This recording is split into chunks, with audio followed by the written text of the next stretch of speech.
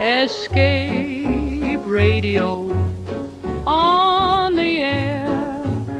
Turn that dial, we're already there. Escape radio. Good evening, my friends. Tonight we begin our live with Philip Marlowe. The Medium Was Rare, originally aired on January 8, 1949. What starts as a seemingly ordinary assignment soon pulls Marlowe into a world of seances, deception, and suspicious characters. As always, he trusts neither appearances nor easy answers, following every clue with his sharp wit until the truth finally comes to light. Now, for a few seconds, Margie will take us back in time to discover what happened in the past on July 19th. So settle in and let tonight's journey begin. Stefano, it's July 19th, and today marks 3 defining moments in history. In 1848, the first U.S. Women's Rights Convention opened in Seneca Falls. In 1881, the legendary Sioux chief Sitting Bull surrendered to federal troops. And in 1941, Winston Churchill famously launched his V for Victory campaign. Now, Stefano, the stage is all yours for our first detective mystery of the night. In the city where secrets don't sleep, a private eye finds himself tangled in the shadows of a spiritualist's parlor. When a famed medium seance ends in sudden death, every guest becomes a suspect, and every alibi is haunted by doubt. Step into a world of flickering candlelight, whispered fortunes, and hidden motives. Tonight, the truth is elusive, and the medium was rare. Before we begin, let's see what happened on the day it aired. It was April 9th, 1947. On that day, the world learned of the tragic Texas City disaster as a ship explosion rocked the port while en route. The signing of the Italian peace treaty signaled a new chapter for post-war Europe. Most Saturdays at this time, we spend an exciting half hour of adventure and action with America's public hero #1, Hopalong Cassidy. Well, even two-fisted cowboys take summer vacations when they can, and Hoppy is no exception. But Hopalong and Topper will be back with us riding the CBS air trails again 2 weeks from tonight, September 22nd. Get this and get it straight. Crime is a sucker's road, and those who travel it wind up in the gut of the prison of the grave. There's no other end. But they never learn. From the pen of Raymond Chandler, outstanding author of crime fiction, comes his most famous character in The Adventures of Philip Marlowe.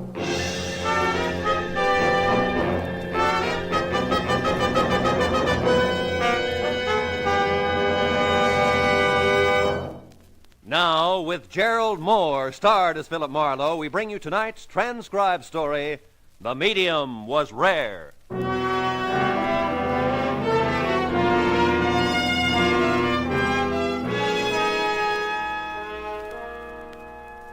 Let me out of here. I've got to get away.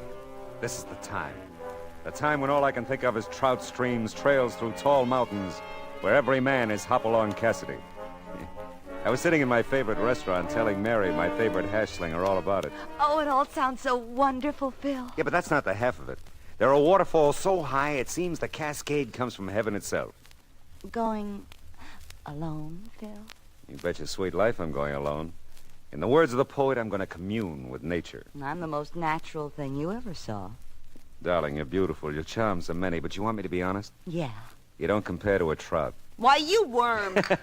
Don't get mad, baby. It's the season. Season or out, I don't like being compared to a fish. Not a fish, baby. The queen of them all. A mountain trout. Did you ever hear the Feather River country, Mary? If it's out of Los Angeles County, I've never been there. It's in Northern California.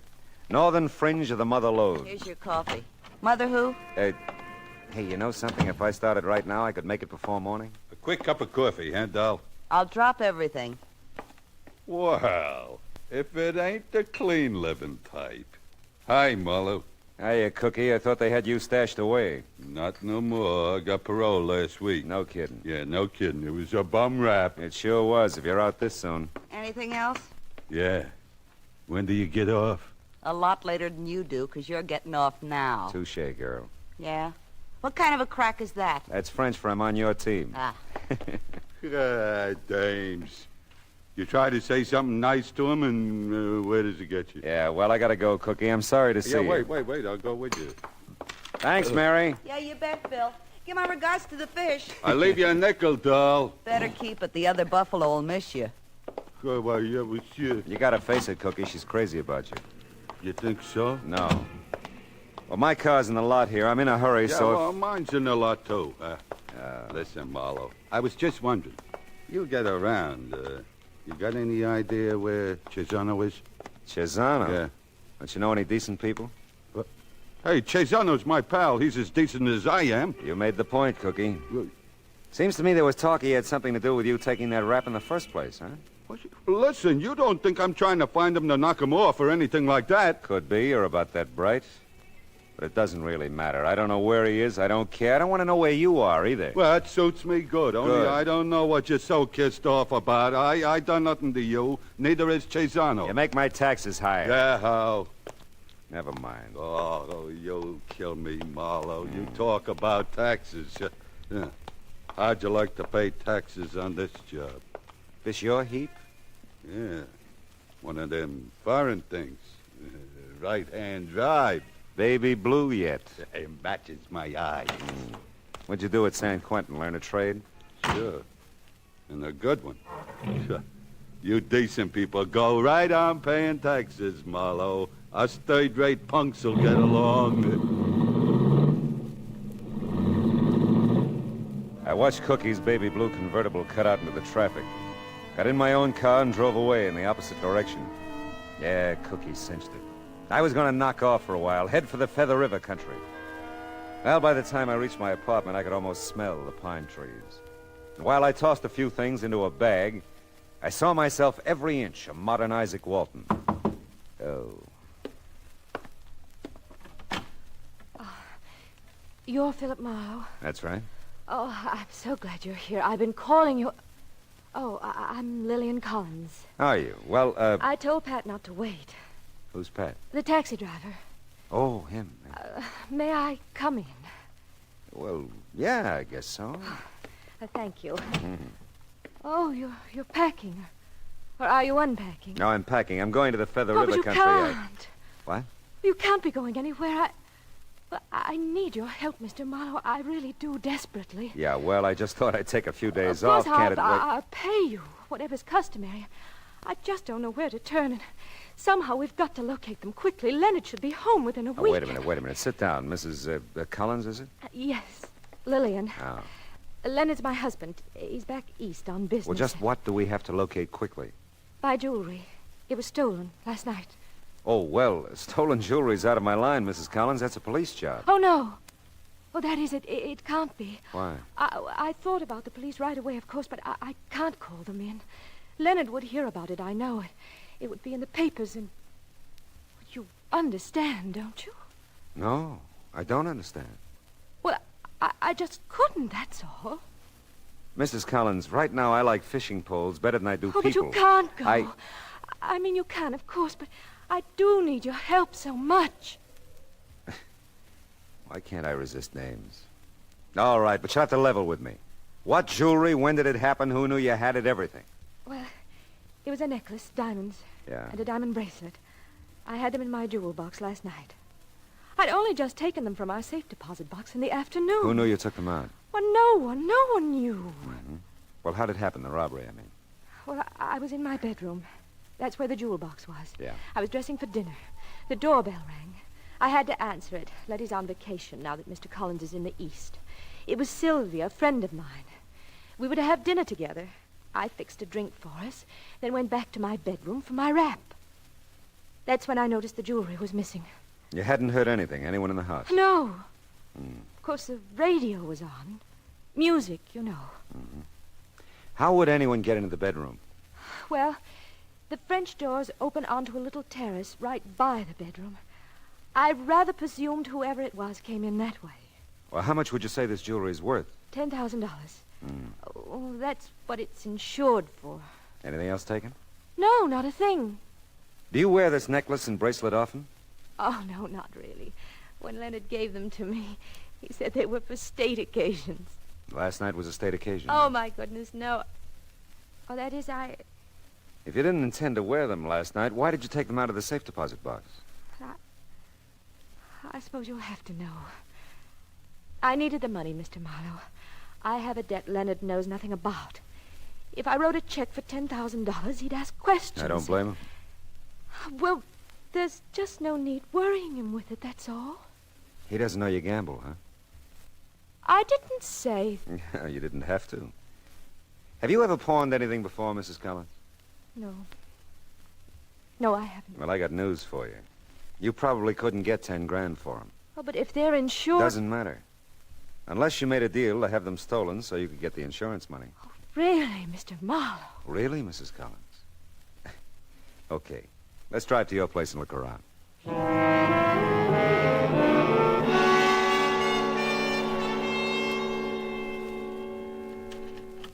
Yeah, these doors have been jimmied, all right.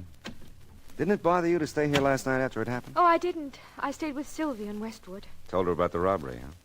No, I didn't. I started to, but then I was afraid I'd have to tell her too much. Did you stay there last night and then come over to my apartment by cab this morning? Well, I came here first, then to your apartment. I wanted to be sure nothing else was missing. And then I decided to get in touch with you and had Pat drive me over. That's the taxi driver. He's practically my chauffeur. His stand is right out in front of our building here. I'm one of those native-born New Yorkers who never learned to drive. Mrs. Collins, are you sure that you're telling me everything you know about this? Oh, believe me, I am, Mr. Marlowe. Why, it would be so stupid of me not to. Yes, it would. I've got to have that jewelry back before Leonard comes. He'll just never understand the gambling and all. Well, he's gone so much, and we have no children. There just wasn't anything else to do. Can you understand that, Mr. Marlowe? No, but I'll try, Mrs. Collins.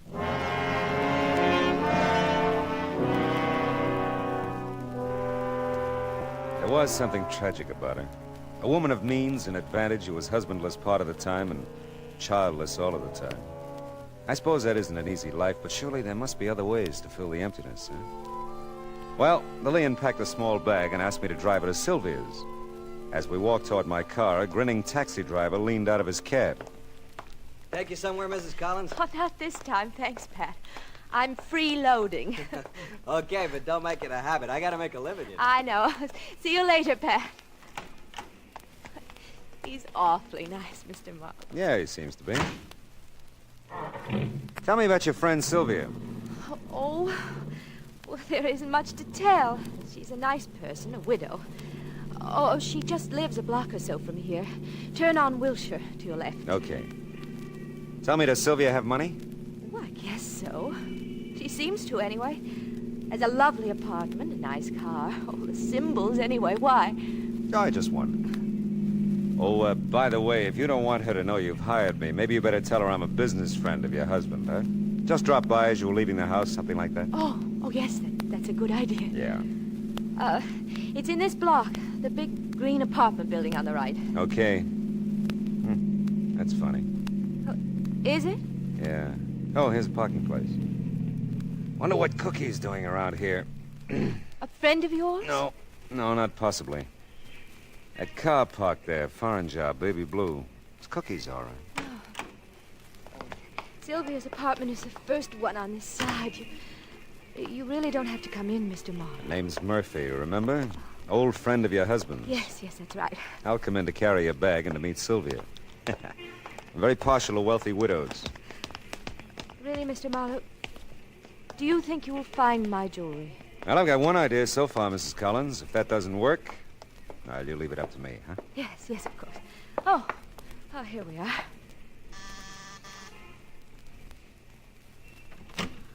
Oh, Lil, darling, I'm so glad you're back. Oh, hello. Hello. Sylvia, this is Mr... Murphy. Oh, yes, of course, Mr. Murphy. Sylvia Jennings. How do you do, How are Mr. you? Murphy? Well, come in, both of you. I was just getting ready for a swim. Oh, sounds wonderful. Maybe I could scare up a pair of trunks for you, Mr. Murphy. Oh, thanks. No, I've got to run along. I just stopped by Mrs. Collins looking for a husband. Mr. Murphy's from out of town. Known Leonard for years. I was all packed ready to come over here. So I brought her. Well, all right. You know, you two don't have to explain anything to me. As a matter of fact, I can go down to the pool alone, and you two can stay here and talk about old times. Why, Sylvia. Oh, relax, Bill. And forgive me, Mr. Murphy. I've told stories like that myself so many times, I know them by heart. I'll bet you do at that. You know I do. What? Now, I just won't have you thinking that, Sylvia. Oh, now, don't be silly, darling. It's not important. Oh, but it is. Hey, wait a minute. Hold it. Let's you both go down to the pool and talk it all over. I really have business to tend to. Oh, I'm sorry. I'm really sorry. Yeah, we'll just keep it that way. Huh? Will we be hearing from you about anything or anything? Oh, you know. Oh, sure. Sure you will. About anything.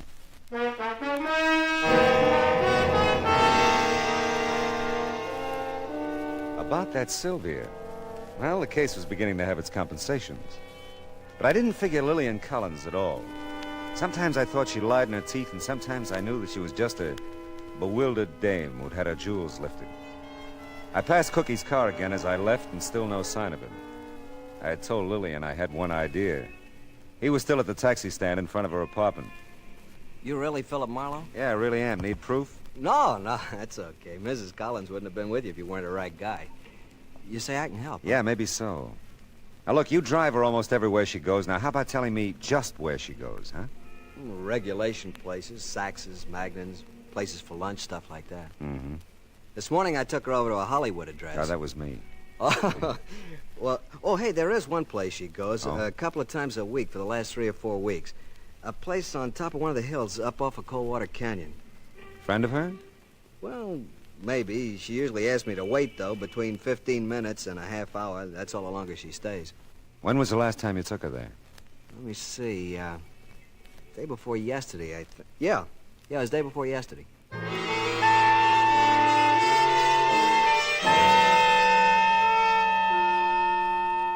I followed Pat's instructions through every devious curve to the top of Coldwater Canyon.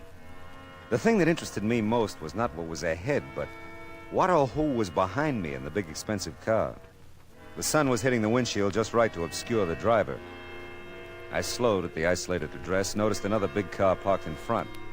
When I stopped, the car behind me stopped. A well-dressed woman got out and went into the house.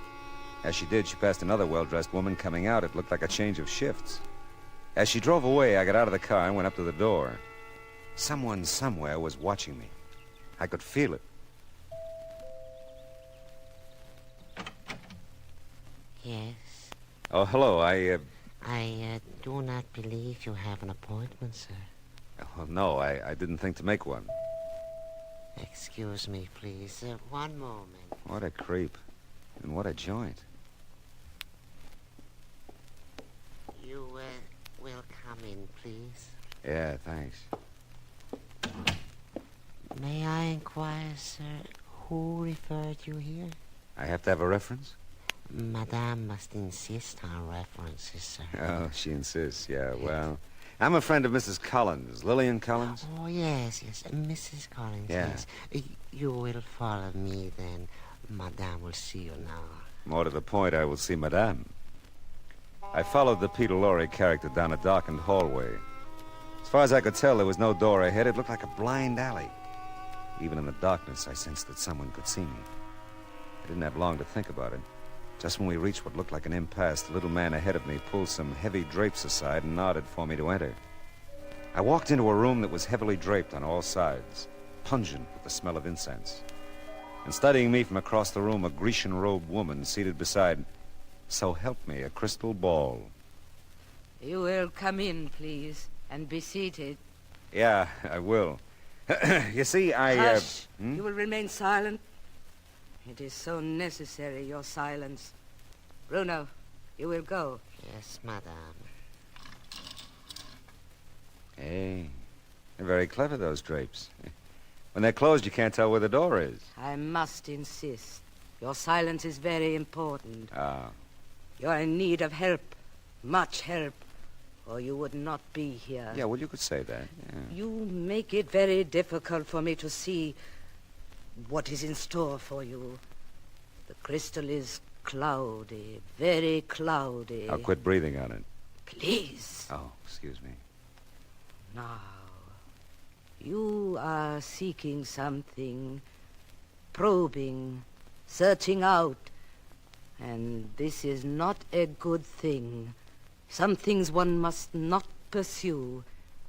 I regret to say, for you I see much trouble. Great trouble and danger. You are in need of rest, my friend. Rest and sleep. A long sleep.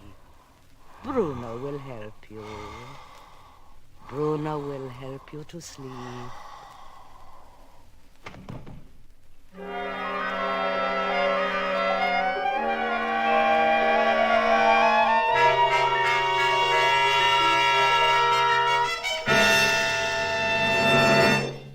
In just a moment, we will return to the second act of Philip Marlowe. But first, through the years, Red Cross has helped the victims of disaster, brought comfort to servicemen in camps and hospitals and to their families.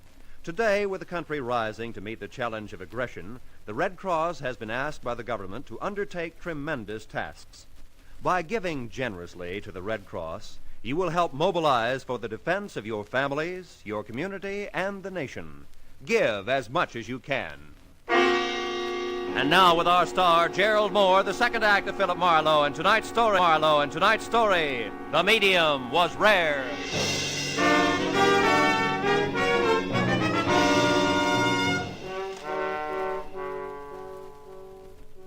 The madam's prediction was suffocatingly accurate. Bruno helped me sleep all right with a strong assist from a sponge full of ether. My watch said it was 2 hours later when I came out of the anesthetic a long way from the house on the top of Coldwater Canyon. I was in my own car, parked on a strand of beach north of Santa Monica.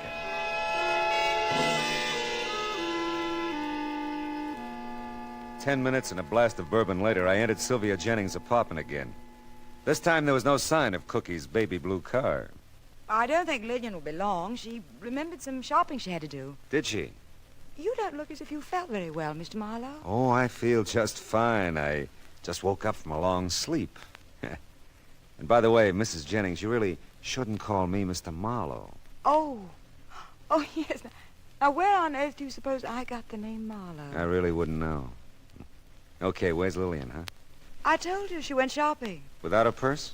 Well, what... That blue bag there. She was carrying it when I brought her here. Now, isn't that odd? Yes, isn't it? Oh, the door. Do you excuse me? Sure. Yes? I want to see Chisano. Well, you must be mistaken. There's no one here by that name. He was here, doll. I seen him. What? I'll just wait for him. No, you can't come in here. Well, Cookie, hello. Here. What is this, Marlowe? Well, it's one of those happy coincidences, Cookie. For the first time in my life, I'm glad to see you. Oh, close the door, Mrs. Jennings. Make yourself at home. I'm afraid I don't understand this, Mr. Marlowe. Yeah, well, I was afraid I wouldn't for a while, but stick around. I think things are going to clear up in a hurry. Listen, Marlowe, what's the pitch here? You noticed him? Not as well as I'm going to. You sure you saw Chisano here, Cookie? Yeah, I'm sure. He leave here about an hour ago with another dame. Listen, you Brunette, keep quiet. Cookie, blue and white dress? Yeah. And she didn't seem too happy about going with Chisano. Did you tell him? Sure. To a house up at the top of Coldwater Canyon. That's fine, Cookie. Then what happened? You wouldn't believe it. I'm all set to move in, talk to Chisano, when some jerk jumps me and stuffs my face full of a sponge thing. It was loaded. You passed out? Yeah, for a while. And when I wake up, I'm sitting in my car, big as you please, down at the bottom of the canyon. I figured Chisano started from here. He'd be coming back, so I come back. And here you are. Interesting story, isn't it, Mrs. Jennings? None of it's true. Of course not. How'd you get a line on Chisano, Cookie? There's talk in town. He's got a new racket. Got something to do with a rich doll. You know who this dame is? Tell me. She's right out of the Blue Book, that's who. I don't figure her with Chisano. Except I gotta believe what I see. Yeah, Cookie, me too. Then maybe you two will believe this gun if you see it. What? Stay where you are and keep the hands up. I knew I'd get to know you better, Mrs. Jennings. Stop me if I'm wrong. You set up suckers, wealthy females, con them into visiting Madame who tells fortunes based on what you've told You're her. crazy and you're in no position to talk. Maybe then the Madame predicts some trouble for him, huh? Warns him of dangers ahead. Shut up. Like maybe your jewelry isn't safe where it is. Take it out of the bank. Keep it at home where you can watch it, Lillian. And when the poor stoop does that, you come in the front door and Chisano comes in the back to cop the jewels. I said shut up. Hey, Marlowe, you think that's the deal? I think that's the deal, Cookie! Hey, you're breaking my arm. Only if I have to, baby. Get the gun, Cookie. Sure. And bring Mrs. Jennings along, Cookie. The three of us are going to have our fortunes told.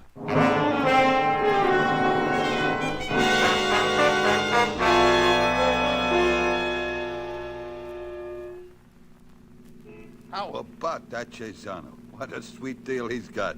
I didn't figure him for so smart. He's a big brain, all right. And wait till he hears we're cutting in on him, sharing the take. Huh? This way, everybody makes dough. Me, you, Chisano, even the little doll here, huh? Leave me alone. Easy does it, Cookie. You're pretty smart yourself. How'd you figure I was going to make a business deal with Chisano? Yeah, no chump, Marlowe. I got every Seamus figured. You're all looking for that one big, sweet deal like Chisano's got to move in on. It's a natural. Yeah, you're right. Chisano will never go for it. He's got no choice, doll. Oh, hey, watch it, Marlowe. There's a geek in a prowl car ahead of you. Yeah, I've been watching him. Where's Mrs. Jennings' gun, Cookie? Right here. Why? Give it to me a minute, huh? You ain't gonna plug it. Come on, give it to me. Okay, but I don't get you. Thanks. You hit him. Yeah, and that's not all. What are you doing? You ran right into that police car. That's the way I played it, honey. Hey, that wasn't very bright. Oh, Mr. Marlowe. Got a couple of customers for you, officer. I had to move quick. Why, sure, but... You don't. Oh, yes, we do. The lively one's got a great racket. I'll tell you about it later. Cookie over there wants to see his parole officer. You want me to take them in? I sure do. And tell your brethren to come to 6956 Canyon Rim, top of Coldwater Canyon, right away, with their muskets loaded.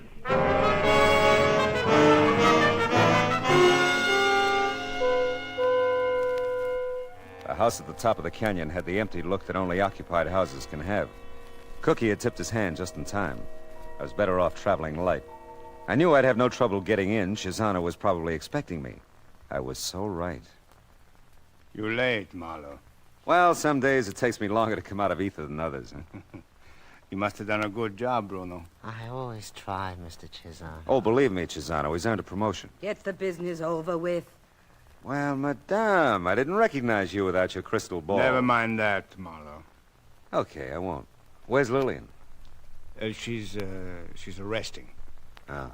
Look, Chisano, your nasty little racket here is one thing, but kidnapping is another, huh? Yeah.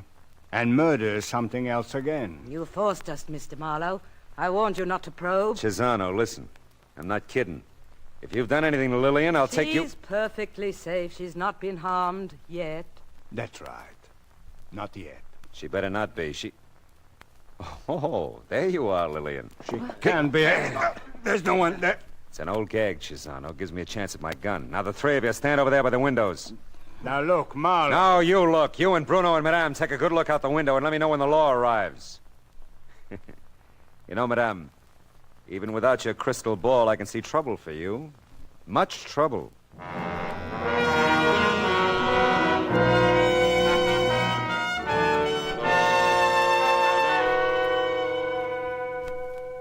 Lillian had been given the ether treatment, too. We found her when the police arrived. She was okay, just thoroughly frightened. She wasn't all we found when we searched the place. Chisano hadn't fenced the jewelry as fast as he stole it. And the parade of women who came to claim it all later read like the social register. Social register. The elite. The 400. Yeah, well, I know a place where the 400 give way to 4,000 luscious, lovely mountain trout. Oh, the forest primeval, the murmuring pines and the... Yeah. You know what? I don't think I'm going to make it.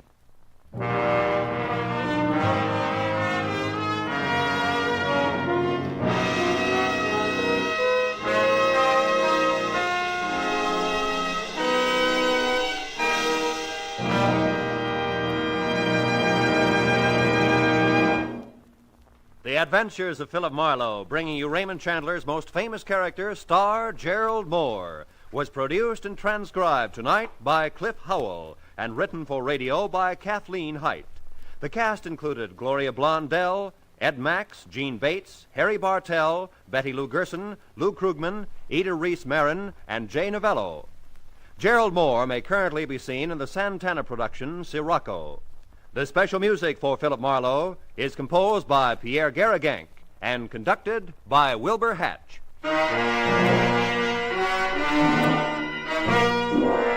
Be sure to listen again next week at the same time when Philip Marlowe says... This time, strange sounds came from a bungalow court. Or did they? An old woman thought so, but she had quite an imagination. A crack in the wall held the secret. A couple of guys held guns. And a nice guy held on. For dear life.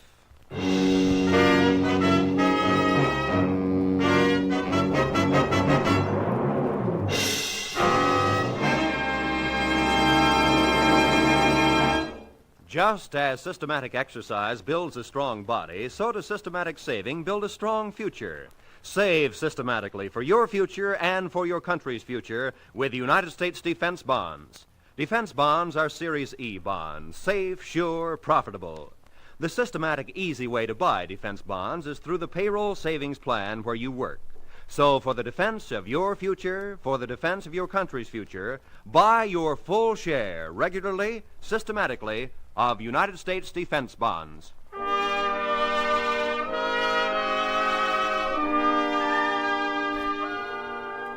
Roy Rowan speaking. This is the CBS Radio Network.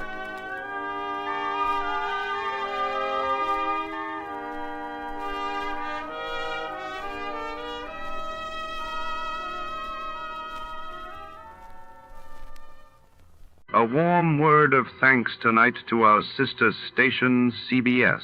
And before the next thrilling episode begins, let's see how much you know about your favorite radio heroes.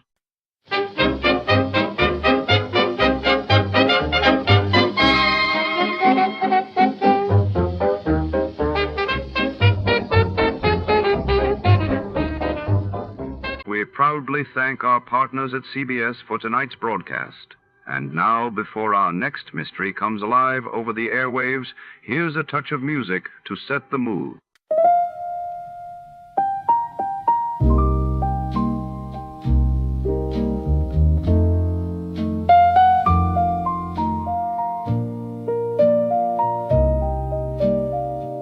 Street lights bleeding yellow, whiskey neat and low, another case, another sorrow. Where'd my good times go? Midnight shadow blues got me walking tired shoes. Midnight shadow blues. Nothing left to lose.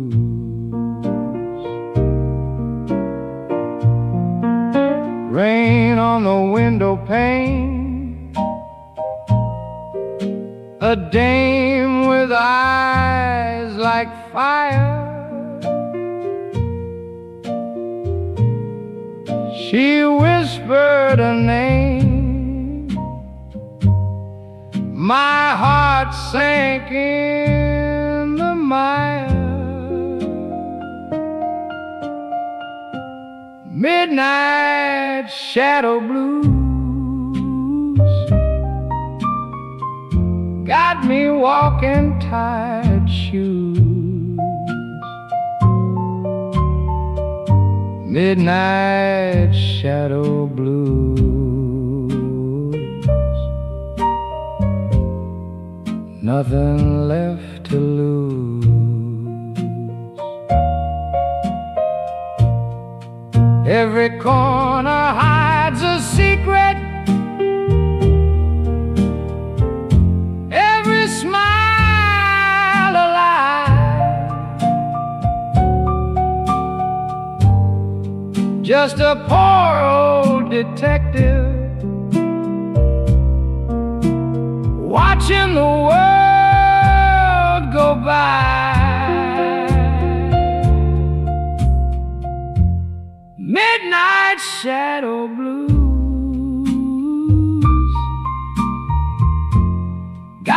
walking tired shoes. Midnight shadow blues.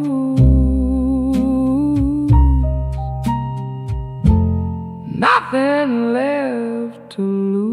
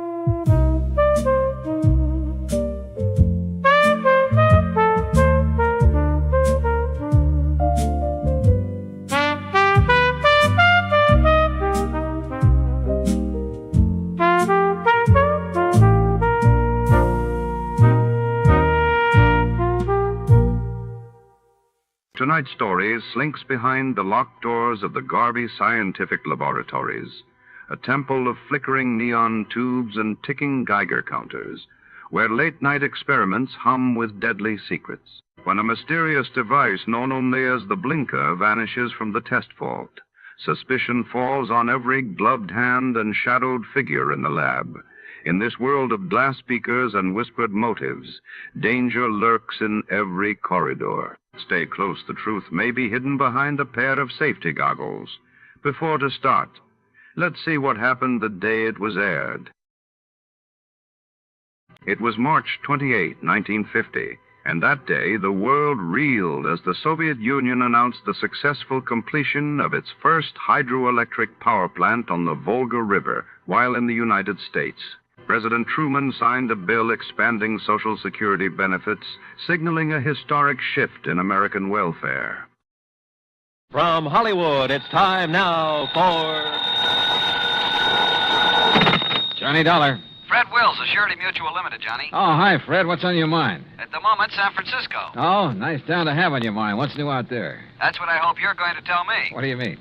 Johnny, there's an importer out there named Andrew Foreman. We're carrying a $50,000 policy on his life. So? So have you ever heard of an importer getting exported? I don't get you, Fred. I'm afraid that's what's happened to Foreman. Last night he disappeared. I'm on my way.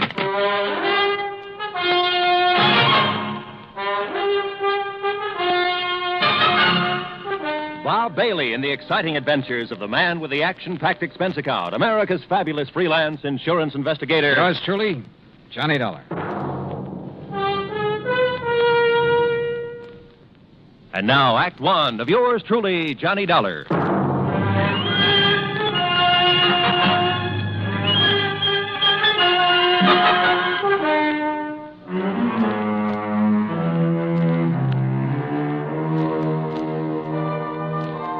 Expense account submitted by Special Investigator Johnny Dollar to the Home Office, Surety Mutual Limited, Hartford, Connecticut.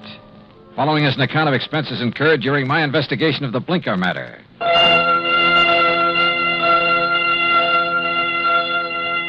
Expense account item 1, $178.50, transportation and incidentals to San Francisco.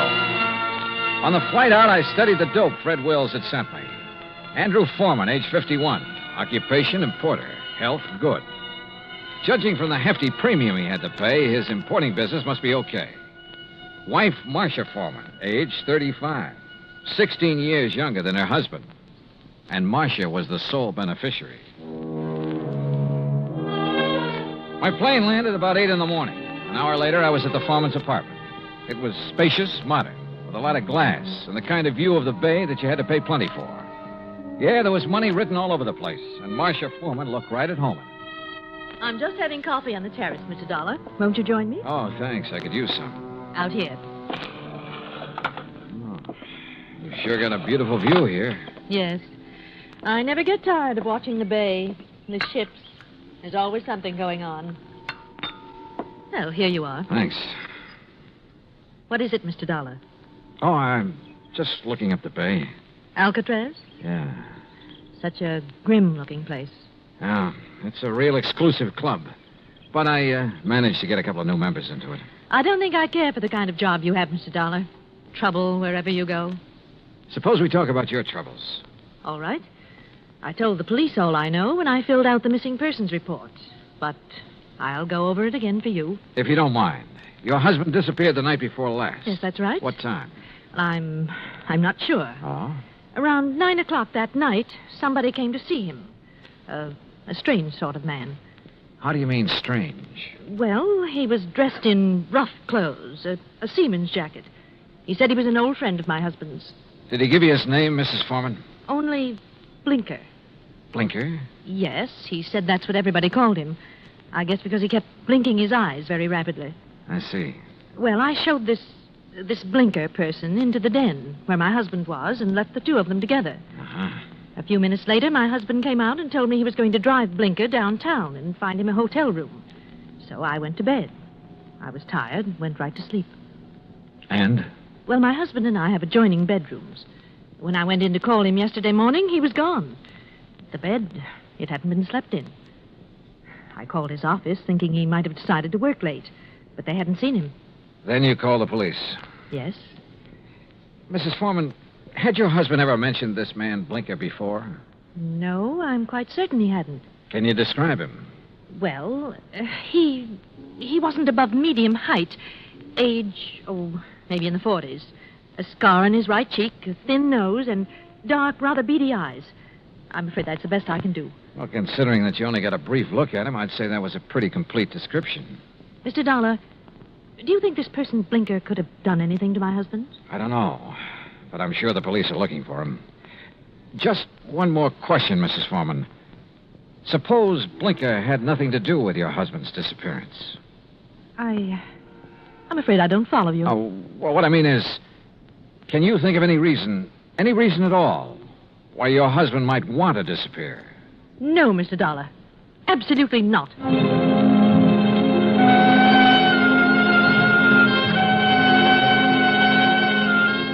Marcia Foreman sounded pretty certain of that last answer. Maybe just a little bit too certain. Expense account item 2, $1.80 cab fare to the office of an old friend of mine, Detective Lieutenant Scapella. Jono, if Foreman took this character Blinker to a hotel, it's no hotel we ever heard of. We've covered them all. You think Blinker could have killed Foreman? It's a possibility. What's another? Maybe there is no Blinker. Yeah, Scapella, I thought about that, too. Jono, didn't it hit you there was something strange about Mrs. Foreman's story? She said she let Blinker in the apartment. She showed him to the den. Now, she could have only seen him a couple of minutes. Yet she rattled off a complete description of him. Yep. Sure is to me, Scapella, right between the eyes. And the way she described it. Yeah, I know. Seaman's jacket, beady, blinking eyes, scar on the right cheek. Oh, he sounds real distinctive. Real distinctive. Or real faked. Well, the trouble is, smelling a fake's one thing. Proving it's another. What do we got for a motive? For one thing, $50,000. She was Foreman's sole beneficiary. That's interesting. That's real interesting. Excuse me, Johnny. Capella. Oh? Oh, yes. What? I see. Yes, okay. Yes.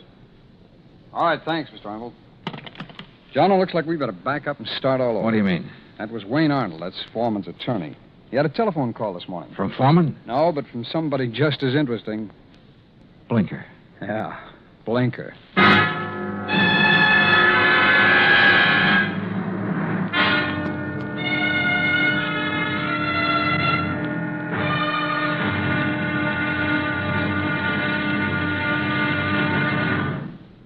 Act 2 of yours truly, Johnny Dollar, in a moment.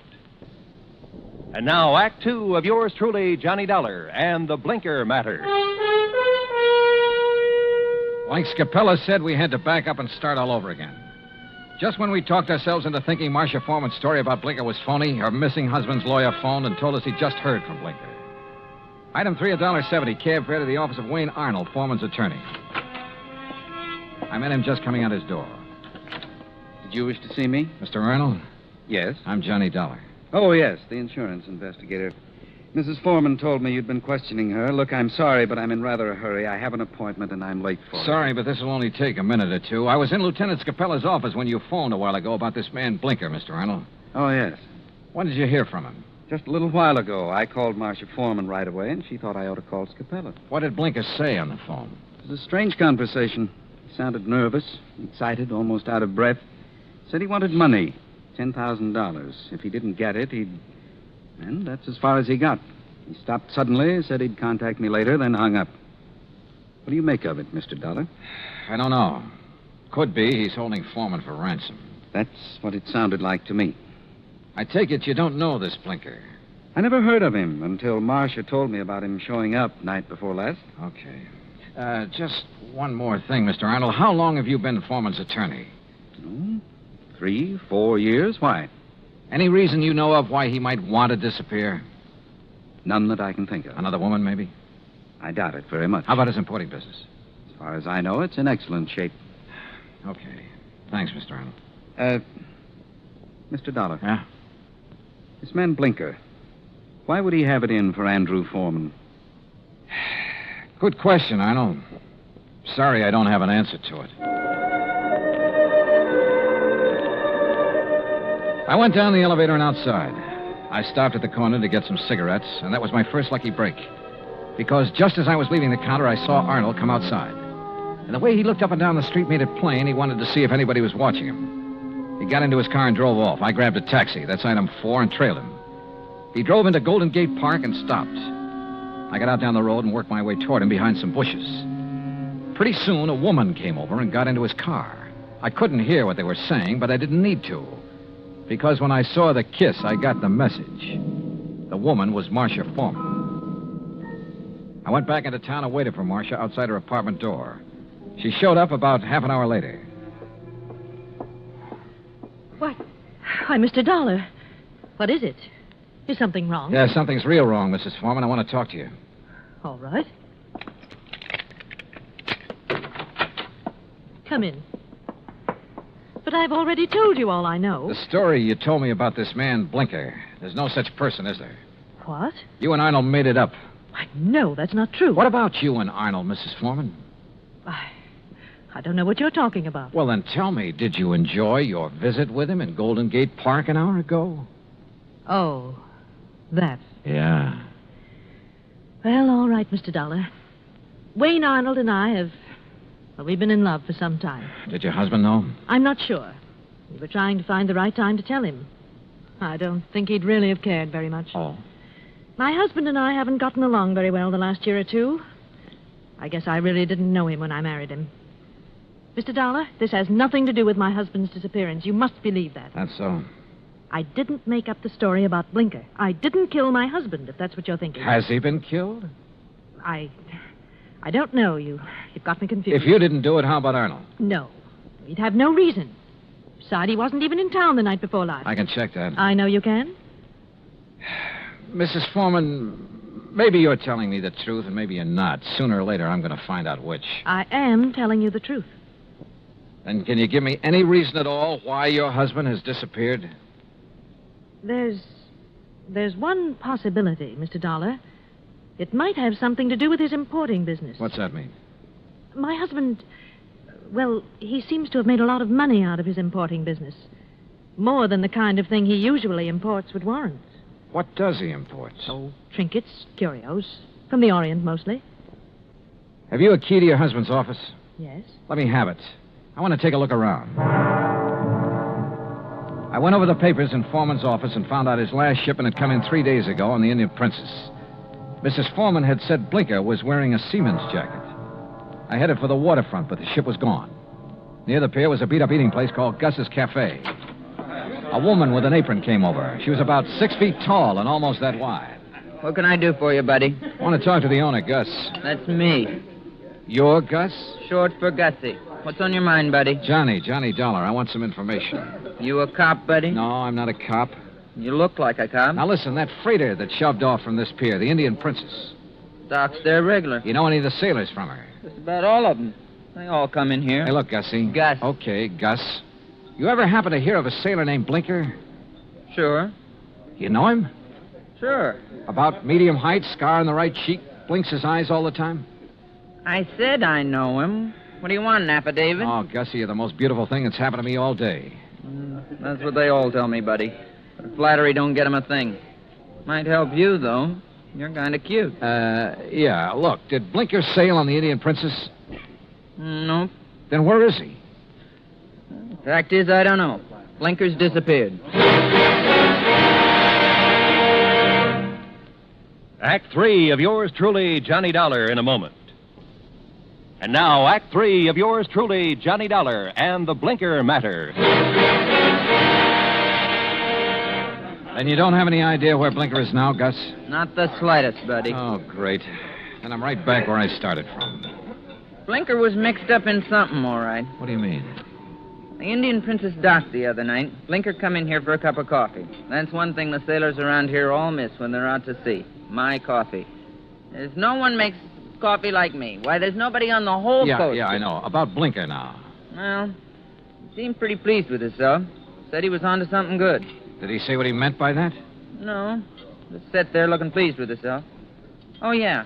He showed me the elephant. Said it was going to make him a lot of money. What elephant? He had a carved elephant about 6 inches high. Must have picked it up somewhere. Maybe he was going to sell it. I don't know.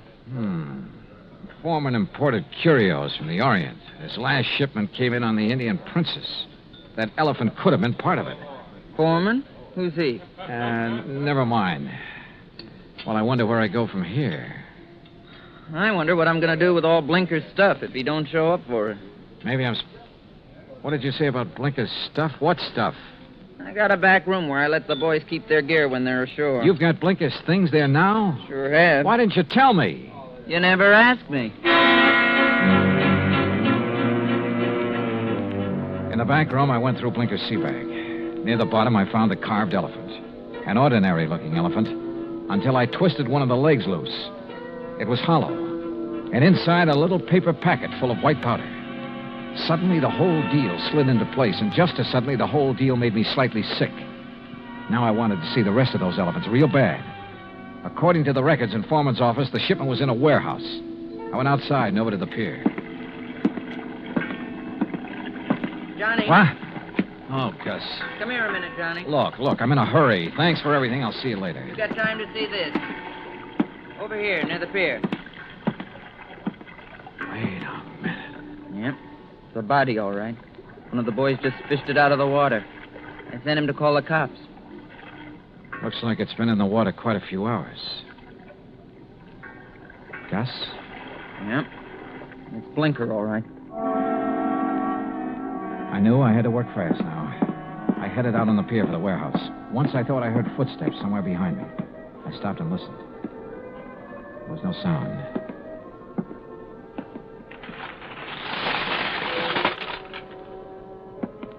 It was dark inside the warehouse, but with the help of matches, I located Foreman's shipment. I took a crowbar and opened one of the crates. It was full of carved elephants. I picked up one of them. Yeah, it had a hollow leg. And the hollow leg was full of the same white powder. I hit the floor fast. The shot had come from over near the door. I eased my gun out and waited. 5, 10 minutes went by. I kept quiet. Then suddenly a shadow loomed up near the crates. We saw each other at the same time.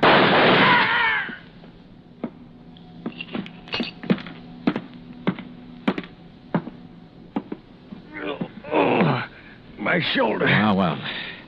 The missing man himself, Andrew Foreman.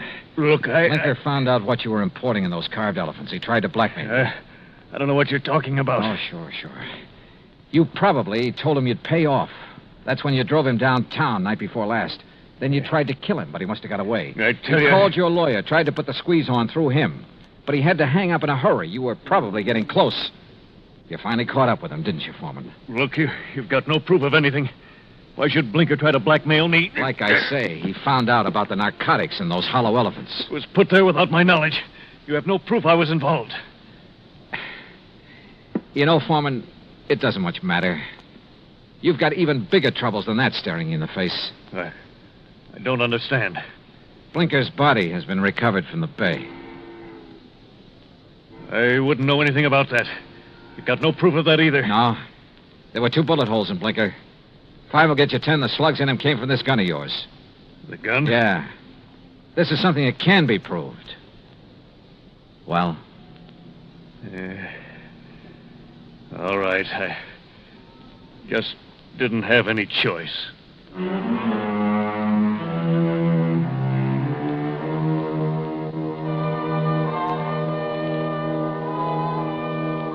Item 5, $183 even, transportation and incidentals home.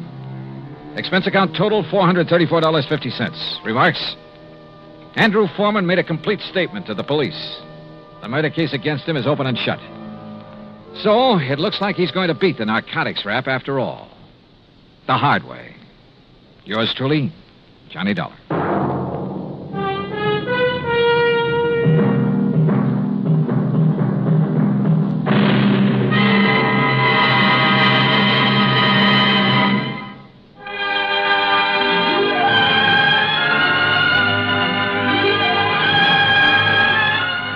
Truly, Johnny Dollar, starring Bob Bailey, originates in Hollywood and is produced and directed by Jack Johnstone. Today's story was written by Robert Stanley. Heard in our cast were Paula Winslow, D.J. Thompson, Harry Bartell, Stacey Harris, Vic Perrin, and Bob Bruce. Be sure to join us next week, same time and station, for another exciting story of yours truly, Johnny Dollar. This is Roy Rowan speaking.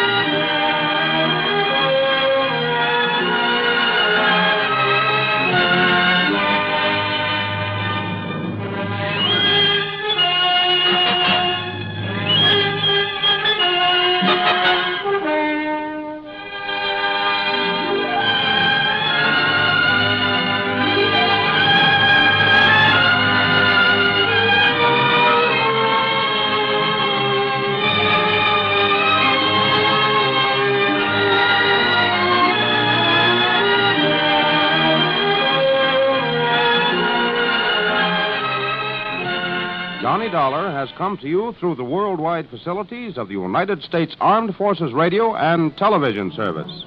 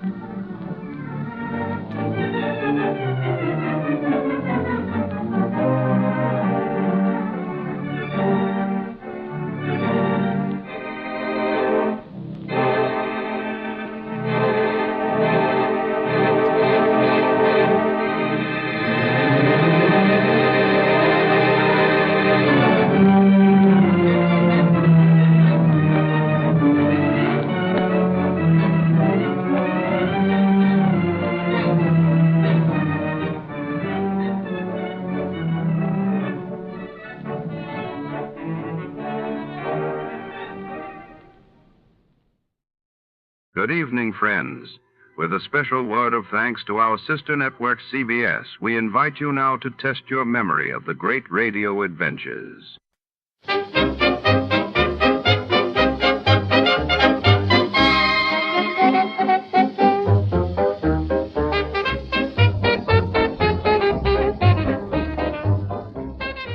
Our warm thanks go out tonight to our sister station, CBS.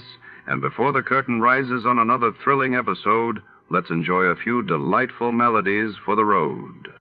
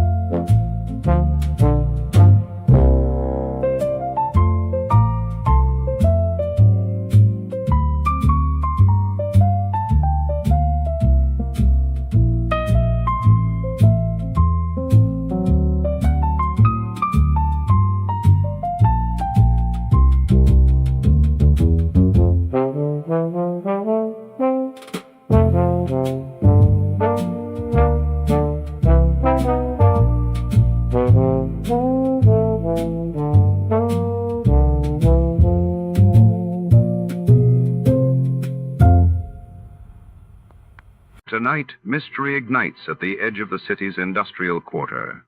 A luxury convertible erupts in flames inside the cavernous underground parking garage of the prestigious LeClaire Hotel. Among the charred remains, secrets smolder, and the scent of gasoline lingers. Was it sabotage, revenge, or something more sinister? As Detective Carr arrives, the shadows of high society flicker against concrete pillars. A story of betrayal and danger unfolds. Before to start, let's see what happened the day it was aired. Just a thriller. It was March 29, 1957, and that day the world watched as the Treaty of Rome was signed, establishing the European Economic Community, while in the United States headlines reported the tragic crash of a TWA superconstellation near Cincinnati, claiming 15 lives. From Hollywood, it's time now for... Johnny Dollar. Earl Poorman here. Poorman? Tri-State Life and Casualty. I'm the branch office manager down here. Oh, sorry, Mr. Poorman, but the answer is no. Well, this is an arson case, Dollar, and we're already having to make one payoff on I'm sorry, but it'll have to wait. I'm going to get as far away from this New England winter as I can. Well, for that, I don't blame you, but there's no reason you shouldn't come Look, down. I've had a rough year of it. I'm tired, and I'm cold. And unless I can get down to where the warm, balmy breezes waft in... Dollar, I have got to have you on this case. There's a lot at stake. Now, my office is down here... No, sir, I'm sorry. You down see... here in Sarasota. I just can't do it, Mr. Poorman. I've already made a plane reservation for Sarasota, Florida. And this is one time I'm going to... Where did you say your branch office is? Sarasota, Florida.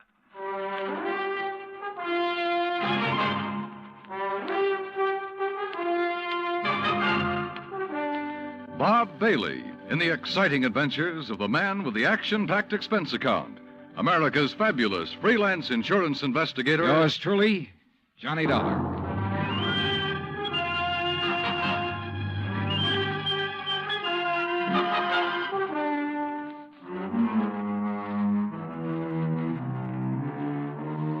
Expense account submitted by Special Investigator Johnny Dollar to the Tri-State Life and Casualty Insurance Company, Home Office, Hartford, Connecticut. Following is an account of expenses incurred during my investigation of the burning Carr matter. Expense account item 1, which I'd thought I was going to have to absorb myself. $129, transportation and incidentals to Sarasota, Florida. It was nearly 5 p.m. when I got there, so instead of checking into a hotel, I taxied, that's item 2, $1 even. I taxied to Earl Poorman's office in the Conroy building. He turned out to be a tall, lanky, easygoing fellow with clear blue eyes and a ready smile. Sit in an office and talk business this time of day? You're in Florida now, Johnny. Well, I thought from your call this was a pretty urgent matter, Mr. Poorman. It is. Arson, you said. Yeah, probably, but here's no reason we can't go out to my little shack on the quay and be comfortable while we talk about it. Besides, Michael wants you for dinner. Mike? My wife, Gertrude. Oh. Come on, my jalopy's right out at the curb. Come on, Johnny. Poor man was a misnomer for this man because his jalopy turned out to be a spanking new Cadillac, complete with air conditioning and all the fixings. And the shack, anything but. It was on St. Armand's Key across Sarasota Bay from the mainland, a beautiful 2-story concrete and stucco job. The big yard backed on a quiet bayou, and there, tied up at a private dock, was a 24-foot lap-strake speedboat, ideal for fishing the Gulf of Mexico. After all, as long as you're down here on expense account. Yeah, but it's charged to your company, remember? Oh. Hey, there she is at the door. Huh? The big, fat, overbearing broad I'm married to. This was another switch. For Earl's wife, standing in the doorway, was the cutest little trick I'd seen in a long time. Petite, pretty, and blonde, and with eyes that you noticed right away because they were almost green. Eyes that suddenly narrowed as she looked at me. And I wondered why. Johnny? Dollar, did you say? That's right. Insurance investigator down here to look into those fires. Oh. Any objections? No. Oh, of course not. Just set your bags here in the hall, Johnny. All right, thanks. And wouldn't you like a drink after your long trip? Yeah, and you can get me one, too. Scotch, Johnny? Martin's VVO. Oh, great. Well, soda, please. Sit down, sit down. Thanks. I take it Mike isn't too interested in the insurance business, huh? You know, she used to be a singer, dancer. Oh, well, this is a little different. But now, tell me all. Well, actually, I guess we ought to wait until Arnold Carr gets back. Carr? Carr Brothers, Lumber Enterprises. Arnold runs the business, and his brother Edward, Well, Ed just shares the profits. Real black sheep of the family, from what I've been able to learn. Oh? Anyway, they have yards all over the state. There's one here in Sarasota, one up the coast a ways at Fort Pierce, and still another at Arcadia. That's about 40 miles inland, just east of here. And there was one up in Orlando. Was? Completely destroyed by fire a couple of weeks ago. And a $120,000 claim has been filed. Wow. That's where Arnold Carr is then, in Orlando, trying to clear things up. Here's your drink. Oh, thanks. Here, Earl. Yeah. Well, to the gods and goddesses and us. But shouldn't I be up in Orlando then? Arnold's on his way back here now. He lives here. He just went up there to arrange for clearing off and selling the property. You mean he's planning to just pocket the money? If Tri-State pays off, I mean. Looks like it. But I take it you suspect arson. Yes, Earl suspects arson, Johnny, and so does Arnold Carr. At least he says he does, but they have no reason. No? How about the other fires? Or attempted fires? Oh, where? At Arcadia, for one, but they got it out in time. At least that's the way Arnold Carr reported it. The way he tells Let it... me tell it, Mike. Oh. There was another at the yard here in Sarasota. Arnold himself discovered it one night when he was just driving around. But nothing to indicate it was attempted arson. No, Well, and the authorities up in Orlando found no indication of it there. Mike, you know as well as I do that a lumberyard fire will obliterate signs of arson better than any other kind of fire in the world. Yeah, but she has a point, though, Earl. Unless there's some evidence of arson. Of course. Yeah, why send for me? Well, mostly because... Actually, because Arnold Carr suspects it. But he's given you no real reason. None at all. I think he has a real reason, but he just won't tell us. Wait till you see him. He's going to call when he gets in. We'll run over to his place on Longboat Key. What about his brother? Edward, did you say? I've never met him. He's always stayed in Orlando. I was wondering if he might tell things that Arnold is holding back. Edward Carr wouldn't know anything. You can never be too sure. Look, why can't you agree with me for a... that must be Arnie now. Excuse me. Hello. This is Arnold Carr. Oh, hi, Arnie. Johnny Dollar arrived, so we'll be... Well, here, I'll let you talk to him. Here, Johnny. No. Okay. No, Earl, listen. What? I told you before it was arson. It was arson again tonight. Tonight? What's that? Arcadia just went up in flames. The whole yard. Good Lord. Did you hear that, Johnny? Yeah, I heard it. Well, can you prove it was arson tonight in Arcadia and before in Orlando? I have proof. Well, Arnie, we'll be over just as fast as... What? No. Wait for me there at your home. Well, but look now. You mustn't come here. And I mustn't stay here because I... Now, listen, man. You... Arnie? Well, I guess he's ready to tell us now. A suspicion began to grow in my mind. A suspicion that Mike apparently shared with me. That Arnold Carr himself might be responsible for the fires. After all, he was the only one who had seemed to know about the two unsuccessful attempts. He himself had planted the idea of arson. He'd lost no time in filing claim for the Orlando burnout. But Earl said I was wrong. Arnold was too honest a man. Earl had also said we were only 15 minutes from Carr's home. So when half an hour passed, we called him back. Got a busy signal. After the fourth try, the three of us took off in Earl's cab. As we pulled into Carr's driveway, we could see him through the picture window, sitting at his desk, telephone in hand, apparently engrossed in a call. Then, as we walked up to the door, I noticed something else. Arnold Carr looked enough like me to be my brother. Maybe that explained Mike's reaction when she first saw me. Hey, Arnie. Can't you see? He's on the phone in there. Well, the least he can do is hear his own doorbell. Earl, wait. Good Lord. What's the matter? Through the window. Oh, no. Earl? Stand back. Earl, for heaven's sake, what is it? Couldn't you see from out there? No, what's wrong? Oh, Well, Johnny? Right through the forehead, Earl. Looks like a .38. Before I could stop him, Earl took the phone out of the dead man's hand and called headquarters. Mike turned pale and slumped into a chair. And I gave the place a quick rundown, checked doors, windows, etc. A few minutes later, an officious young sergeant named Larkin arrived and took over. 38 caliber straight through the middle of the forehead. Were all three of you here when it happened? Mr. Foreman, Mrs. Foreman, and who are you? The answer to your first question, Sergeant, no, none of us was here. And this is Johnny Dollar, insurance investigator. You insurance guys work pretty fast. You related to Mr. Carr? No, why? Look a little like him. Who busted in the front door? The killer? I did. When we drove up, we saw Mr. Carr sitting there at his desk. We rang the doorbell and knocked, but... And when he didn't move, you took things in your own hands and busted in, huh? That's right. You haven't moved anything, have you? No. Except I took the phone out of his hand to call you. Dollar, if you're any kind of investigator, you should have known better than let him touch anything. Now, let's see. The shot must have come from somewhere near this window by the fire. Sure, here we are. Bullet hole right through the pane. Bullet was fired from outside. You're sure, Sergeant? Sure, I'm sure. Look for yourself. You call yourself an investigator? Hey, Cummings, Woolway, check the area around that window beside the chimney out there for footprints. Maybe an empty cartridge case. You folks get out of here so I can call Doc Hanley over and get on with my investigation. And no, Dollar, I don't need any of your help. Well, thank you, Sergeant. Your job is fires, not... Hey, where did Mrs. Foreman go? Out to the car. Why? Who told her she could leave?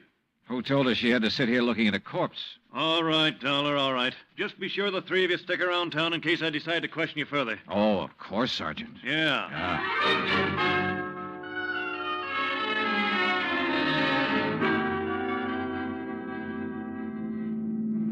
Not shot by somebody standing outside? What do you mean, Johnny? Oh, I spotted that bullet hole in the window, too. So? I also noticed there were no particles of glass on the inside sill. But there were some on the outside. Yeah. The shot that made that hole was fired from inside that room to make it look as though it had come from outside. Then somebody was in there with Arnold Carr. Yeah. Either somebody he let in or who had normal access to the house. And he had to stop Arnold from talking about the fire in Arcadia. Hey, how much do you know about his brother, Edward? Well, nothing really, outside of what Arnold told me. Was either of them married? Family of any sort? Arnie wasn't. But Arnold's death means Edward will own the business then. Well, yes. And he lives up in Orlando, scene of the first big fire. Yes, very good heavens. Johnny, you don't think his own brother... Where can I rent a car? Take Mike's Chevy. It's in the carport at the house. But what are you going to do? Drive up to Orlando by way of Arcadia.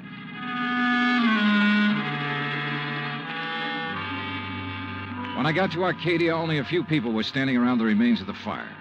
One hose company was still working on it, and a couple of police were poking about in the embers. Walking toward it, I almost stumbled over a little old man sitting alone in the darkness beside a palm tree, hunched over, his head in his hands, sobbing. He didn't even look up when I stopped beside him. It's like losing part of my own life, it is. You lost someone in the fire, sir? No, son. Only part of my life. I helped build up that yard. Me and Mr. Arnie. Arnold Carr. All along, he's been worried about it. And last week, when him and me smelled smoke and come over here and put out the barrel of trash that was smoldering, he knew. Knew what? That somebody was trying to burn him out? That's why he stopped by tonight on his way home. That's why we drove over here, him and me. And I brought my gun just in case. Yeah. Well, we got here too late. It was already blazing. And when he seen the automobile pulling away... What auto? Yes, Frank, he said to me.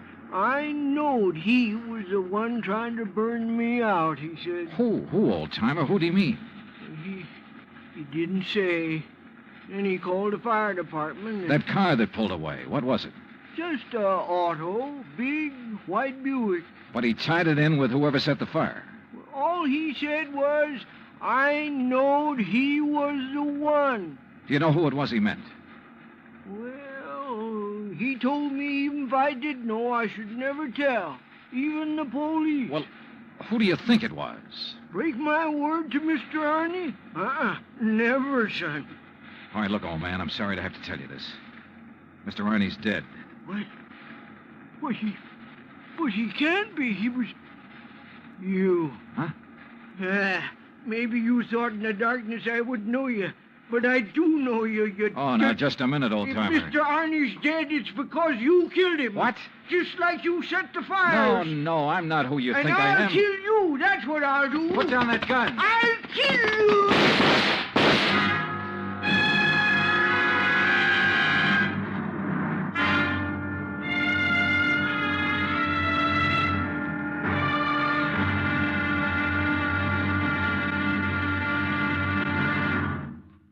Act Two of yours truly, Johnny Dollar, in just a moment. Back in the old days, the very old days, that is, a girl named Cassandra had a corner on the oracle market. But nowadays, you can do some foretelling yourself. On Jukebox Jury, for example, you can help decide which of Tin Pan Alley's new recordings are destined for the hit brackets and which ones are likely to spiral all the way down to oblivion. Remember, Jukebox Jury is yours to hear on most of these same stations every Sunday. Now, Act Two of yours truly, Johnny Dollar, and the Burning Carr Matter.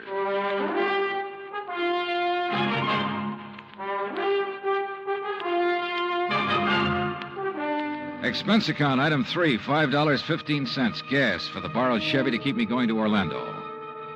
Either the old man's eyesight was bad or he was just a lousy shot. Either way, it was okay by me. I hated to slap him down, but there was no point hanging around Arcadia trying to explain things to the local authorities. So after making sure I hadn't really hurt him, I appropriated his gun and took off fast. He'd thought I was someone else. Even I had noticed a family-type resemblance to myself and Arnold Carr. Sergeant Larkin had asked me if I was related to him. And now the old man at the fire had apparently thought I was the one who... Oh, well, I'm afraid I made the rest of the trip to Orlando in somewhat less than legal time. And at police headquarters, I barged into the office of Lieutenant Cal Hudson without bothering to be announced. So early in the morning? Sit down while I finish up a report, Mr. Carr. Thanks. I was trying to reach you, but we got no answer to the phone at your house. Well, that's very interesting, Lieutenant. I'm afraid I have the painful duty of notifying you that your brother Arnold down in Sarasota last night... Why did you say very interesting, Mr. Carr? Or had you already learned... I'll be doggone. Yeah. You're not the first one. Who are you? Johnny Dollar, insurance investigator. I can't believe it. Dollar, you look enough like Edward Carr to be his twin. You even sound a lot like him. I take it you haven't located Edward yet? Well, no. Lieutenant, I think Edward Carr is the firebug we're after. And the killer. Wait a minute. Briefly as possible, I told him of Arnold Carr's phone call to Earl Poorman, his emotional upset just before he was killed. I told him Arnold had been murdered by someone inside the house, someone close to him, and that everything indicated that someone could very well be Edward Carr. That's still all just theory, Dollar, without any proof. Well, I will admit that Edward is a pretty worthless playboy living off the profits of the lumberyard. In any event, the lieutenant promised to put out an APB on Edward Carr. That was at breakfast for the two of us, item 4, $3.25. Before I left him, he gave me Ed Carr's address, 1726 Allen Place. As I expected, there was no answer to the doorbell at 1726, so I tried visiting up the street. It quickly became clear that Ed Carr wasn't very popular in this otherwise quiet, well-ordered neighborhood. Those big, noisy parties at all hours of the night, cars parked up and down the street, blocking respectable people's driveways. Yes, ma'am. You know, well... once in a while you expect a person to have callers and such. Me, I have the ladies' bridge club every third Wednesday, for instance. Oh, that's nice. But these are all ladies, not like some of the trash that man and his friends have, dancing and drinking and carrying on at all hours. Yes, you mentioned cars, Mrs. You Harper. know, people like Mrs. Hereford Robbins. She's awfully nice. And Janet Osterworthy. Now, she's a widow. Well... And, you know, she could have her pick of anybody she liked. But does she ever look at another man? No, sir. And then there's Mrs. Harper. Yes? You mentioned cars. Do you know what kind Mr. Carr drove? Why, yes. It was a big white one. And the make? Well, no. My husband, when he was alive, always drove a Maxwell, and I guess that's the only kind I ever got to know by name. But Mr. Carr's is white. Only I guess that isn't much help to you, is it? All the white cars here in Florida, I mean. Look. Now, even that blonde hussy who's around him all the time drives a white car. Oh, I really shouldn't use a word like that, though, should I? But it fits. Wait a minute. What blonde, Mrs. Harper? Mr. Dollar, I don't pay any attention to people like that. Why, you'd think she owned that house of his, the way she keeps popping in and out all hours as if she belonged there. Mrs. Harper. And drives all the way up from Sarasota, too. Do you know who she is? I do not. I refuse to pay any attention to people like... And the way she dresses, too, like a newly rich chorus girl with all her fancy clothes and furs and things. How do you know she comes from Sarasota? By the license on her car, of course. Every city has its own number. You know that very well. And hers is 12WW something. And you don't know her name? Of course not. Flaunting all those expensive furs as though she bought and paid for them herself. And if there's anything I hate to see, it's a little shrimp loaded down with furs. Now, a tall person I like see. me and Well, her thanks. eyes... if there's anyone I don't trust, it's a person with green eyes. Well, Thank you, Mrs. Harper. Her description of Carr's girlfriend stopped me in my tracks. That description could fit Mike Poorman to the letter. Petite, blonde, green eyes, and she came from Sarasota. And then I remembered Mike's reaction when she first saw me. Her dismissal of Edward as a possible suspect. There was obvious friction between Earl and Mike, too. I figured it was just normal in a couple who'd been married for a while. But now... Item 5, a $1.30 phone call from the nearest booth I could find to Earl Poorman at his office in Sarasota. No, she isn't, Johnny. Why? Well, do you know where Mike is? When I woke up this morning, I could hear her talking to her girlfriend, Betty, on the phone downstairs. Betty? Betty lives here in Sarasota. They used to be on the stage together, sister act, you know. Yeah, well, Well, then when I went down for breakfast, she was gone. Took my car, too. I had to come here to the office in a taxi. Yeah, well, okay, Earl. Thanks a lot. Hey, now, wait a minute. How are you doing? You found out anything I ought to know about this arson and murder business? No, Earl. Nothing that you need to worry about. Liar. I sat down at a corner drugstore. That's item 5, 80 cents, over a sandwich and a Coke to try to think things out. But I'm afraid I didn't like anything that I thought. Finally, I drove over to Allen Place again. I parked a couple of blocks away and walked to 1726. I rang the front doorbell, knocked a couple of times. Then I slipped around to the back door, finagled a lock on it with a little celluloid pocket calendar, finally got it open. I left it open for the sake of a quick exit if such became necessary. But I guess that was a mistake. For a couple of minutes later, as I rounded a corner from the den into the living room, I felt the barrel of a gun poked into my back. Out of town, huh? Now, wait a minute. Don't move, Eddie boy. Trying to stall off pay me the $5,000 by saying you're going to be out of town, huh? Okay, so you think I'm Edward Carr? You kidding? Don't you know what happens when somebody tries to stall me? This. I don't know exactly how long I was out, but when I came to, it was dark. Except for the glow from a streetlight outside. And what roused me was the sound of footsteps, feminine steps, cautiously entering the back door. Then, briefly, silhouetted against a window, I saw a trim, petite figure that was all too familiar coming toward me. Then she saw me, too. Darling, you're hurt. What happened? What do you think? Who did this? Who struck you? You don't know? Yes, of course. It was Tony. Because you didn't pay him soon enough for the Arcadia job. Here, Eddie, let me help you. No, just let me rest for a minute. I thought that was Tony I passed on the road in from Sarasota. Why'd you come over from Sarasota? To see you. I knew you'd be here. Oh, why? Why, so the police could surprise you with the news of your poor dear brother's death. But why did you come to the house? Because I hoped you'd come here, I guess. Eddie, you should have waited until I could raise the money to pay off Tony. You mean for killing Arnold, too? Of course. No. Are you trying to say you didn't kill Arnold? But I saw you from outside in the Buick. You'd swear to that, wouldn't you? I don't know what to... Eddie, you sound like you don't trust me. We're in this thing together. Yeah, you sure of that? What are you talking about? Whose idea was it to knock off Arnold? But you had to. When he saw you at Arcadia, he knew that you were having the yards burned up. That's the way you figured it from the beginning, wasn't it? Now, look, baby. First burn up the lumber yards and collect the insurance on them. Then convince me that you and I should have it all by putting Arnold out of the way. But you had to kill Arnold. I don't understand you, Eddie. Yeah. And I wish I didn't understand you, Mike. Mike? Come on. Let's turn on a light. No. No, if somebody sees us. Eddie, you... Who are you? Are you kidding, Mike? Wait a minute. Who are you? You're that insurance investigator, Johnny Dollar, that Mike told me. Let me out of here. Oh, no, you don't. You're staying right here. Mike Poorman's sister, aren't you? Well? Oh, sister. So we once did a sister act before she married that Poorman guy. Now, let me go. Not by a long shot. You may as well, Dollar. What? Eddie. Don't move, Dollar. Get his gun, Betty. Get it. Yeah, sure. Here, Ed. Good. Ed Carr, huh? That's right. You know, we do look alike, you and me. Yeah, sure. Enough for Betty here to have told me all I need to know. Don't believe him, Eddie. He's lying. I heard, No, baby. Eddie, I thought it was you. Don't you see? Sure.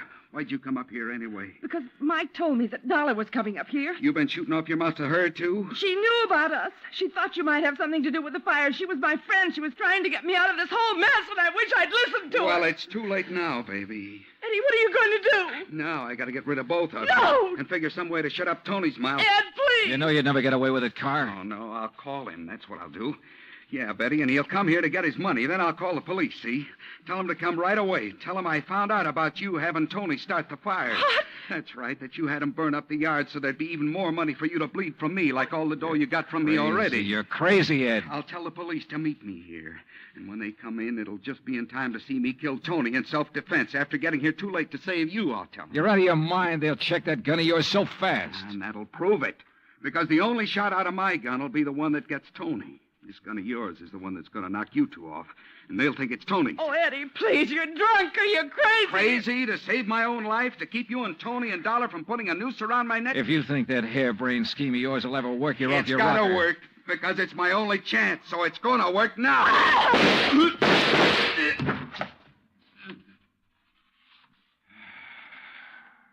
Thanks, Lieutenant. I'm afraid I was too late to save her, Johnny. Yeah. But Eddie Carr will live to face a jury. What brought you here, anyhow? I did, Johnny. Mike, stay there.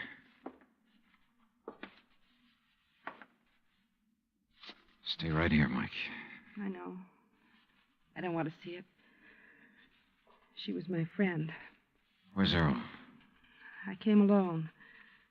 When I talked to Betty this morning, I knew your suspicions about Ed were right because, you see, I knew Betty and Ed were going together.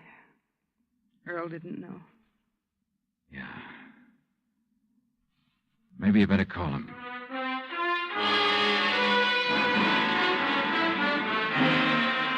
Expense account item 6, $9.80, gas and incidentals for the drive for the two of us back to Sarasota. Remarks? Betty, of course, has already paid for her part in the deal, and I guess it's pretty obvious what'll happen to Ed Carr and Tony Ricardo. The insurance money in the Carr estates will be distributed according to Florida law. Further remarks? The apparent friction between Earl and Mike was only part of a normal married life. They're a pretty nice pair. Oh, and I thoroughly enjoyed 3 days of fishing in the Gulf, thanks to Earl. Expense account total, including all the incidentals I could think of, $385.26. Yours truly, Johnny Dollar.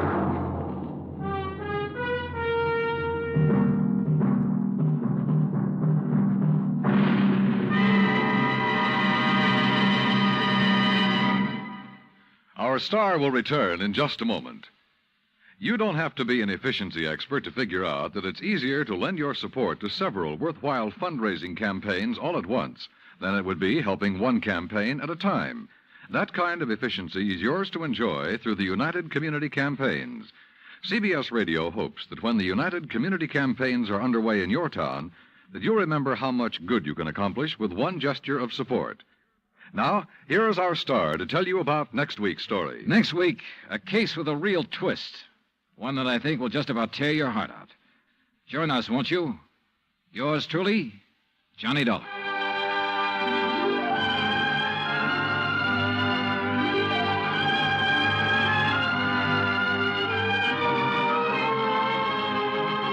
Yours truly, Johnny Dollar, starring Bob Bailey, originates in Hollywood.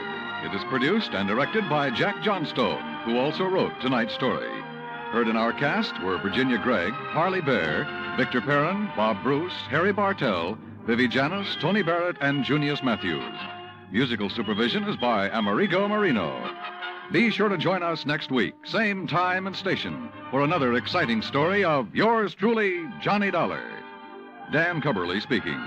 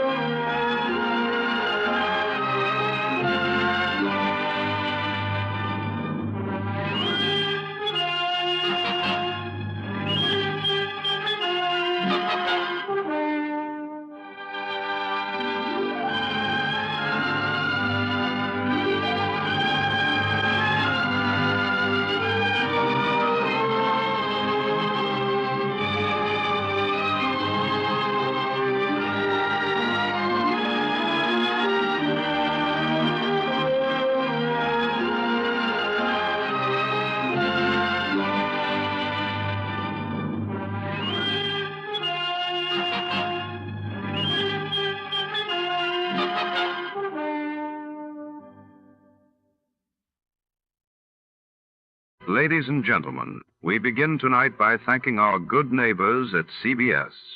And now, before the next adventure reaches your radio set, a quick listener challenge.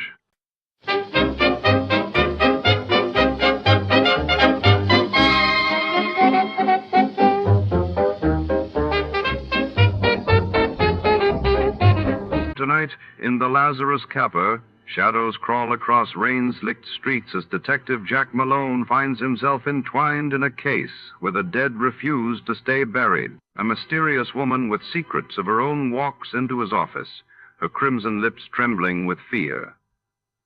As the city's heartbeat quickens, a single question lingers. Who is bringing the past back to life, and at what cost? Stay tuned.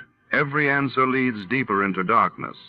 Before we begin, let's see what happened on the day it aired. It was April 9th, 1947. That day, the world learned of the dramatic rescue of 12 men trapped underground after the Centralia coal mine explosion in Illinois, while over in India, Mahatma Gandhi broke his fast, signaling a crucial step forward for independence negotiations. The Adventures of Sam Spade, Detective. Brought to you by Wild Root Cream Oil Hair Tonic, the non-alcoholic hair tonic that contains lanolin. Wild Root Cream Oil. Again and again, the choice of men who put good grooming first.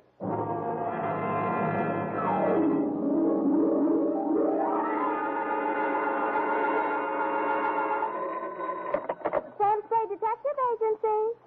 Listen, you phone down to the drugstore and tell them to send up 3 gallons of black coffee.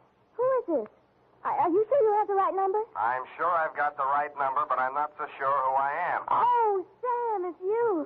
You must have had a frog in your throat. Did you oversleep? Effie, don't say things like that. Oh, I'm sorry, Sam. Oh, you poor dear. You've been working. You're tired, that's it. Tired? I've only just brought Lazarus back from the dead. Well, then you better get some rest, Sam. You can dictate your report tomorrow. That's what you think. Now, stay where you are. If I'm asleep when I get there, wake me up. I'll be right down to dictate my report on the Lazarus Caper.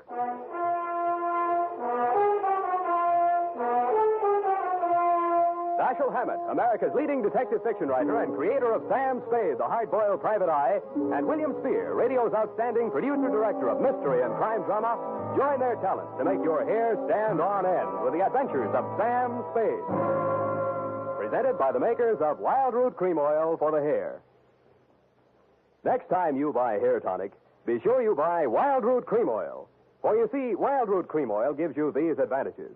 It grooms your hair neatly and naturally, relieves annoying dryness, removes loose, ugly dandruff. Wild Root Cream Oil is non-alcoholic and contains soothing lanolin, so much like the natural oil of your skin. Yes, friends, next time you buy hair tonic, look for that famous name, Wild Root. Get Wild Root Cream Oil Hair Tonic. Again and again, the choice of men who put good grooming first. And now, with Howard Duff starring as Spade, Wild Root brings to the air the greatest private detective of them all in the adventures of Sam Spade.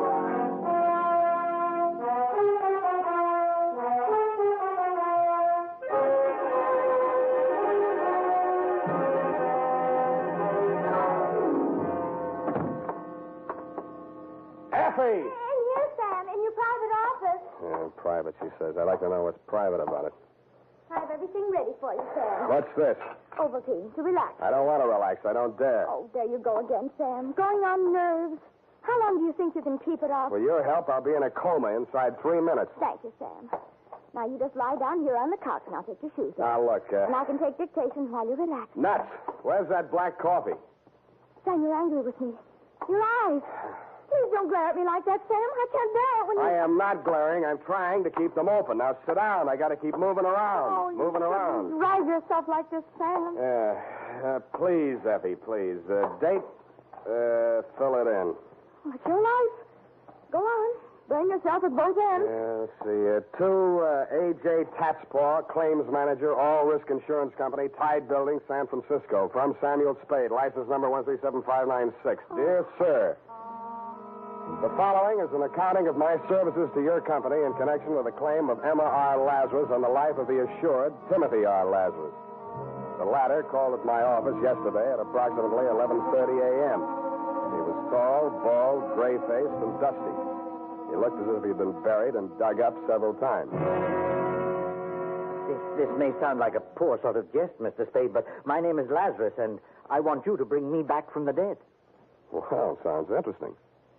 Why did you die? When did you die? And how did you die? I was declared dead by the appellate court of the state of California August 28th last year by reason of 7 years' absence. Who took it to court? My wife, Emma. Insurance? Yes. My wife and I agreed between ourselves to insure my life in the amount of $100,000 that she would collect on legal presumption of death after my disappearance and continued absence for 7 years. That's the law, Mr. Spade. Yeah, it's been tried a lot of times. What went wrong in your case? Wife double-cross you? If that's your attitude, I'm afraid I've come to the wrong man. Uh-huh. You're still in love with her. Well, that makes it tough. You know they'll nail her for perjury if you prove you're still alive? That's why I didn't go to the police. Even though we'd planned the deception together, she had reason to believe that I was actually dead. Suppose you cover the whole thing from the beginning, Mr. Lazarus. Yes. I married her back in 1940. And for a while we were happy. And then she became arrested. You mean you were not able to support her in the manner to which she was accustomed? She was young, lovely, you wanted her to have nice things, but on your meager salary, it was impossible. Oh, I know, it's an old story, but life is like that. Well, you said it. Yeah, well, there you are. I was assistant cashier at the Golden Gate Bank. Oh, no, not that. I started taking small sums at first, meaning to repay them later on. Let's not go through the whole script. How much did you embezzle? $20,000. Yeah, so you decided to take it on the lam before the auditors came in, and... I was going to give myself up, but Emma wouldn't let me. We made our plans that night, and I left for Mexico the following day. In Mexico City, I had plastic surgery done on my face, and then I settled down to wait the 7 long years until I would be declared legally dead. I suppose you might call it poetic justice, but just before the end of the 7th year, I contracted malaria. I was confined to a hospital for more than 11 months. You have had it. Oh, the doctors gave me up for dead and asked me to notify my next of kin. I gave them Emma's address. I never notified her to the contrary because it seemed to fit in so well with our plan. Too well, huh? Yes.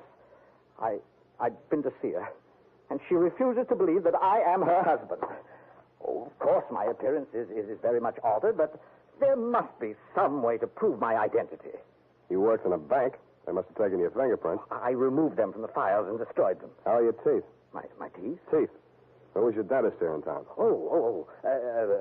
Dr. Smith, the Drake Professional Building. He'll still have your dental x-rays on file. They're as good as fingerprints. You go there this afternoon. Don't give your name. Tell them you're Mark Humboldt. Have a new set of x-rays taken, and I'll do the rest. What's your wife doing these days? Emma's married again. Who's the sucker? Pardon me? The man. Oh, he's a doctor. Dr. Ernst Wilhelm. Wilhelm? He's quite well known, I believe. Yeah, and the cops would like to know more. Now, about my fee. Mr. Spade, I have no money. Oh, that's great.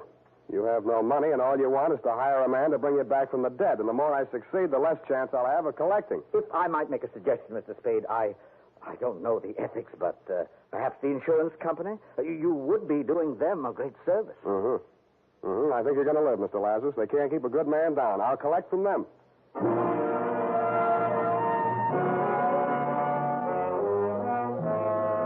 I knew there wasn't a chance in 100,000 of shaking a fee out of your company. After all, you have your own investigators in the payroll, and contract work isn't deductible under the new tax law, but something about Lazarus had gotten to me. Something else about him got to me at the Blue Bottle Bar and Grill, where I stopped for lunch. Mr. Spade? Yes, indeedy. I'm Emma Wilhelm, Mr. Spade. Emma Lazarus Wilhelm? I see you do know who I am. May I sit down? Slide in, Mrs. Wilhelm. Thank you.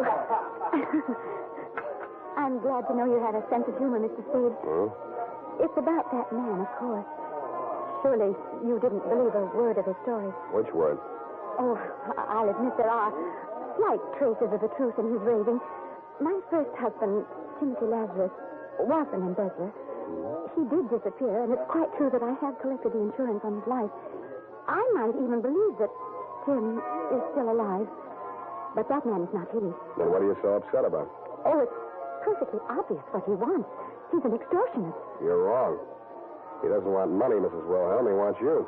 Oh, Mr. Spade, how much do you know about my husband? Which one? Don't be flippant. Dr. Ernest Wilhelm, he made his first million panning lead nuggets out of gang war casualties and lost it on the stock market. He cut his second million out of Nob Hill and called it surgery. He lost that on horses, blondes, and malpractice suits. The last time he was mentioned in the paper, there was a big picture of him puffing sleeping pills out of the stomach of an aging burlesque queen. It may or may not have been coincidence that she did not recover and that she was the ex-girlfriend of one of our better-known racetrack haberdashers, and if he got $100 for the job, he was paid off in blue. Please don't say any more. That poor girl. And she'll do the same thing to me. Well, if you persist in helping that imposter, you'll be responsible for whatever happens to me or anyone else you involve. Mm-hmm. Anything else I should know? Yes. Both you and your client are being watched and followed. You can't escape him. He's not quite the has-been you'd like to think he is.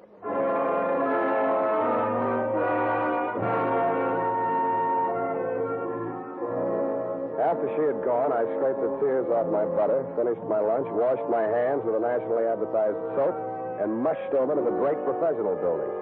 I found my client's dentist in his lab polishing up a set of gold inlays.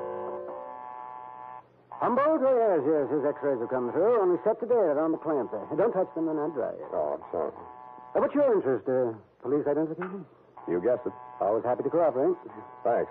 How about digging in your files for the x-rays on a patient named Lazarus? Oh, yes, the graduate, of course. Well, let's see now. Larrabee, Lavelle, Lawrence, Lawson, Gluskin. That's a G. What's that doing here? Ah, Lazarus. Timothy R. Is that your man? That's the name. Oh, dear me, April 1940. Should have been in for dental hygiene. Have to remind Miss Baker. That's my nurse. These pictures, how do they compare with this new set? Well, now, let's have a look. Switch on the light there, will you please?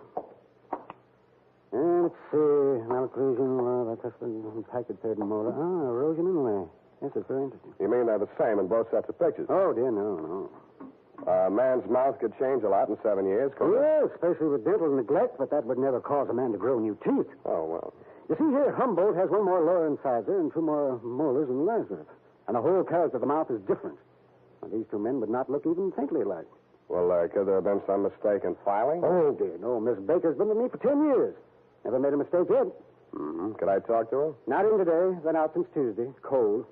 Oh, say, by the way, you're a detective. How's this for a mystery? She phoned me this morning and thanked me for sending a doctor around to examine her. Now, this is the peculiar part. I have no recollection of having done so, and I'm not acquainted with the doctor she said I sent her. That wouldn't be a Dr. Ernst Wilhelm. Why, yes. Wilhelm. That was the name. Do her another favor, will you? Call a doctor you do know and tell him to get over there as fast as he can.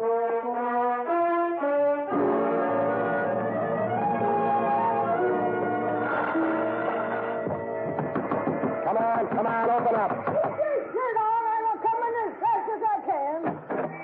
What you want, kiddo? Which is Miss Baker's room? She's sick. Ain't having no callers. I'm her doctor. Oh, you can't fool me. Where's your little black bag? If I had one, it would be around your neck. Now, march. Show me the way. You can't force me. I know my rights. Oh, you do you? Well, it might interest you know that your vents are faulty, your wiring is illegal, your drains are unsanitary, and your apron is dirty. Them's rust stains.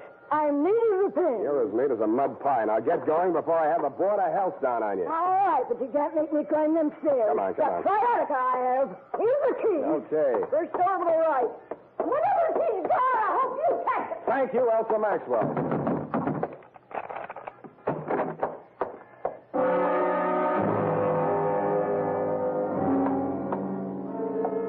She was stretched out on a bed, her left arm twisted under her and her right dangling over the edge. On the floor beneath it was an empty pill bottle. A few red capsules were scattered near it, and some more were spilled out among the bedclothes. It was a standard sleeping pill suicide scene, but I didn't believe it.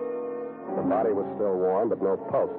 I didn't waste time giving her the mirror test. Instead, I looked around for a phone. It was on a table near a window. I meant to dial the police number, Sutter 12020, but SU was as far as I got. Felt like a bee sting or a quick jab with a needle. I spun around and swung out blindly. The face that I missed was suntanned under a shock of iron gray hair. He was wearing the same white-toothed grin that Dr. Ernst Wilhelm always wore for newspaper photographers. I started towards him, and he backed away, still grinning. Come ahead, Spade. Come and get me, but hurry. You have only 20 seconds more. Shall I count them off? So far, you have 3, 4, 6, 7, 8, 9.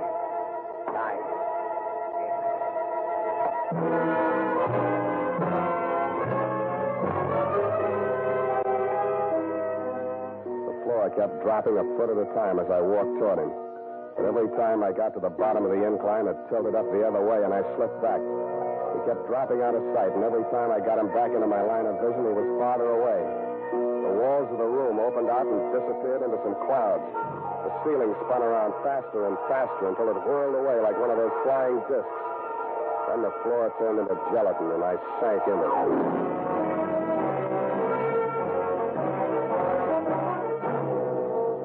The makers of Wild Root Cream Oil are presenting the weekly Sunday adventure of Dashiell Hammett's famous private detective, Sam Spade.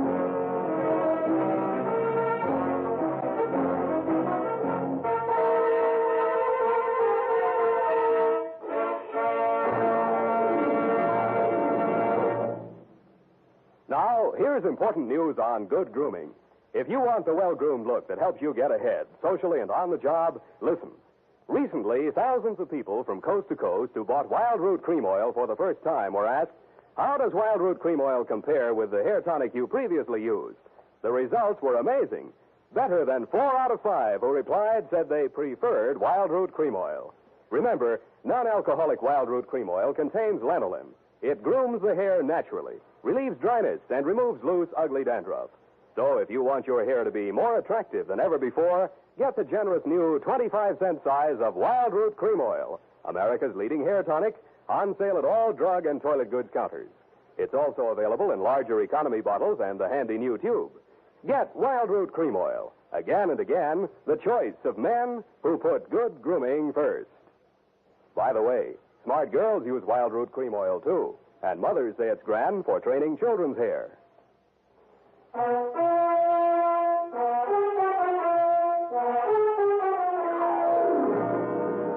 And now, back to the Lazarus Caper. Tonight's adventure with Sam Spade.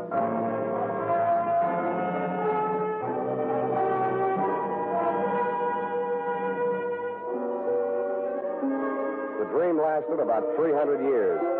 Around Christmas time in the year 2247, another bee stung me. I opened my eyes, but the lights on the tree were too bright, and Santa Claus was bending over me with a brandy breath. Come on, man. Come on. A little willpower. You're conscious. That's it. Yeah, sensation returning. Here, try and sit up. The girl. How about her? Too late. Did everything I could. Suicide pact? Well, one of your brothers in Apollo was a little too handy with a needle. Here's the mark on my arm, and you'll find one on that stiff. Those sleeping capsules were a plant to make it look like suicide. You'll be feeling better soon. Now, come along. Up on your feet. Must keep moving. Restore circulation. Hip. There. Thanks. You're the man Dr. Smith called? Yes. So you're a private detective. How do you feel now? I'm still dopey. You give me something to pick me up? I've given you as much stimulant as it's safe to administer. For the rest, you'll have to sleep it off. And you will. I advise you to hurry home. Get into bed before this wears off. How long have I got? A couple of hours if you keep moving, maybe 3. Yeah. But if I were you, I wouldn't stay out. Don't want to fall asleep in the middle of Market Street, get run over by a bus. Worst things can happen to you in your own bed. Look at her. Murder? Think you can prove it? I don't know. I couldn't. Not on her. And I've been an autopsy surgeon for 20 years. Well, cheer up, Doctor. If you miss on her, you may get a second chance. Huh? Yeah, me. Mm-hmm. Well, those eyes are looking better. I think you'll live.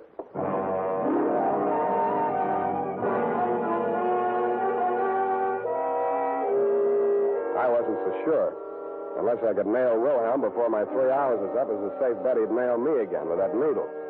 He had done me one favor. He'd convinced me that my client was really the man he claimed to be and that Wilhelm and Emma knew it. My best hope of smoking him out was to dig out some solid proof. I spent 10 minutes of my 3 hours getting to the Hall of Records and 10 more finding out there was nothing there on Lazarus but his death certificate. I had a gander at the wanted file at police headquarters. They'd checked him out in August of 47 when the court had pronounced him dead. I looked at my watch. With 2 hours and 17 minutes of wakefulness left, I just didn't have time.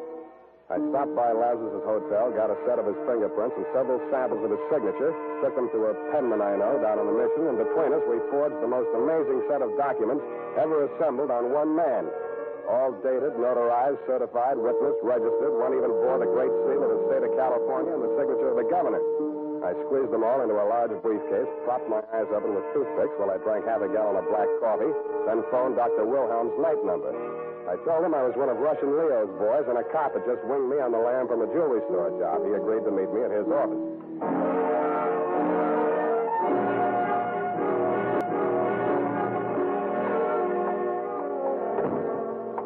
Hello, Wilhelm.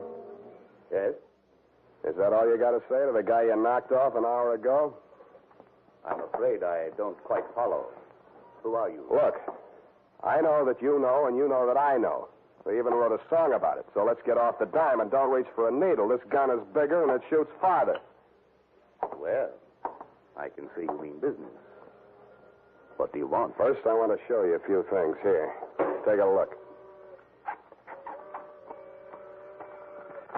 Mm-hmm. Well, this is very impressive. Yeah, I thought you'd be impressed.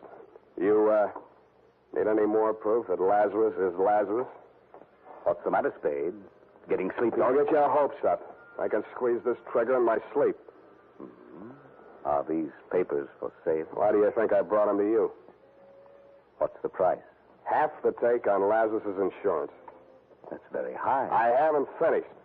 This time, Lazarus has got to be really dead, and you're going to do the job. Come on, stop stalling. I can't do that. Why not? Why, Emma, she'll make trouble. She said she would. She's still in love with him? Why do you say that? I just wondered. What reason did she give you for not wanting him knocked off? Well, the cops work harder at identifying a dead man than they do a live derelict that looks and talks like a crank. I had the same idea myself. Then you're stupid. With him dead, she can tell any story she wants to. With him alive and all this proof of identity, he's in a position to nail both of you for fraud, conspiracy, perjury. Shall I go on? One thing. Does Emma know about these papers? Sure. You're lying. Sure, I'm lying. And those documents are forgeries if that's the way you want it. I haven't got time to argue. I can't stay awake much longer, and you can't bring it off without me. I'll have Lazarus at my apartment in 30 minutes. Bring your needle and the 50 grand. All right, Spade. I'll be there.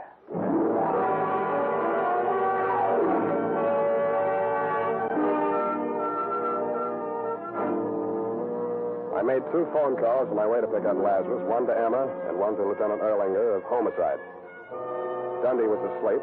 The lieutenant and Sergeant Fullhouse were perched on the fire escape outside my window, and Emma was waiting in the living room when we got there. Jim. Oh, my poor darling. Emma, you recognize me.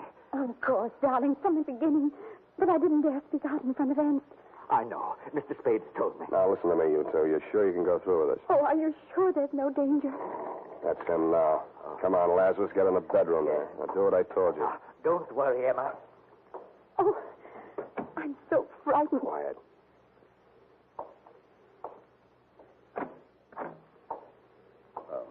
Hello, Spade. I got here just at... Emma, what are you doing here? Mr. Spade phoned me. I agreed. It's the only thing to do. I wanted you to know that. Well, I'm glad to see that you've come to your senses for a while there. You see, you were wrong, Spade. Did you bring the stuff? Here's your money. I have a hypodermic in the case here. It's already loaded. We won't need a sterile needle. Where is he? In there on the bed. He was asleep a minute ago.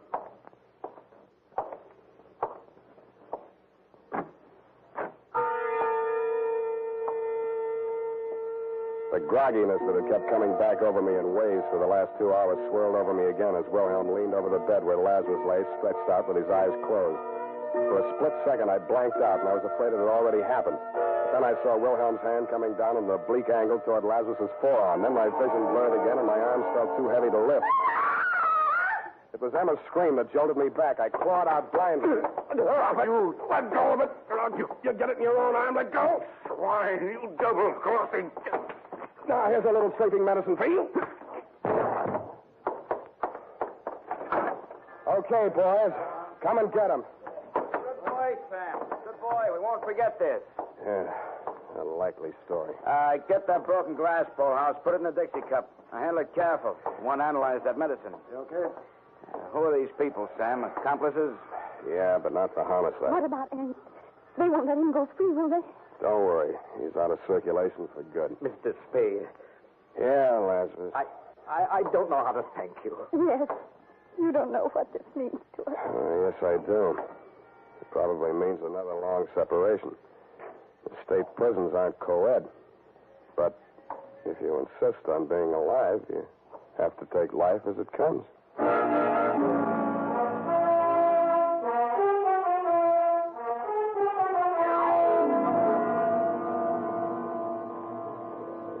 Period. End the bedtime story. Oh, Sam, it's so sad. That poor couple, so much in love. But you had to do your duty, didn't you, Sam? They had to pay their debt to society, of course. That's why you had to be so hard and unrelenting and not give in to your better nature. Oh, that's right. That's right. Never give in to the ship. Don't tread on me. There was Hobson's... where was it that Hobson... you may fire when ready? You know best, Sam. I'll just go type this up.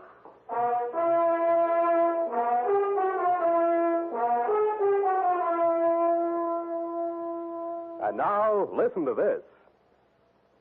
A good friend of the family. That's Wild Root Cream Oil Hair Tonic, folks. Wild Root Cream Oil grooms the hair neatly and naturally, relieves dryness, and removes loose dandruff. Now, get Wild Root Cream Oil at your drug or toilet goods counter in a new 25-cent Get Acquainted bottle. Also, ask your barber for a professional application of Wild Root Cream Oil Hair Tonic. Again and again, the choice of men who put good grooming first. Sam,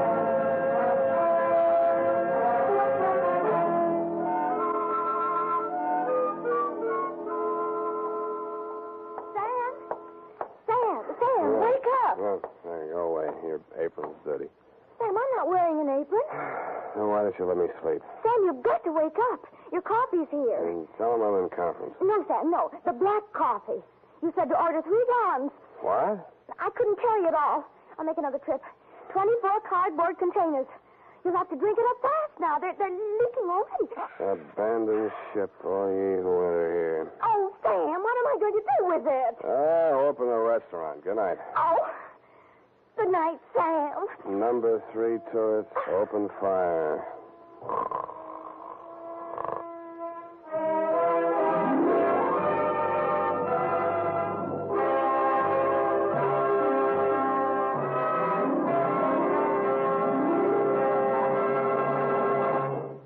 The Adventures of Sam Spade, Dashiell Hammett's famous private detective, are produced and directed by William Spear. Sam Spade is played by Howard Duff. Lorene Tuttle is Effie.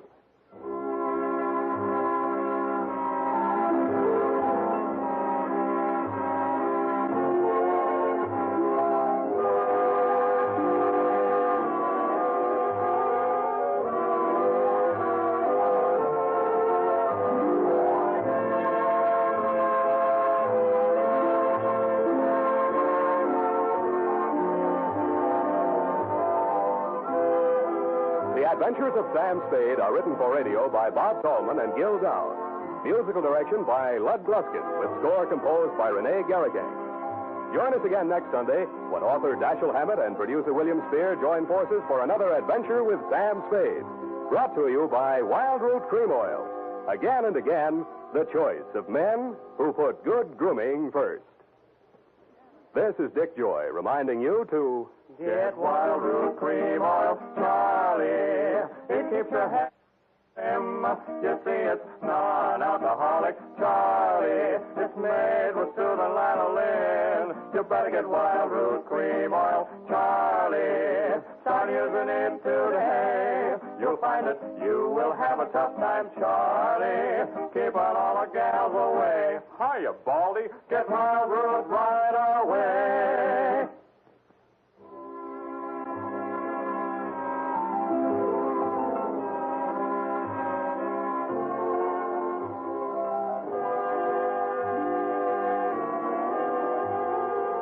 This is CBS, the Columbia Broadcasting System. Good evening, friends.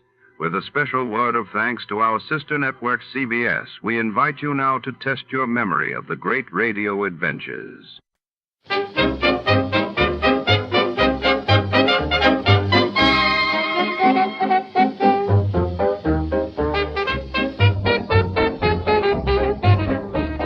Tonight, under the humming fluorescent lights of the city's Geological Institute, secrets buried for millions of years are about to resurface.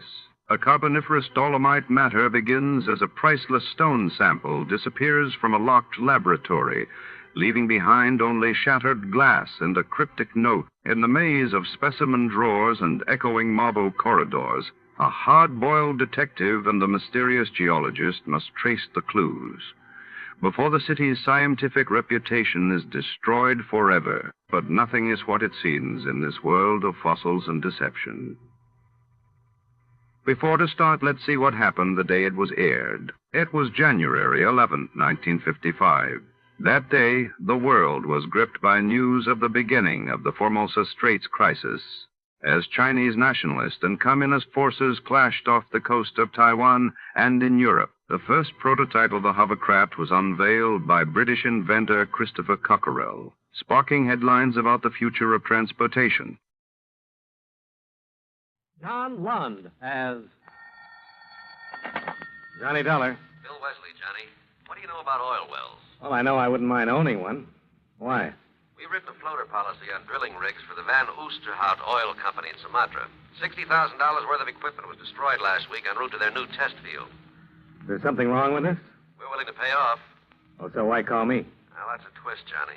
Van Oosterhout doesn't want the money. Well, what does he want? Our best investigator for 3 weeks.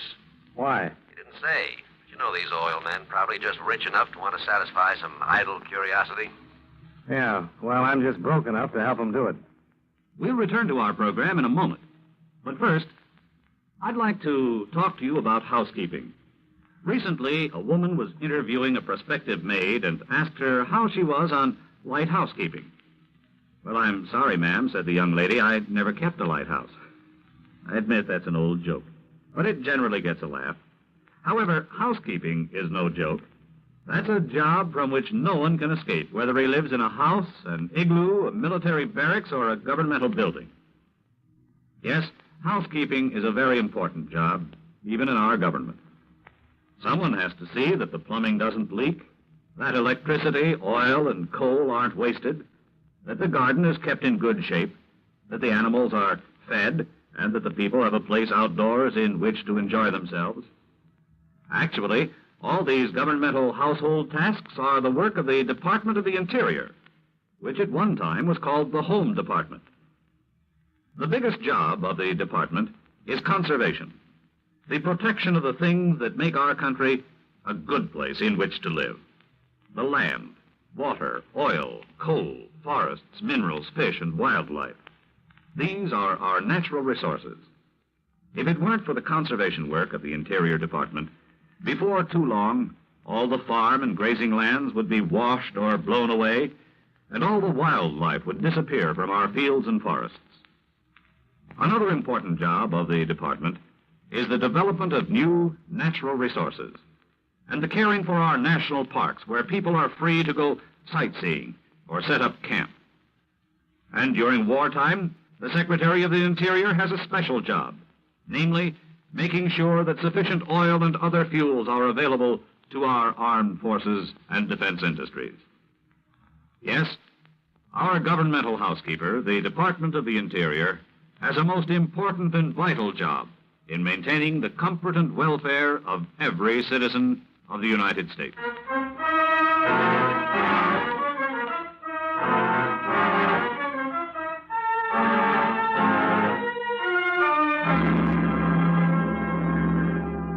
Expense account submitted by Special Investigator Johnny Dollar to Home Office, Eastern Indemnity and Insurance Company, Hartford, Connecticut. The following is an accounting of expenditures during my investigation of the Carboniferous Dolomite matter. Expense account item 1, $1,013.40. Airfare and incidentals between Hartford and Medan, Sumatra. Expense account item 2, $1.50, cab fare to the offices of the Van Oosterhout Oil Company. The roughly timbered shack with corrugated tin roof didn't spell rich oil man to me, nor did Peter Van Oosterhout himself. No doubt you are wondering why I proposed such a strange agreement with your company, Mynheer Dolar. Well, that question had occurred to me, yes. So, I will explain then. It's not because I am a rich man, but because I am a gambler. You're gambling $60,000 against what? An oil well, Mynheer Dolar. And I need your help to keep the game honest. Well, what kind of a game do you want to deal me in? My rigging equipment was being transported by truck to my test well north of Achin. It was buried beyond recovery by a landslide, one which I believe was caused by a deliberate nitroglycerin explosion. The game sounds rough. It is not the first thing that has happened. Drill heads have been dropped into the bore, drilling shafts sawed and then welded so they would snap under pressure. The list is endless. And you think your operations are being deliberately fouled up? There is not the slightest doubt in my mind. Any idea why? No, Mynheer Dolar, I have not. What about the local authorities? Have you talked to them? I have. They have sent a man to the well to investigate. Well, then why send for me? Because I suspect the government man is also working against me. I see. You said you wanted me here for 3 weeks. Why the time limitation? My drilling permit from the government expires then. They do not renew. So you're willing to bet $60,000 on my ability to keep your well going for 3 weeks, hoping you'll strike oil in that time? I am. Will you work with me, Mynheer Dolar? Why not? It's your gamble.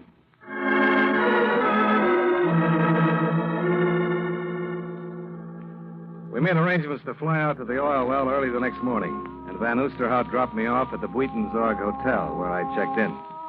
I put a call through to the government offices, but the man in charge of the Van Oosterhout matter, an Inspector Pajak, wasn't in.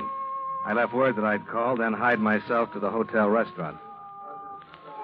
I was having a little trouble with the native menu when I received some unexpected assistance. You would forgive me, Mr. Dollar. Might I suggest you try the sample going? I'd be happy to. What is it?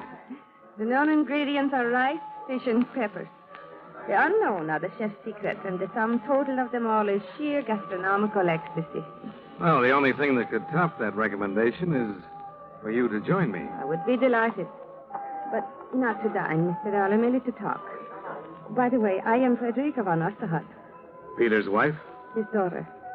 Well, I would have guessed that, except for the third finger left hand. Oh, of course, my wedding band. Yes, I am Mrs. Don Reynolds now, but I wish to talk with you as Frederica von Osterhout. Oh, why is that? Because I want you to persuade my father to change his mind and accept the insurance money.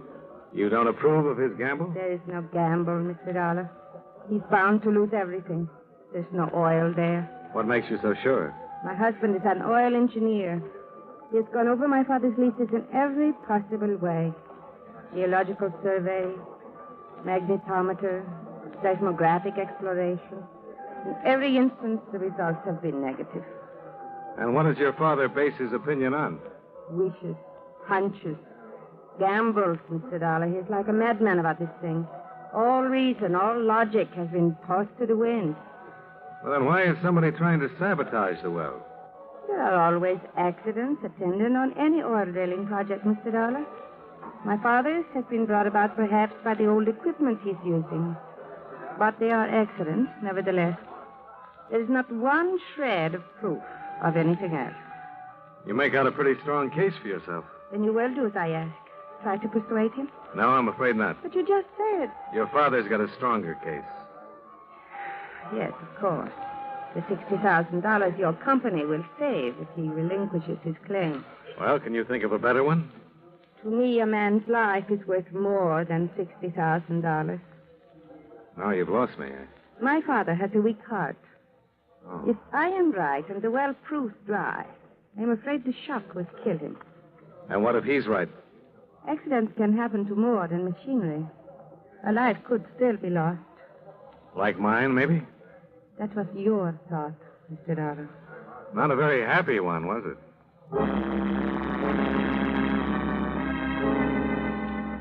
Just for the record, I did take Frederica's advice on one thing, the sambal goreng.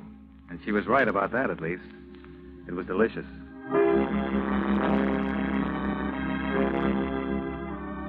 With the arrangements to leave for the oil field at dawn well in mind, I hit the sack early, hoping to get a good night's sleep. But somebody had different ideas. Mr. Dollar, are you in there, Mr. Dollar? What? Who's that? Inspector Pajak, Mr. Dollar. Open up, please. Oh, okay. Just a minute.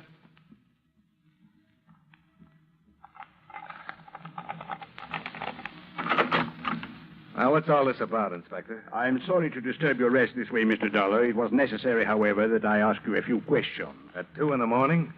You possess a firearm, Mr. Dollar? Well, you should know. I registered it when I came into the country. May I see it, please? Yeah, sure. Here it is. Thank you. Satisfied? That the magazine is full, that the gun is clean, I am satisfied of that, yes. Well, that's something. Now, suppose you tell me what this is all about. You paid a visit to the offices of Peter Van Oosterhout earlier this evening, Mr. Dollar. That's right. You also called my office to inquire about the Van Oosterhout Oil Company and the test well that is being drilled north of Achin. Yeah. What was the caliber of the gun that killed Van Oosterhout, Inspector? We believe it to be a .38 caliber, Mr. Dollar. The same as yours. But how did you know he was dead? Well, out of respect to those present, let's call it intuition, shall we?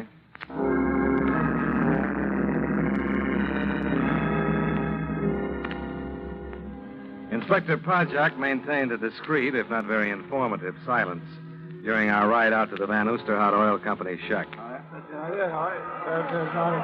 We elbowed our way through a babbling crowd of curious onlookers held back by Indonesian police and moved inside. You see, Mr. Dollar? Yeah. Any idea when it happened? I thought perhaps you could give us that information. How did I become number 1 on your suspect list? It was Mrs. Reynolds' idea. Frederica? Yes. When informed of her father's death, she said that you were responsible. That you were the one who had killed him. Well, it's just possible, Inspector, that she didn't mean that literally. But only because Van Oosterhout wanted me down here to check into possible sabotage. I'm willing to accept your reasoning for the time being. That's mighty nice of you. Mr. Dollar, I would like to know if there is anything disturbed in the office. Anything different from the way you saw it last. Well, only those metal canisters on the floor over there. We know about those. They contain test borings taken from the Van Oosterhout well. They were flown in this evening by Mr. Don Reynolds. Van Oosterhout's son-in-law? Yes. He brought them here to the office. That is how he discovered the body. Must have been pretty important for him to fly him in at this hour of the night. According to Mr. Reynolds, they indicate that the well is almost certain to prove dry. Well, where is Reynolds now? He is with his wife, of course. She has broken down completely at the news of her father's death. So, that will be all then for now, Mr. Dollar. I regret you have had your long journey to Sumatra for nothing. What makes you think so? Those test borings prove that Van Oosterhout was possessed of a delusion. With his death, any reason for pursuing it is obviously over. Well, there's something else that's not quite as obvious, Inspector. And what is that, Mr. Dollar? Why he was murdered.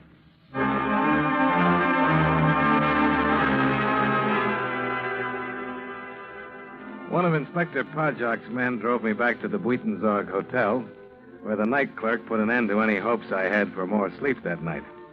He had a message for me to call Don Reynolds the minute I got in. I put in the call. Hello? This is Johnny Dollar. Oh, yes, Dollar. Glad you called.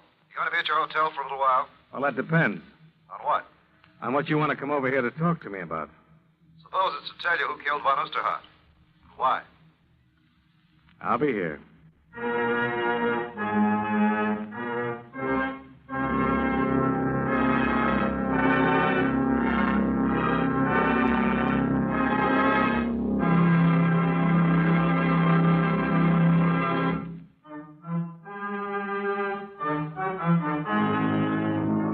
And now, with our star, John Lund, we bring you the second act of Yours Truly, Johnny Dollar.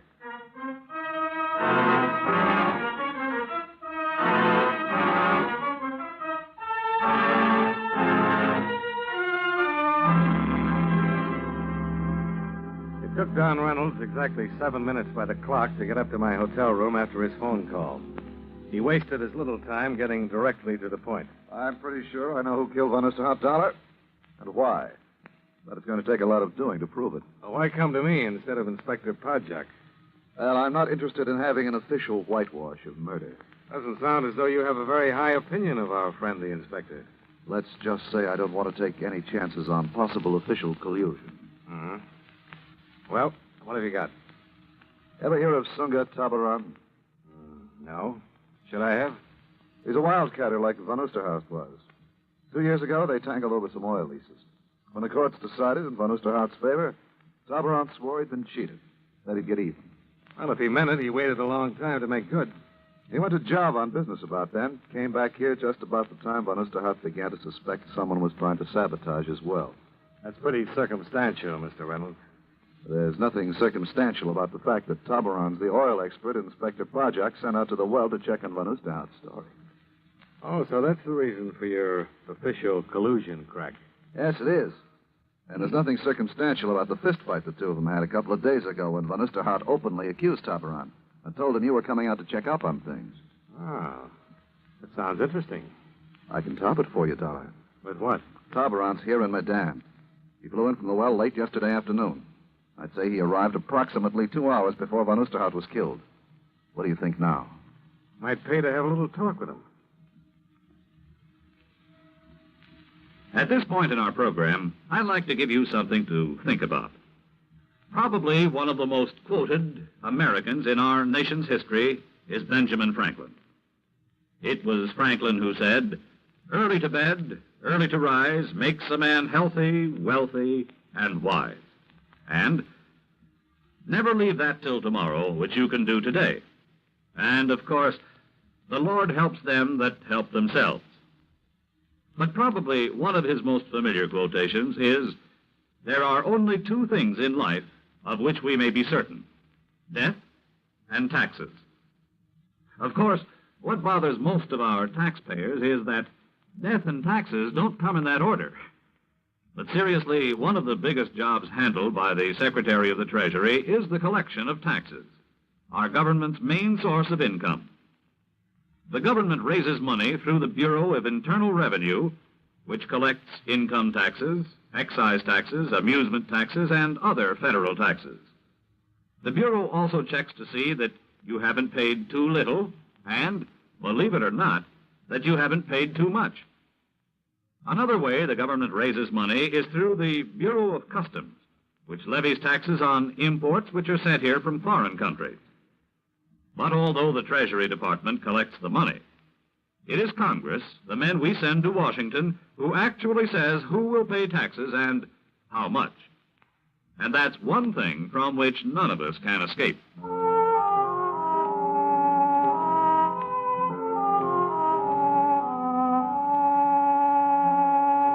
Expense account item 3, $1.65. Cab fare to the residence of Sunga Tabaran. It was a small modern bungalow nestled in some gently rolling hills at the edge of town. The false dawn was just starting to light up the eastern sky when I got there.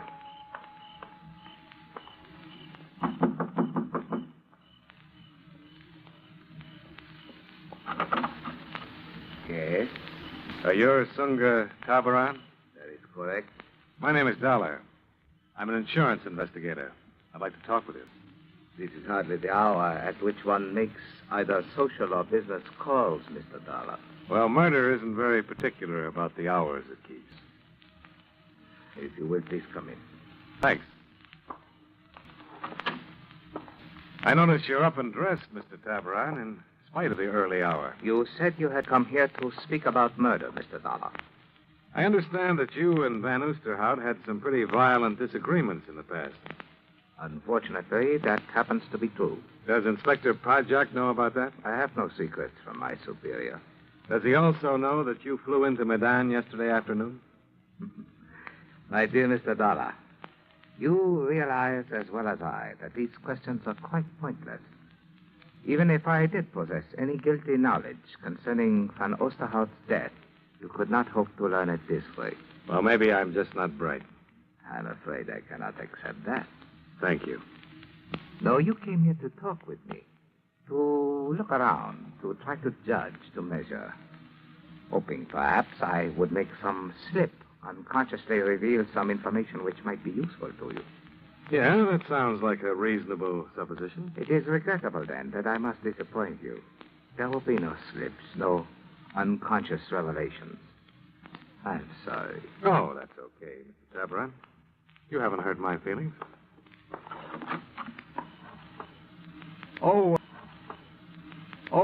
By the way, extend my condolences to Frederica, will you? And tell her I'm glad she's getting over her bereavement so well. I'm afraid I do not know to what you are referring, Mr. Dollar. I said nothing about Mrs. Reynolds. You didn't have to. You just forgot to remove her handbag from that table.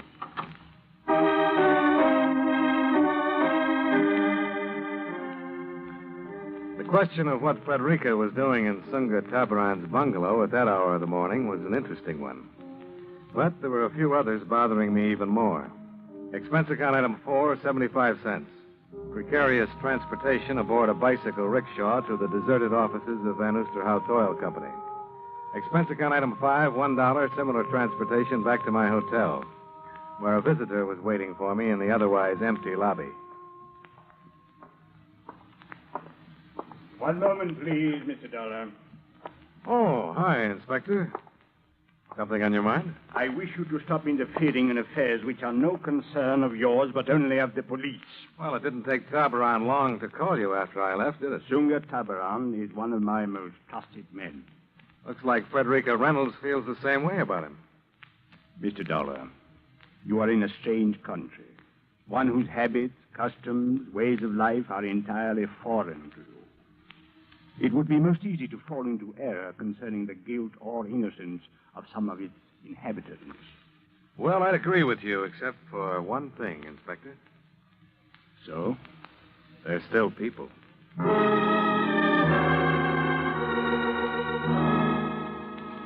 A tepid shower and a similar breakfast occupied my time until the town of Medan awoke to the new day. Then I walked down the street to the shop I'd noticed the night before, belonging to one Herr de Groot, oil geologist. It took de Groot all of 30 seconds to look at the specimens I'd pilfered from Van Oosterhout's office the night before, rub them between his fingers, and come up with a pronouncement. Yeah, there's no question. These test borings, they are from the Van Oosterhout number 1 well. And you've seen specimens like these before? But of course I have, young man, many times. They are composed in increasing density of a carbonate of calcium and magnesium, formed during the Carboniferous era of the Earth. In other words, what we have here are specimens of Carboniferous Dolomite. I'll take your word for that. Just tell me what it has to do with oil. But it has everything to do with it, young man. Under just such rock strata as these lie some of the greatest oil fields in the world. So the chances of the Van Oosterhout well hitting such a pool should be pretty good, huh?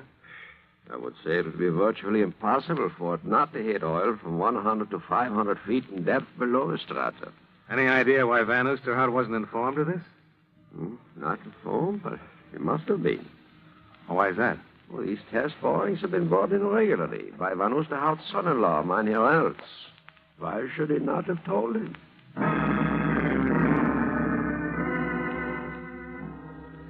De Groot added another good question to my list.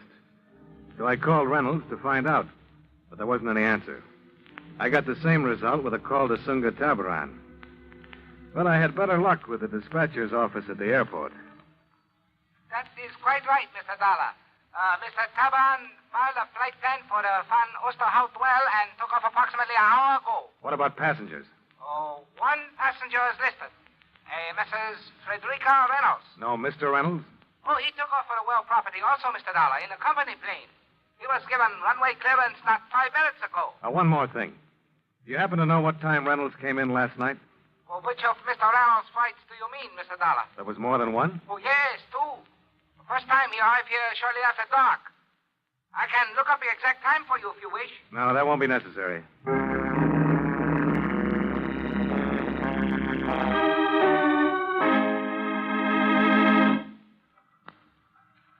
Well, granting your information is correct, Mr. Dollar, what is it you wish me to do about it? Now, look, Inspector.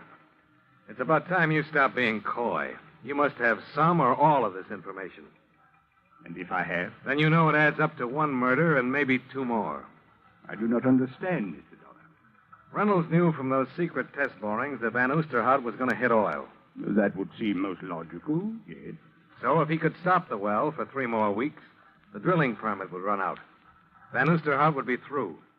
And Reynolds could file for one of his own and bring in the well himself. Then you are accusing Mr. Reynolds of deliberately withholding information from his father-in-law, of sabotaging his drilling operation. And of killing Van Oosterhout. But why should he have done that? Well, somehow the old man must have learned the truth from those test borings we found in the office. If what you say is true, Mr. Dollar, we shall secure the proof we need in good time. Why did Tabaran and Frederica leave for the well? The death of her father brought some suspicions to Mrs. Reynolds' mind. She went to discuss them with Tabaran. Perhaps there is some proof out there at the well, and they intend to bring it back. Reynolds took off for the well 10 minutes ago, Inspector. What happens if there's another accident, and Frederica and Tabaran never get back? A plane will be ready at the airport by the time we get there, Mr. Dollar.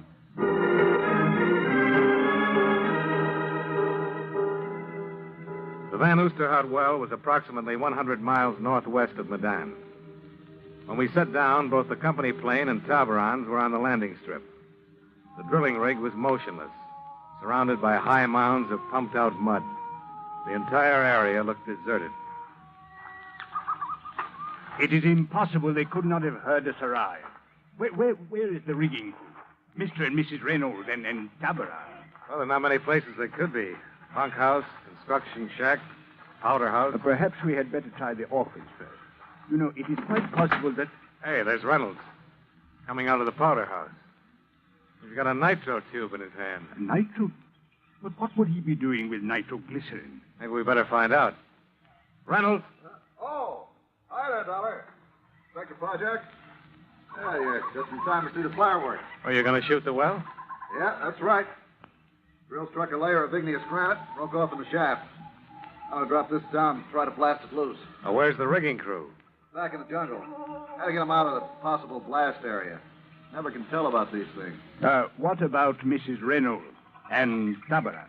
Oh, they went along with them. The two of you better get back there, too. Oh, this mud sample will protect us. Well, maybe so, but sometimes these things pack an awful wallop. This one's not going to, Reynolds. What do you mean? Put down that nitro and come over here with your hands up. Are you crazy, Dollar? I'm going to blow that well. Mr. Dollar, why have you drawn your gun? You make a break for that well, Reynolds, and I'll shoot. Better do something about him, Inspector. He must have lost his mind. Put away that gun, Dollar. I'm telling you for the last time. Put the nitro down and come over here. Okay, Dollar. Yeah, but I can't figure it. If you think I'm going to... He's running toward the well. Don't try it, Reynolds. It's too late now, Dollar. I'm blasting that well. Back in the mud, Inspector. Get back. What are you going to...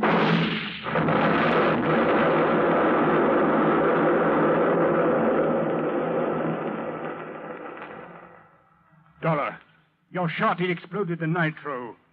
Yeah. I guess it did at that, Inspector. But Reynolds, it was the same as committing murder. Well, let's say I prevented a couple, Inspector. Prevented?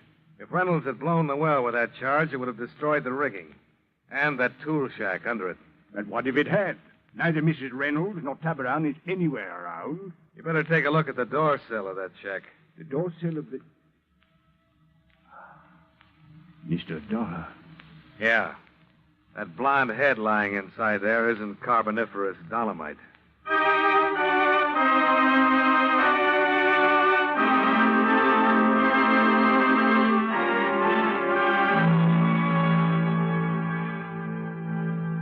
Expense account item 6, $23.15, hotel bill and miscellaneous.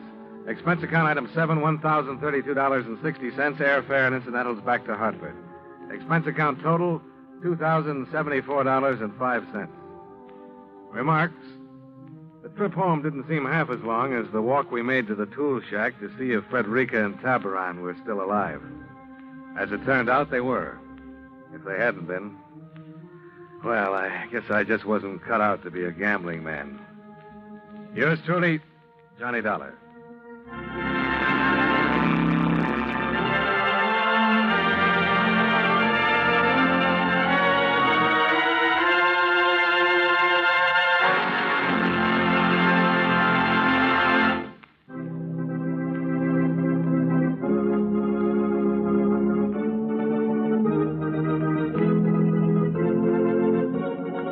Johnny Dollar has come to you through the worldwide facilities of the United States Armed Forces Radio and Television Service.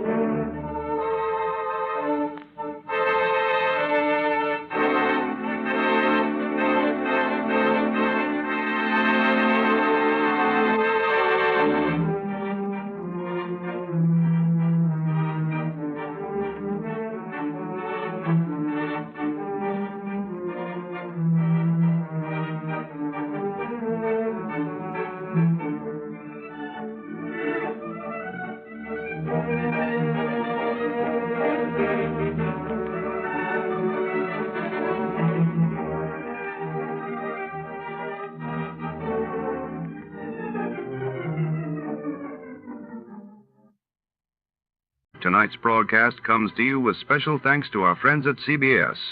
And before our next mystery unfolds, here's a question for the sharpest listeners in America.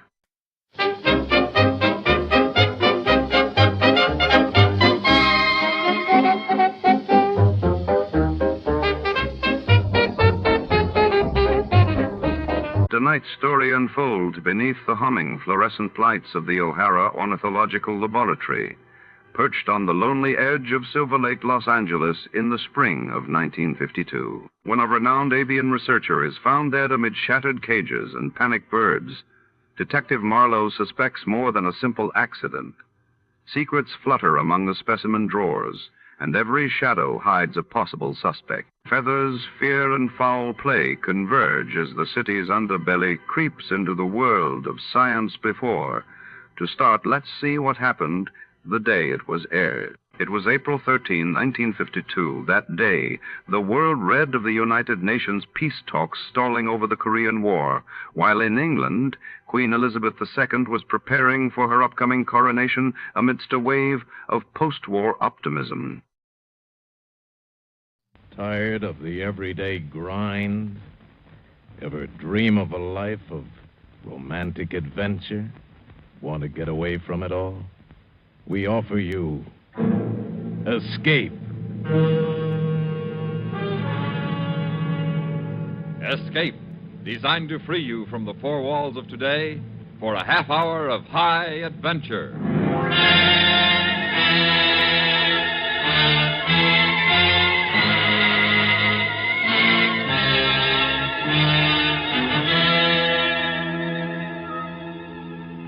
You are in a farmhouse on the southern coast of England, the autumn countryside around you desolate and bleak. And you know that in the dusk outside, waiting patiently for you, silently watching for you, is an enemy from whom there may be no escape. Listen now as Escape brings you Daphne du Maurier's story, The Birds.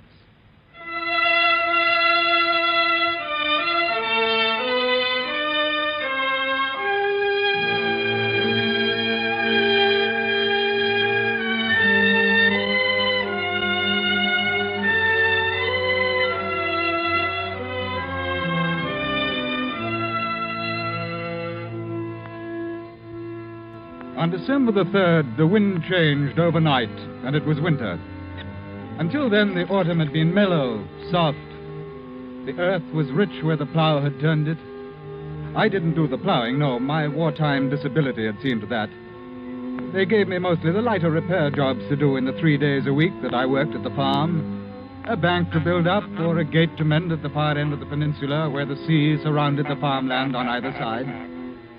Deborah and I had taken a cottage up here to try again, for the sake of the children. And it seemed to be working fairly well. I enjoyed my work on the farm. It was pleasant to pause at midday to eat the lunch that Debbie prepared and brought to me. We'd sit there on the cliff while I ate, and we'd watch the birds. There are many of them, Nat. Yes, Oh, the autumn's better than spring for watching them. Oh, why? Oh, well, in the spring they're content, they're full of purpose, they know where they're going, there's no delay. But then in autumn it's different. The birds that don't migrate seem to follow a pattern of their own. Pattern? Great flocks of them here on the peninsula. Restless, uneasy, wheeling, circling, coming to rest, and flying again. The land birds and the gulls down there in the bay. A strange sort of rhythm in their movements. They don't really go anywhere. Doesn't seem to be any purpose to it. No. Or if there is, we don't see it. Restlessness. And they're more restless this year than usual, it seems to me. Do you know this morning 2 gulls flew so close they knocked off my cap? Jill said yesterday when the school bus let her off, there was quite a few of them overhead as if they'd been following. Oh, well, I suppose it means a hard winter. They always seem to know. Perhaps a message comes to them in autumn. A warning. About winter. And about death. Nat. Many of them will die, and I think they know it. Perhaps they feel they have to spill their emotion out before they die. Like people who know their time is up and run about stupidly, driving themselves. I wish you wouldn't talk like that, Nat. That black side of you that stirred up the trouble between us before. Oh, I'm sorry, Debbie. But it's come over me lately as I've watched them. The land birds mingling with the sea birds in a sort of strange, unnatural partnership. Land and sea. Life and death.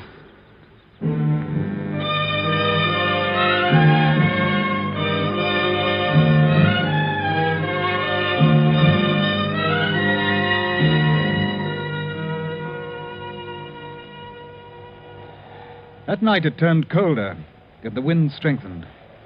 Around 2 in the morning, the sound of it beating against the house woke me up. I lay there with this slow, even breathing of Debbie beside me, and I thought of Jill and Johnny in the room across the hall. We seemed safe, secure. And then I heard it, a tapping on the window. At first I thought it was a loose shutter, and then I realized it wasn't. I got out of bed, went to the window, opened it. Suddenly something brushed against my hand and jabbed at my knuckles, and then was gone over the roof and behind the cottage.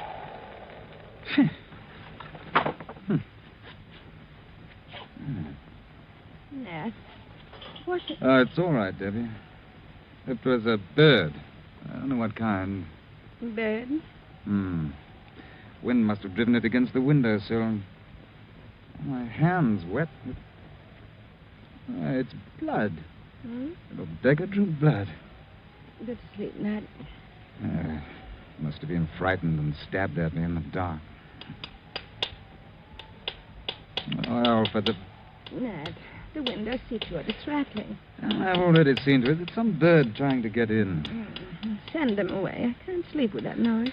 All right. All right.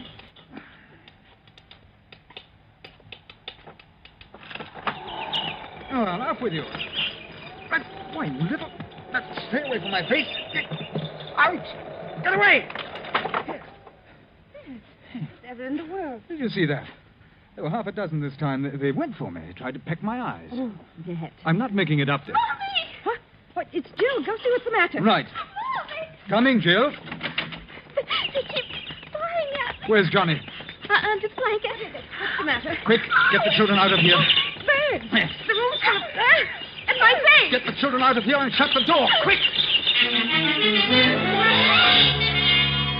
I pushed them out of the room, and now I was alone with the birds. I seized the blanket, and I used it as a weapon, sweeping it right and left.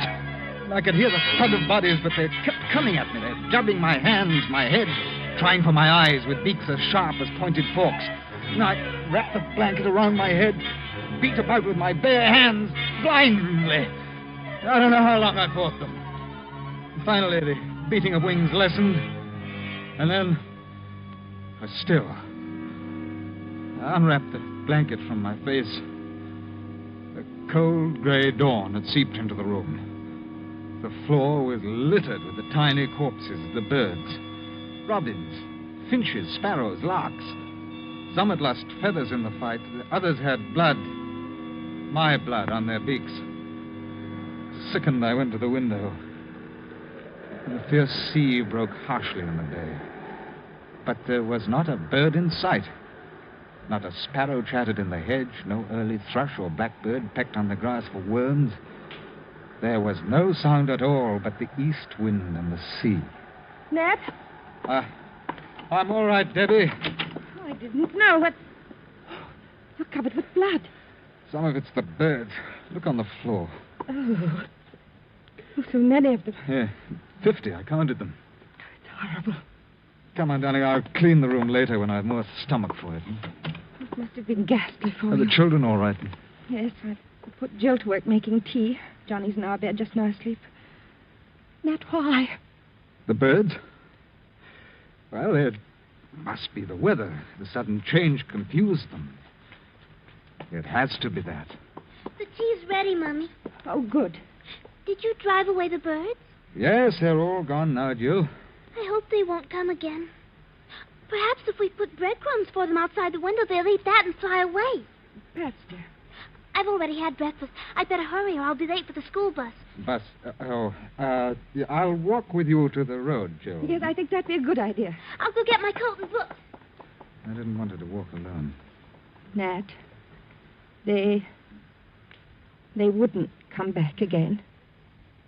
Well, I'll go over to the farm and find out if they heard anything during the night.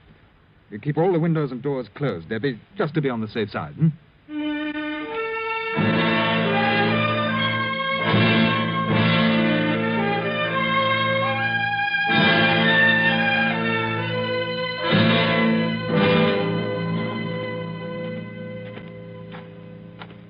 Hello? Anyone about? Hello, Mr. Hawkins. Was the mister around, Mrs. Trigg? Summer's about, but can you tell me where this cold is coming from? Russia? I've never seen such a change, and it's going on, the wireless says. Something to do with the Arctic Circle. We didn't turn on the wireless this morning. Fact is, we had trouble in the night. Oh, Kitty's poorly. No, not exactly, no. We had some trouble with birds. Why, it sounds absurd, but they flew in the window and attacked us. Attacked you? No, Mr. Hawkins. No, I'm not making it up, Mrs. Trigg. There are 50 dead birds on the floor of the children's bedroom. Foreign birds. No, the kind you see about here every day. Really? Well, you ought to write up and ask the Manchester Guardian. They'd have an answer for it. Hey, morning, Hawkins. Mr. Trigg. Mr. Hawkins been telling about some birds last night. Oh? He says they attacked him. Attacked? Are you sure? Quite. Never heard of a thing like that before. Hungry, maybe. Looking for food. You put out some crumbs. Yes, of course. I'll be up tomorrow as usual. Good morning. Ordinary birds, he says. Attacked him. Now, what does he take us for, coming around with a story like that? He's a strange one, he is, with those superior airs. You see the look he gave us when we didn't swallow his story? Attacked him. I think he reads too many of those books.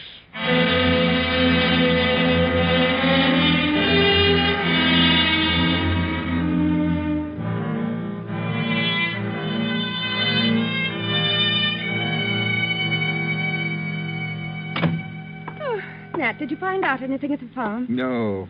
The Triggs' brilliant advice was to put out some crumbs. Debbie, I looked all around this morning. There's not a single bird in sight outdoors. Where's they've gone? I don't know. And the Triggs had no trouble last night? Not only that, they clearly thought I was imagining it.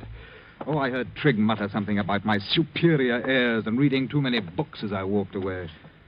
Nothing's real to those clods until it hits them over the head. Well, they're nice enough people, Nat. It's just that they're isolated up here. Well, that's certainly the polite word for it. I haven't been able to face going into the children's room. The birds... Oh, yes, I'll go and clean it up. I suppose the least I can do is give the little beggars a decent burial.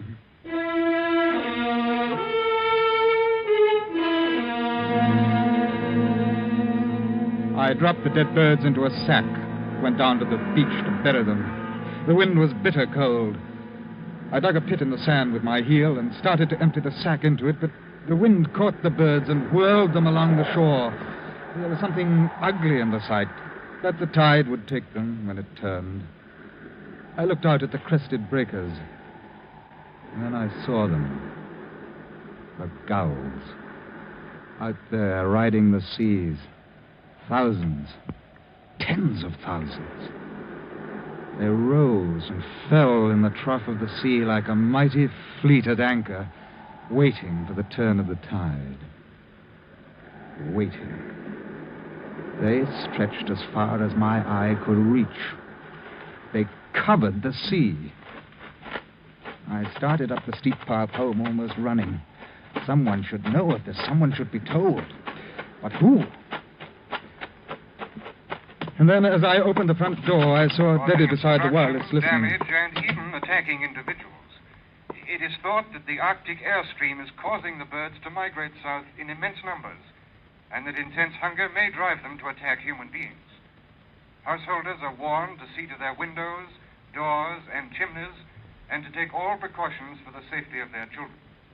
Further bulletins will be issued later. They've been repeating it every few minutes since you left. Well, perhaps now those empty-headed idiots at the farm will know that I was... You sound almost glad. Oh, don't talk rot, Debbie. It's just that when people with half a brain try to tell me Can't that I... you forget that superior attitude of yours, even now? Don't use that word superior to me. I'm sick of it. So am I, Nat. So am I. You... Oh, I'm sorry, dear. This thing has made me a little nervy, I guess. Yes, I'm sorry too, Mattie. Nat, one of the bulletins said the birds seemed to be waiting. For what? I don't know. They said the birds are hungry. What are you doing? No, the hammer. I'm going to get some boards and see to the doors and windows as they tell you to. You think they could break in with the windows shut, those sparrows and robins and such? Why, how could they? I wasn't thinking about the smaller birds. I was thinking about the gulls. The gulls? Debbie, have you ever been close enough to get a good look at a gull's beak? There must be 100,000 of them out there, riding the sea, waiting.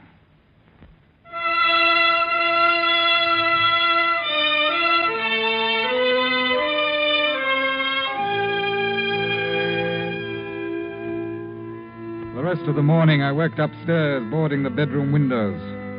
And I wondered whether they'd take these precautions up at the farm. I doubted it. It'd probably be a big joke to the Triggs. But according to the wireless, it was no joke. At first, some of the bulletins had been light in tone, but as the morning wore on, the concern in the announcer's voice became more and more apparent. Well, after I'd finished upstairs, I took the rest of the lumber down, boarded up the lower floor windows. What they ought to do is call the army out and shoot the birds. That would soon scare them off. Debbie, how are we off for food? Now, Nat, whatever next. Now, never mind. What have you got in the larder? Shopping day tomorrow, you know that. I don't keep uncooked food hanging about. It goes off. But I can put some things in tomorrow. Tomorrow? It's only 3 in the afternoon, and it's almost dark. What? Why, yes. The sky. It looks so heavy. Nat, what's the matter? You've gone quite white. Look.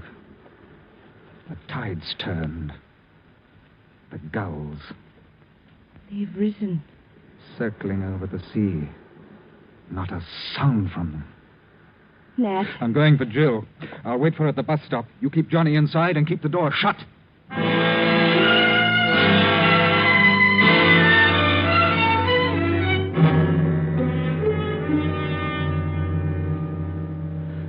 Outside, I looked for a weapon, but a hoe was all I could find.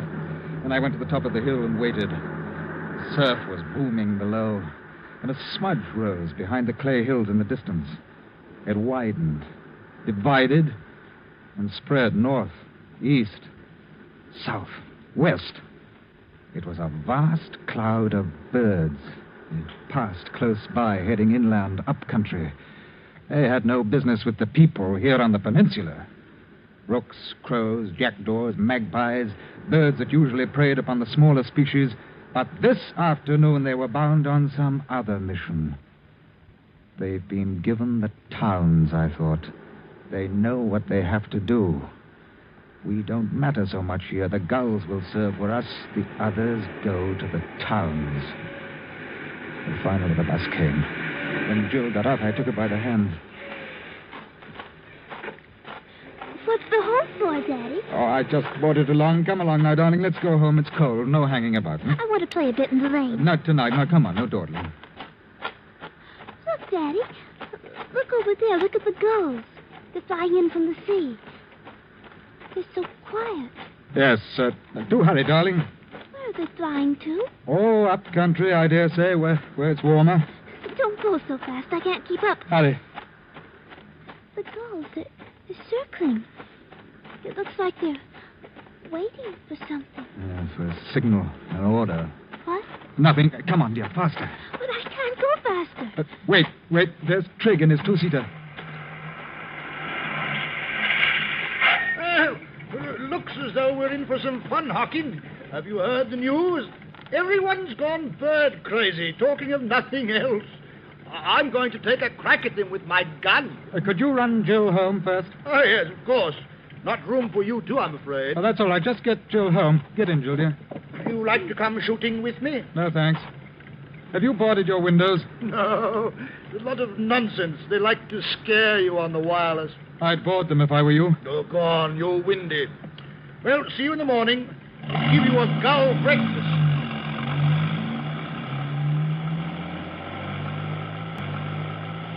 I watched Trigg drive Jill toward the cottage, and then I followed on foot.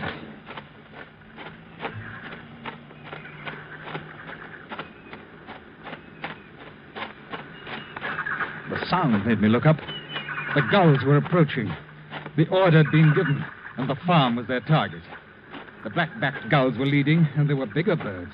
Gannets, terns. And suddenly one of them dove at me, missed, rose to dive again, and then came the others, 6, 7, a dozen. I dropped the hoe, covered my head with my arms, and ran towards the cottage. They kept coming at me from the air with beating wings.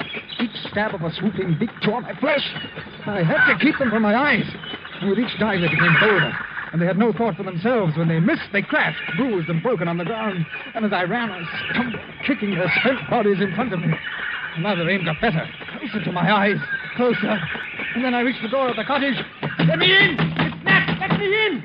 And then, above me, I saw the gannet, poised against the sky for his dive. The gulls drew back, only the huge gannet.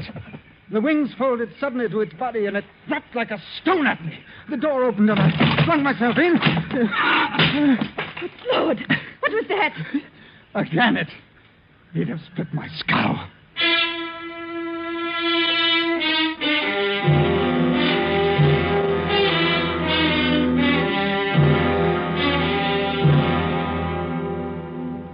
Better now? Yes, thanks. You're quite the wound dresser. Are the children? In the other room. I didn't want them to see you that way. No. Your hands are the worst. I'll be all right. We'd better all sleep here in the kitchen tonight. I'll bring down the mattresses. All right. I fixed something tasty for supper and wasn't prepared. Wait. Listen.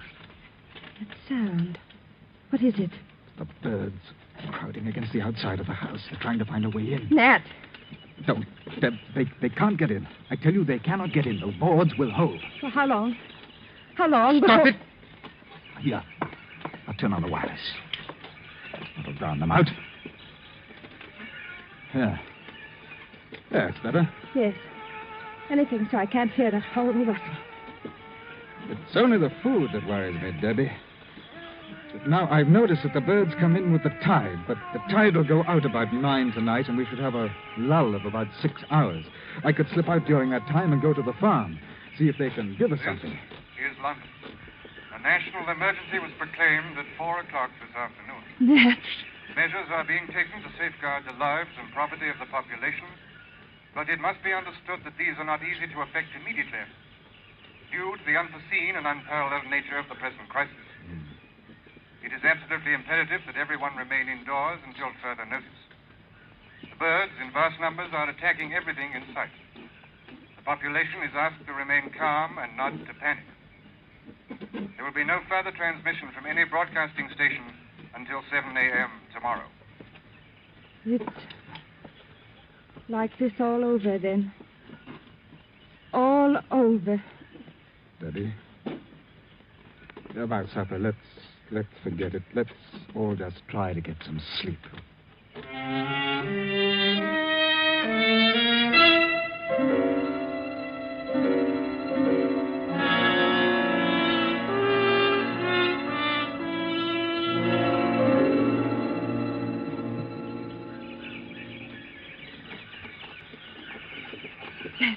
Wake up. Nat, they're back again. But what time is it? A little after 3. The tide's come in again. There's been a queer smell the last few minutes. Rather like burned feathers. What? Burned feathers? The chimney. I forgot to keep the fire up. They're coming down the chimney. No. Where's the oil? On the shelf. Debbie, I'll lift squeezing through the chimney. Stand back. Then throw the oil on the coals. That'll get them. Nat, I can't stand it. Get me paper, wood, anything it'll burn. Hurry. Their charred bodies kept dropping down the chimney. I raked them to one side, but more came. I threw on the rest of the oil. We piled papers on it, kindling, anything. The flames roared higher. More bodies. The stench was unbearable. I kept at it. Finally, they gave up. And I went over to the basin. I was sick.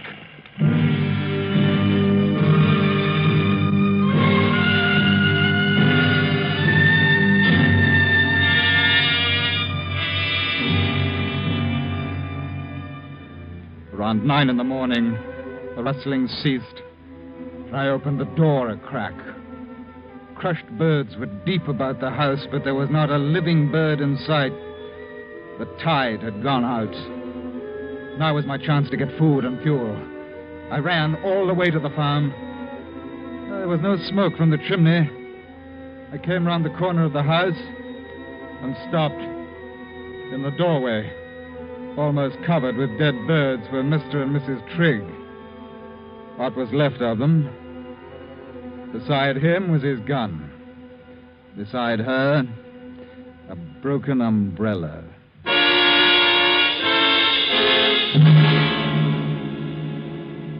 I loaded the two-seater with all the food I could find, enough for perhaps 3 days, and drove back to the cottage. I told Debbie the Triggs didn't need their car for a while and had told me to take it.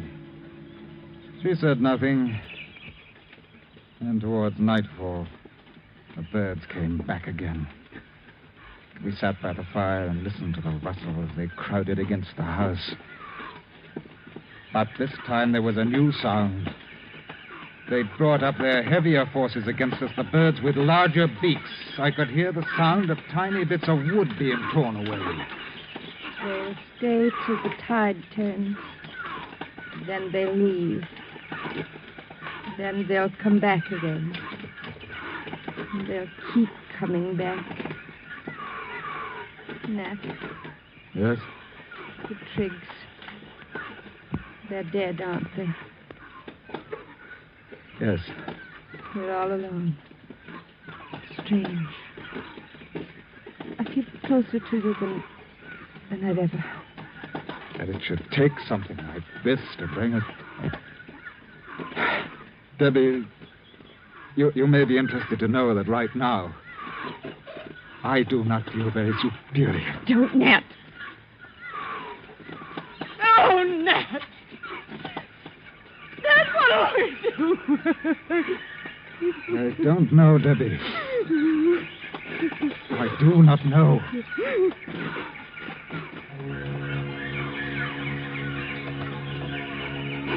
I listened to the sound of the splintering wood, and I wondered how many million years of memory were stored in those little brains, behind the stabbing beaks, the piercing eyes, now giving them this instinct to destroy mankind with all the deft precision of machines.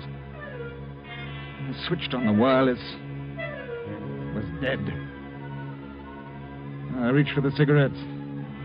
There was only one left in the packet. I lit it. I threw the empty packet on the fire and watched it burn.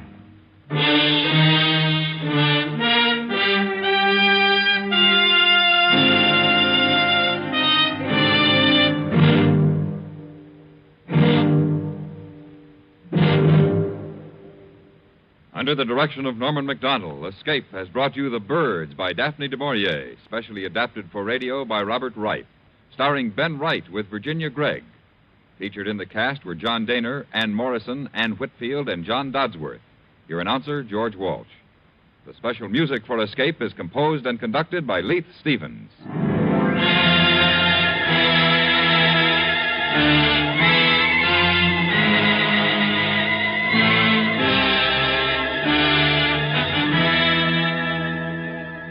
If you like your thrills to be real, your adventure to be true to life, Gangbusters is the show for you. Now, every Monday night, most of these same CBS radio stations bring you the drama that names names, places, and dates in the nation's battle against crime. Stay tuned now for Night Watch, which follows immediately over most of these same stations. Where there's Gunsmoke, there's Western Adventure, Monday nights on the CBS Radio Network. Stay tuned for Night Watch. Herman Hickman isn't the only exciting personality you'll want to hear. Right here at the Star's Address. Of course, where sports are concerned, the famous former football coach at Yale and one-time All-American player is a natural. And he's well worth listening for any Monday through Friday evening at 6:30. But when you're in the mood for musical entertainment, as you're likely to be any Monday through Friday morning at 9:30, Joan Edwards is the person to hear. The melody she sings or plays each weekday morning are as sunny as her disposition. And her friendly personality only adds to the pleasure of listening to the Joan Edwards Show. Monday morning at 9:30 and every Monday through Friday morning at that time. Remember to tune in on Happiness on our lighthearted... America's airwaves shine a little brighter thanks to our friends at CBS. And now, ladies and gentlemen, let's see if you're ready for tonight's radio quiz.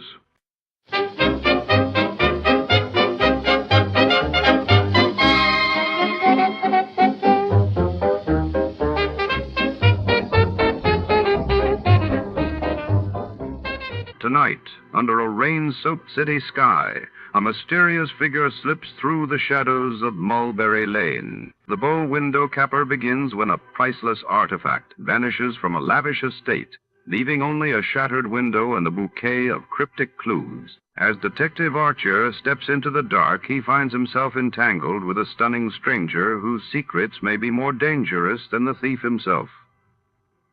What lies behind the glass, and who can be trusted? Before we begin, let's see what happened on the day it aired. It was May 13th, 1949. That day, the world learned that the Soviet Union lifted the Berlin blockade, reopening land routes to West Berlin, while in London, the British Parliament debated nationalizing the steel industry. The Adventures of Sam Spade, Detective. Brought to you by Wild Root Cream Oil Hair Tonic, the non-alcoholic hair tonic that contains lanolin. Wild Root Cream Oil. Again and again, the choice of men who put good grooming first.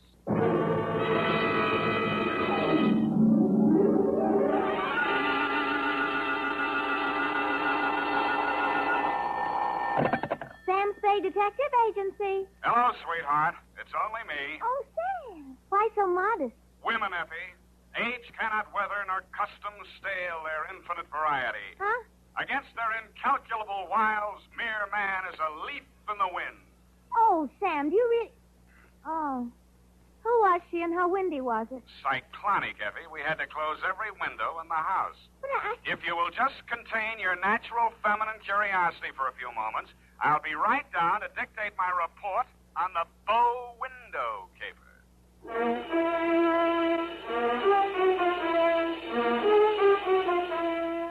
Dashiell Hammett, America's leading detective fiction writer and creator of Sam Spade, the hard-boiled private eye, and William Spear, radio's outstanding producer-director of mystery and crime drama, join their talents to make your hair stand on end with the adventures of Sam Spade. Presented by the makers of Wild Root Cream Oil for the hair.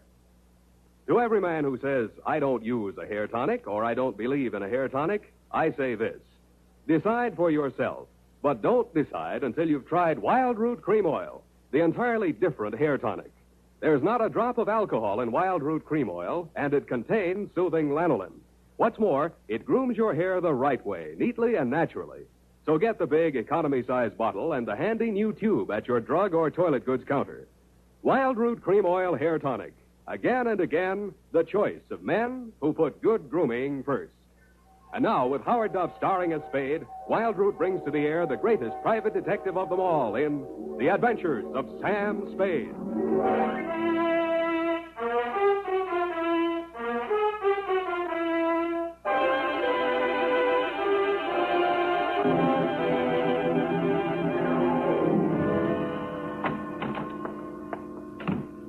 Sam, what's a bow window?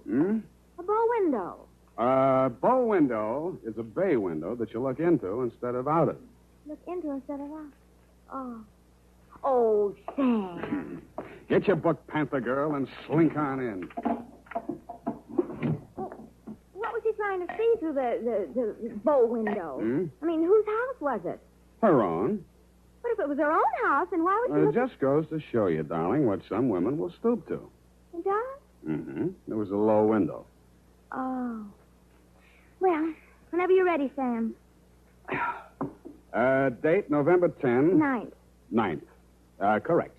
1947. To Dr. Helmut Ries. I was right for once. Yeah.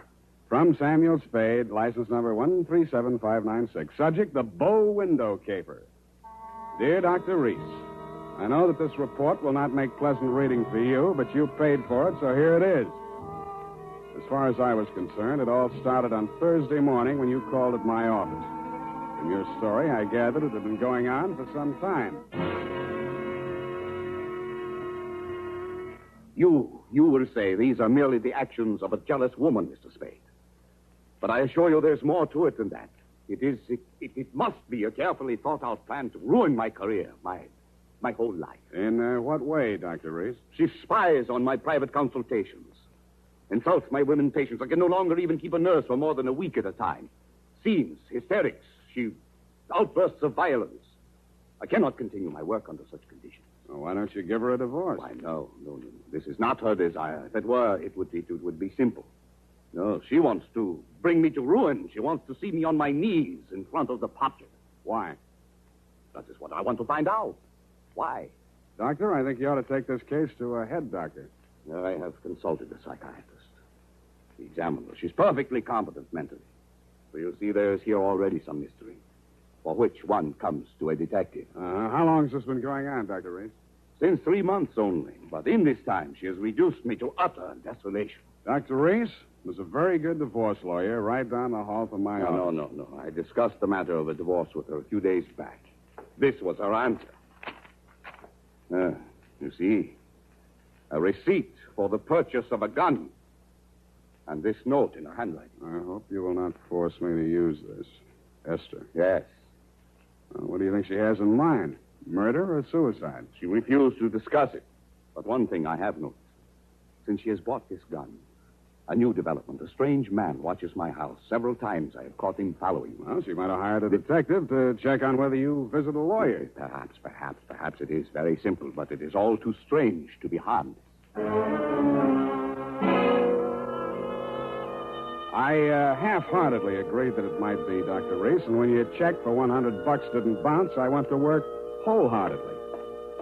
I reached your house on Pacific Avenue just as the street lights were going on.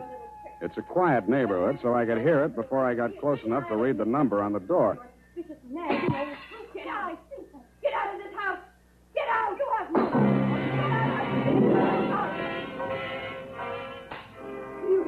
They seemed to be slugging their way toward the back of the house, so I decided to risk an entrance. I found the doorbell, and I was about to punch it when I caught sight of your mystery man. He was crouched in a clump of shrubbery that grew under the bow window at the corner of the house. He was still there with his eyes glued to the window when I walked up behind him. Hey, let go of me. Let go. Come on, you're going inside. Listen, I'm not just a snooper. I didn't say you were. I'm just inviting you inside for a better look. Now, I'm warning you, if you don't let go of me, Stop squirming, will you? Ow! The kick he landed on me wasn't according to the Wrestling Association's rules, but I let him get away with it mainly because I couldn't move for 3 or 4 minutes, and by that time he disappeared down the street. When I recovered my faculties and staggered back to the door, I didn't bother ringing the bell. I just walked in. The hen fight was still going on somewhere in the upper reaches of the house. Then a door burst open on the upper landing, and a girl in a nurse's uniform ran down the stairs toward me, pursued by a pale little woman with a pinched face who was brandishing a pair of brass fire tongs. You brushed past me, Dr. Reese, and headed off the pursuer. Esther, stop this! Stop this at once! Have you gone crazy? Give me those fire tongs. Give them to me. What's the matter, Helmut? Afraid I'll mar your light of love's beauty? What started this? I caught her creeping about the kitchen. She's going to poison my food. Explain to you, Mrs. Reese. The doctor... Oh, don't bother explaining, Miss Robbins. These morbid fancies of hers. Don't think I don't know what goes on in that office.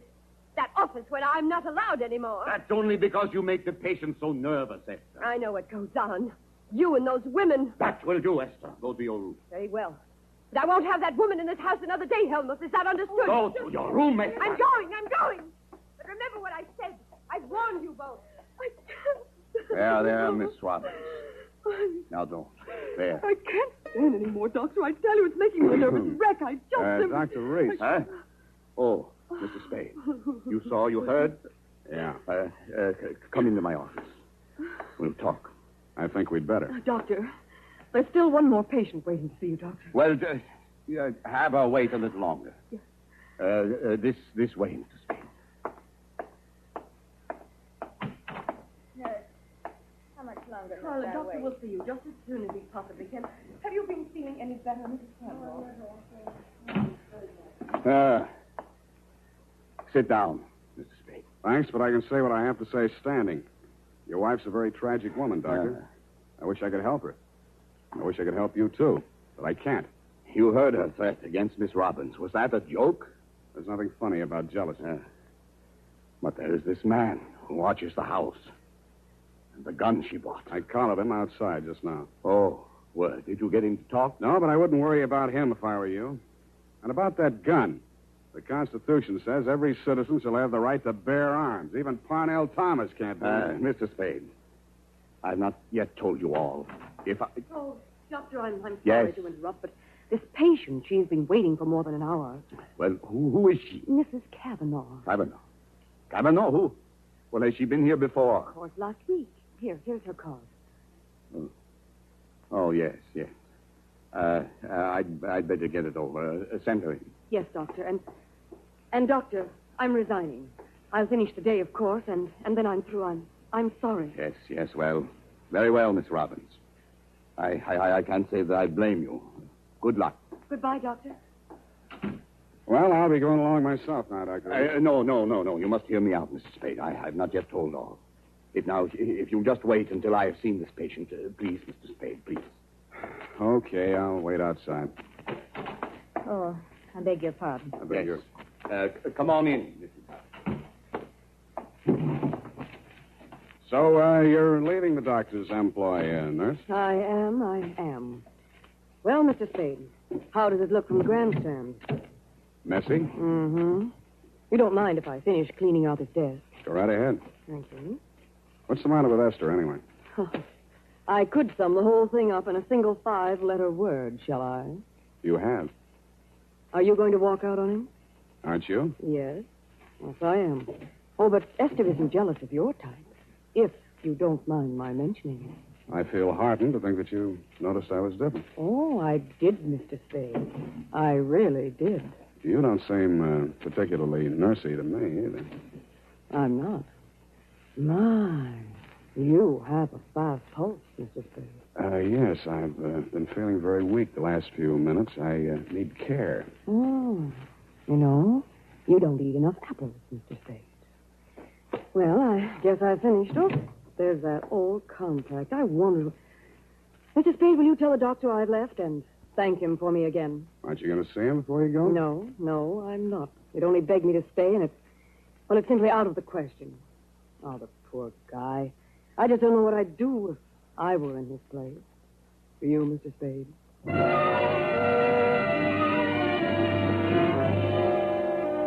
I did, and I told her. She told me I was a victim of hypertension and left me with my mouth open and no thermometer in it. 5 minutes after she'd gone out through the front entrance, your wife came down the stairs looking knowingly at me and the door to the doctor's office and left by the same route. 10 minutes after that, I was halfway through a 1937 National Geographic that was the latest edition on the waiting room table, and it reached the third paragraph on the natural beauties of Winona County, Minnesota. But I never finished.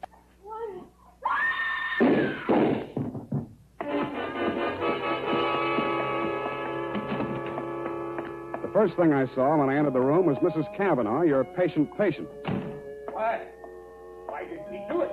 You, Doctor, were standing over her, nervously twitching off the rubber glove from your right hand. You tested her throat for pulse, then listened to a stethoscope. It was purely a formality. One of the .38 caliber slugs had entered the right temple. The other had torn through the base of the skull. How did it happen? I don't know. I had completed the examination and walked over there to put my instruments away. When I turned back, she had a gun in her hand. Before I could stop her, she pulled the trigger. Suicide, of course. Why? Well, I just told her the truth, that there was nothing I or any other doctor could do for her. But she had perhaps a month, perhaps less. She had suffered great pain, of course, for some time. Uh-huh. You saw her shoot herself, you say? Yes. The gun, she took it out of my desk drawer. I'd removed it from my wife's room earlier today. I see. Well, Doctor, this is the neatest suicide I ever saw. No powder burns, and from the way she's lying, she must have shot herself from the direction of that window, at least 10 feet away. She screamed before the shots were fired and had time to fire a second bullet into her head and throw the gun across the room before she fell.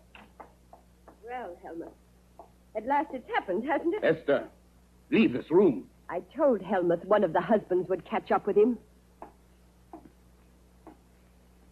Pretty, wasn't she? I don't remember this one.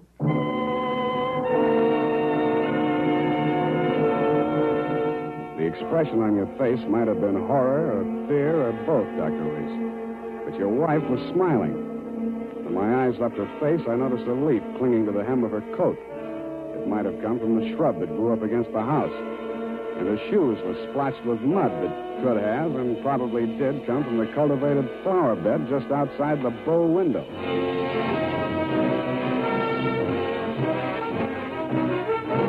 The makers of Wild Root Cream Oil are presenting the weekly Sunday adventure of Dashiell Hammett's famous private detective, Sam Spade.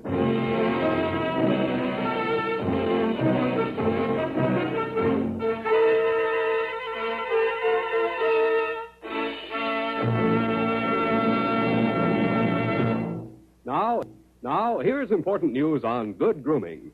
Better than 4 out of 5 users of Wild Root Cream Oil say they prefer Wild Root Cream Oil to all other hair tonics.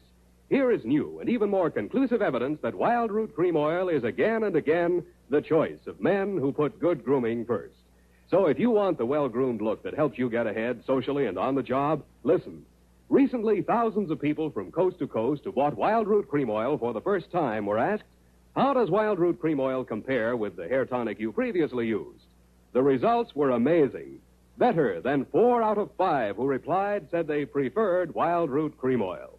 And no wonder. It gives you the advantages that men consider most important. Wild Root Cream Oil grooms your hair neatly and naturally, relieves annoying dryness, and removes loose dandruff.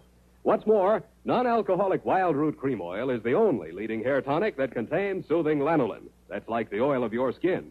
So ask for Wild Root Cream Oil. Again and again, the choice of men who put good grooming first.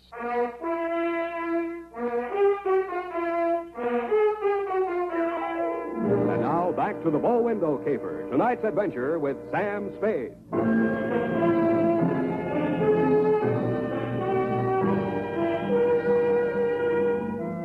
Obviously, there were 2 equally good suspects in the Cavanaugh murder.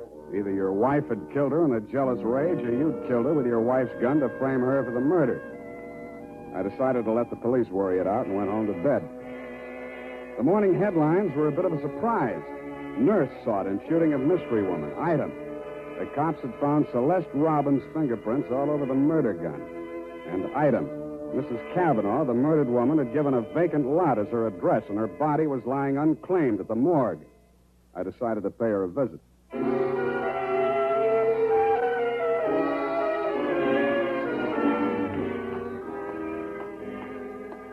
Maxie, hey, Maxie. What? Oh, Sam. Sammy, my boy. Hey, it's good to look on you. How are you, Maxwell? Oh, fine, fine. What brings you here, Sam? The Cavanaugh woman. The Cavanaugh, huh? Let's see who's with us today. Stiftel, Milton, Schwartz, Kelly. I knew him. Nice guy. Feige. Aha. Kavanaugh. Rose. Hello, Rose. Hey, Sam, don't you want to look at Rose? No, I've seen her. Ah. Yeah, just checked her back in. Autopsy. Say, you do collect queer ones, Sam. Now, you take her. Why would anybody in the world knock her off? In her condition, all he needed to do was wait. A month. Couple of weeks. Bad as that, huh? Worse. Anybody claim her yet? Well, they... Hello. Something we can do for you? My name is Kavanaugh. I come for my wife. He was standing with his back to me, and I didn't get a good look at his face until he walked over to the desk with Master. But the voice tipped me even before I saw the face. It was the man I'd caught outside your office window less than half an hour before the murder. If he recognized me, he didn't let it show. I waited while he went in with Maxie. When he came out, there were tears streaming down his face. I'd been waiting for two reasons. I had some questions to ask him, and I had wanted to pay back that jolt he'd given me the night before. I left without doing either. Oh, hello, Sam. Oh, sweetheart, any calls? Lieutenant Dundee of Homicide, Yeah. Dr. Reese, Mm-hmm. and there's a girl waiting inside. Wouldn't give any names. So you let her wait in my private office. And I don't think you'll mind when you've seen her. She's by way of being a knockout. Well, thank you, Effie. That was very thoughtful of you, dear. You're welcome, Sam. Sam, please don't be angry with me for coming here. I had to talk to somebody. What you need is a good criminal lawyer, Nurse Rodder. Oh, no. Do you think I killed that woman? How did your prince get on that gun? And don't tell me she threatened you with it and you grabbed it out of her hand. No, I didn't. I did nothing at all. Take it easy, Nurse. Take it easy. Would you like a drink or something? No, of course. Thank you anyway. I'll be all right. Well, she came in from shopping 3 days ago. Just as nice as pie. And she came creeping around. You know how she is. And she said, I bought something today. It's lovely. And with that, she hauled this gun out of her handbag. And so, to humor her, I took it and I looked at it. That was foolish. It certainly was foolish. Well, nickel-plated, ideal surface for fingerprints. And I remember she was wearing gloves. Struck me as peculiar at the time, but I'm so peculiar at the time, but I'm so stupid. I didn't think of it until just now. Everything's a little peculiar about this caper. A woman who was dying anyway gets shot. Nobody even seems to know who she was. Doesn't make sense. No, it doesn't make much sense, does it? What should I do, Sam? Give myself up? I think you should. Yes, I thought you'd say that. All right, phone the police. You got a lot of courage. Sure you don't want a drink? No, thank you. I'll be all right. I'll be all right. Homicide. Dundee. Dundee, Sam Spade. I got the Robbins girl here in my office. She wants to check in. Oh? Well, tell her to forget it, Sam. Reese's wife just made a full confession.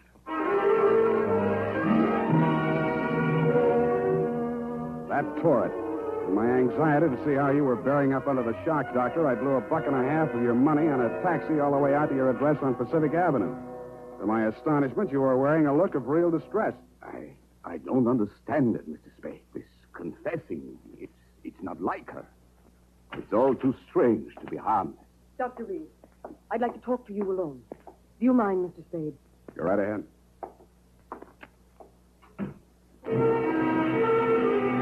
I strained my ears outside your consulting room, but all I could hear was a few vague murmurs.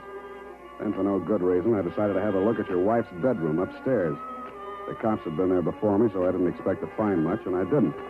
I was tapping the woodwork for secret panels or something when I heard a heavy tread on the stairway. I wheeled around, my hands inside my coat. A jolly-looking character in coveralls was standing in the doorway. Home Electronics. I beg your pardon? You're Hagen. Home Electronics. I come to take the equipment. What equipment? And a dictograph. She don't need it no more. Ask me, she heard too much. Mrs. Reese had a dictograph installed? Yeah, a rental-type installation. This here's a speaker. My own design. Looks like a portable radio, don't it? Yeah, where's the other end? Where's the microphone? It's in the doc's private office. You interested, eh? Yeah, turn it on, will you? Oh, sure. We'll get it tuned in a minute there. Oh, feedback. Wait a minute, I'll fix it. Let her talk.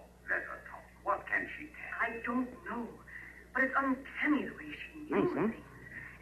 word we spoke together. That's because of the dictograph. They rig, huh? Shut up.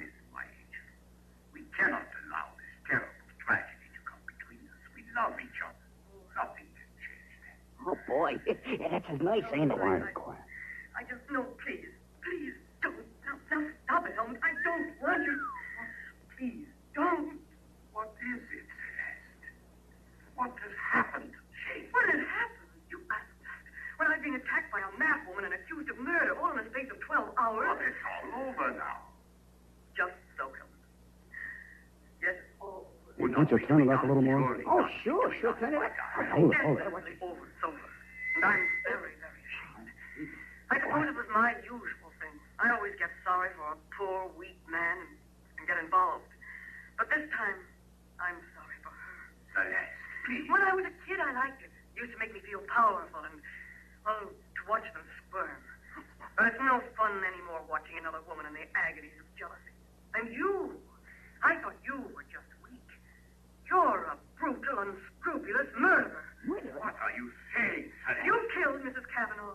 What, that's impossible. You stood deliberately in that window and you fired 2 shots right at Hey, what gives you? Why weren't my fingerprints on that gun? Because you were wearing your rubber gloves, Doctor. Celeste, don't say any more. No.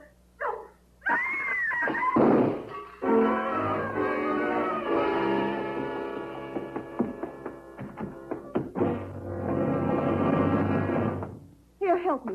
Help me get his shirt off, Mr. Spade. He's been shot. Who shot him, you? Through the window, the same man, the one who watched the house. Hold this tourniquet tight, please. Nothing. A flesh wound. His aim was bad. Yeah, too bad. Cavanaugh, you still out there? You got nothing to worry about. He's still alive. I missed him. Give me a hand. Come on. That's it. I missed him. That was lucky. You're taking the rap for your wife's murder, too, if you're a better shot. He did it. He killed my wife. I was at the window. I saw him. What I don't understand is why his wife confessed. She loves him, Mr. Cavanaugh. You should understand that. I guess that's what happens to love when it gets crossed up. Why didn't you tell the police what you saw? They'd have hung it on me. She was a stranger to everyone else. I'd been quarreling with her, suspicious, acting like a maniac. She never told me. She must have been going to one doctor after another, trying to find one that would give her one ray of hope. In pain all the time, too, and never letting on. Never. Even after that first visit she made to Reese's office, I didn't tumble. I thought she was meeting him on the sly. And I followed her both times. That last time I carried a gun. I might have killed her if what I suspected had been true. I'm very sorry, Mr. Cavanaugh. I didn't realize. You're pretty late with your regrets, Doctor. I don't quite figure either. Maybe the prison psychiatrist can. Dundee homicide. Dundee, tear up Mrs. Reese's confession. Come on over and get the doctor. Dr. Reese? Yeah. By the way, he accidentally shot himself in the arm. Isn't that right, Doctor? What? Oh, yes. Accident. Why didn't she tell me? Why didn't she tell me? I don't know, Cavanaugh. Women. Sometimes they make too much sense, or we don't make enough, or maybe we're all crazy.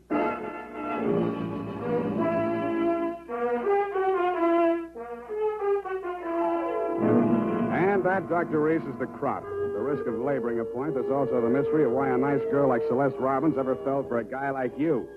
You'll have plenty of free time to think it over between now and the trial. If you find the answer, drop me a line. Period. End of report. You know, Sam, that's Celeste. I like her. I wish we could do something for her. Well, I've already thought of that, Evie. Oh? What are you going to do, Sam? Write that up, sweetheart, and I'll write you a happy ending. Here's how you can find out whether the hair tonic you're using today is giving you what you ought to get in good grooming.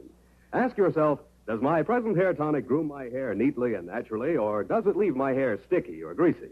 And does it relieve dryness and remove loose dandruff, too, or does it do just a halfway job? Unless you can honestly say that your present hair tonic does all that for your hair, you owe it to yourself to try Wild Root Cream Oil right away.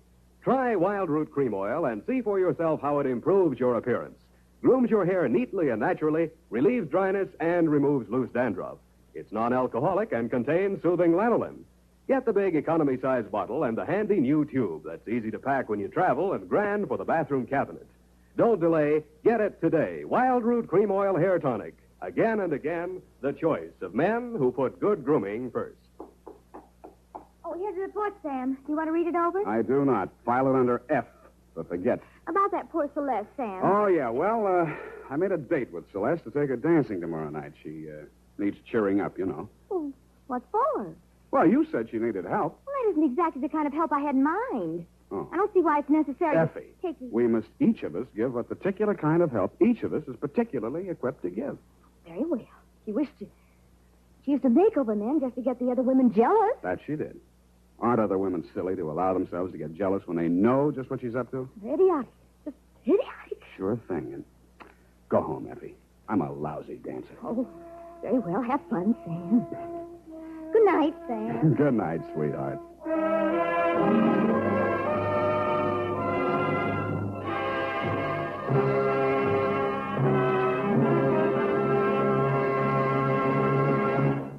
The Adventures of Sam Spade, Dashiell Hammett's famous private detective, are produced and directed by William Spear. Sam Spade is played by Howard Duff. Lorene Tuttle is Effie. The Adventures of Sam Spade are written for radio by Bob Tallman and Gil Dowd, with musical direction by Lud Gluskin. This is Dick Joy, reminding you that next Sunday, author Dashiell Hammett and producer William Spear join forces for another adventure with Sam Spade, brought to you by Wild Root Cream Oil. Again and again, the choice of men who put good grooming first.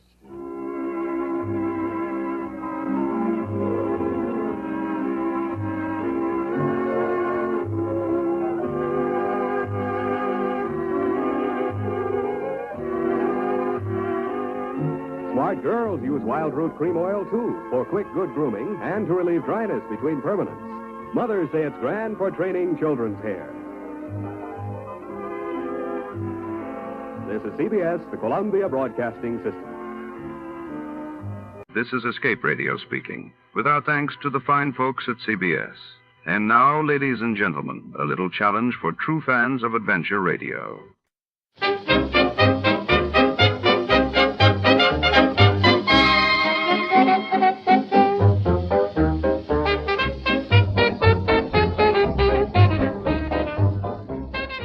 We proudly thank our partners at CBS for tonight's broadcast. And now, before our next mystery comes alive over the airwaves, here's a touch of music to set the mood.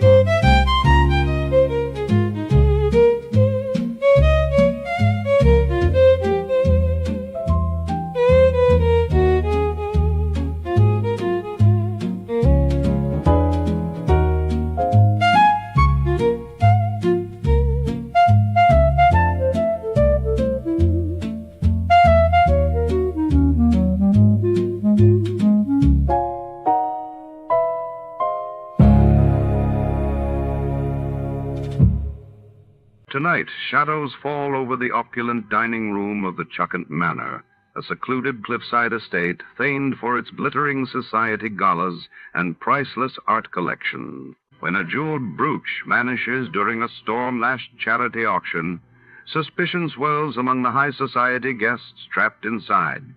Our detective must sift through champagne secrets and whispered threats to uncover the truth. Danger and deception are on the menu. Before to start, let's see what happened the day it was aired. It was April 17th, 1952, that day. The world was gripped by news of the U.S. successfully testing the first hydrogen bomb in the Pacific, while in Europe, Queen Juliana of the Netherlands announced sweeping post-war social reforms. Johnny Dollar. Lucian Peterson here. Luke, how are you? Just fine, Johnny. How are you? Still out there in dear old Seattle, Wash? Yep. And still holding down a job with Western Maritime and Life?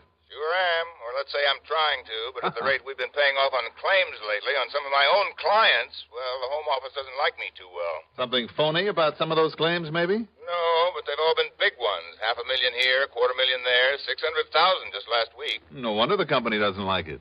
So right now, I don't want to have to pay off on Mrs. Myra Brittingham. That is, if I can help it. Well, I don't know Myra Brittingham or anything about her, but if you've insured her and she is now dead... That's just the point, Johnny. She isn't. Hmm? Not yet. Oh? But maybe somebody would like to see her that way? Well, I don't know, but I think so. Or maybe this hunch of mine is all wrong, Johnny. And I'll be the first to admit it, that this feeling, this worry of mine is nothing more than a hunch. If I were to tell the police about it, they'd probably laugh in my face. Well, I don't know, Luke. I've had some pretty wild hunches work out for me more than once. I know. That's why I've called you. I hope you can fly out here and, well, see what you think. See if you think he's liable to try it. He? Yes. Who? Her husband, Mark. Oh. Yeah. Well? Sure.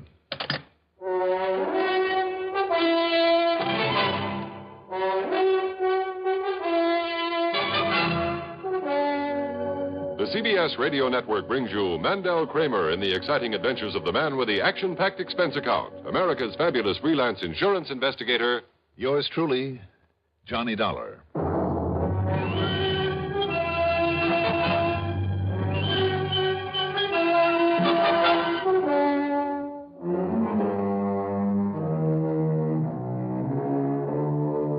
Expense account submitted by Special Investigator Johnny Dollar to the Western Maritime and Life Insurance Company, Seattle, Washington office. Following is an account of expenses incurred during my investigation of the Chuckanut Matter.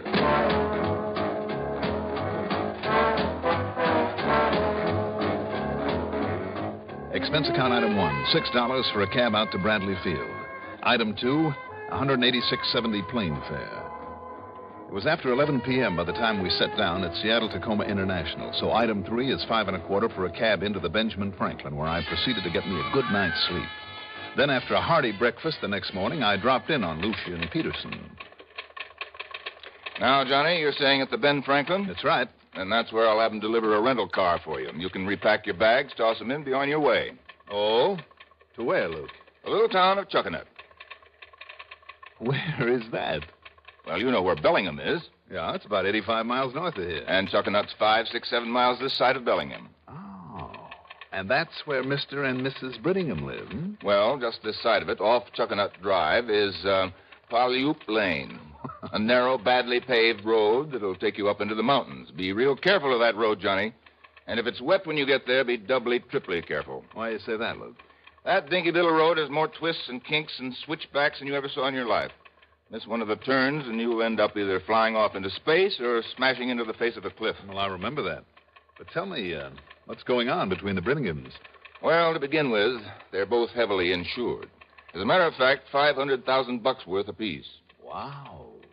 Yes, and they're insured in each other's favor. I see. Mark Brittingham is about 35, Johnny, and all his life he's been nothing but a playboy and a sportsman. Mm-hmm. Living first on the money his father gave him, and now on the insurance left him by his last wife. Oh, then Myra's number 2. Hmm? Myra's number 4. Oh. And, Johnny, I'm as sure as I am that I'm sitting here that the only reason Mark married her is because she had one of those incurable diseases. Only a few months to live type of thing. I see. Yes. Then modern medical science, not long ago, suddenly, unexpectedly, found a complete cure for it. Mm-hmm. Tell me, Luke, did his former wife die of some incurable disease? Well, that's what the police and company investigator and the court decided. Johnny, I've always suspected that he somehow helped the old biddy on her way. Now you think he wants to do the same for Myra, so he can collect on her insurance, huh? I do. You have any concrete evidence, Luke? Well, it's no secret that Mark and Myra haven't been getting along lately. Things have been pretty tense between them. Why? Well, Myra's 5 or 6 years older than he is. Still a very attractive woman, Johnny, believe me. But she's older than he is. Mm-hmm. Also, that woman has more expensive taste than anyone I've ever known. In other words, instead of dying off like he thought she would and leaving him a lot of money, all she does is spend it for him. I see. So instead of having plenty of dough for the racetracks and nightclubs and parties and so on, he's having to reef in his sales. And the only way he can ever get together a sizable hunk again is by having her dead. Well, you think he'd go so far as to kill her? If he can get away with it, yes. Because evidence to the contrary notwithstanding, Johnny, I still think that's what happened to the last one. Well, if he should, he'd never collect the insurance. If we could prove it. Well, yes.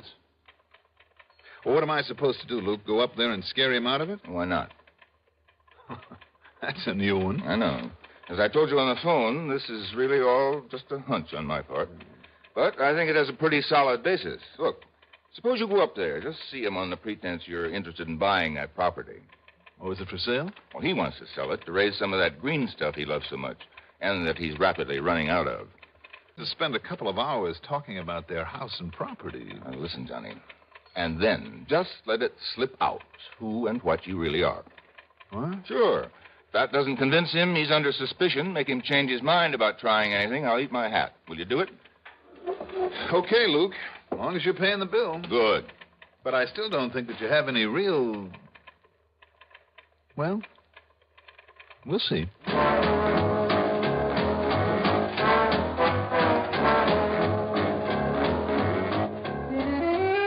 The weather was clear, and the drive up to Chuckanut was a pleasant one.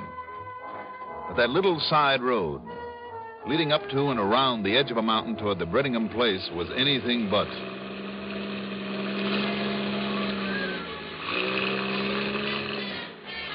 A couple of times, on an outside turn on that tortuous, narrow asphalt, I could catch a glimpse of the house, far above and nestled in among the trees. But most of the time, I was too busy watching the road. Until suddenly, as I rounded a particularly sharp, tight outside turn... Whoop! Hey, watch it there! Directly in front of me was a police car. In front of that, smashed head-on into the face of a cliff, was one of the new compacts, the whole front end of it bashed in. Well, now, mister, who might you be? How are you, Lieutenant? Only it's Sergeant, Police Sergeant Bill Foreman. Oh, Sergeant? Well? My name's Johnny Dollar. What? The insurance investigator? That's right. Well, I'll say this. It sure beats me how you found out so quickly. Found out about what? That stiff in there in that car that smashed up. Stiff? Who, Sergeant? One of those crazy Brittinghams that have been tearing at each other's throats for so long now that one of them just plain had to go. Which one, Sergeant?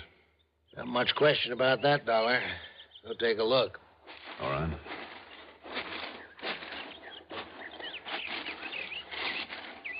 Yeah, Dollar, that's Mr. Mark Brittingham. What's left of him. Mr. Brittingham? Hey, you sound surprised. Yeah, I am. You know him? No. Oh, his wife, then? No, Sergeant. I never met either of them. How did you find out about the accident? I got a call from his wife, Myra. Said Mark's been away for a while. He wouldn't be back until sometime early in the week, so she was all alone. Yeah? Said she was sitting up there on the porch. You notice the porch that sticks out the side of their house up there, Dollar? No, it's so far away, and I was so busy driving. Go on. Well, when you walk back to your car, there on that outside curve, maybe you can see it. Anyhow, she caught glimpses of a car coming up the road. Whose it was, she didn't know. And, well, her being alone, she didn't want any prowlers around, so would I come take a look? So?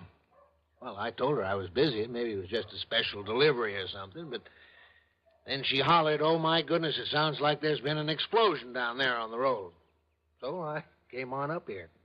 She didn't recognize the car? This morning sun right in her face, and the car only showing itself now and then on those outside curves. But just take a look at that sun. Ah, I see what you mean.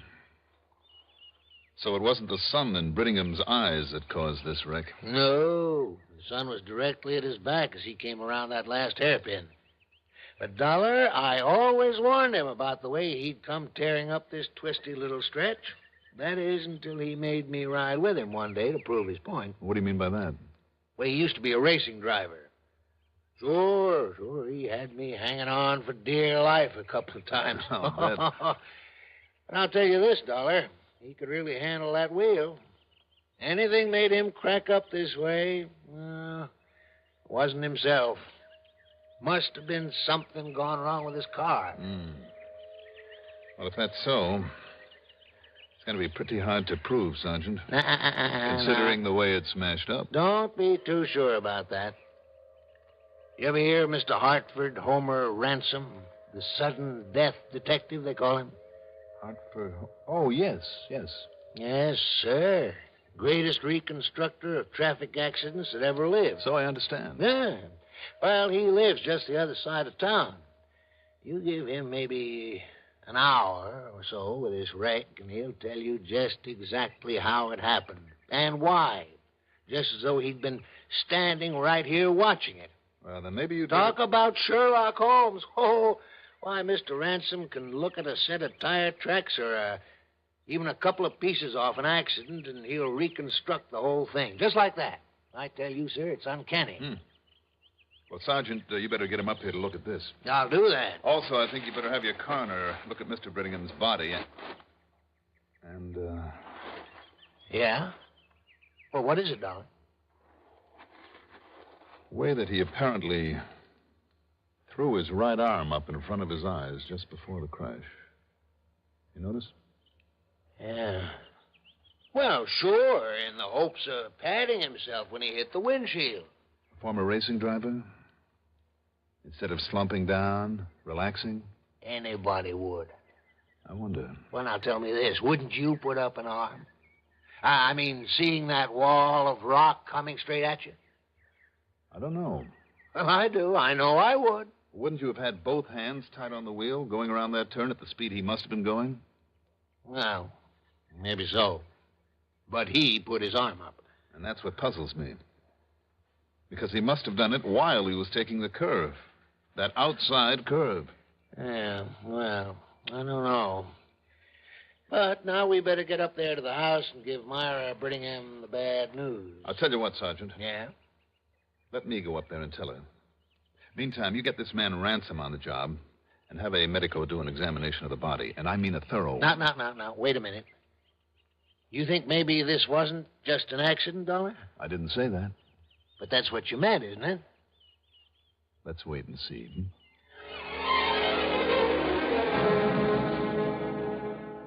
The Brittingham place, built there on the side of a mountain among the trees, was quite an establishment.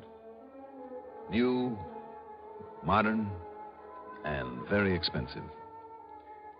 As for Mrs. Brittingham, Myra, well, Lucian had said she was about 40. She didn't look it.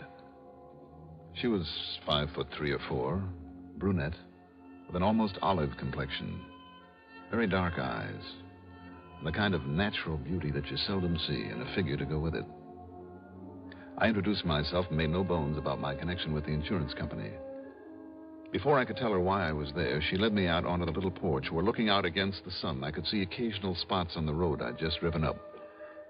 And then, calmly and with a self-control that I hadn't expected. Was it Mark, Mr. Dollar? I'm afraid so. He's dead, isn't he? Yes. Well, I knew it would happen sometime. I warned him over and over about the way he drove so madly up and down that crooked little road, in spite of the fact he'd driven expensive racing cars when he was younger. I knew he'd kill himself sooner or later, and now he has. I'm sorry, Mrs. Brittingham. Are you? I'm not. What did you say? It rather settles things, doesn't it? Does it? We hadn't been getting along, Mark and I, for quite some time. And I know it was partly my fault. Why do you say that? Because of money, Mr. Dollar. You see, I married him for his money because I thought that for the rest of my life he'd be able to give me all the things I'd always wanted. Yes? Oh, it was all great fun with him while he still had it. The big parties night after night, the racetracks all over the country, theaters, nightclubs. I even put up with his silly hunting and fishing up here. But when the money began to run out and we had to sell the big home in Bellingham and the cars and get rid of the servants and settle down in this little place, I've hated this place, Mr. Dollar. And I hated him. And we fought like spoiled, hysterical children. But you see, when he knew the money was getting low, well, if he had any gumption, he'd have got himself a job of some kind. For once, he'd have had to work for a living. But instead, he only got moody. He drank a lot, acted very strangely. Began looking at me in a peculiar, frightening kind of a way. Oh? And then, because of something he said one night, I began to fear him, what he might do. Go on, Mrs. Brittingham. Oh, I know, Mr. Dollar. He was upset that night because we'd had another argument, a terrible argument. And he'd had too much to drink. But he started laughing to himself, quietly chuckling to himself. And then he tried to say it lightly, as though he might be joking, but he said... Yes? He said, wouldn't it be nice for him if I should die, like his wife before me had? Then he could get a little fun out of life again, on my insurance money. It frightened me, Mr. Dollar, terribly. I can't say I blame you. And then these long trips and leaving me alone like this. Trips to where, do you know? No. Oh, I've wondered if he hasn't been out looking for someone to take my place. Or just planning some way to, Well, it's all over now.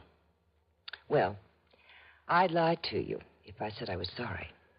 You know, of course, that you stand to collect some $500,000 of insurance. Yes, I know. And I'll use it to get as far away from here as I can. Can you blame me? I want to talk further with you, Mrs. Brittingham. Of course. First, though, I'd better check out the police report on this accident, purely as a formality. Of course. So, if you don't mind.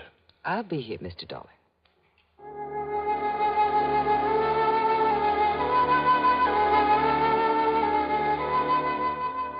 Why paint herself so black to me? To impress me with her honesty? So I'd dismiss any thought that she might have somehow had something to do with the accident? And another thing, a little thing.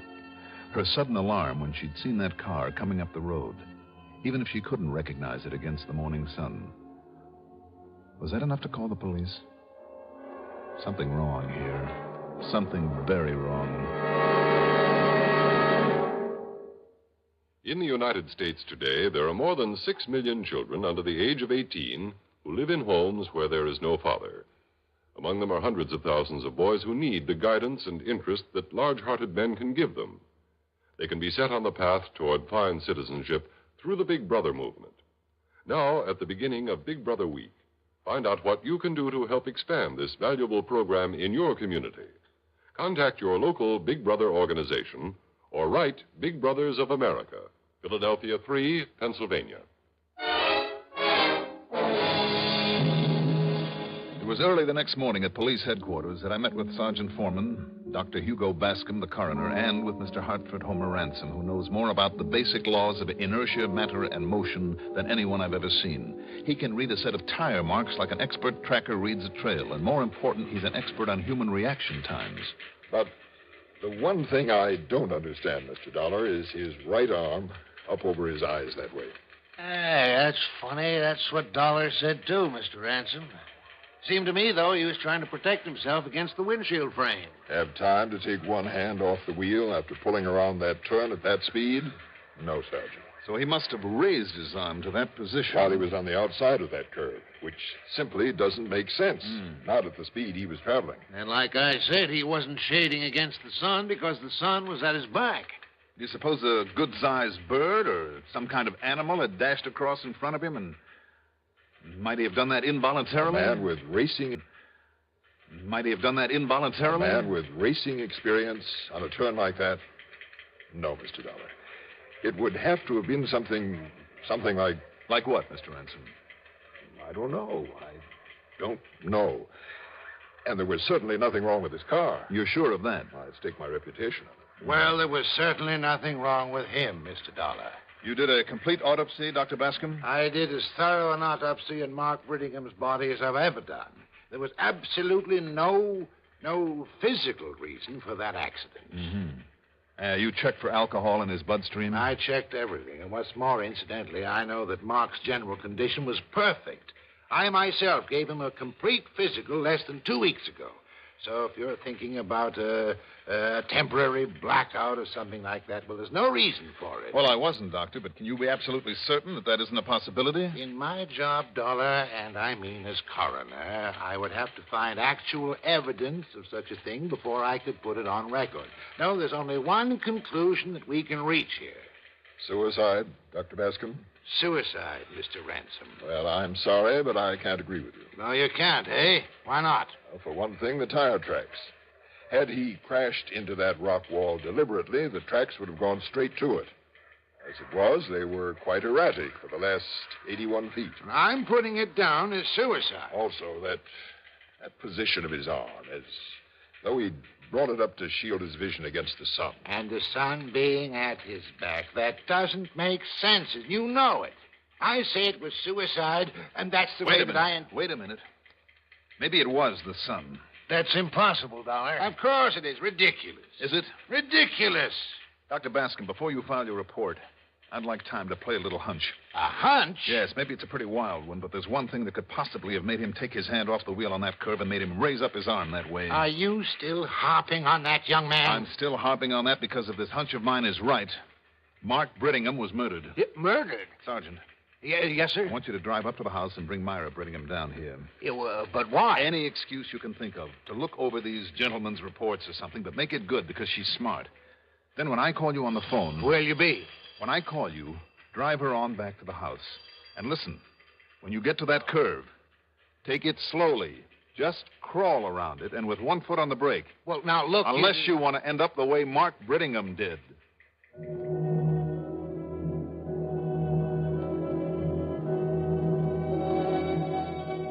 When the sergeant got her away from there, I went over that house top to bottom.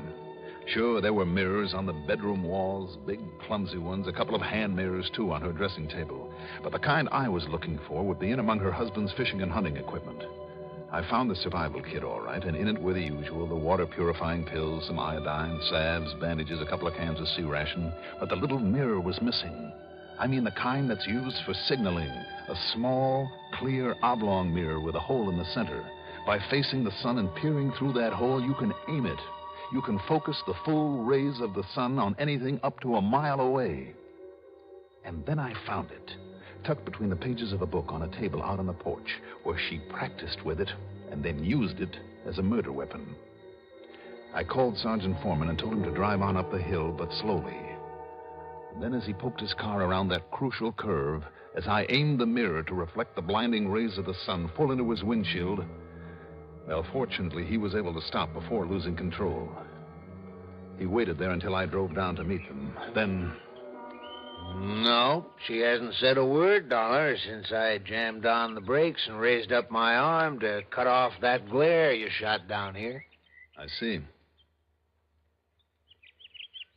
Well, Myra? How did you know? How did you know that's the way I killed him? I didn't. It was purely a hunch, I guess, but it looks like it paid off, doesn't it? $500,000? That's a nice round figure. A lot of money. But don't they ever learn that even millions aren't enough to murder for? Expense account total? Oh, call it a nice round figure, like, say, $391.18. Yours truly, Johnny Dollar.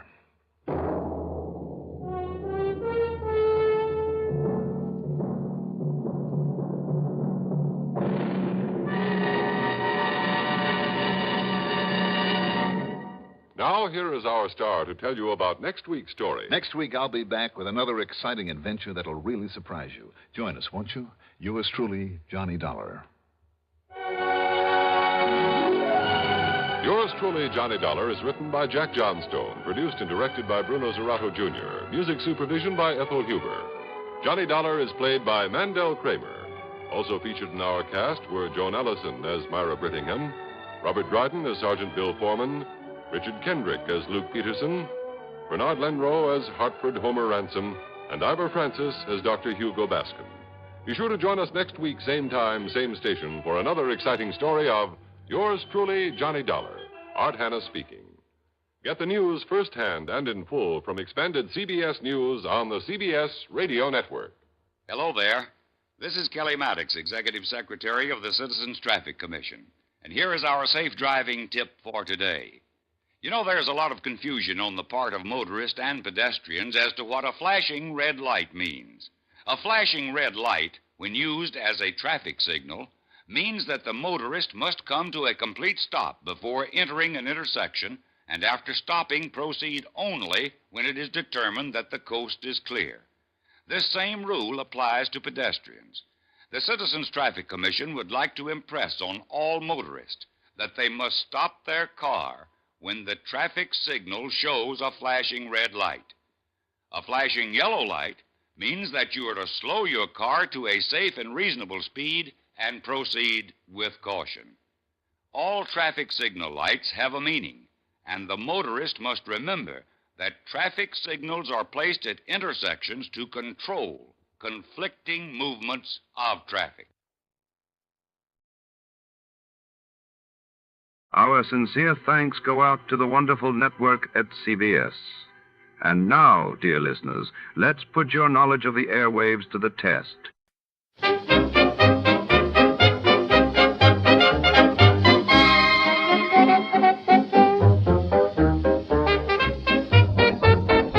Tonight, under the flickering neon lights and the ever-watchful gaze of the city, a secret unravels behind the velvet curtains of daytime television. When the leading lady of a beloved soap opera vanishes during a live broadcast, our hard-boiled detective is plunged into a world of scripted passions and unscripted danger. Who's pulling the strings, and can he solve the case before the final curtain falls? Stay tuned for a tale where nothing is as it seems. Before we begin, let's see what happened on the day it aired. It was March 17, 1947. That day, the world witnessed Britain announcing the end of its mandate in India, setting the stage for independence, while in the United States, President Truman delivered a pivotal speech urging Congress to aid Greece and Turkey, marking the dawn of the Truman Doctrine. The National Broadcasting Company presents The Adventures of Sam Spade, Detective.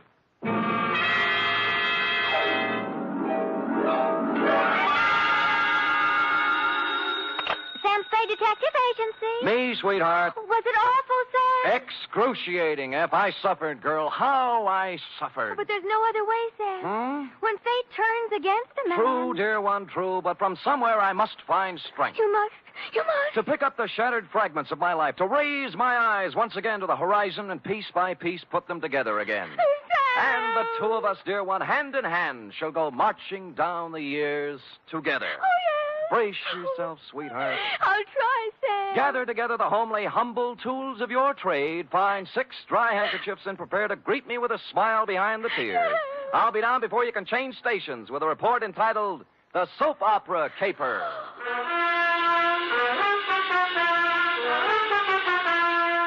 For NBC, William Spear, radio's outstanding producer-director of mystery and crime drama, brings you the greatest private detective of them all in The Adventures of Sam Spade.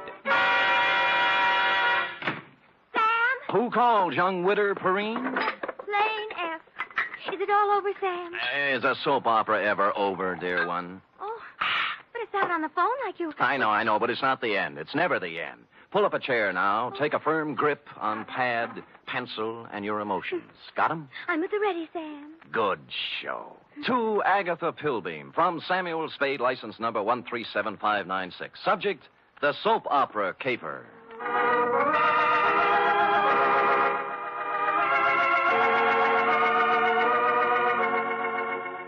was I to know what was on her mind?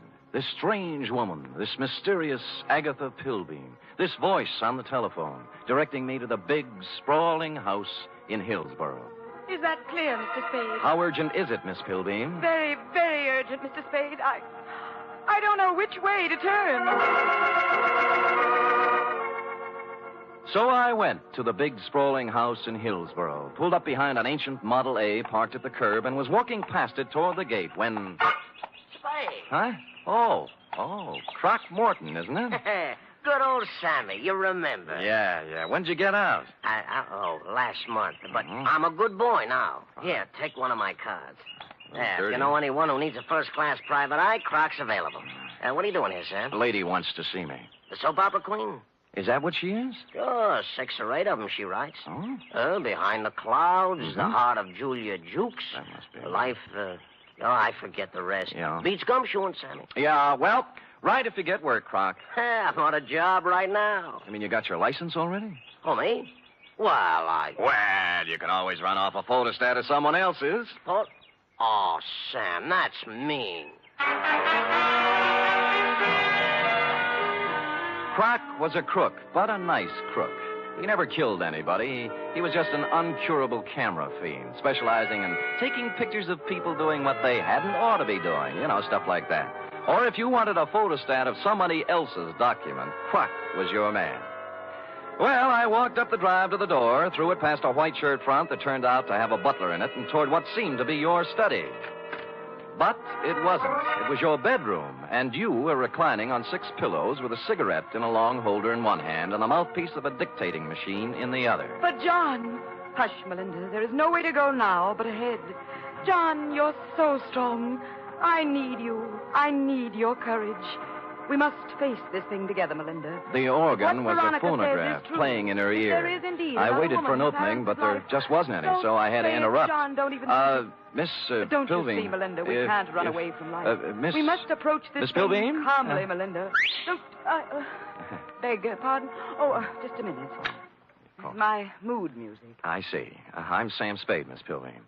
Come sit beside me, Mr. Spade. Well. It's time we talked things over. Well, thanks. Oh, maybe you'd better start at the When beginning. a woman reaches 40, Mr. Spade, she comes to lean upon her man. Oh? To look upon him not just as someone to cherish, but as a source, a spring, a fountain of strength. Mm-hmm. Are you still dictating? I'm talking about me, Mr. Spade. Oh. Whom can I turn to? Whom? I grope, I flounder in the darkness. I cry out, I listen in vain for an answer. But there is none. Well, you always have a better chance of getting an answer when you ask a question. What do you mean? What are we talking about? What indeed? Well, I haven't caught the show lately. You'll have to bring me up to date. Why don't you run through the announcer's part, will you? You know, right after the organ when he says, when we left Julia Jukes yesterday... I'm sorry. I thought I told you on the telephone. No. For many days now, I've seen somewhat of a strange new look on my husband's face. Husband? Dr. Martin Hawkes. Oh, you're married. I thought it was Miss Agatha Pilbeam. 2 years ago today, I met young Dr. Hawkes and married him. Good. Life became beautiful, a gay, laughing thing, a road to happiness. And then... Then? A cloud passed over the sun. Martin became moody, silent. I tried to penetrate the shell, but he only drew farther into it. A strange, terrifying crevasse seemed to have opened up between us. Well... What is it, Martin? I asked him repeatedly. But he'd only stare silently out the window. And finally walked silently from the room. Well, how long did this go on? How long a series did you get out of it? For weeks, until a few days ago when the final blow fell. It was evening, and Agatha and Martin were at dinner. Let's look in on them as... Oh, sorry. We were at dinner when the doorbell rang, and I answered it. It was a telegram from Martin. From Mexico. I gave it to him and watched the blood drain from his handsome features as he read it. His hand trembled, his jaw clenched. But you forced yourself to speak. Yes. What is it, Martin, I asked. Tell me, please, for the sake of our love. And he... Looked down at me as if I were a stranger. What? And then he crumpled the telegram, threw it savagely into the fireplace, and strode silently from the room. Here, I rescued it from the flames. Read it. Thank you. Regret must confirm your worst fears, Cardoza. What is the terrible secret of Martin Hawkes? Yes. Why did he act so strangely when the mysterious telegram arrived from Mexico? And above all, where is he? You mean he didn't come back? He's been gone for 4 days, Mr. Spade. I must find him. Now, of all times, I need his love. When a woman reaches 40... I know. What do you mean, now of all times? It's been just a week now since the report came back from the laboratory after my physical examination. Oh. The doctor from Vienna. Mm-hmm. You see, Mr. Spade, I, too, have a terrible secret. Well, don't you want to tell me about it? Yes. I have a very rare, incurable disease. There are only 6 short weeks to live.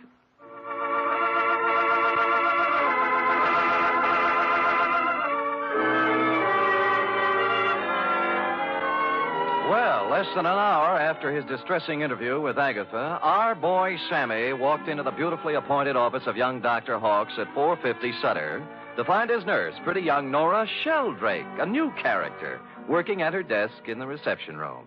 In response to a question from Sammy, we hear Nora saying, I have no idea where Martin has gone, Mr. Spade, but I can tell you why. Tell me, Nora. Please feel free to tell me everything.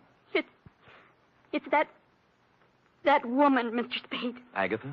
Yes, Agatha. Mm-hmm. She never understood Martin. She doesn't understand Martin.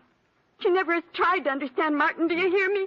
She never has tried. I take it you don't care for Agatha Pilby. I hate her. Nora? I do. I hate her.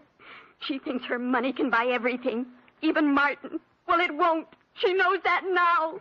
Well, calm yourself, Nora. Try and think back now to the last time you saw Martin Hawkes. It was Monday. 4 days ago? Yes. The call came from some legal firm named Bennett and Hatch. Now, let me write that down. I switched the call into Martin. I was worried for him. I was concerned. I have to admit now I did a terrible thing. You listened in. I did. They told him his sister was in town, that she was working at some nightclub, and wanted to see him. What nightclub was this? Let me see. It was the Tortuga. Mm-hmm. What else? That's all. They hung up then, and Martin came out. I watched the blood drain from his handsome features. His hand trembled, his jaw clenched. Yes. I'm going out, Nora, he said. If I'm not back, don't worry. That's all. It was so like Martin.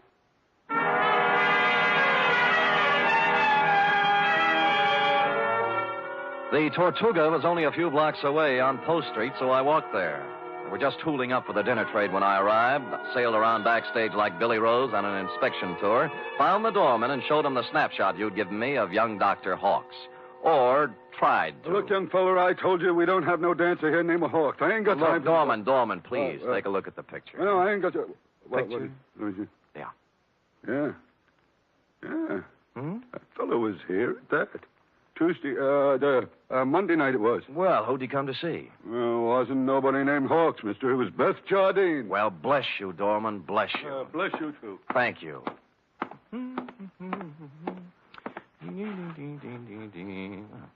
Beth Jardine. Well, come in. Close the door, will you? Yeah. Drafty. Yeah. Is there anything I can... There sure is. Zip me up, Jack. I'm Sam. I don't care if you're Boris Karloff. You got hands, haven't you? Well... Zip me up. Okay. You say when.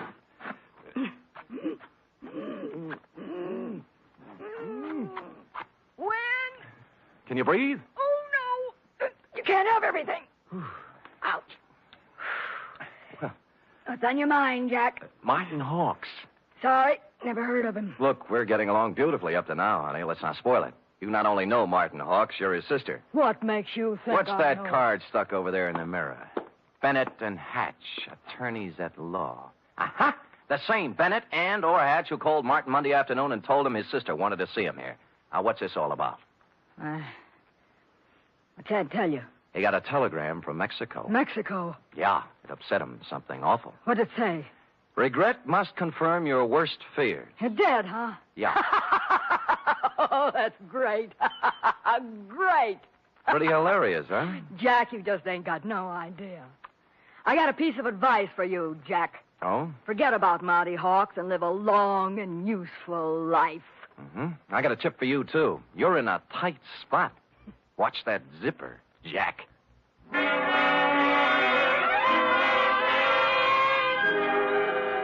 One of the heavier soap opera types, Beth was, with a throaty voice and the talent for besmirching reputations. What was the mysterious influence she wielded over young Dr. Hawks? How much did she know about his strange disappearance? What about the cryptic telegram from Mexico City? And what about dinner? The last question I could answer. I stopped at Schroeder's for sauerbraten and potato pancakes, ran into Larry Mahoney of Homicide, who was off duty, and we stopped in at a handy alley and bowled until 11. I was walking back down Market Street when I passed the Flood Building, which reminded me of the firm of Bennett and Hatch, who resided there. As a matter of fact, it looked like they were there right now, since the light was on behind the second-floor window with their name on it. Now, the sensible thing would have been to call around 9 in the morning, but as I seldom do sensible things, I hustled up the stairs and down the corridor to their office. Someone other than Bennett or Hatch had put in some time, obviously. The drawers of a dozen or more file cases had been pulled out and dumped on the floor. The desk drawers, likewise. And to mark it clearly as the work of a thoroughgoing professional, the safe door was off its hinges. All this took me back to the Model A parked in front of your house this afternoon, Agatha, and I was contemplating same when... Hello? Bennett. Yeah? Good, Christopher. I was scared you wouldn't be there. Tried to get you at home. Do it, baby, do it. Pull the string.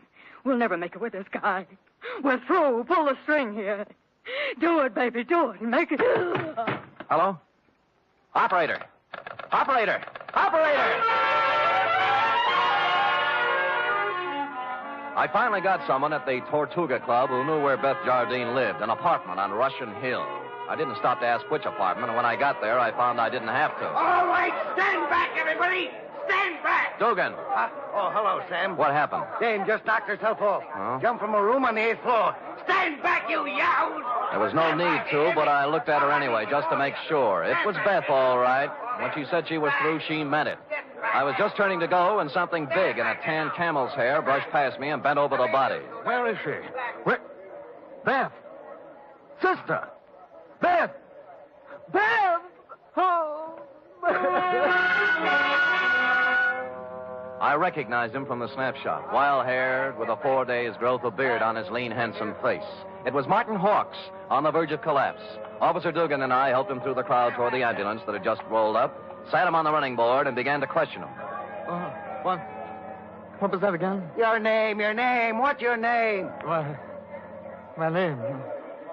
Of course, my name, I don't know. I don't know my name. It happens to everyone in soap operas, sooner or later. When he filled out the forms on poor Beth Jardine, old Doc Peterson gave Martin a double O, blew his nose, and announced with a twinkle in his eye, "Appears to me like young Dr. Hawks has got himself a case of amnesia."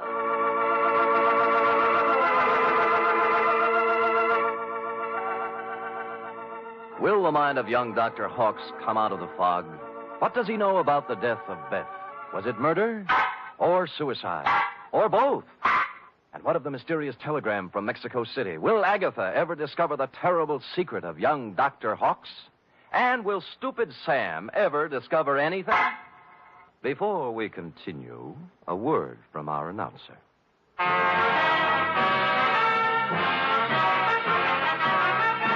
You are listening to the weekly adventure of radio's most famous detective, Sam Spade.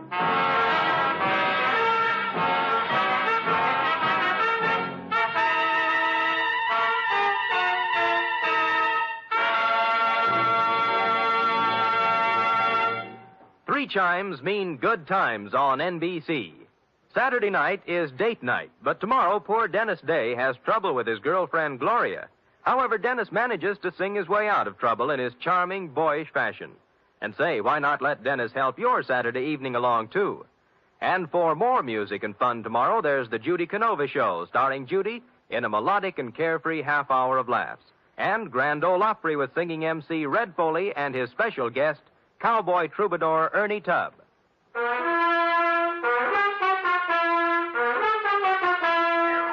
And now back to the soap opera caper, tonight's adventure with Sam Spade.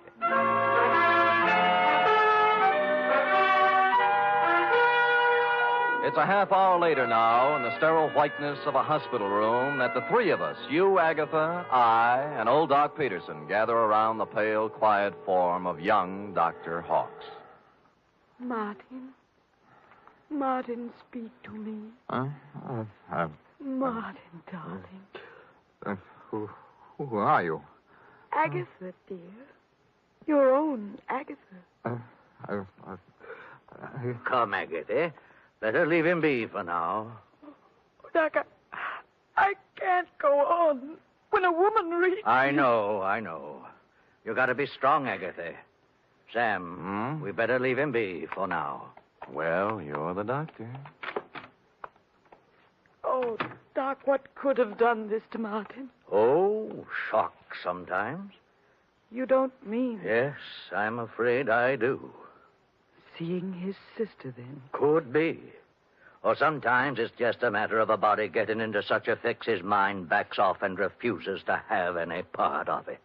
The wire from Mexico City. Eh? His terrible secret. The strange threat hanging over him and his sister. Driving one to suicide. And the other to do this. Well...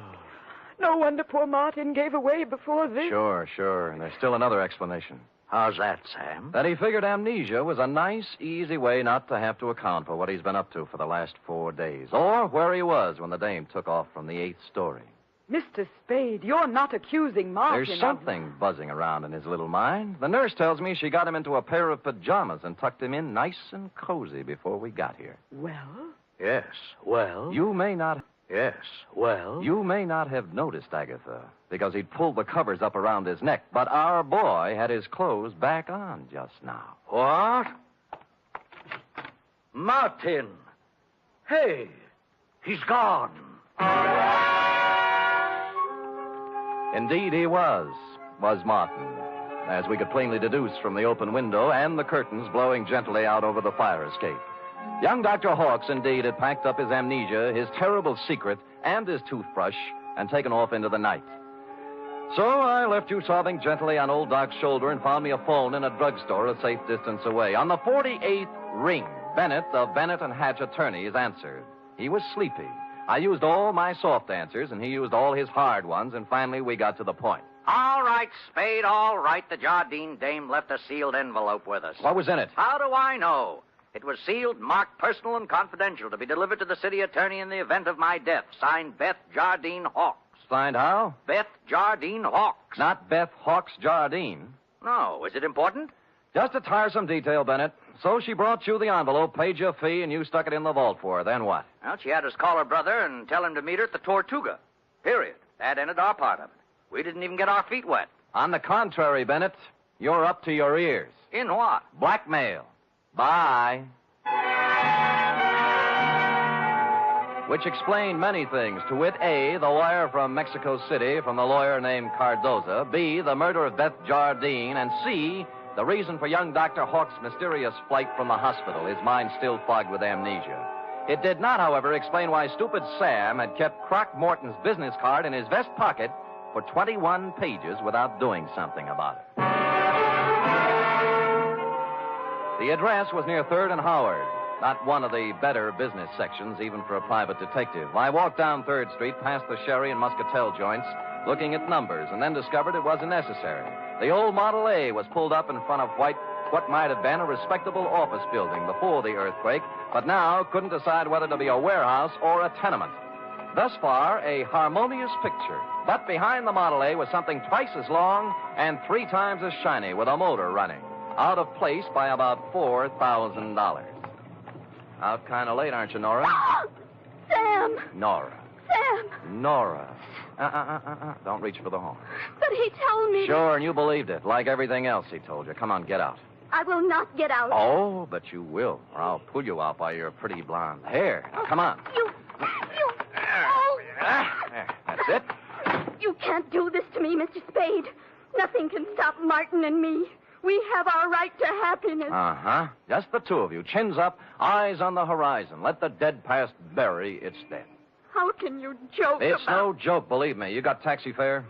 Why? Because you're going to get in my cab, go home, put your hair up in curlers, and go to bed. After saying to yourself 1,000 times, what a lucky little girl you are that Martin Hawks didn't shove you out a window, too. Now, scoot. Scoot! It was a kind of a dark stairway that made me yearn for the comfortable feel of a shoulder holster under my left arm. At the top was a 3.5-watt bulb, and at the other end of the hallway, a crack of light under Croc's office door. Between the two was a cat, more's the pity. So abandoning my stealthy approach, I walked up to the door, turned the knob, stuck my hand in my side coat pocket like Edward G. Robinson, and kicked the door open. Croc was sitting at his desk behind a stack of bills. The closet door was just closing softly. Who was in the closet? And did he still have his toothbrush, his terrible secret, and his amnesia with him? Well, Sammy. Yeah. You took me up on it right quick, huh? Uh-huh. Yeah, have a chair. I sat on a chair in the corner out of line of the closet door behind the desk. Oh, Sammy. Yeah, you got a job for me, huh? Yeah. You don't look like you need a job, Croc. Huh? Oh, this? Yeah. Oh, this is nothing. Good day at the track, that's all. What's on your mind? Remember the Blennerhassett job? Huh? The one with the letters before you went up? What are you talking about, sir? The shakedown, Croc. The dame who wanted you to get the letters back. Remember? You know, so you got 'em for her, delivered and collected after you had the photostats made. Sam, you're crazy. I never done no such thing. You can level with me, Croc. You collected on the photostats for 8 years. Oh, wait, Sam. Well, forget it. Anyway, I got another one. Dr. Martin Hawks, married to the soap opera queen, you know. What about it, Sam? She's worth a couple of $1 million and has 6 weeks to live. As her husband, he's her only heir. Nice spot to be in. Yeah. Only he isn't her husband. Huh? Because the Mexican divorce from his first wife, the late Beth Jardine Hawks, wasn't legal, you know. What? She blew in a month ago and began shaking him down after leaving the marriage certificate and a batch of other papers with some lawyers for life insurance. Sam, I just ain't interested When in you whether... hear the payoff, Croc, it's just like the dame with letters. Oh, what do you mean? Hawks hired someone to crack the lawyer's office and get the papers out of the safe. Some smart guy, yeah. An unfrocked private eye who doesn't have a license. I found out where he had the photostats made, though. I can get copies. Spade, for crying out loud, shut up. The closet doorknob was turning slowly. I waved him out of the way and picked up the chair. It was all over 2 seconds after it started. A door flew open. He came out with his terrible secret, which turned out to be a gun. And I wrapped the chair right around his head. So I picked up the gun and Croc and young Dr. Hawks, and we all picked up a ride to headquarters. Only one scene remained to be played in today's exciting episode. I shall try to be brave, Mr. Spade. Sounds like such a cliche now. Good show, Agatha. Good show. Good show. Life must go on, you know. Even when a woman... You were born in 1911, I believe. Yes. As I say, life must go on, even when a woman reaches... Indeed it must. Indeed it must. We have our happy moments and our sad ones, our pleasures, our trials, our joys, and our heartbreaks. And sometimes, Mr. Spade... Yes? Sometimes at the bottom of our cup of bitterness, we find a pearl. We do? The laboratory test. A mistake, definitely. They got yours mixed up with someone else's, and you have no incurable disease and many years of happiness ahead of you. Yes, Mr. Spade. But happiness? I wonder. Can a woman past 40, whose husband is a convicted murderer, find happiness? Alone? Good show.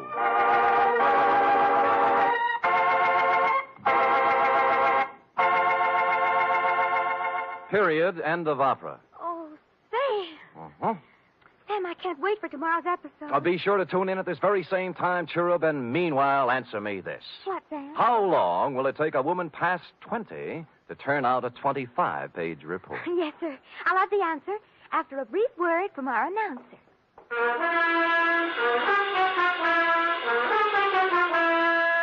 3 chimes mean good times on NBC. Tomorrow, Arturo Toscanini will conduct the renowned NBC Symphony in the fourth of a Saturday concert series. For tomorrow's one-hour performance, celebrated Maestro Toscanini has chosen works by Debussy, Respighi, and Edward Elgar. You're invited tomorrow to the NBC Symphony and Toscanini.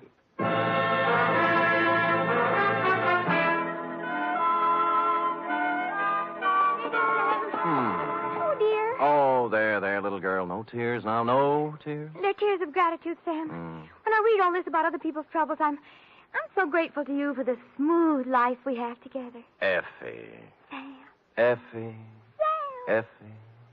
Sam. That takes about 10 seconds. Go ahead. I'm only merely a secretary, but... It's over now.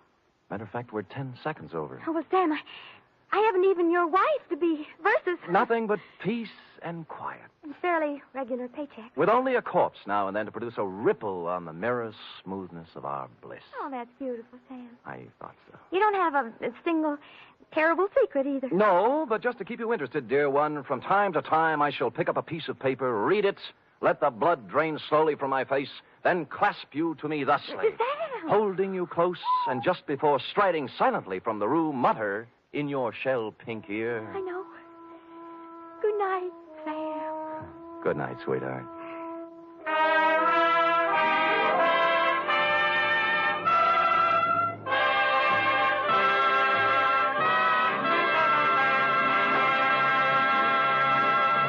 The Adventures of Sam Spade are produced, edited, and directed by William Spear. Sam Spade was played by Stephen Dunn. Lorene Tuttle as Effie. Script for tonight's adventure by Harold Swanton. Musical scoring by Lud Gluskin, conducted by Robert Armbruster. Here at Escape Radio, we proudly thank our partners at CBS. And now, folks, a quick challenge before the next thrilling chapter.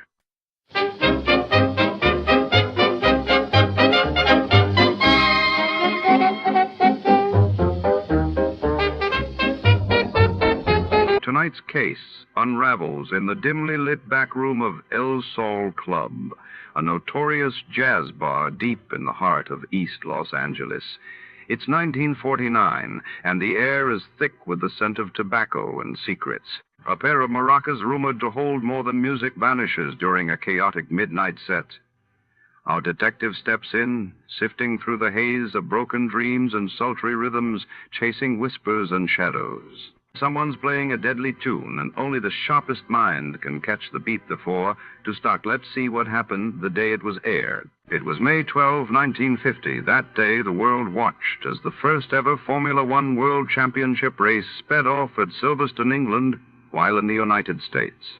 Senator Estes Kefauver's crime hearings brought organized crime to the front page headlines. Tired of the everyday routine? Ever dream of a life of romantic adventure? Want to get away from it all? We offer you Escape.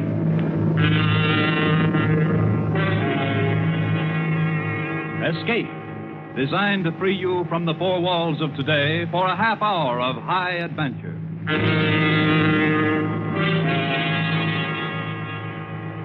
Tonight, we escape to a murderous conflict of greed and passion aboard a coastwise tramp steamer headed for Central America, as John and Gwen Bagney tell it in their exciting tale, Maracas.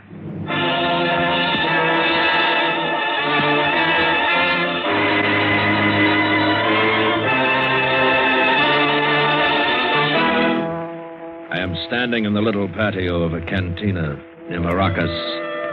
The air is heavy with the scent of tropical vines, tequila, and gunpowder. There's broken glass everywhere, and the most appalling silence. Captain Kelso is standing here with me. So is Estelle. And General Topaz and his men, their swarthy faces serious, completely erasing their earlier gaiety. The party is over. We're all waiting for General Topaz to give the order. And then... But maybe I'd better start at the beginning.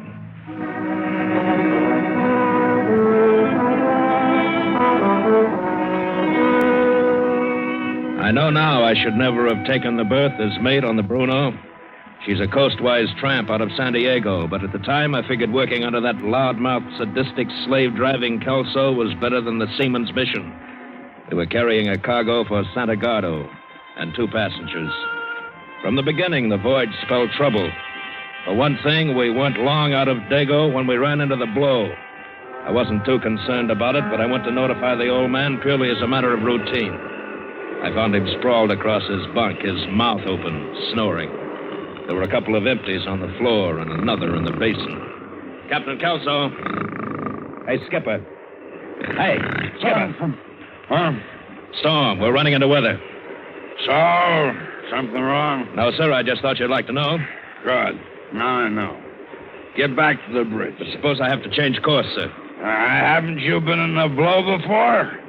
Maybe I should have checked your papers before I signed you on. You are a sailor, aren't you? Yes, sir. I've been to sea a couple of times. Well, get out of here and quit beefing it. And don't bother me again. I got a headache. You should have. What's that, Mr. Doyle? Nothing, sir. Nothing.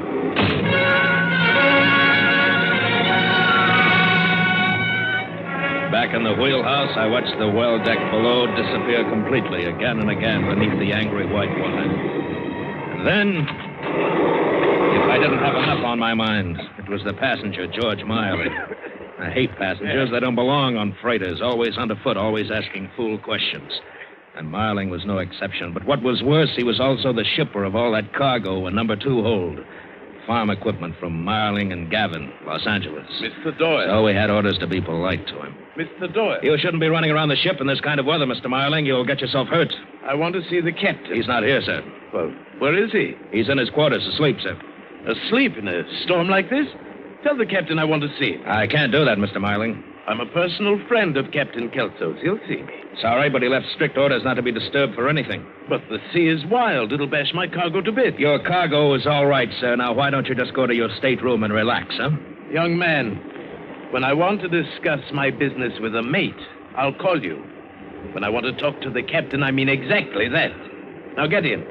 If he's asleep, wake him. Wake him nuts. I'd rather kick a cobra out of his bed. Go wake him yourself. I will. And I shall also report you for your insolence. Yeah, do that.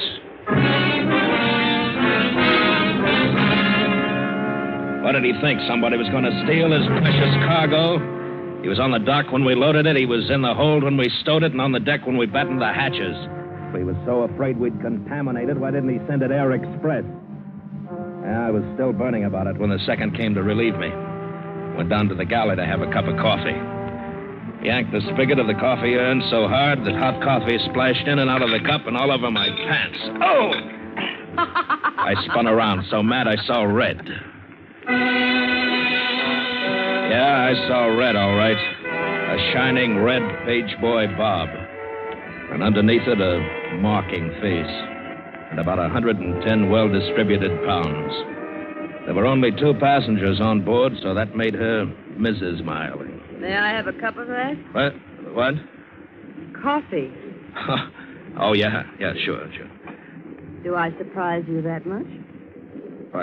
No. As a matter of fact, I just thought that... Yes, I know. Everybody thinks that. If they meet George first. And if they meet you first? Then I warn them about George. Oh? Was he very unpleasant? Yeah, they got a rise out of me, if that's what you mean. Yes, he does that to people. What did he want you to do? Stop the storm? You know him better than I do. I don't think you like me. I'm sorry. I've got something else on my mind. Oh, don't be so serious. I was only kidding you. So? So?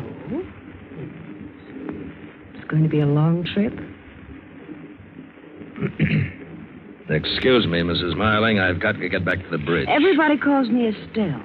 What do they call you? They call me Doyle, Mr. Doyle. Excuse me. Oh, Mr. Doyle. Yes. I hope I haven't rushed you.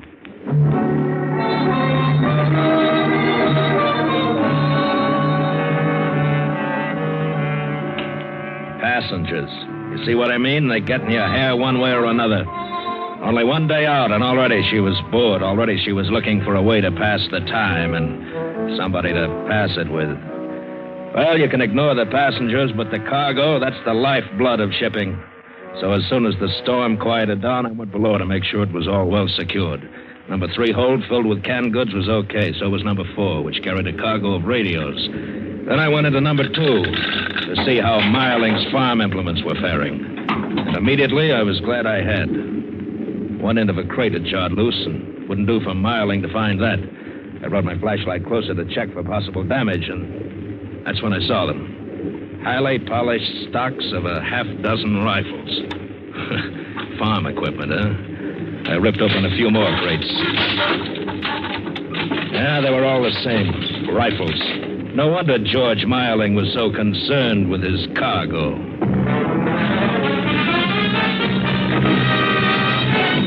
Captain Kelso. I told you to keep out of here. You know what we're carrying in number 2 hold? Sure, cargo, farming equipment. Well, the only digging it'll be doing is for graves. What do you mean? The crates of rifles Meierling's transporting. What are you doing in number 2 hold? Listen, Kelso, I signed on this ship as mate, but when it comes to carrying contraband, that's something else. The cargo's listed on the bill of lading as farm equipment. As far as I'm concerned, that's what it is. Understand, Mr. Doyle? Yeah, I understand. What's your cut? What are you talking about? Kelso, you're just unsurprised enough. How much are Meierling and Gavin paying you? If you got something definite on your mind, spring it. All right, I will. I want my share. Why, you... And if I don't get it, I might be unhappy. I might talk to the wrong people. Like, say, port officials. Why, you punk. What do you think you are? Get out of here. Get out before... Get me straight, Kelso. If I'm going to help carry trouble, I'm going to get paid for it. And you can tell that to that jerk Meierling. Why don't you tell me yourself? All right, Meierling, so you hurt me. Well, it wasn't my fault. He was snooping around the hold, Mr. Meierling. I didn't know anything about it. Naturally you didn't. You were asleep. Drunk. He's a meddling fool. He had no right. Don't upset yourself, Captain. Huh? There's enough profit in my cargo for all of us. No reason why we can't let the man share with us, now is there? You're making a mistake. Why don't you let me handle him? You had that opportunity, Captain. We'll do it my way now. And what's my share your way? We'll talk about that. I want a third. A third? Oh, you are greedy. No, I'm afraid we can't let you have that much. Why not? There are already 3 of us in the deal. My partner Gavin in Los Angeles, myself, and the good captain here. All right, then I'll settle for a 4th. How about, shall we say, $3,000? Oh, you're really off your rocker. That hold is loaded with those crates. You better take it, Mr. Doyle. Your threat about informing the port officials won't do much good unless you get to port. See? Afraid you're not in a very good position to bargain. I'd say I was. Because you see, Meierling, you either give me a 4th, or every man in the crew will know what we're carrying before night. You know what happens then? You got a big split on your hands. Everybody shares. You're a very smart man. Well, Meierling, is it a deal? It's a deal.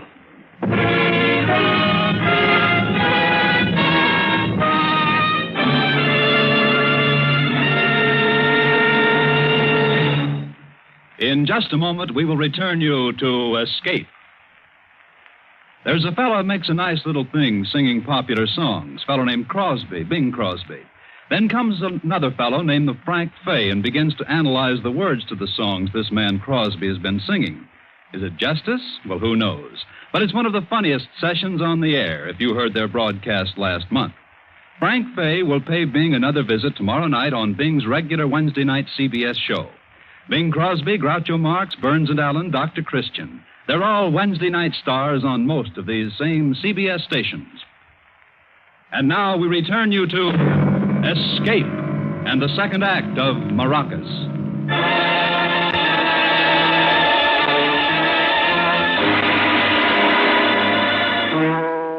The first day of the voyage of the Bruno was drawing to a close.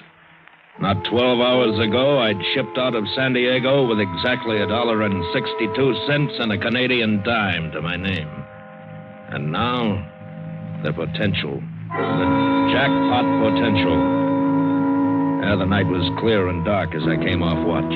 There was no moon. The storm had blown itself out to the southwest, and now only a light wind across our port beam marked its passing.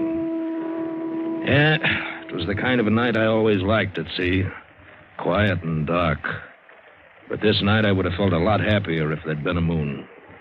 There were too many dark places where a man could be ambushed on a ship, and the sea is a handy repository for unwanted ballast, including the human variety. So I moved warily, conscious of every sound around me. Mr. Doyle! I almost jumped out of my jacket when I heard him. Mr. Doyle! What? Where are you? Up here on the boat deck. May I see you a moment? Sure. I went up the steps, one hand on the railing, one hand on the pocket that held my gun. I stopped, took a bearing, and squinted in the darkness. I could just make him out, Marling, standing near number 3 lifeboat. Over here, Mr. Doyle. Yeah, sure.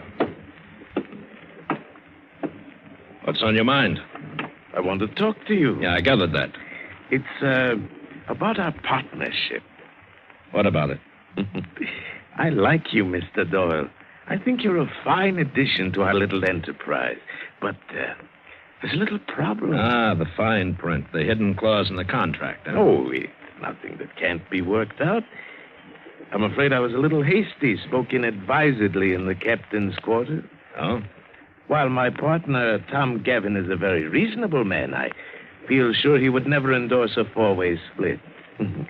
You know, there's a lot of overhead to a proposition like this. It isn't all clear profit. Get to the point, will you? Isn't it obvious? We have one too many partners. One has to be liquidated. Which one? That's a decision I'll leave up to you. Captain Kelso wouldn't hesitate to do it to you if I gave him the chance. That's a charming idea, but no thanks. I'll run your guns, but you handle your own liquidation. Then I'm afraid you leave me no alternative, Mr. Doyle. What? Keep your hands up and be good enough to move back. Hey, now, wait a minute. Get over there between the lifeboats. I hadn't even seen him reach for a gun, yet there it was, pointing into the pit of my stomach as he forced me backwards between the lifeboats where there's no railing. If only I could get to my gun, I'd have a shooting chance. I didn't know what the sound was, but it startled Marling just enough for me to pull my gun and hit the deck. His bullet went mild, mine found its mark. But he'd made the choice for me. Murder or be murdered. Well, I'd have to explain it. I wondered what I would tell them, but nobody saw it. Maybe nobody even heard it. Maybe I could just keep my mouth shut. Maybe the wind had carried the sound away. I moved quickly across the boat deck and stumbled over a davit crank handle. This must have been the cause of the sound that startled Marling. This was the thing that had saved my life. I stooped down to pick it up and became conscious of something else. A foot. A foot in a spiked-heeled sandal. Mrs. Marling. She stared at me without expression. I didn't know how long she'd stood there in the shadow of the ventilator. I tried to bumble out some kind of an explanation of how it had happened, how it wasn't my fault. I didn't know how much she'd seen, but I stopped abruptly when I heard him coming up the ladder, bellowing like a bull. Who's up there? What's that shooting about, huh? Oh, it's you, Doyle. What are you... Miss Marling, what are you doing up here? Where's Mr. Marling? What happened? George had an accident. He fell overboard. What? He was drunk. He didn't know what he was doing. He would have killed me if Mr. Doyle hadn't happened along and interfered. Yeah, but I heard shots. That was George. When he lost his footing, his gun went off. Twice? Yes, twice. I suppose you'll have to make some kind of a record of this in your logbook. Yeah.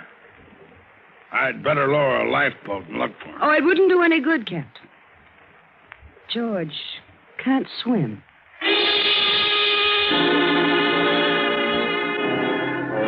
I watched Kelso walk away. I knew he didn't believe any of it. The minute he was out of earshot, I turned to her. What did you lie for? Why didn't you tell the truth the way it happened? What do you care? You're in the clear. I don't like the way you did it. Well, it's done, so forget it. You ought to be grateful to me. What for? I saved your life. How do you think that thing got on the deck, that handle? You mean that That's right, I threw it. George would have killed you if I hadn't. Hey, wait a minute. That means that you wanted him dead. Earlier tonight in the galley, I thought you were just passing the time with me. I thought that You thought what? Let's just say I did you a favor and you did me a favor. Now we're even.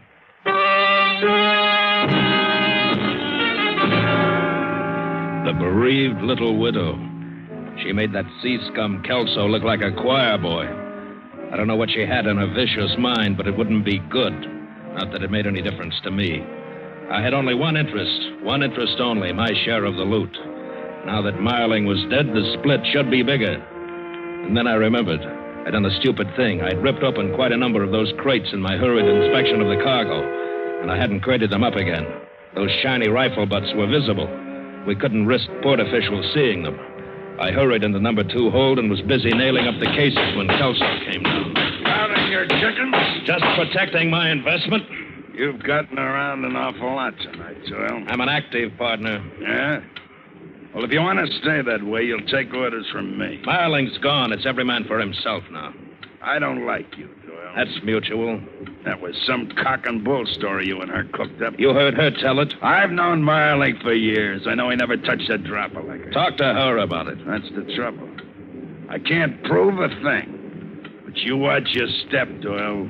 Don't you get any idea you can cut me out like you cut him out? Yeah, well, I'm going to watch you too, Kelso. I'm going to watch you close. You can quit fighting over it, boys. There isn't going to be any money to split. What? The cargo's already been paid for.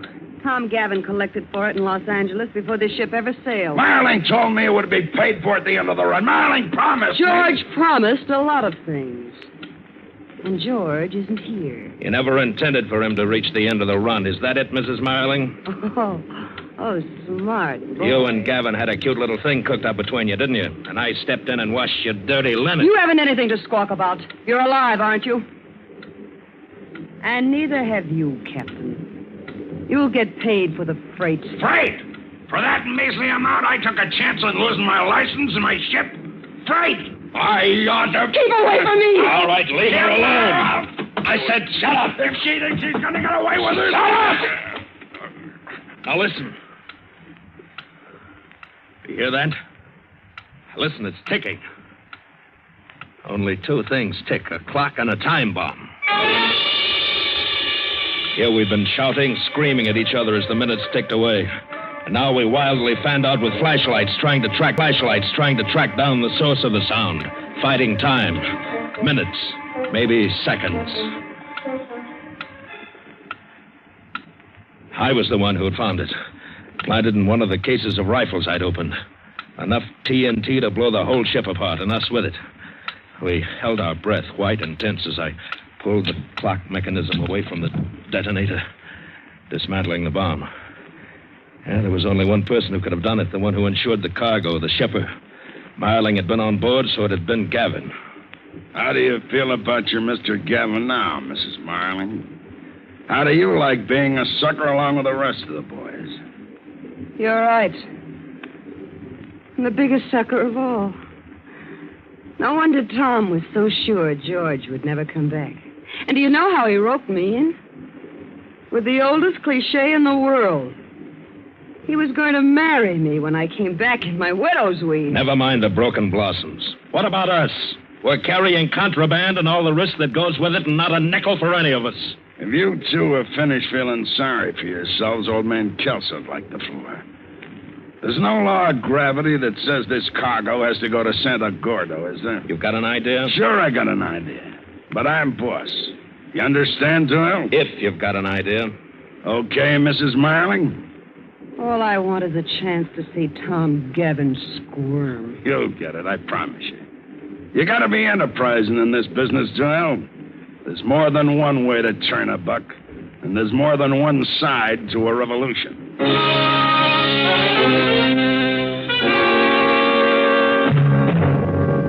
Like Kelso said, no reason why our cargo should go on to Santa Gordo.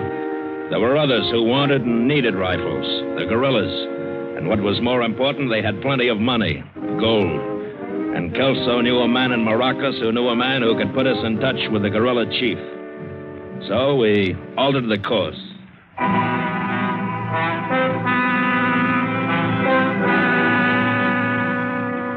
10 days later, we steamed through the Gulf of Teresa and entered the obscure little Bay of Maracas. Estelle, we were partners now. I dropped the Mrs. Marling. Kelso and I, 3 ill-assorted people, went ashore to make the rendezvous. We walked up a steep, winding hill to a little cantina. And just as Kelso had promised, his friend's friend had made the contact. All we had to do was wait. Yeah, it was a hot night, so we sat in the picturesque little patio. And then we heard them. First, it sounded like a roar of thunder from over the horizon. And then it took form.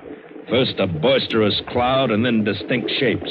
Horsemen, a dozen or so, shooting and whooping as they galloped up.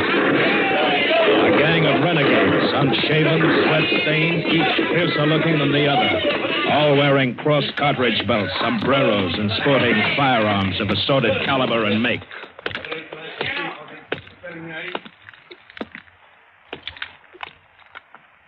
You are El Capitan Curso? I am Topaz, El General Topaz. Well, the shipment's all ready, General. I'll have it unloaded. There is no hurry. When the time comes, my men will take it off. In the meantime, we have come a long way. The hills, they are dry. So are my men. We have drink now. But I thought maybe we'd better... Oh, you brought lovely lady. Topaz is happy. And when Topaz is happy, he must have drink. Amadeo, tequila, cerveza for the men and for my friend. Pronto. Vamos a comprar una borrachera.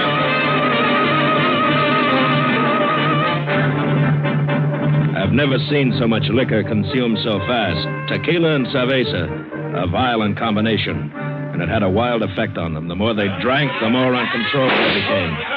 Shouting and shooting glasses and coffee at the cobblestone parapet. We began to have an uneasy feeling. We wanted to conclude our business quickly, unload the rifles, get paid, and get out. Even Kelso began to be uneasy. Look, General, fun is fun, but we can't hang around here all night. Plenty time, my friend, plenty time. More tequila. Diego, play for us.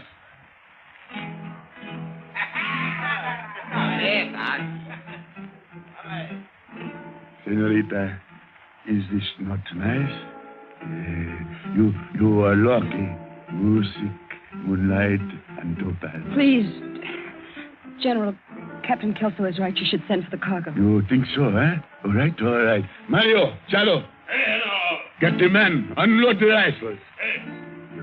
You are happy now, senorita? Descansate, lindita. We have drink, no? No, Oh, you think Topaz drink too much, eh? Amadeo, hold the bottle up.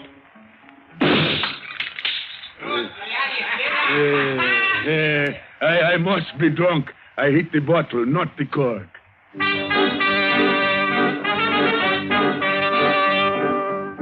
He was a good enough shot to make my blood run cold. All of them were. The more they drank, the better their aim. General Topaz was having a riot at the time with his cannon of 44 shooting gourds of smoke. And it was a relief when the cases of rifles began to pile up.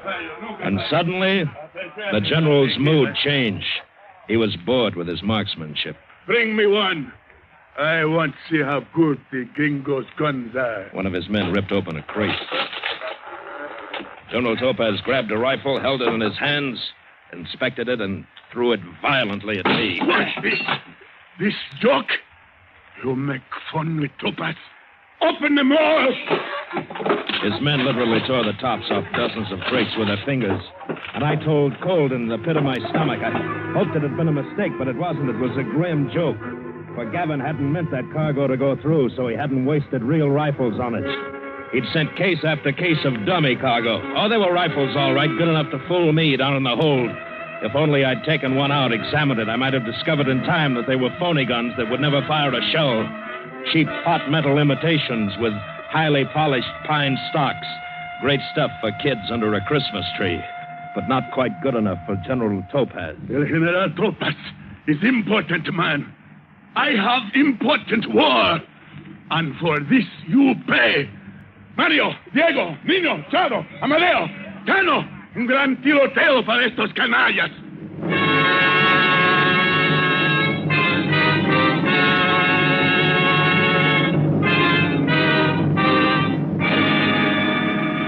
And so it's dawn. And we three, Estelle, Kelso, and I, are standing here in the patio. General Topaz and his guerrillas are drunk, but not dead drunk. Rather, deadly drunk. 10 of them. The firing squad lined up facing the 3 of us. Their guns aimed straight at us. And on their dull faces, murder.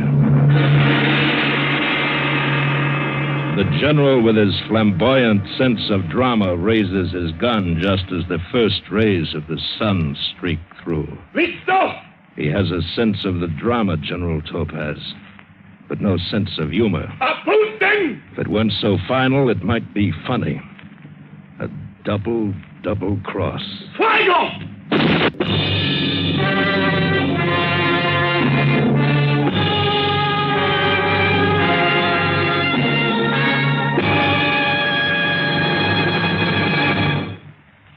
Escape is produced and directed by William N. Robeson. Tonight we have presented Maracas by John and Gwen Bagney. Featured in the cast were Bill Conrad as Doyle, Ted DeCorsia as Captain Kelso, Joan Banks as Estelle, Paul Frees as George Marling, and Juano Hernandez as General Topaz. Special music was arranged and conducted by Del Castillo. Next week.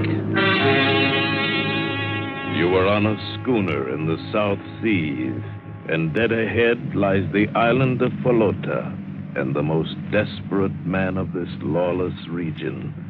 You have never seen him, but you have sworn to kill him.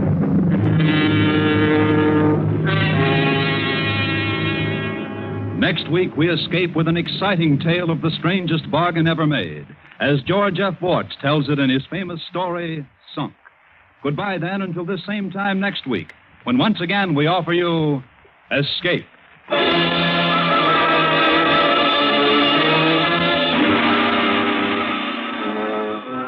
Festive music for a festive holiday, 1 full hour of it.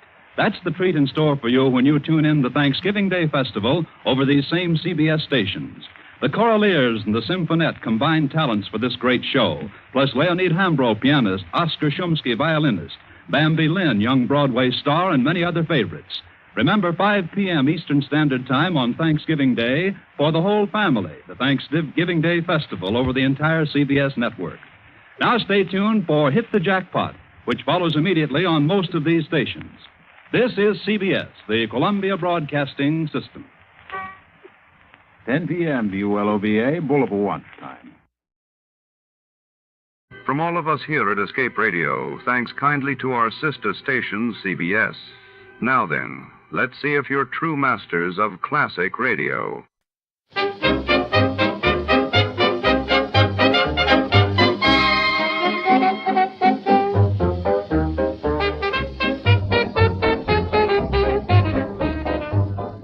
Tonight, under the shadowy glow of rain-soaked city lights, Detective Markson's routine case spirals into a deadly web of betrayal. A mysterious woman with secrets in her eyes and a criminal mastermind lurking in the darkness who is pulling the strings, and how far do their reach extend? As the clock ticks, every clue draws Markson closer to danger. Will justice prevail, or will the long arm of crime claim another victim? Stay tuned. Before we begin, let's see what happened on the day it aired. It was November 9th, 1946. That day, the world learned of the massive fire in Chicago's LaSalle Hotel that claimed dozens of lives, while across the Atlantic, France held its first post-war parliamentary elections, shaping the future of a nation rising from the ashes. Get this and get it straight. Crime is a sucker's road, and those who travel it wind up in the gut of the prison of the grave. It happened in a place called Bay City, where I was unwelcome to a fat fry cook with a secret and a dapper gambler. But to the long arm of the law, I was poisoned. It happened like this. From the pen of Raymond Chandler, outstanding author of crime fiction, comes his most famous character in The Adventures of Philip Marlowe.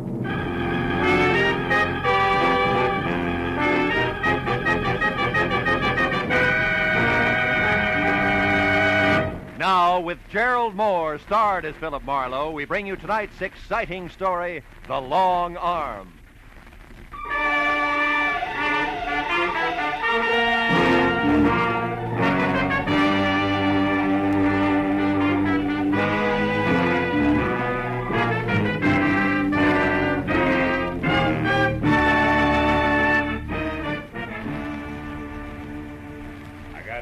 Sunday best on, going strutting with Miss Laura Belly. Oh, fine.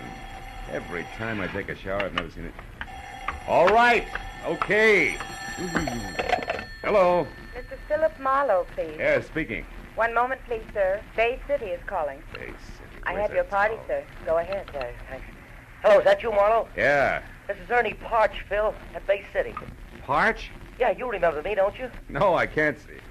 Oh, yeah, Ernie Parch. You're the guy who saved my life when the Bay City law left me beat up and bleeding all over the city dump, right? Yeah, that's it. Oh, yeah. Marlowe, please, listen. What? I'm in an awful jam. Like what? I just got out of jail yesterday. A year and a day. Jail, Ernie? Yeah. A very neat frame, Phil, but Oh? not half as neat as the one they're trying to hang on me now. This one's worse. You remember my wife, don't you? Grace, tall, blonde. Yeah. What about her? She's dead, Marlowe. Oh, no. She was murdered. They're going to try to pin it on me. You'll come right away, huh? Well, look, Ernie, I'm poisoned in Bay City. You know that. Please. Rake Thurman would give a year's pay just to watch me break an arm. 5 if I drown. But, Marlowe, you don't know it was Thurman who had you messed up for sticking your nose into Bay City politics? No, but I can sure second guess it. It was tough cop tactics all the way. And you mean you won't help me? Yeah, well, Ernie, really, I'm sorry, kid, but you better get yourself an honest lawyer In Bay City? You know better than that, Phil. Who'd have the guts to knock heads with the police in this town? Especially when they got a custom-tailored pigeon like me standing by with one wing already clipped. Phil, I tell you, it looks like I murdered Grace. Yeah, now look, kid. Phil, I saved your life once. Okay. What's your address, Ernie? It's 38 Orlando Drive.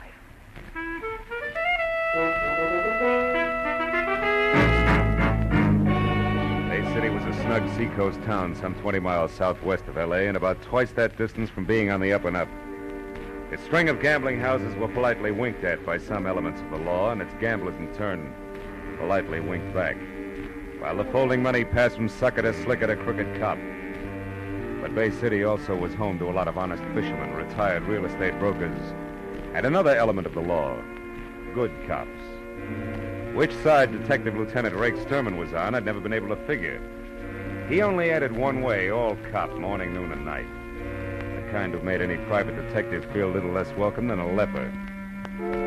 Well, an hour after dark, I pulled up and parked well away from 38 Orlando Street. 5 minutes later, I was watching a nervous Ernie Parch wear out the carpet in his shabby living room. It was at Art Manelli's place, Phil, about a year ago. The little casino. It's out north on the edge of town. I'd had a few drinks with some of the guys who worked at my gas station. One thing led to another, and finally, we were out there trying to pyramid $50 into 50,000. That's when the cops came in, huh? Yeah. You know, one of those pre-election raids that look good in the papers. You want a drink, Phil? No, thanks. But look, that raid couldn't have gotten you a year and a day, Ernie. Oh, no. But the gun they found in my top coat pocket could have. Mm-hmm. And did. Yeah, 38 I'd never seen before in my life. Plant, huh? Yeah, a plant that I could only figure two ways, Phil. Either someone at Art Manelli's place just happened to choose my pocket to drop his gun into, or someone just happened to drop it in on purpose. Someone who was sweet on Grace and wanted me out of the way. Now, look, you're sure you know what you're saying, Ernie? Positive. 366 days in prison with only one miserable letter from her convinced me. That and the word I got at Gumbo's place late this afternoon. Gumbo's place? Yeah, Gumbo's shanty. The chicken joint run by a fat fry cook named Lou Gomborski. Grace worked there. I stopped in just before I ran into Lieutenant Rake Sturman. Wait a minute. What do you mean ran into Sturman? What happened? Well, Phil, I was on the street getting into my sedan, you see? Yeah. I picked it up from a guy who was using it while I was away. When Sturman pulled up alongside of me in a squad car, and he started to tell me how much he liked seeing ex-cons back in Bay City. What interrupted him? Oh, a call on the police radio. But before he left, he promised to drop around here sometime tonight and chat a while. Mm-hmm. And before that, at Gumbo's place? I found Grace. Now, wait a minute. You've had enough, Ernie. No. You found Grace in what? We had a fight. She admitted running around, said I wasn't worth waiting for. But she wouldn't say who was. I slapped her. Hard. All right, take it easy. Grace is dead now, murdered, remember? Yeah. Yeah, she's dead. Yeah, and they're going to tag me for it. Maybe. Now, tell me what happened after you left Gumbo's. I ran into Sturman, like I said. Yeah? Then I drove around for a couple hours to cool off. When I got hold of myself, I came back here and I found her strangled to death. In that chair, Phil. It was horrible. What'd you do about it, Ernie? I'm not sure exactly. Here. I changed my mind. Thanks, Phil. Now, I decided to get her out of here. It was just getting dark, so I waited a little, and then I carried her down the rear stairs, and I put her in my car, in the back seat. I put a blanket over her. She's still there, Phil. I was going to drive the car away, but, well, I guess I lost my nerve. What am I going to do, Phil? Sturman might be here any minute. And you got to help me. You must have. Ernie, that won't do it. I'm sorry. All right, kid. Are the keys in the car? No. I got them here. What are you going to do? I don't know. But you get out of here. Do something. But what, Phil? Anything. Go to a movie. Act as relaxed as you can. Do anything. Except come back here for at least 2 hours. Now go on. All right, Phil, whatever you say, I'll go to a movie, yeah. Right now. Right away. Thanks, Phil. I know you'll get me out of this. Ernie Parch's vote of confidence made comfortable listening for both of us. But when he was gone and I was down the rear stairs and out to his car in the alley, keys in hand, I realized that it stopped right there in the back seat. Then in the light that spilled from a nearby unshaded window, I saw I was going to have company. Sharp-pointed elevator shoes, careful blue flannel, and patent leather hair over a pasty face. All of it no more than 5.5 feet and held together by a hand-painted tie that sported a dapper knot the size of a cantaloupe. Good evening. I wonder if you could help me. I'm looking for Ernie Parch, 36 Orlando Drive. I couldn't find any number on this house. Is this it? Yeah, but Parch isn't in. He just left. Oh. You know where he went? No. It's all right, Cautious. I only want to talk to him. My name is Art Manelli. I'm a friend of his. An acquaintance. You? The same, yeah. He went to a movie, Mr. Manelli. I saw the picture, so I'm going home, back to San Diego.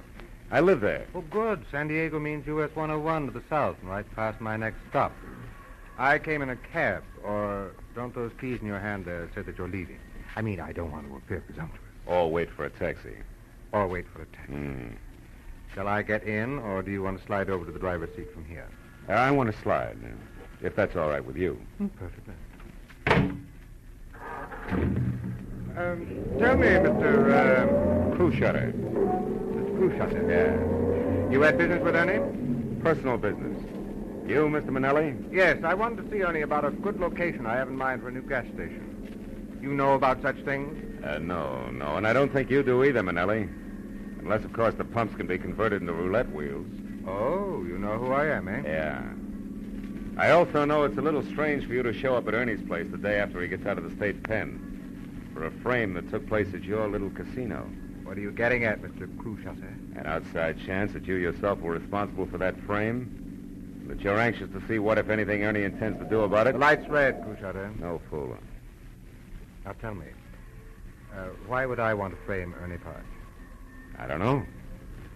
Could be, Manelli, that you did it accidentally, a little gun hidden in a big hurry. Or it could be you had a tighter reason, huh? Like what? Like Grace Parch, very pretty girl. You're out of your mind. Yeah, sure I am, Manelli. Just plain nuts. So why don't you get out here? Get yourself a nice, sane taxi cab. It'll be safer. All right. Just as you say. Hey, mister, me and my pal need a lift going toward the highway. Sure he is. Aye, well, come on, Norm. We'll ride in the back seat. No, I got stuff in there. Close that door and beat it. Oh, okay, Happy. Thanks a lot. Stuff, Mr. Cruishutter? What kind of stuff? Rum, Manelli. I'm a bootlegger who never got the word, believe me. Oh, but I do. The light green, Mr. Cruishutter. So long.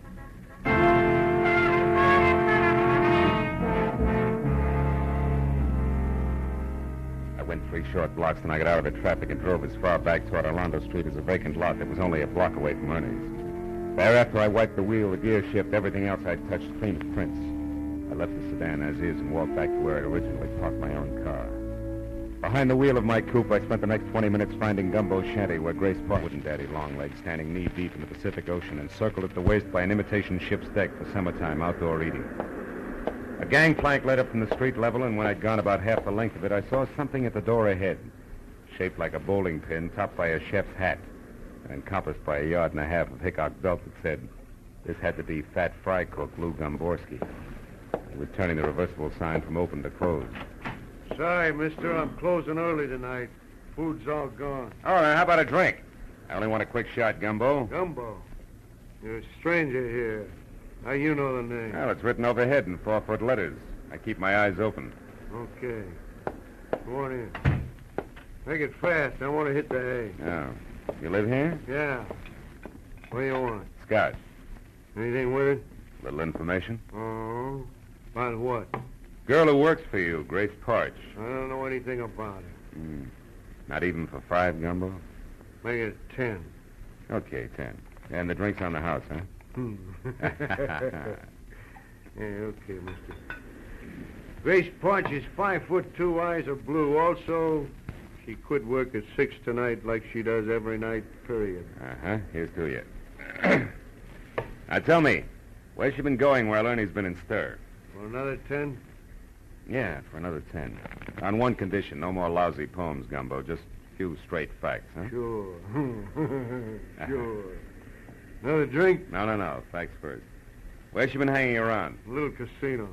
Oh, that's Manelli's joint, huh? Yeah, Manelli's place, where a lot of people hang out.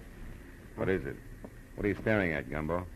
A window. I thought I saw someone out there on a deck looking in. Probably seagulls. Forget it. Now, look, I'd like to know... Sure, it is someone getting away in a car. Oh, any idea who it was? Huh? I said any idea... I heard you. Now, go on home, mister. Get out of here. Take it easy, big guy. You got $20. Give it. Yeah.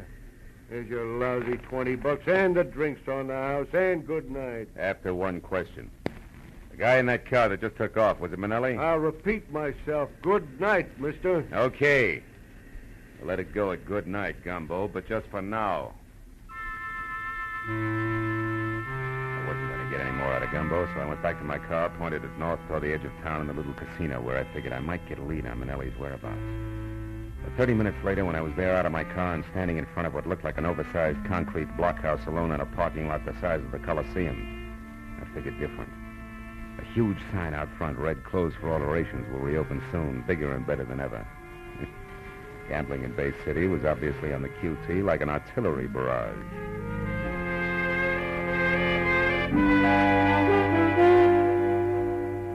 By the time I got back to 38 Orlando Street, nearly 3 hours had gone by since I'd last seen Ernie. As I started up the steps toward the light in his living room, I wasn't happy over the lack of information I had for him. But when I opened the door and saw what was waiting for me, it didn't matter. In one huge, beefy, freckled hand, there was the usual police department .38 revolver. Hello, kid. The ice-cold gray eyes, the thick, broken nose, the nasty curl of the lips, all belonged to Bay City's toughest homicide detective, Lieutenant Rake Sterman. Hello, Marlowe. I've been waiting for you too long, kid. Why, I would have baked a little cake if I knew I was going to have this much time. Where's Ernie Parch, Sterman? He's under arrest, kid. We found his wife's body. He's under arrest for murder. You know what else, kid? No, what else, kid? So are you.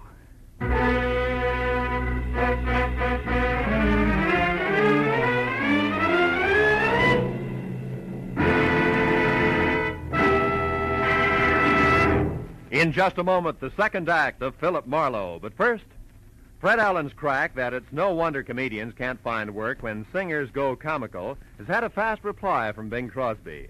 Bing has invited Fred to be his guest on his CBS show this Wednesday night. And you can get right into the very middle of the argument on most of these same CBS stations, where Bing Crosby's show is every Wednesday night. Be sure to hear Fred Allen's visit to Bing's show this Wednesday, following Groucho Marx and You Bet Your Life. Now, with our star, Gerald Moore, we return to the second act of Philip Marlowe and tonight's story, The Long Arm.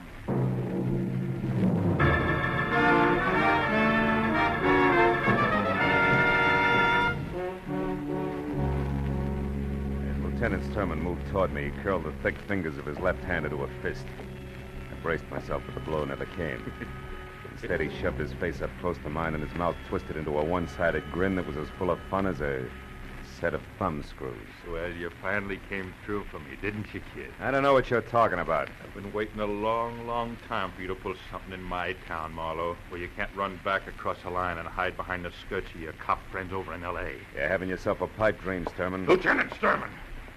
And don't forget it. Real sorry, officer. Now, do you mind explaining what this is all about? That's one of my rights as a citizen, you know, even in Bay City. As far as I'm concerned, killers ain't got any rights. Now tell me you had nothing to do with Grace Parch's murder, so I can tell you why you're a stinking liar, private detective. I suppose private detectives have no rights either, huh? None. No. We found the girl's body in a car parked at a vacant lot, and somebody overlooked a couple of fingerprints, which I'm going to match up with yours, Marlowe. How come you're so sure? Because we pulled Ernie Parch out of the movies 5 minutes after we found his wife. When jailbirds sing in Bay City, Marlowe, we don't horse around with them. Come on, let's go. Wait a minute. Boy, you pushed too far on the wrong track. There's an angle here you ought to know about. There's always an angle with you, ain't there, bright boy? Yeah, but you're going to like this one. First, in that car you're so proud of, you're going to find prints from one Art Manelli. The gambler? That's right. One who stays in operation when everybody else in Bay City is closed up. You better find out whose toes you're stepping on down at City Hall before you start out. We got problems in our town, Peter, but that's not one of them. Now, if you got something intelligent to offer, spill it. Without wisecracks. All right. Ernie Parch was framed a year ago in Manelli's joint. No doubt on Manelli's orders. Why? Because Grace Parch was a pretty girl with the end for gamblers. That's why. All the time Ernie was in the cooler, she was running down to Manelli's place, and I got a witness to prove it. She also makes it the kind of little cheat tramp that gets out of hand. Go on, did... Manelli showed up here tonight with no satisfactory reason for it. What's more, you warned Ernie Parch just this afternoon that you were keeping an eye on him. Even if he wanted to kill his wife, he's not stupid enough to have done it tonight. But from Manelli's standpoint, it was a perfect time, you see, because you guys would go for it just exactly as you have. So you think we're stupid? Now, look. I know you got no use for me, Stone. But you're a cop after all. And as long as somebody's got to take the rap, it might as well be the right guy. You know what, sweetheart? What? Your fairy story makes average listening. Just average, nothing else. Now get going!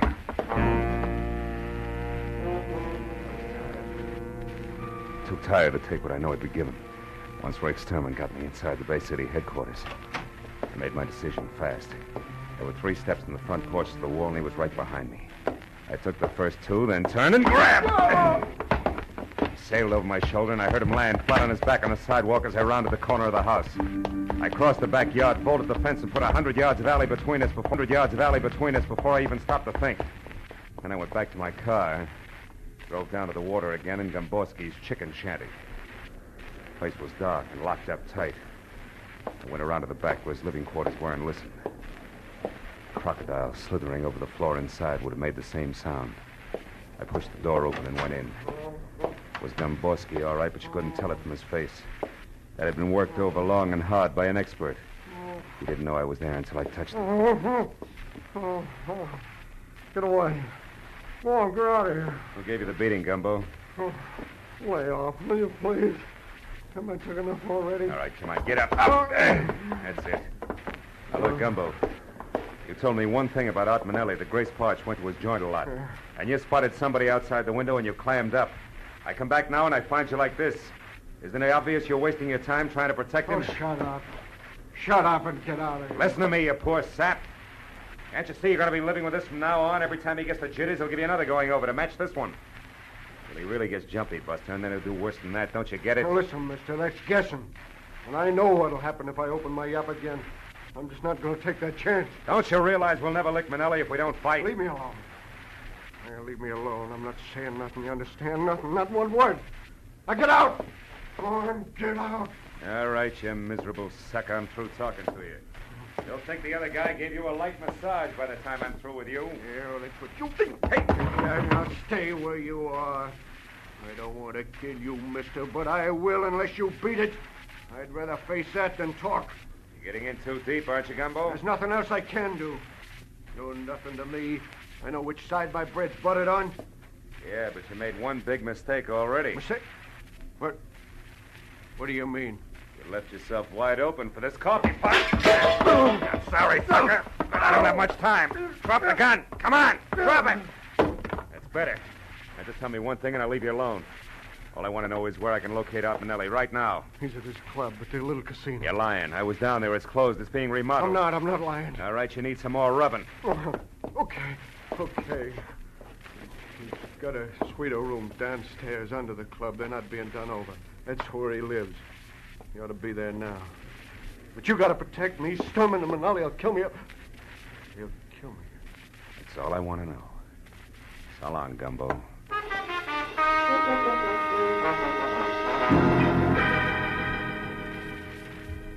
At the first phone booth I came to, I stopped, looked up a Bay City number, and made a call, which took 5 minutes. Then I went on to the little casino. I parked on a side street, then went down the ramp to the underground garage in the rear.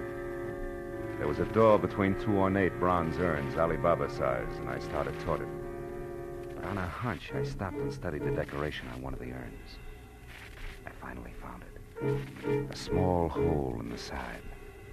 I took my handkerchief out and stuffed it into the hole. From somewhere inside the apartment, I heard a chime ring. I got my gun out, then tried the door, and it opened. Into a long, lush hallway draped at the far end with a heavy gold curtain. I waded through a green carpet deep enough to mow, up to the curtain and pulled it aside. Manelli sat at a wide, glossy desk, methodically filing his nails. His eyes staring straight at me. You got this far. Come on in. Don't tell me you're all alone here, Manelli. No, I got 500 dancing girls, smart guy. What's on your mind? You act like you were expecting me. I knew somebody was coming. There's an electric eye on those brass jugs over the door. Anybody passes, it rings that chime there. Satisfied? Now what's with the gun? Put it away. In a minute, maybe. Seen Lieutenant Sturman tonight? Why? Should I? You've been rubbing elbows with homicide. But I didn't kill anybody. No, I guess you didn't. But I've got a good idea who did. Ernie Parch, of course. No chance. It was your business partner, Lieutenant Rake Sturman himself, and 5 will get you 10. He's got big news for you. Yeah? Hey, Rake. Steady, Marlowe. Don't move. Well, look what crawled out of the woodwork. I'll get his gun, Rake. Sit down, Manelli. I'll take it myself. Yeah, that's better. Now, don't budge, either one of you. Wait a minute. What is this? Shut up. You said you killed Grace Parch, but you were in love with her. We used to meet her right here in this room. Yeah, that was before she found out a couple of things and began to put the pressure on me. We got in a beef today, and I lost my head. Now, shut up. Okay, Marlowe. Let's have it. How'd you dope it? Oh? Domborski took a beating tonight just because he mentioned Manelli here. With a little more pressure, he mentioned someone else. You, Sturman. And why would you shut Gomborski up about Manelli unless you and Manelli were connected? That connection was all I needed. Uh-huh. Right on the button, sweetheart. For all the good it'll do you. Listen, I don't get this. I don't understand. You don't have to anymore. You're through. What are you saying, Rake? You know too much about me, Manelli. You know it all. Now, wait, you can't do this? Yes, I can. In fact, Marlowe here gave me the idea. He even worked out all the motives. So it's easy. I came here to arrest you for Grace Parch's murder. You resisted, and I had to shoot you. Ain't that a shame? But about this Ernie Parch. I intended to hang it on him, Manelli, but he's nothing to me. I don't care if he lives or dies. But you're getting too big for your britches anyway. So this is better, and I get 3 birds with 1 stone. Grace, Manelli, and you, Marlowe. Before you start pulling the trigger, Sturman, you better ask your boys. Huh? A couple of them are waiting for you behind that gold curtain there. Ah, you're a liar, Marlowe. The electric guy would have tipped us off if anybody else came in. I blinded that eye with my handkerchief on my way in. That's right, Lieutenant What? Sturman. Dirty. How long you been there? Not long enough. Better drop it, Lieutenant. I don't take orders from you, Sergeant. You do tonight. Chief himself sent us out. Yeah, I took the liberty of going over your head, Lieutenant, just before I came in. Under the circumstances, you'll understand. Why, right? you... Better drop it, Lieutenant. Drop it! Okay, now come on. You 2 guys, too. Come along quietly. Sure. Always glad to ride with old Rake Sturman any time at all. Just as long as there's a couple of policemen in the same car.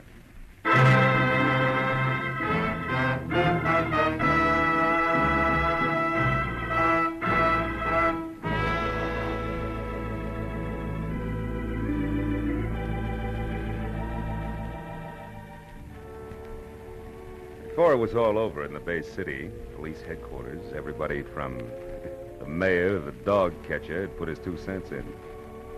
And I'd given the same answers to the same questions at least 50 times. All about crooked cops, and Rake Sturman in particular. But finally, hours later, I was free to go home.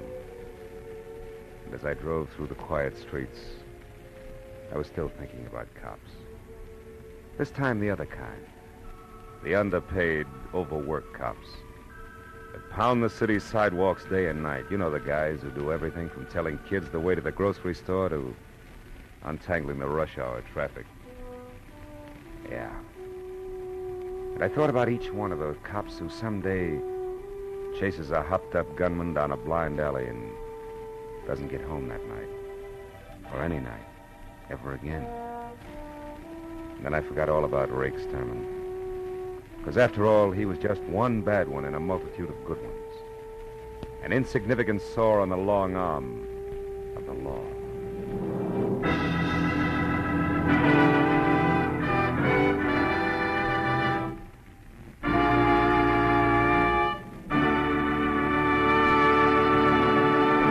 The Adventures of Philip Marlowe, bringing you Raymond Chandler's most famous character, star Gerald Moore, are produced and directed by Norman MacDonald and are written for radio by Robert Mitchell and Gene Levitt.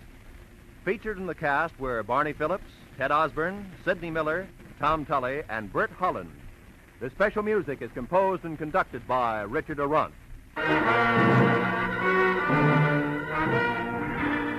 Be sure and be with us again next week when Philip Marlowe says... It could have been perfect. Snowbound in a mountain lodge with a girl who was falling in love. But also present were a widow sick with rage, a bitter old woman, and a jealous man. All with reason to hate me more than anyone else in the world.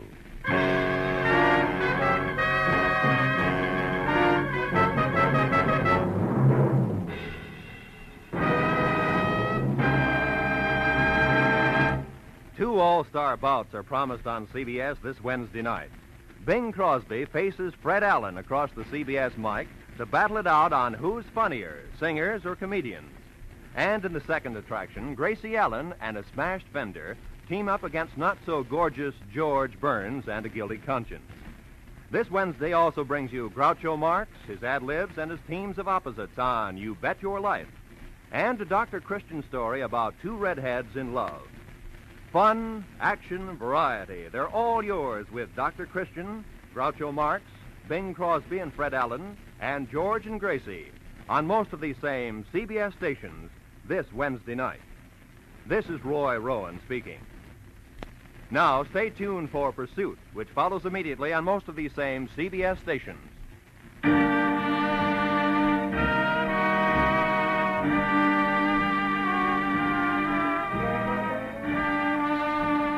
This is CBS, where Wednesday night is Bing Crosby night, the Columbia Broadcasting System.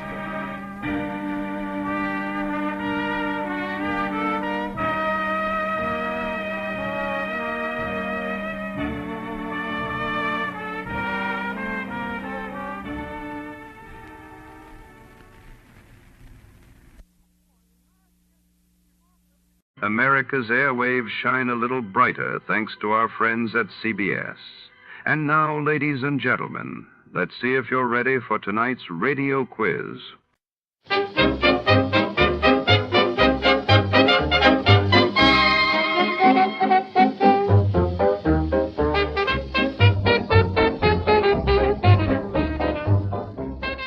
Tonight, shadows linger over Charmona's Grand Railway Station, a place where secrets travel as swiftly as the trains themselves. When a priceless diamond vanishes from a locked luggage compartment, Detective Sam Riker steps into a tangled web of deceit, luxury, and danger. Among the clamor of steam engines and whispered alibis, every passing stranger could be a suspect. Will Riker uncover the truth? Before the next train leaves the platform? Before to start, let's see what happened the day it was aired. It was March 10, 1952, and that day the world learned of General Fulgencio Batista seizing power in Cuba after a sudden coup. while in London, King George VI's funeral procession drew vast crowds mourning the late monarch. From Hollywood, it's time now for... Johnny Dollar. Johnny, this is Byron Kay at Intercoastal Maritime and Life in Boston. Hello, boy. Remember Hurricane Audrey? Back in the latter part of June, sure. Must have hit your company pretty hard. Yes. But if anybody ever needed help, it was those people down in Louisiana and neighboring states. Yeah. So we've paid up the claims just as fast as they've come in. Except for one. Oh, what's that? One we received only a couple of days ago. Okay, bye. Give me the dope and I'll head for Louisiana on the first plane. Wrong direction, Johnny. Huh? Texas? No. Oklahoma? Arkansas? Buffalo, New York. What? And I think you'd better run over here and let me give you some facts. Yeah, I think I'd better.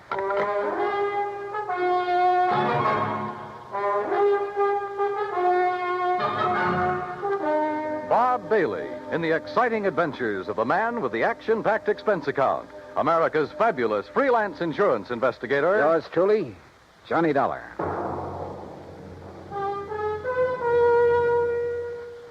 And now, Act One of yours truly, Johnny Dollar.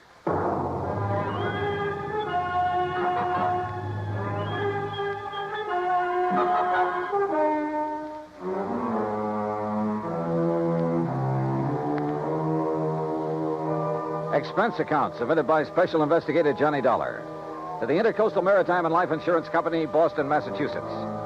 Following is an account of expenses incurred during my investigation of the Charmona Matter.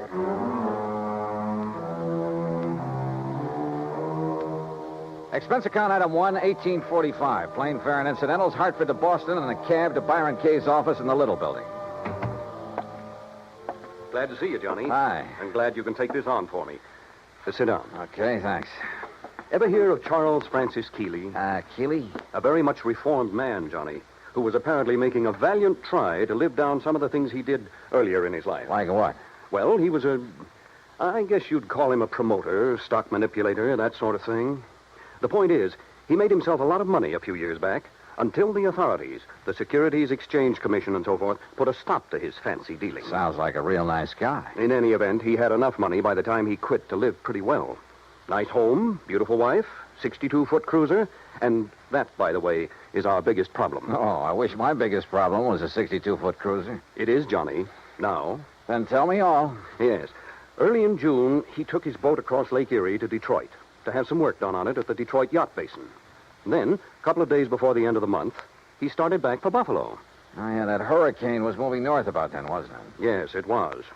And his failure to appear in Buffalo within a reasonable time didn't worry his wife a bit. Often before making that same trip, he'd stopped off in Cleveland to visit some of his old cronies. Uh-huh. But by July 20th, she began to get worried. She called the friends in Cleveland. They hadn't seen him. Then she called the Coast Guard. No word. A few days later, a couple of the life preservers from his boat washed up on the south shore of Erie near the little town of Lindsay. That enough for you, Johnny? How much insurance did he carry? On himself, $35,000. On the boat, $106,000. I see. Okay, bye. I'm on my way. Expense account item 2, transportation to Buffalo, where I signed in at the Statler Hotel. Item 3, $5.20 for dinner. Then taxi, that's item 4, to the Keeley home north of Delaware Park on Colvin Avenue. I don't know just what I'd expected Keeley's wife to look like. Suffice it to say, I was pleasantly surprised. She was young, tall, blonde, and beautiful, with eager, sparkling eyes and none of the signs of grief I'd anticipated. I don't know why you registered at the hotel, Johnny. May I call you, Johnny? Why, sure. Please call me Mona. May I pour you another drink? No, thanks. As I started to say, you could have stayed here. There's plenty of room, as you can see. Yes. This is a very beautiful house, Mona. Yes, but so empty now. I get terribly lonely, Johnny. Well, of course, I don't blame you. But now suppose we talk, if you don't mind, about the Johnny, thing if you have to be around for a few days, why don't you move out of that hotel and... Oh, I'm sorry. I shouldn't say that. I guess I'm sorry. It's all right. But I am lonely. Sure. Now, Mona, you realize this investigation is, it's just routine. Of course, Johnny.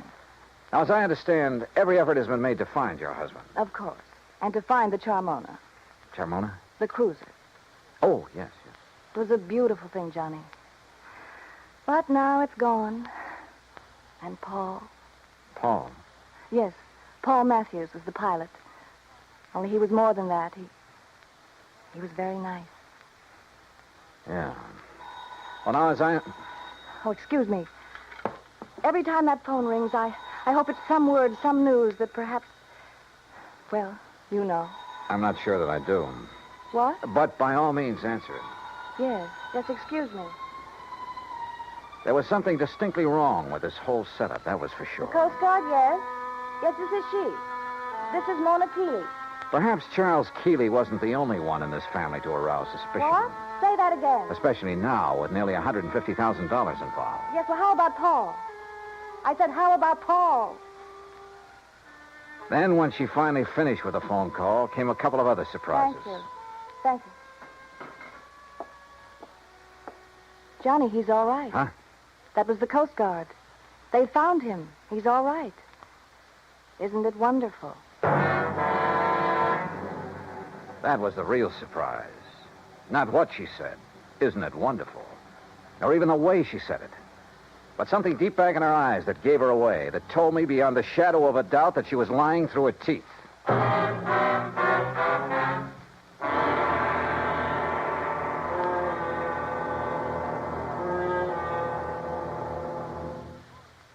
Act two of yours truly, Johnny Dollar, in a moment. It is a rare event when a young man decides to leave civilization behind and hide himself away in the steaming jungle, just so he can help his fellow humans in a remote corner of the world. The late Dr. Tom Dooley did just that when he left the United States to help the sick and starving jungle people in the little kingdom of Laos in Southeast Asia. Dr. Dooley's story is well known to nearly everyone. And all over the world, people talk of his little jungle hospital on stilts. That's where he treated the dread diseases of the jungle and trained native medical technicians so that they might help their own people. Dr. Dooley wrote and lectured to many people so that the work of his medical assistance program, Medico, might go on. It was not easy for someone so young and so talented to give up the bright lights of the city and plant himself down in an unknown jungle just for the purpose of helping unfortunate people he didn't even know. But through Medico, Dr. Tom Dooley wanted to help people. He wanted to help people to help themselves. Today, the work of Medico is going forward in a number of countries besides Laos. Young men are being sent to the United States to be schooled in medicine with the idea of returning to their own countries to help their own people. Hundreds of thousands of dollars worth of medical supplies have been donated by American businessmen and pharmaceutical companies.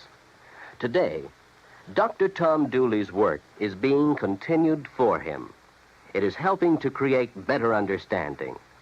It is an injection of the spirit of freedom. The right of all men everywhere. And now, Act two of yours truly, Johnny Dollar, and the Charmona Matter.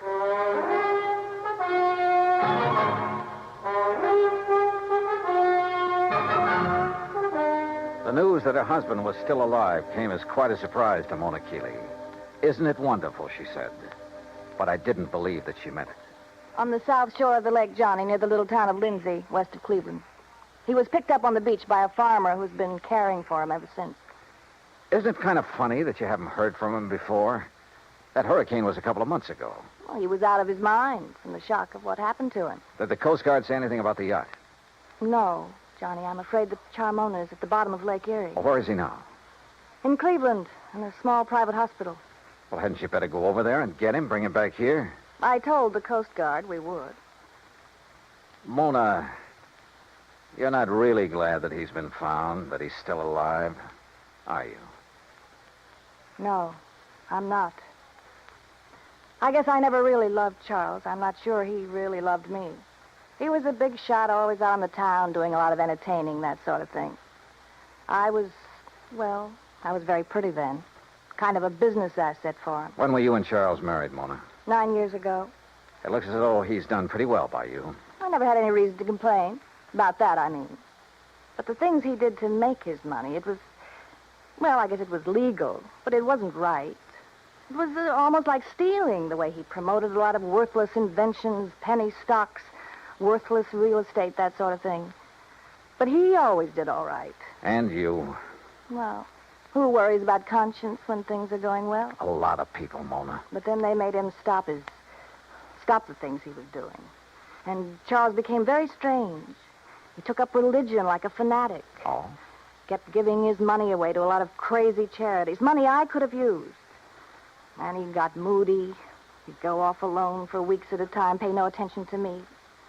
That's what I meant when I said I was lonely, Johnny. Not just since the accident that lost the boat and Paul. Paul again, huh? Don't you understand? These crazy things have been going on for over a year now. That's why I'm not jumping with joy that Charles is alive.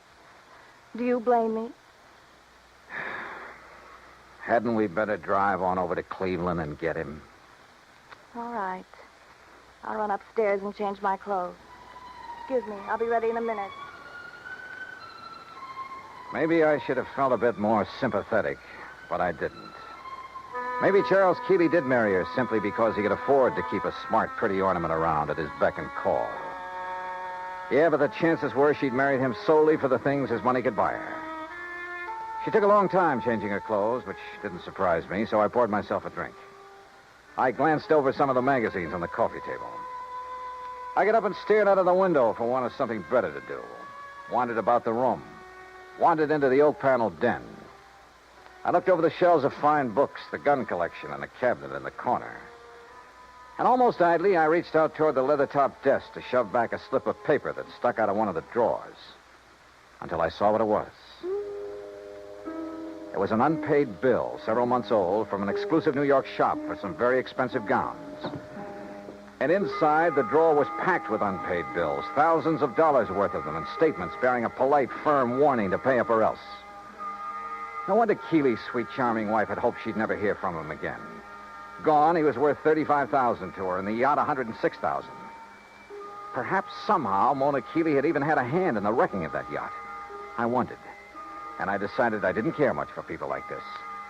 But my meditations were suddenly interrupted by a sound from the doorway, and there she stood, a pretty little pearl-handled .25 caliber Colt in a dainty gloved hand.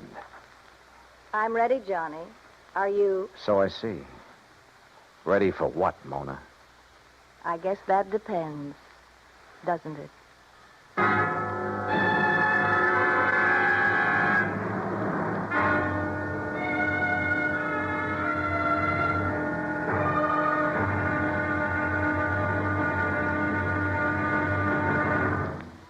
Act 3 of yours truly, Johnny Dollar, in a moment.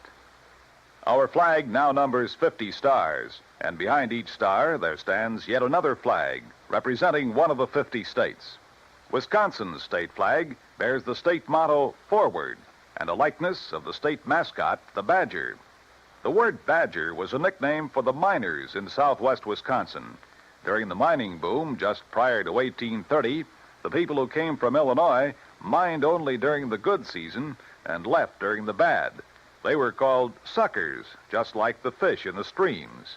But the busy Wisconsinites, with either too little time to leave or to build a house, moved into abandoned mine shafts to live as badgers.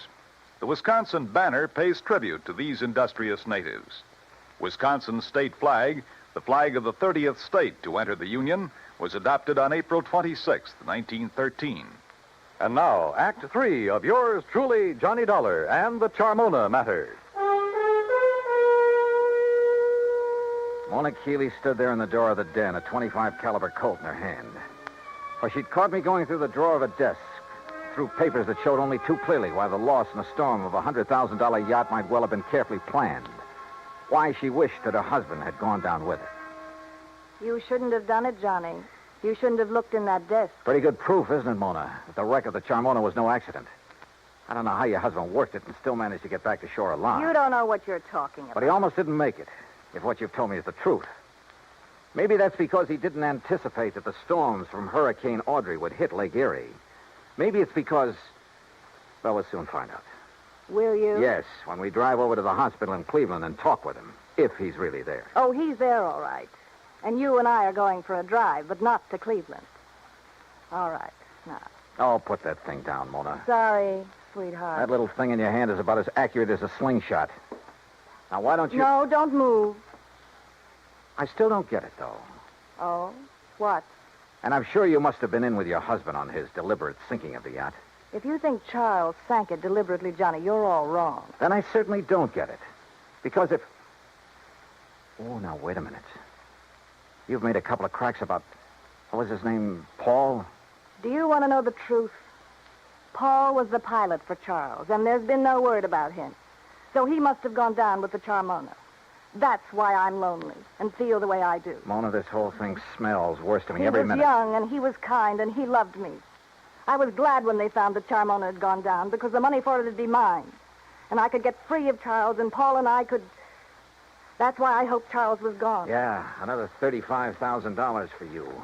You're about the crummiest lot I've ever run into. Look at this, Mona, here on the desk. What? This solid gold table lamp.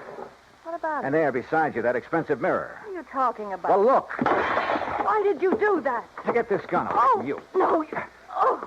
Oh, you... A lot of good this would have done you with the safety on. I'll kill you for this, Johnny. No, I don't think so. And I don't think the police would like it if you tried. Oh, no.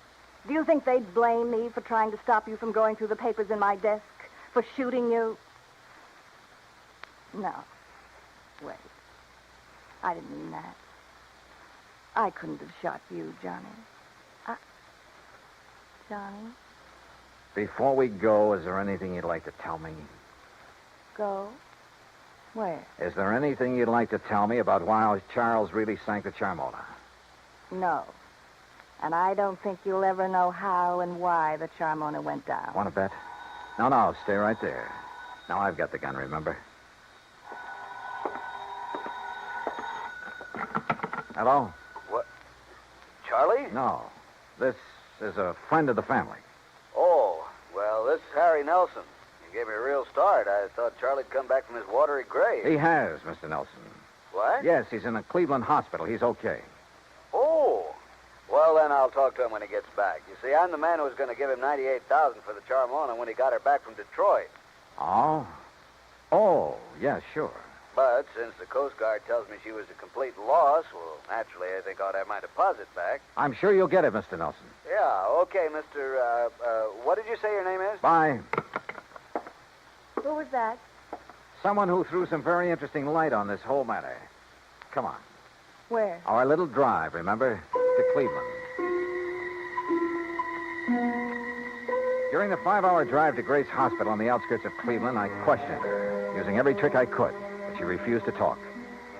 The theory that Charles Keeley had deliberately sunk his yacht had gone up in smoke.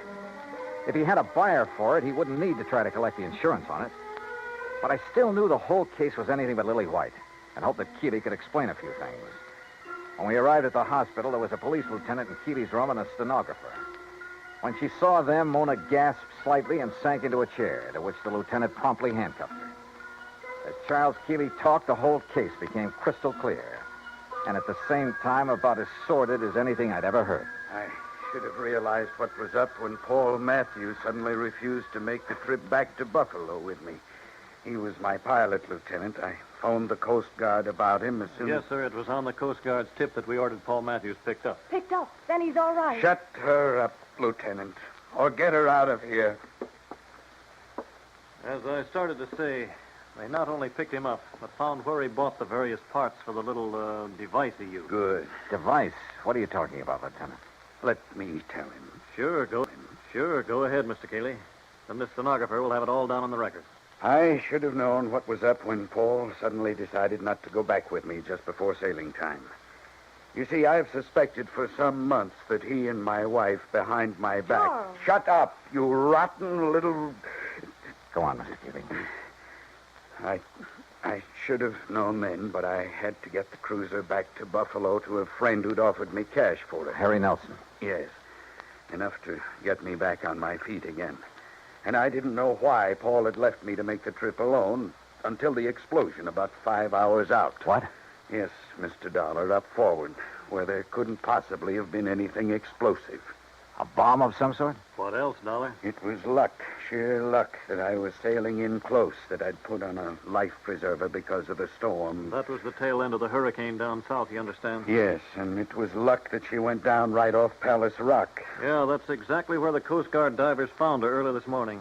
A hole as big as a house blown out of her front end. Yes, that storm, that hurricane may have taken a lot of lives, but it saved mine.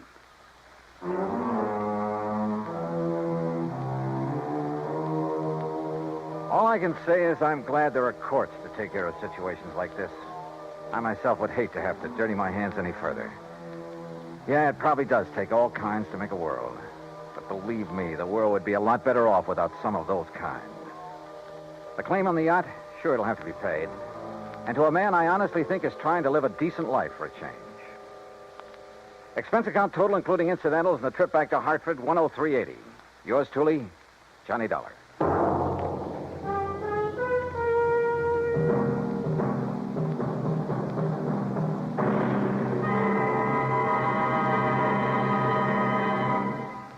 Our star will return in just a moment. An old English proverb states that a friend in need is a friend indeed. We've all heard it before, but how many of us have realized the full import of its meaning? When Jose Lara Valverde, an 8-year-old Spanish boy, was in need, he found out what real friendship could be. Stricken by a rare glandular disease, little Jose began to lose his fight for survival when his vital supply of drugs ran out. In a desperate call for help, an amateur radio operator named Conte broadcast a weak signal over the European airwaves. The plea was picked up by a ham operator, Hans Ketterle, in Germany, who relayed the urgent message to a nearby United States Air Force unit. The American airmen quickly dug up the only available drugs of the kind needed. They flew the Mercy package by jet to Madrid. From there, an ambulance screamed its urgent way 190 miles to Andujar, Jose's hometown. The medicine saved his life, but only temporarily. Another source had to be found, and it was, again, in Germany. The two rare drugs were again rushed by American jet fighter pilots, by helicopter, and by Air Force staff car through high winds and thunderstorms to the bedside of the stricken boy. The medicine was given to Jose, and again he responded. This same life-and-death drama was repeated elsewhere in Spain when men of the United States Air Force came to the rescue of another young Spanish boy in need of another rare drug. People-to-people giving is more than a program. It is an act of friendship. It is a fight for freedom, the right of all men, everywhere.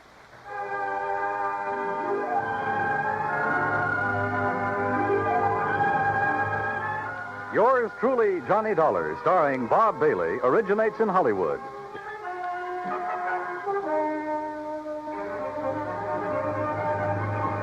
This is Dan Cubberly speaking.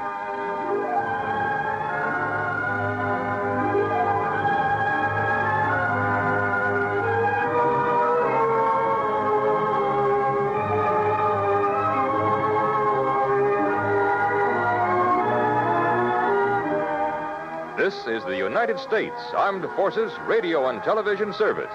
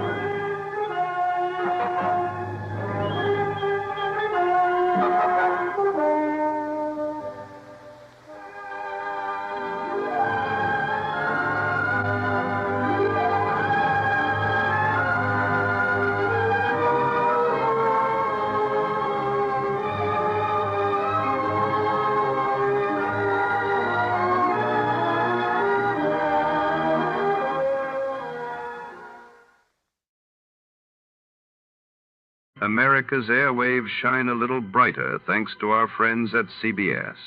And now, ladies and gentlemen, let's see if you're ready for tonight's radio quiz.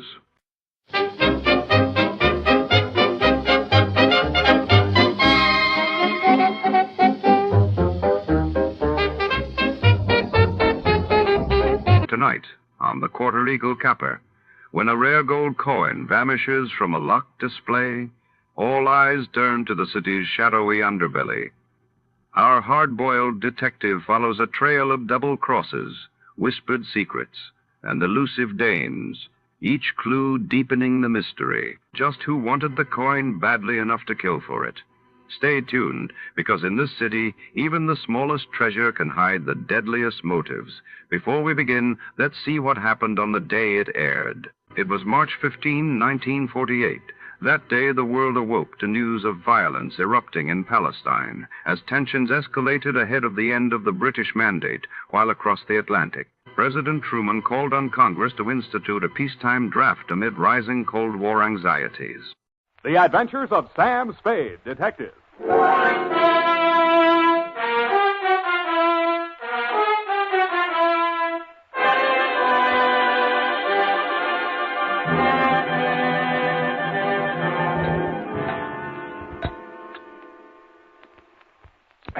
To Thelma Darling. Last name, Sam. Roger. Thelma Roger. Darling! I only asked, Sam. Let's get on with it. Yes, Sam, I'm sorry. From Samuel Spade, license number 1375596. Subject? Subject, the Quarter-Eagle Caper. Dear Thelma Darling. Sam, Yes, Seth? isn't that redundant? Again? The salutation, Sam. Shouldn't it be Dear Thelma or Thelma Darling? But not both? Now, get this, F. It's real deep. Her name is Thelma Darling. I have that, dear. Thelma Roger. Darling, it's a name. Her father was a darling before her. Oh, really, Sam? Can't you take a joke? On the egg type, you should paste the label, grade AA, fresh. Dear Thelma Darling, I'm stubborn. Not all of this will be news to you. The part that is will be bad news. The start of it was not a quarter eagle, but a bald eagle. He swooped in through the door of my office, landed in front of my desk, perched on the edge of a chair, and said... My name is Eagle, Mr. Spade. Junius J. Eagle. My card. Eagle Vending Machine Company. And they call me the Gumball King. I'm proud of it. Care to join me in a ball, sir? Not while I'm on duty. Ah, that's very good. Our new avocado flavor. Yes, I've kept the Bay Area chewing for 20 years. And I will not be swerved from my purpose. Bully. I intend to fight them tooth and nail. Hammer and tongs. To the last ditch. Bravo. But I'll need help. That's why I've come to you. My competitors, Mr. Spade, are leaving no stone unturned in their contemptible campaign to drive me out of business. Now they've resorted to outright sabotage. In short, they have hired hoodlums to destroy my gumball machines. They've already smashed 11, and they won't be content until they've demolished my entire equipment. Sounds like a police case to me, Mr. Eagle. Well, I've been to the police. No, they don't understand my problem. Gave me a lot of double talk about juvenile delinquents. Ha, my foot. Cutthroat competition. You're sure of that? Well, what would you think? If theft were their motive, they most certainly would steal the pennies from the machines, but what do they take? My gumballs. And why do they do that? I'll buy it. Oh, well, by all means. Oh, here, try this. It's our bestseller in Chinatown. We call it Subgum. Better not. I have to drive later. Now, I had the foresight to buy up a 3-year supply of chewing gum at non-inflation prices. So I see. Well, you can see with what thoroughness they encompass my ruination. They are not only smashing my machines, they're making off with my gum. And you want me to try and stop them? No, I do not. No. I want you to catch them in the act and find out who is paying them. Well, okay, Mr. Eagle. I'll see what I can do. Good.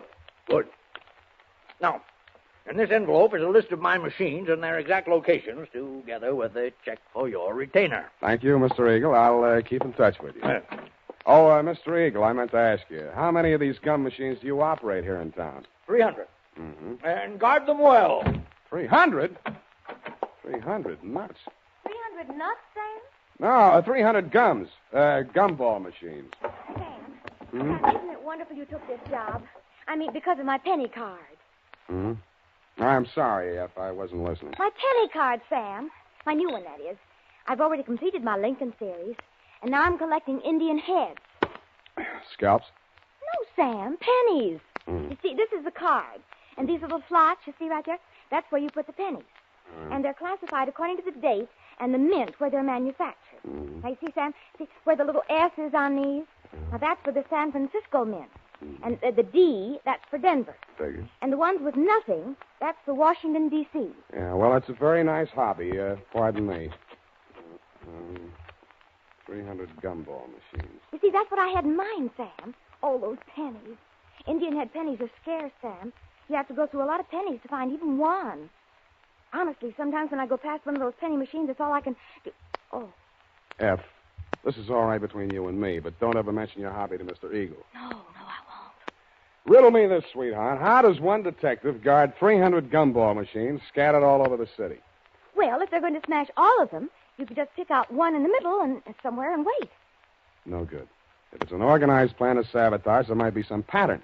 You seem to have given this some thought, though, Effie. How would you pick them? In the busy places where they'd have more pennies. But they're not after the pennies. They take the gum. Well, then maybe the quiet sections where they don't sell much gum. Well, they've knocked over 11 so far, here, there, and everywhere. Busy spots, dead spots. No pattern at all. You know, Effie, maybe I've bitten off more than I can chew.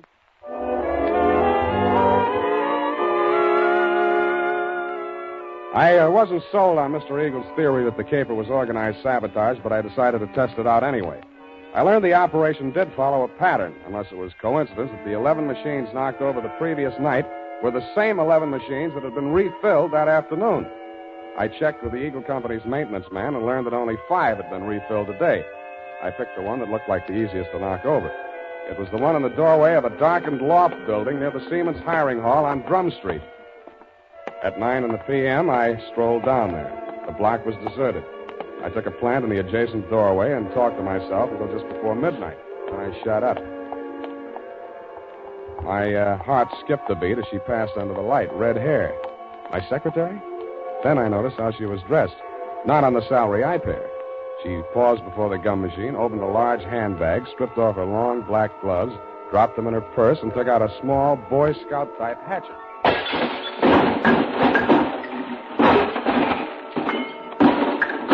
She went at it with the enthusiasm of Carrie Nation busting up a saloon. I edged around the doorway as she bent over the mess of pennies and gumballs at her feet. When she reached out her hand, I took one more step, and that was all. She was up on her feet facing me, and I saw that hatchet sailing through the air straight at me. Hey!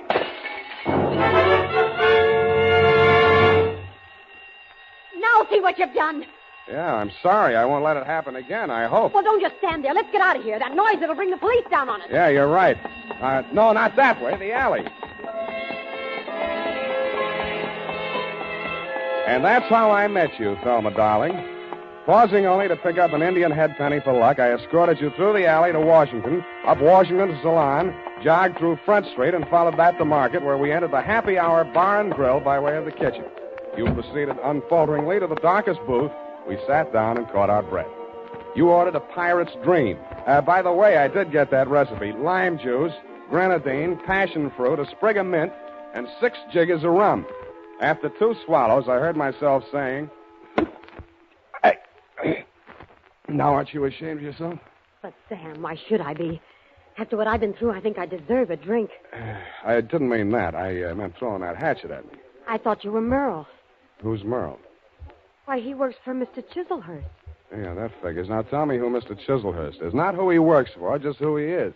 He was acting as my agent for the sale of the pearl. Well, Natch. Look, please, don't make me say what pearl. It's called the Black Pearl of Galila Bay. My brother brought it back from the South Pacific when he was in the war. Oh, yes. When he went to prison, he gave it to me to keep for him.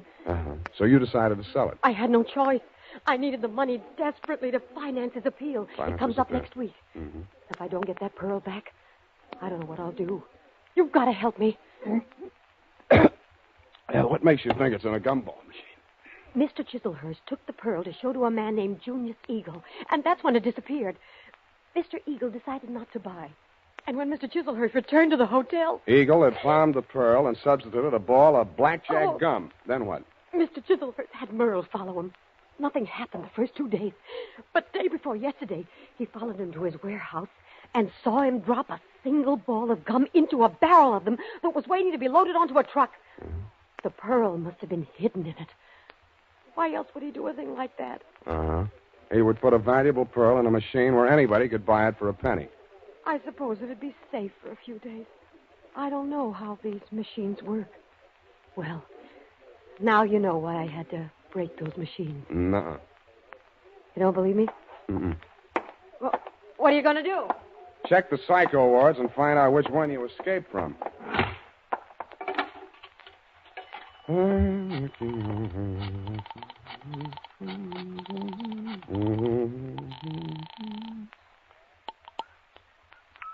Hello?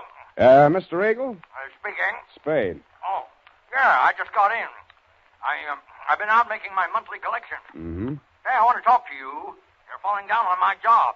Another of my machines. Yeah, I know. Drum Street. I nailed the hoodlum. Ah. Who's he working for? Let me ask you one. Did a man named Chiselhurst ever try to sell you a black pearl? Hello, you still on the line? You stopped chewing. Yes. I think you better come over to my house. Right away. Hello. Hello. Nuts.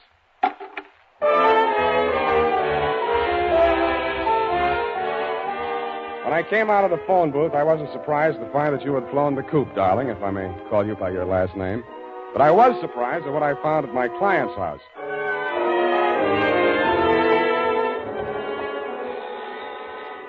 I rang the front doorbell and waited. Nothing happened. Then, through the glass door, I saw a man rush out on the landing at the top of the stairs.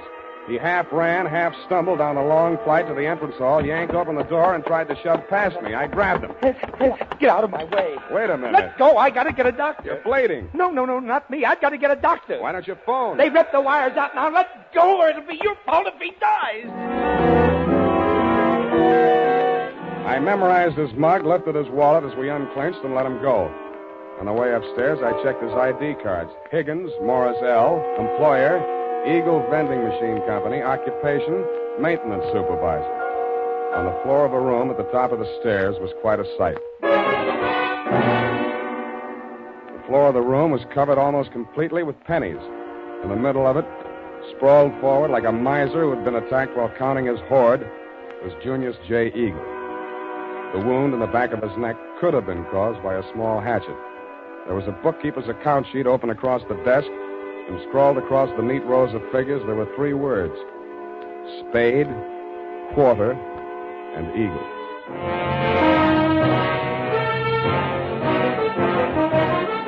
The United States Armed Forces Radio Service is presenting the weekly adventure of Dashiell Hammett's famous private detective, Sam Spade.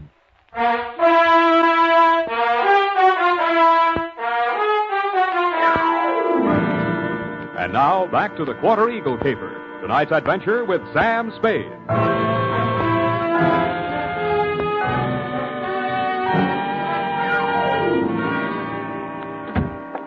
That you, Higgins? Yeah.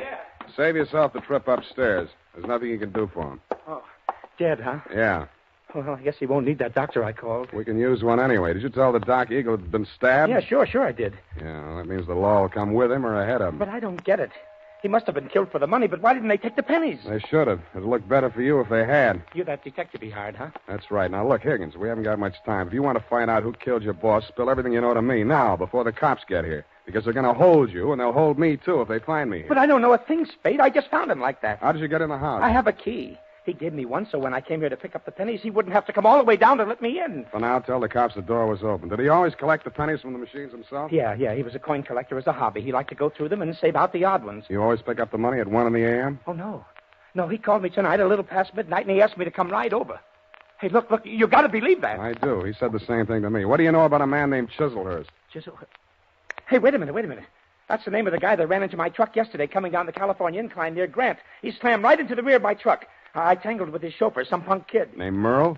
Yes, that's what they called him. And there was a dame in the car, too, a redhead. Any report on the accident? No, the cop took it down on the beat there. There wasn't no damage. Sounds like we haven't got much more time here. Oh, What exactly happened the night the first gum machine on your route was smashed up? Come on. Well, first off, I went to a bowling alley on Church Street and removed our machine there. It was discontinued. Wait a minute. Where did you take it? Back to the shop? Oh, wait a second. I got it here in my book. Come on, come on. All right, I'm hurrying. Here it is, 11864. Mm-hmm. No, I exchanged it for an out of order down on Drum Street. Did you leave the pennies in it? Oh, sure. They only get collected once a month. How much gum was in it? About half full. I didn't refill it until today. Yeah. What's your system on the refill operation? Well, I carry about 4 extra machines in the truck. When I go to fill a machine, I take one of the extras already filled out of the truck and trade for the empty. Yeah. Then I fill the empty one in the truck, and that saves me from carrying the bag around. Now, is there anything else I can tell you? Yeah. Huh? Does Quarter-Eagle mean anything to you? No. Okay, now where's the back door?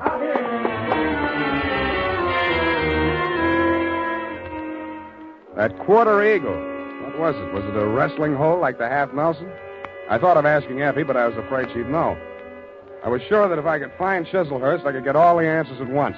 That collision between his car and the rear end of Higgins' truck was a good lead in more ways than one. It meant that at least part of your story, darling, was true.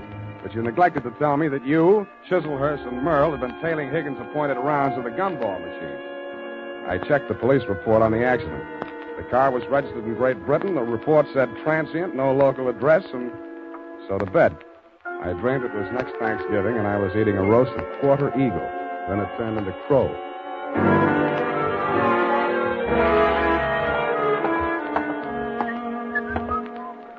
Good morning, sir. Do you wish to place a classified ad? Good morning to you, madam. Indeed, I do. Kindly write it on this blank. Kindly read it off this blank. Well, Quarter-Eagle. Interested parties apply Sam Spade. Sutter, 37596. That's right. It's 9 words, sir. I'll have to charge you for 3 lines anyway. Is there anything you'd like to add? Yes, but it's not fit to print.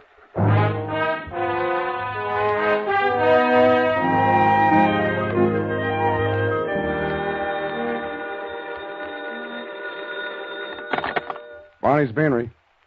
Mr. Spade? Yeah. You got it for sale, the Quarter-Eagle?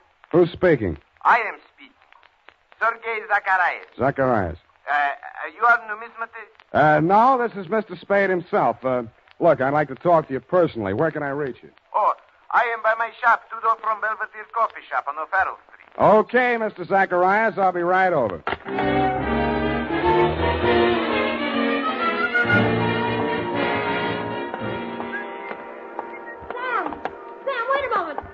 Talk to you. Why didn't you do more talking last night? My client might be alive if you had. Oh, it's terrible. But how could I have You known? knew about the Quarter-Eagle. Why did you spin that yarn about the pearl? How did you find out about it? Dead men sometimes do tell tales. Surely you don't think that I had anything to do with that. He was only hacked to death with a hatchet like the one you threw at me. That makes you look fine. All right, I killed him, if that'll make you listen to me. Sam, don't go into that shop. Please, it's a a new trap. suit. You don't know that man Zacharias. He's the cause of all our troubles. You mean he sold you that hatchet? Sam, please! Quit clawing me. Let go. I won't allow you to go in there. I won't. Wait a minute. What's going on here? What's the occasion of the squabble? Oh, well, no, it's Mr. Spade. Yeah, Clancy, this dame here just tried to pick my pocket. Ah, pickpocket, is it? Glory be, and such a pretty one, too. Never mind that, Clancy. Just have it locked up. I'll be down later to prefer charges.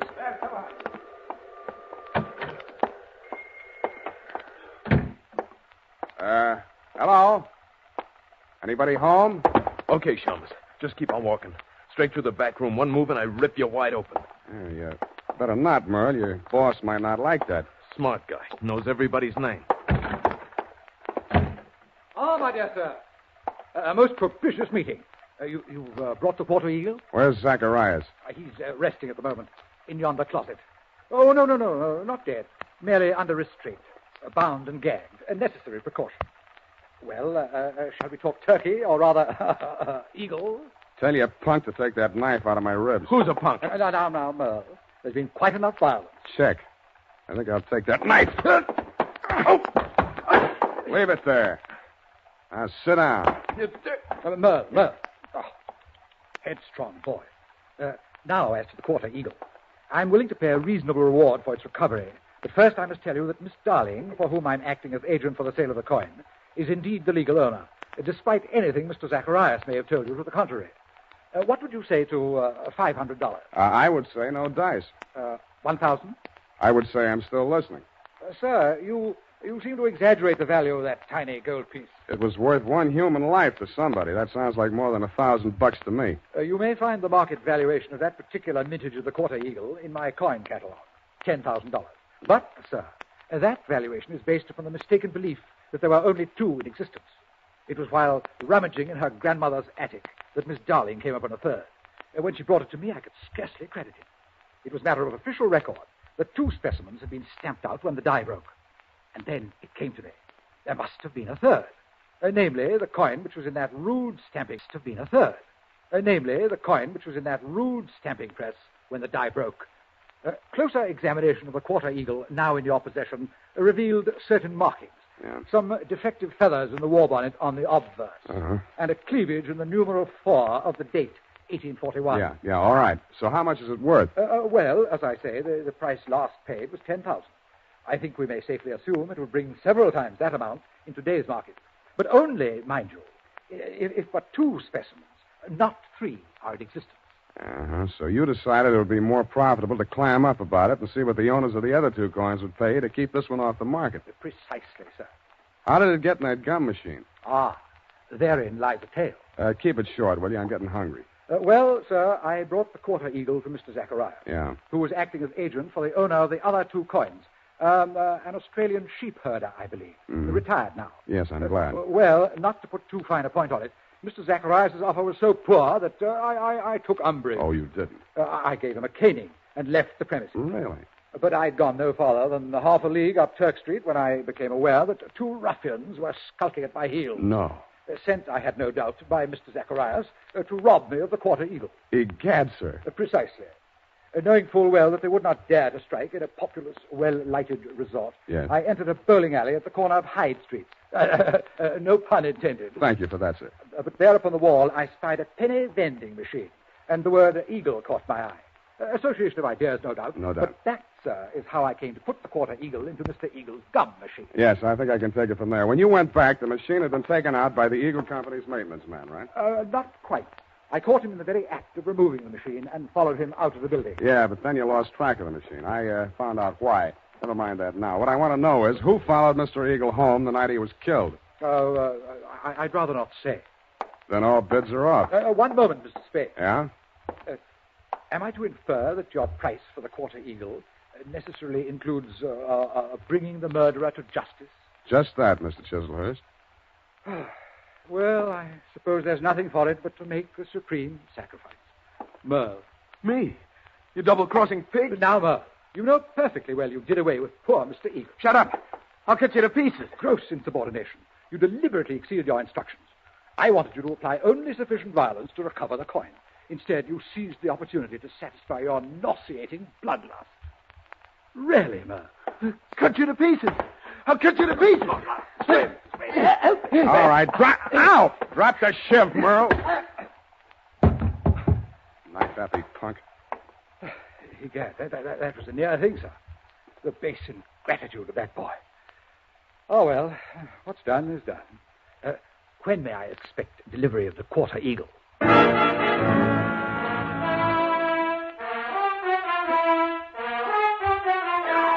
I didn't answer him. To cover my embarrassment, I gagged him, manacled him to Merle, and delivered the package marked one murderer, one accessory to the dumbfounded minions of the law. And that, Thelma, darling, I regret to inform you, is still the crop. After I'd sprung you from the pokey, I got hold of Higgins, and we went through every coin out of every Eagle gumball machine in the city of San Francisco. It couldn't happen, but it did. Your Quarter-Eagle is, shall we say, no place. Period. End of report. Sam, I'm disappointed in you. Well, so am I, sweetheart. But I'll forgive you if you found even one Indian head penny from my penny card. Yeah, just one from that machine on Drum Street. Oh, Sam. There you are, sweetheart. Oh, thank you. And it's an old one. No older than I feel. Go type that up. Sam,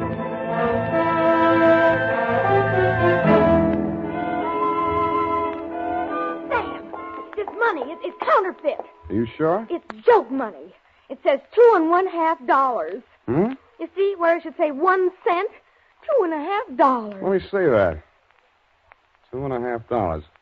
If an eagle is a $10 gold piece, what is a $2.50 gold piece? Oh, now, let me see. $5 will be half. Sam. Right? A quarter-eagle. Yeah, that's just dirt on it, see? It's gold, really. Oh, look at it shine. Like the stars in your eyes, sweetheart. Oh, you darling. Good night, Sam. Good night, sweetheart.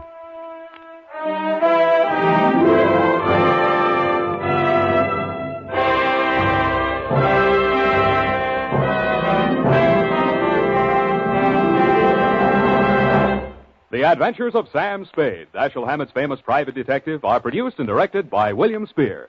Sam Spade is played by Howard Duff. Lorene Tuttle is Effie. This is the United States Armed Forces Radio Service, the voice of information and education.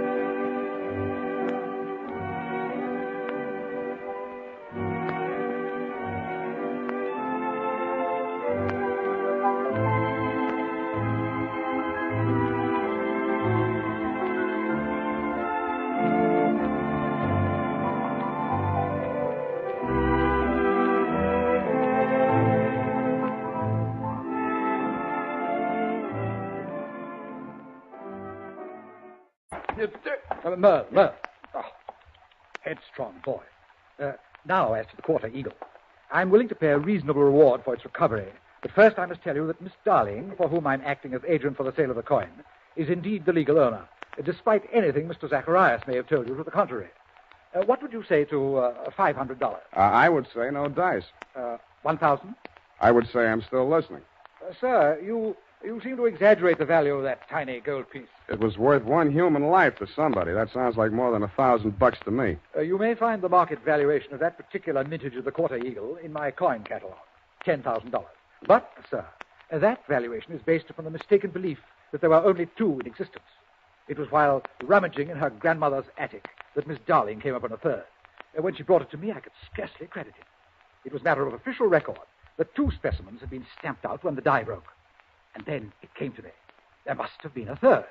Namely, the coin which was in that rude stamping press when the die broke. Closer examination of the Quarter-Eagle, now in your possession, revealed certain markings.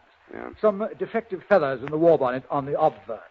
And a cleavage in the numeral 4 of the date, 1841. Yeah, all right. So how much is it worth? Well, as I say, the price last paid was $10,000. I think we may safely assume it will bring several times. Our sincere thanks go out to the wonderful network at CBS. And now, dear listeners, let's put your knowledge of the airwaves to the test.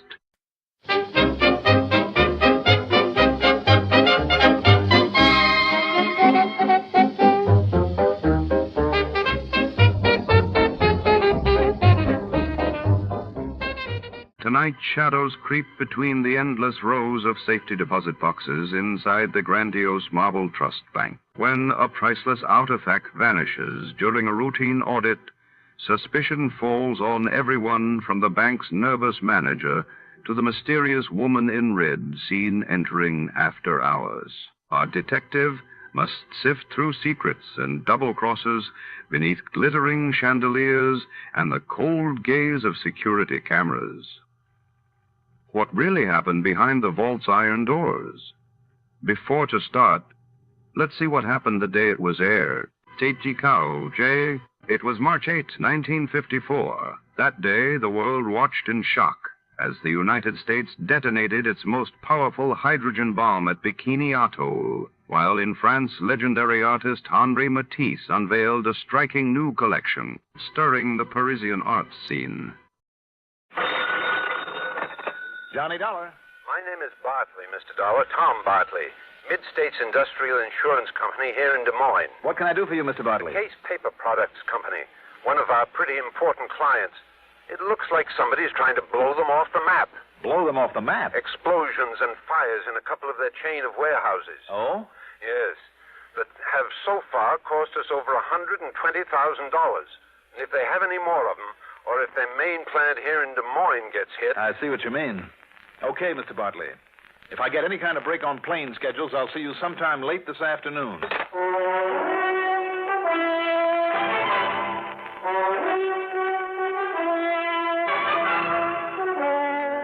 The CBS Radio Network brings you Mandel Kramer and the exciting adventures of the man with the action-packed expense account.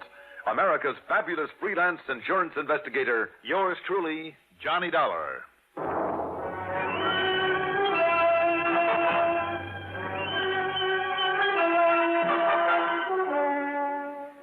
Expense account submitted by Special Investigator Johnny Dollar to Mid-States Industrial Insurance Company, Des Moines office. Following is an account of expenses incurred during my investigation of the Case of Trouble Matter.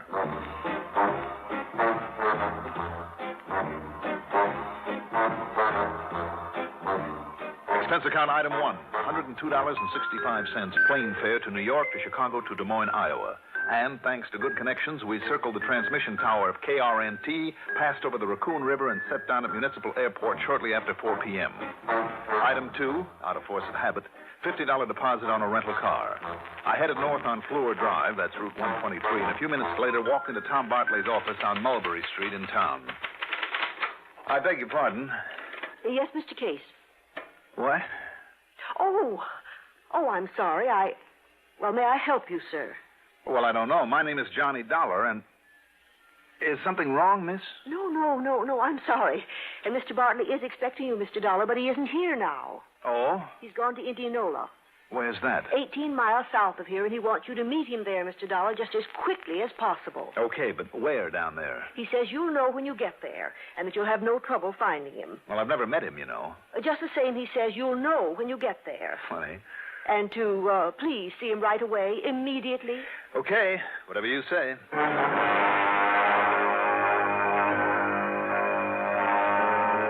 Indianola's a little town, about 7,000. And that secretary was right. I had no trouble at all finding Tom Bartley, much less his reason for being there. A thick pall of smoke hung over the place. It came from the smoldering remains of a big building just to block off Highway 69 near the edge of the South River. A sign at one edge of the property said the building had belonged to Case Paper Products Company. I pulled up next to a group of firemen who were busy with a hose killing the last of the hot spots.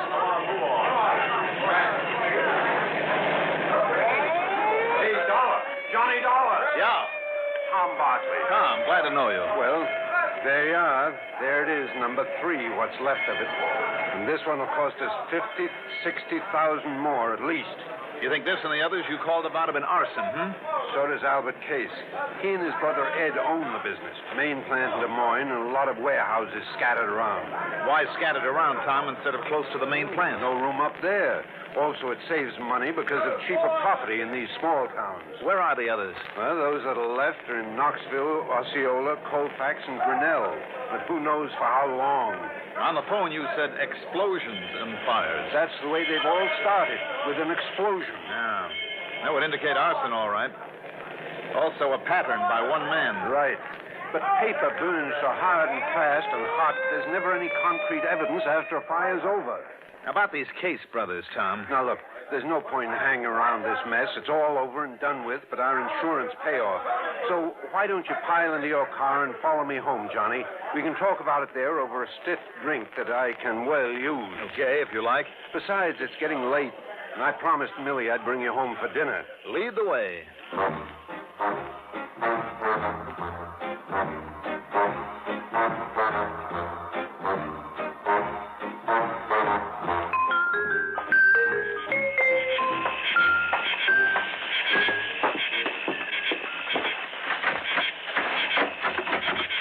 Hi, Millie, we're home.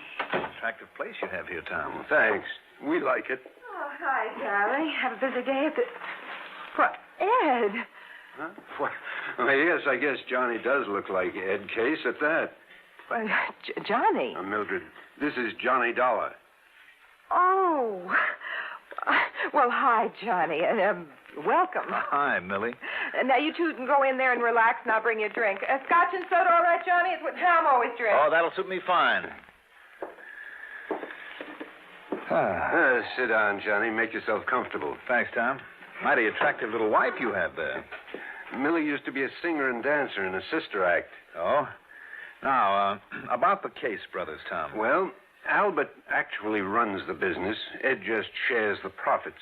Kind of a black sheep of the family, I've heard. I see. Here we are, boys. One for you, Johnny. One for you, darling. And one for me. Well, thank you, ma'am. Well, to the gods and goddesses and us. A drink to that. Oh, Tom, darling. Yeah? Before I forget, Albert Case promised to drop in. Oh, good. I want Johnny to meet As him. a matter of fact, he ought to be here right now. He only lives a few blocks away. He's been up in the town of Madrid, Johnny, cleaning up after a previous fire so he can sell the property. You mean he's planning to just pocket the insurance money? I guess so. Incidentally, he himself discovered that fire. He did, Tom, tell me, how has business been with the Case brothers lately? Well, not so good, I guess, but then that's true of a lot. Now, wait a minute, Johnny. Possibility, isn't it? But Albert Case burned down his own... Oh, now, listen, you don't know him. I know, but maybe you don't either, Tom. At least as well as you think you do. Oh, no, Johnny, you're wrong in what you're thinking. Well, I've known Al Case for years. I've known him well. Mm-hmm. What about his brother Ed, the black sheep? Well, now, Ed, of course, is a different... Oh, excuse me a minute. Hello? Tom, this is Albert Case. It's Al, Johnny. Come listen. Right. Tom. Yes, Al? I told you those fires were set. All of them. I know you did. Well, I have proof. You have, huh? Then we'll be right over. No. What? No, you mustn't come here. And I mustn't stay here. What? What do you mean? Because I... Hello? Hello? Al! I don't get it. Do you know where he lives, Tom? Well, sure, but why did he hang up? Come on, let's go.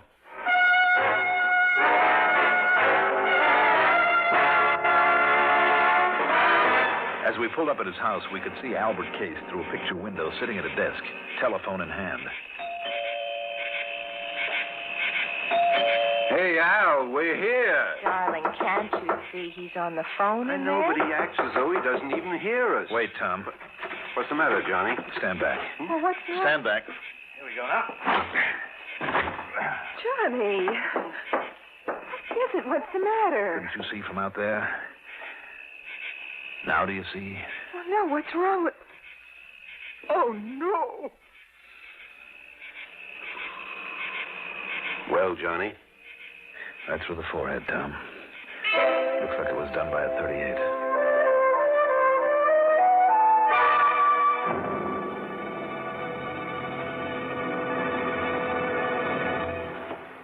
Newport filter cigarette. Newport menthol cigarette.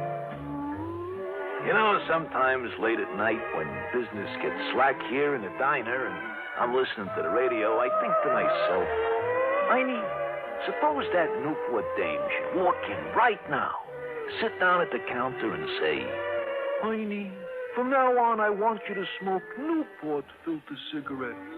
You know they have the soothing coolness of menthol, a hint of mint and wonderful rich tobacco. It's that exclusive, pleasant smoking combination that makes Newport more refreshing to begin with, more refreshing all the way.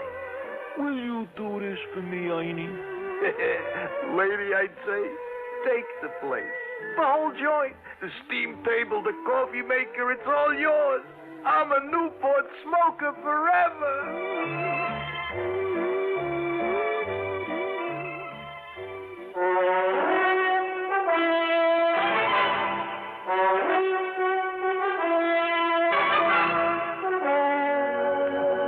Tom took the telephone out of the dead man's hand and called the police. Millie turned pale and slumped into a chair, and I gave the place a quick rundown, checked the doors and windows. A few minutes later, a young policeman arrived. Were you all here when it happened, Mr. Bartley and Mrs. Bartley? And, who are you? He's working for me, officer. He's Johnny Dollar, insurance investigator. You insurance guys work pretty fast, don't you? Maybe too fast. You related to Mr. Case? Well, are you? No. Why? You look a little like him. All right, now, who busted in the front door? I did, officer, when I saw through the window that something was very obviously wrong with Mr. Case. Oh, just took things in your own hands and busted in, huh? That's right. All right, let's see what I can find out here. Sure, here it is. A bullet hole through this window. You know what that means? It means somebody plugged them from outside there. You're sure? Yeah, sure, I'm sure. So go on, you three-hound. Now, where'd your wife go, Bartley? Out to the car. Yeah, well, who told her she could leave? Who told her she had to sit here looking at a corpse?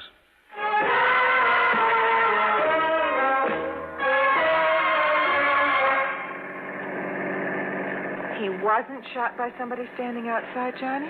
Well, how do you know? I saw that bullet hole in the window, too. Yeah? But there were no particles of glass on the inside of the sill. But there were on the outside? That's right. So the shot was fired inside by somebody that Albert Case let in or who had normal access to the house. Remember when Albert's phoning to you was cut off? Yes. Because somebody was there and had to stop him from talking about his proof of arson or from naming the arsonist. Was Albert married? No. Oh.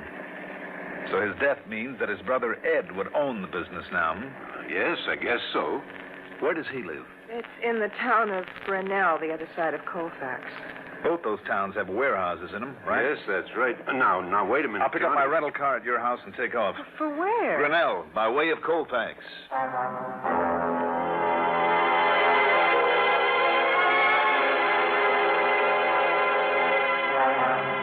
But at Colfax, I made a stop to question some of the people standing around another big warehouse fire. Yes, the Case Paper Products warehouse. But in walking toward it in the semi-darkness, I stumbled over a little old man quietly sobbing to himself. I'm sorry, I didn't mean to walk all over you like that. Oh, what difference does it make? I knew it would happen. I knew this was going to happen. You mean this fire? Yes, and I told Mr. Albert it was going to happen, too. Wait a minute. You mean Mr. Albert Case? Yes, I've been his night watchman for years, I have. And I told him it would happen, I did. Ever since that car started coming round here every night, prowling around, I knowed it wasn't up to any good, and I told him so. I told Mr. Albert about it. What kind of a car was it? Big, white, foreign car, a Parati with no top onto it. Yes? And when I told him about that car this afternoon, you know what Mr. Albert said? What?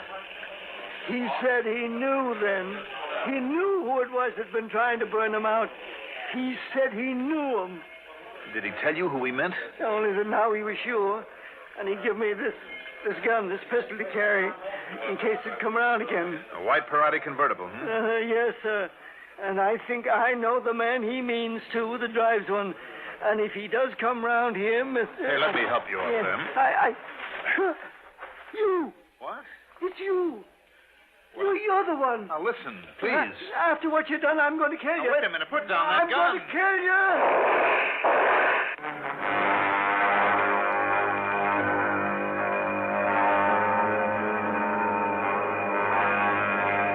Thank goodness it was a bad shot. There was no point hanging around to explain things to the fireman. I grabbed his gun and took off. Pete thought that I was someone else. Millie Bartley had, too. Matter of fact, even I had noticed a sort of family-type resemblance between myself and the dead man, Albert Case. All right. I'd hoped to make the rest of the trip in something under legal time, but after having the fuel pump of my car conk out on me, then spending literally hours at an all-night service station getting a new one, incidentally, that's item 3, 1580, the sun was up by the time I got to Grinnell. At police headquarters there, I barged into the office of Lieutenant Cal Golden without waiting to be announced. Well, you're an early bird. Sit down for a minute while I finish up this report, Mr. Case. What? Oh, sure. Tried all night to phone you, Mr. Case, but got no answer. You did, hmm? That's very interesting.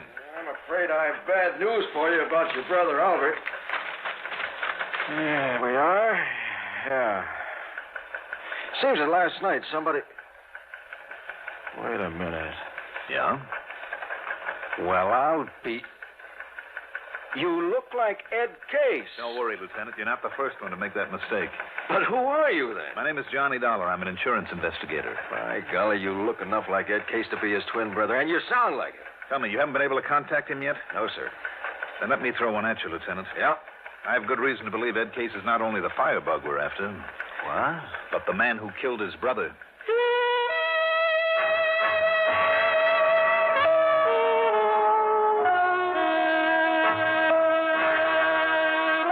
It took a little convincing, but the lieutenant finally agreed to put out an APB on Ed Case.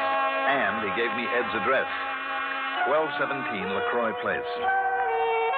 There was no answer to the doorbell there, so I went to the house next door. Yes? Oh, excuse me, ma'am. Oh, it's you, Ed Case. I beg your pardon. No, wait. You're not Ed Case. You're somebody else. That's right, ma'am. My name is Dollar. Oh, I'm sorry. I should have known because of your car. That's right. He drives a white one, doesn't he? Yes. Yes, just one of them fancy foreign things with the top down all the time. Mhm. Like the one that he gave to that blonde hussy that comes around to see him all the time. A blonde, ma'am? Comes up from Des Moines all the time, in and out of that house of his like she belonged there. It's disgusting. From Des Moines, did you say? If there's anything I don't like, it's a little blonde with green eyes and one of those olive type of complexions they don't deserve Thank to you, have. ma'am. and I- Thank you very much.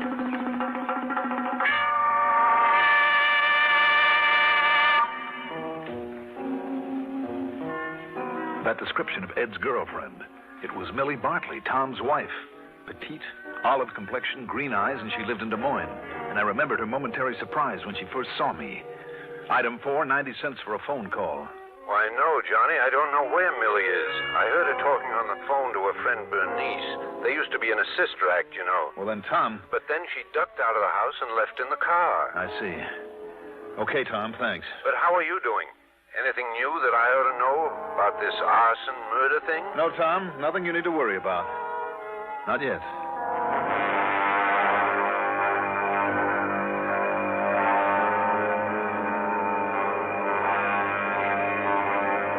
I drove back to LaCroix Place, parked a block away, and walked to 1217. There was no answer again, so I went around to the back door, slipped the lock with a business card, and walked in, leaving it open for a possible quick exit. That was a mistake, because a couple of minutes later, as I rounded a corner to the living room, I felt the barrel of a gun in my back. Oh, so you're out of town, huh? Well, now I know different. Now, wait a minute. Don't move, Eddie boy. Trying to stall on that $5,000 you owe me won't work. You think I'm mid-case? What do you mean, think? Now, listen, You know what happens when you try and stall me, Eddie?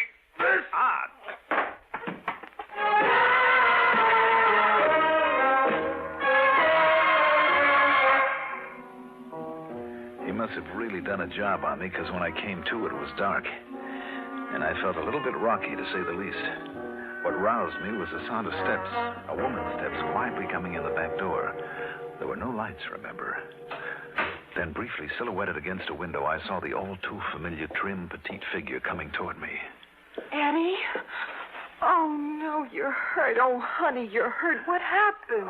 You don't know. Oh, yeah, with Louie getting even because you didn't pay him soon enough for that last fire. Oh, here, Eddie, let me turn on the lights and help you. No. huh? Just let me rest a minute. Oh, I knew that was him I passed on the highway. Why did you come over here from Des Moines? To make sure you'd play dumb when the cops told you about poor dear old Albert getting knocked off. Why did you come here to the house? Because I hoped that you'd come here, I guess. Well, you should have waited until I could get up the money to pay Louie. You mean for killing Albert, too, huh? Yeah. I mean, no. You killed Albert. I saw you from the outside in the car. You'd swear. You killed Albert. I saw you from the outside in the car. You'd swear to that, wouldn't you? Eddie, what a thing to say. You sound like you don't trust me. Look, we're in this thing together. And whose idea was it to knock off Albert? Well, like I told you, you had to because he was getting wise to you about the fires. You had it figured out that way right from the beginning, didn't you? Baby, now look. First, burn up the warehouses, collect the insurance on them. Well, sure. Then get Al out of the way so you and I would have it all. Well, yeah, that's right. Eddie, what are you talking this way for? I don't understand you. I wish to heaven I didn't understand you, Millie. Millie? Come on, let's turn on the lights in here. Eddie, you're not Eddie. Who are you? Don't try to kid me, Millie. Wait a minute. Who are you? Oh, you're the dick. That insurance investigator Millie told me about, Johnny Dollar. Let me out of here. Sorry, baby. I'm going, Millie. You're going to stay right here.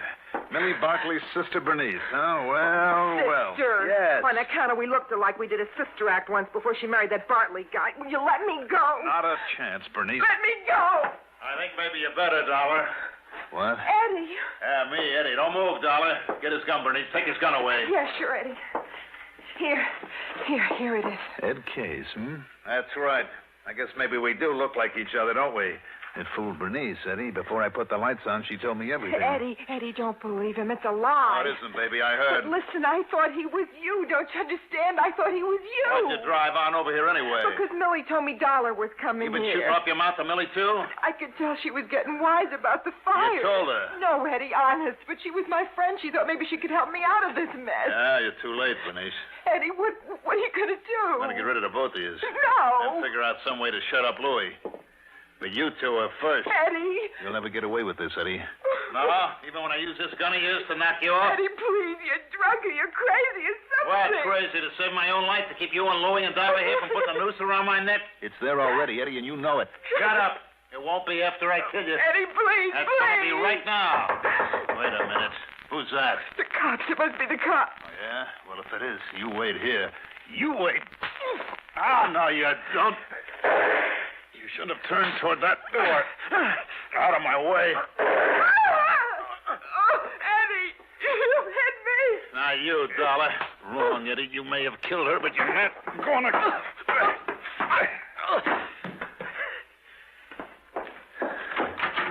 Johnny, what is it? What's happening? No, Millie. Don't go in there. Bernice? Yes.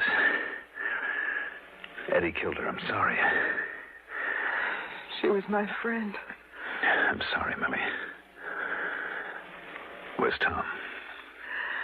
I came alone, Johnny. Why? When I talked to Bernice on the phone, I knew I could tell that your suspicion of Eddie was right. And I hoped that somehow I could help her. Maybe you better call Tom and tell him where you are and what's happened.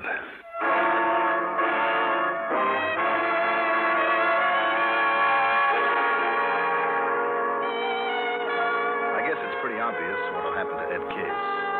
Now it's 2 murders against him. As for the insurance and the estate, Iowa law will have to take care of that. Expense account total, including the trip home, $256.10. Yours truly, Johnny Dollar.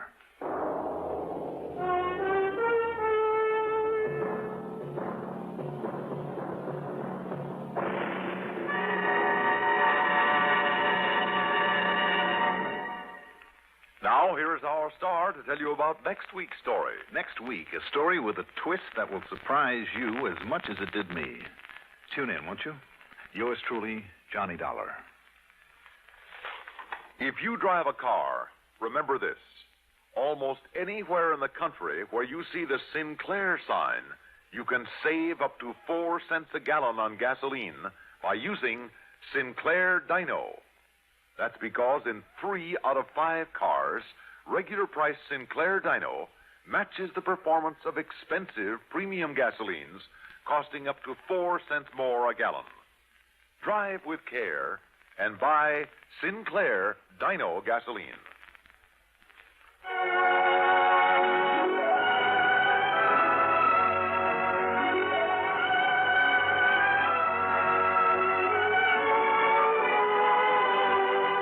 Yours truly, Johnny Dollar, is written by Jack Johnstone, produced and directed by Fred Hendrickson. Johnny Dollar is played by Mandel Kramer. Also featured in our cast were John Seymour, Abby Lewis, Terry Keane, Edgar Staley, Jack Grimes, Jim Stevens, and Gilbert Mack. Music supervision by Ethel Huber. Sound patterns by Walter Otto. Technical direction by Fred Cusick. Be sure to join us next week, same time, same station, for another exciting story of yours truly, Johnny Dollar. This is Stuart Metz speaking. Hear the Dean of Newscasters, Lowell Thomas, weeknights on the CBS Radio Network. CBS for Durham, WDNC. It's 6:34. When a headache strikes, headache tension builds up. You feel terrible. You become irritable. When this happens, here's what you should do. Take Stand-Back powders or tablets. The secret of Stand-Back's effectiveness is its combination formula of several medically proven pain-relieving ingredients in one easy-to-take dose. A combination of ingredients that brings you comforting relief from pain. What's more, Stand-Back's gentle and effective action relieves tension, which usually accompanies pain. Stand-Back has earned both the Good Housekeeping and Parents Magazine seals. You can take Stand-Back with complete confidence. For pains of headache, neuralgia, muscular aches, and cold discomforts, test Stand-Back against any other preparation you've ever used. See for yourself how fast, yet how gently, Stand-Back gives comforting relief. Just trade your headache for a smile.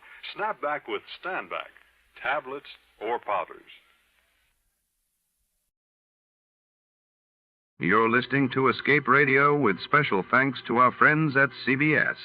Stay right there. The next episode follows a quick test of your radio knowledge.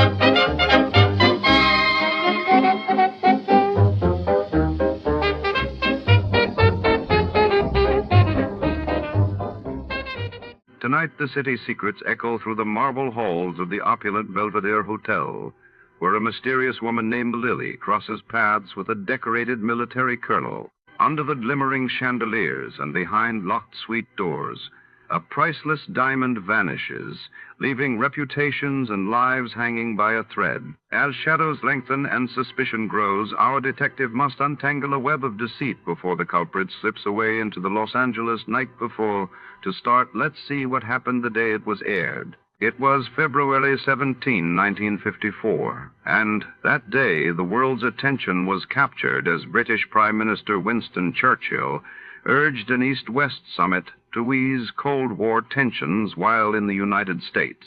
The first mass vaccination of children against polio using the Salk vaccine began in Pittsburgh. Ever dream of a life of romantic adventure?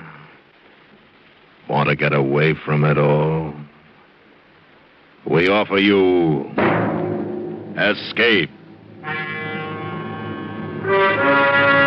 Escape, designed to free you from the four walls of today for a half hour of high adventure.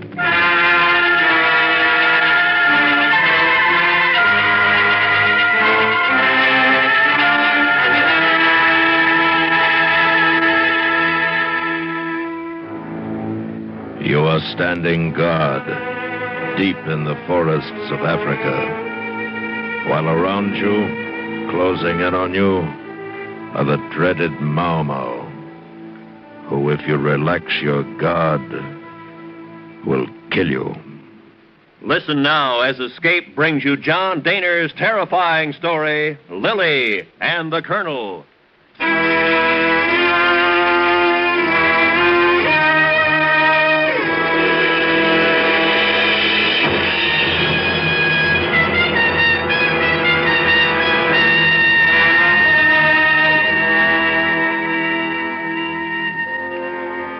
I first met Colonel M.O.V. Abernathy at the Rift Valley Club, Kenya Colony, East Africa. The Rift Valley Club, being a particular club of particular people, frowned with beetling brow upon the occasional invasion of its dignity by people like myself, unqualified, of no particular family or traditional distinctions. Possibly because I was a Sandhurst man, a lieutenant with the Lancashire Fusiliers had something to do with my invitation into the hallowed circle. At all events, I was invited, and I went. Sandhurst, eh? That's right, sir. Sandhurst? I was at Sandhurst myself, 1917. That's so, sir. Well... Still turning them out the way they used to?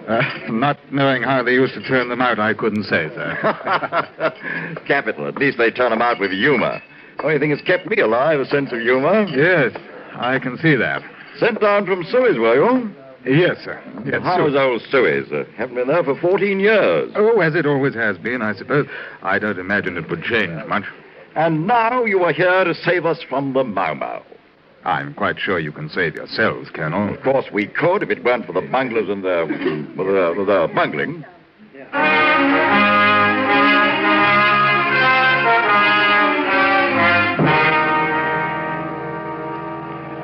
The second time I met Colonel Abernathy was under quite different circumstances. My patrol had been called to the farm of one James C. Curry to investigate a murder. On the way, I stopped by Colonel Abernathy's house and brought him along in case identification was needed. He knew everybody in the valley. It was difficult to identify, but on viewing the remains, the colonel decided that since the boots were of crocodile leather and his friend had a liking for crocodile boots, the sum of the two must add up to the body of James C. Curry himself lying under the rose bush. Neither of us said a word as I drove him home.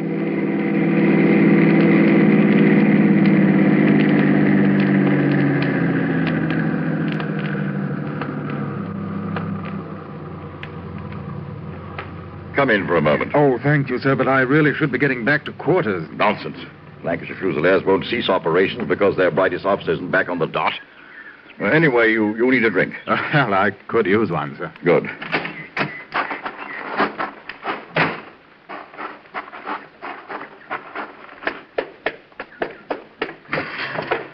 Ngambri? Colonel of Nettie, you back, Buana? Tell your mistress. She have blast headache. I tell her you come back. Headache. Always having a headache. Oh, sit down, Temple. I'll have your drink in a moment. Oh, thank you, sir. Incidentally, while your boy is out, may I ask, sir, is he Kikuyu? Ngambri? No, he's Jalua. Think his tribe is Jalua. Here, I'm giving it to you straight, sliced through any fog. Thank you, sir. You're not sure he's Jalua? Well, I'll ask him when he comes back. Now, young man, a toast to James C. Curry, as fine a man as ever breathed. Dead today at the hands of the Mau Mau. James C. Curry. Mrs. Abnetti say headache much better. She will come in moment. Good. Ngambri, the Buana will have another whiskey. Yes, Buana. I will fix it. Oh, thank you, sir. Very good. I tell you, Temple, that... I beg your pardon, Colonel, but you ask... who? Yes. Ngambri. Buana. What are you? Buana? Tribe. What tribe do you belong to? I am Jalwa. Do the Jalwa have Mau Mau? What the devil do you do that for? Don't stand there quaking like an idiot. What do you say? Mau Mau is only Kipsi and Kikiu. I am Jalwa. Very well. Now give Mr. Temple his drink and then get out. Yes, Buana. Drink one. Blasted idiot. I don't believe him. You think he's a Kikuyu? I do, sir. And the sooner you get rid of him, the better. Every head boy a Mau Mau, is that it? If I'm right and he is a Cuke, then it's quite possible that he's also a Mau Mau. And if he is Mau Mau, he'll chop my head off. Weak, sir. Weak. It happened to Curry. It could happen to others. You still want to save me? I'm only here to do what I can, sir. It is my job. Young man, what happened to Curry needn't happen to me. There are still those who know how to handle this thing and alone if necessary. In my day, we knew how to keep the old wog in his place. Full justice, mind you, but also this. That pistol of yours may have seen its day, sir. You know, times are changing. Only because men have become too weak to prevent it. I'm surprised that you, a Sandhurst man, should have failed to grasp the fundamental traditions that gave strength to the empire. What empire, sir? What empire? Blast it, the empire! Oh, Julian, have you seen Tabbykins? I don't know where that cat can be.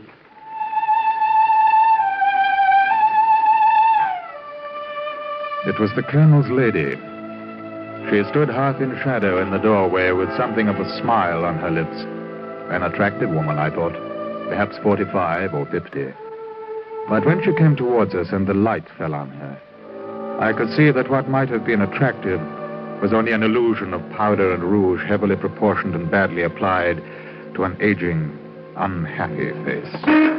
Oh, my dear, may I introduce Mr. Charles Temple? Oh, how do you do? Mrs. Evans? Please sit down. Well, as a matter of fact, I was just leaving. Oh, no, please. It isn't often that I have an opportunity to talk to a handsome young man. And from the outside world, too. Oh, well, What happened today, dear? Why did you run out so quickly? Julian never tells me anything. I'm always in the dark. Well, I'm afraid that I'm responsible today, Mrs. Abernathy. I needed his help. Help? Mr. Temple will tell you. I'm off to bed. Good night. Good night, sir, and please think over what I said. Get rid of your boy. Young fella, I like you. But as for your advice, I shall handle my affairs my way. Good night.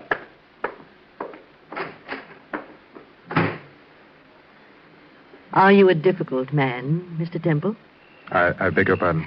I mean, I hope you're not like Julian. You know, bouncing about and exploding. Oh, I don't suppose I am. Quite. I should be disappointed if you were. And what was it Julian said you'd tell me? One of your neighbors was killed today. Killed? Who? James Curry. Jim Curry. Jim Curry? Who'd want to kill Jim Curry? Why? Why? Mrs. Abernathy, please. Oh, no. No, I'm quite all right. How did it happen? Mau. Mama. There must be a way out. There must be a way out. Yep. There must be a way Let me get out. you something. Oh, yes. Yes. Here, drink this. Thank you. Better. Oh, that's better. Yes. Well, I hate to, but I must go now, Mrs. Abernathy. No, please don't. Sit beside me. Let me call the colonel. He can be with you. But he can't help me. More than I can, I'm sure. Now, please, will you let me...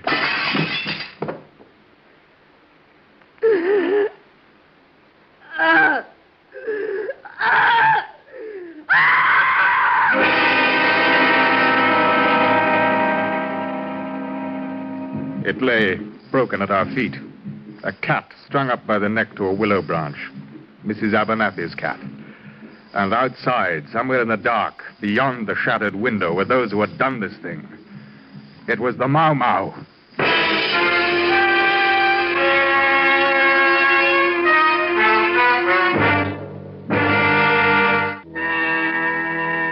I heard the colonel behind me as I ran out of the door. The moon was huge in the sky. It was shining down with a blue-white light, and the beauty of the clearing became suddenly terrifying because of what we knew was lying hidden in the dark trees. Probably miles away by now. Yes, I'm afraid so, sir. Wait. What? Got him. Come on. No. Give me a hand. Hey, you recognize him? Never seen this one before. Got him in the stomach. We'll get him to a hospital right away. He's a big devil. Take him under the shoulder, will you? We'll carry him to the car.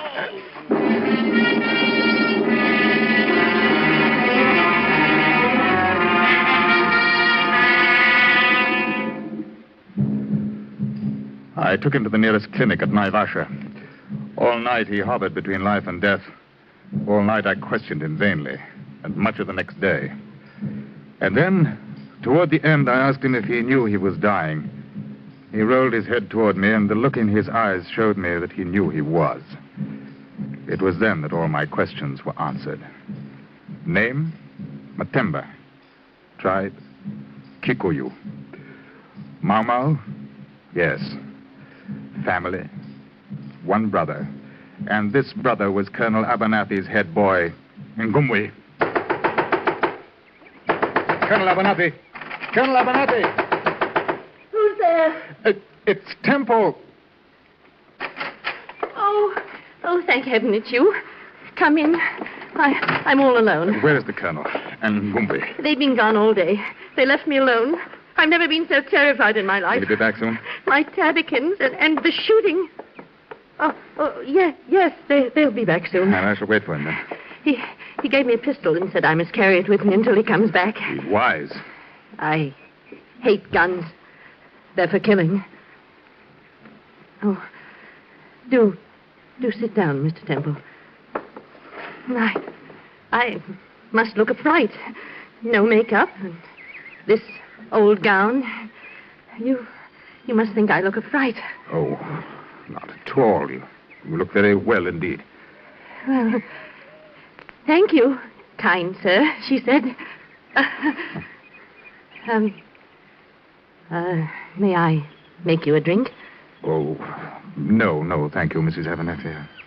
I think I shall have one. If I don't look out, I shall become a drunkard. A solitary drunkard. Oh, I'm sure you're much too sensible for that. Julian doesn't think I'm sensible. He calls me silly.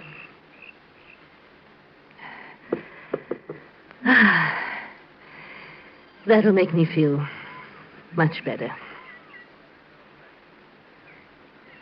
You're awfully nice. You're not like the other men. You seem very kind. Oh, well, I'm not really. No, quite the opposite. I Beat children the second Tuesday of every month. I gather you're married then? Somebody in England? No, I'm not married. Mrs. Abernethy, I have something to tell you. I thought of waiting for the Colonel, but since you should know about it, too... If it's anything unpleasant, I won't hear it. It concerns you very directly. You should listen. No. We shall talk of everything, but not about Kenya or Africa and colonels and poor unhappy black people and everything. Very well. I'll wait for the Colonel. Oh, now you've been wounded. The handsome soldier's been wounded on the battlefield of the sexes. Here, drink from my glass. Here. Hmm? Oh, now, just a sip. All right. Just a sip. There. Jim Curry thought I was attractive. Am I attractive, Charles? Yes. Yes, of course. I mean, to you. Well, after all, you are a married woman. Well, you know... No. Sit quietly and listen.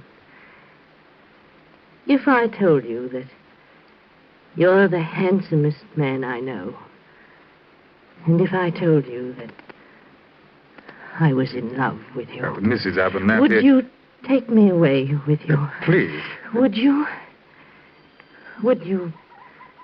put me in your pocket and take me? Of course. Right in my pocket. No. I don't feel very well. I think I shall lie down. Poor old... Oh, Temple. Oh, sorry I couldn't be here when you came. Where's Lili? She's not well, sir. I think last night was a bit too much for her. She's resting, sir. Well, tell me, what happened to the beggar you shot? Man died this afternoon. Mm-hmm. Incidentally, I was right about Ngumbe. How do you mean? We questioned the native all night. And just before he died, he confessed that he belongs to the Mau. Well, what has that to do with Ngumbe? They're brothers. And he is a Kikuyu after all. Yes, sir. Get rid of him. But quietly, we don't want to aggravate the situation. Dying devil. Don't worry. I know what to do. One more thing. I want you to place a light in your front windows. Oh? What for? Well, we shall be patrolling the valley tonight, and we'll have a clear view of your home most of the time. Should anything happen, you turn out the light. We'll know then that you're in trouble, and we'll be along in a jiffy. Right you are. Yes. Well, I must be off now, sir. Good night, Colonel. And please be careful with Ngumbe. Goodbye, Temple.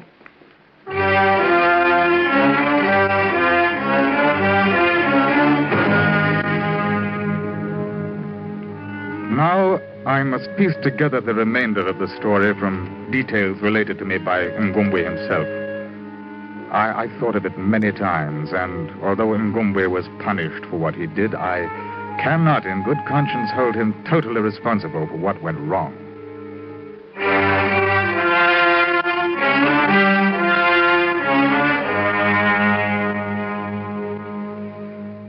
Ngumbe!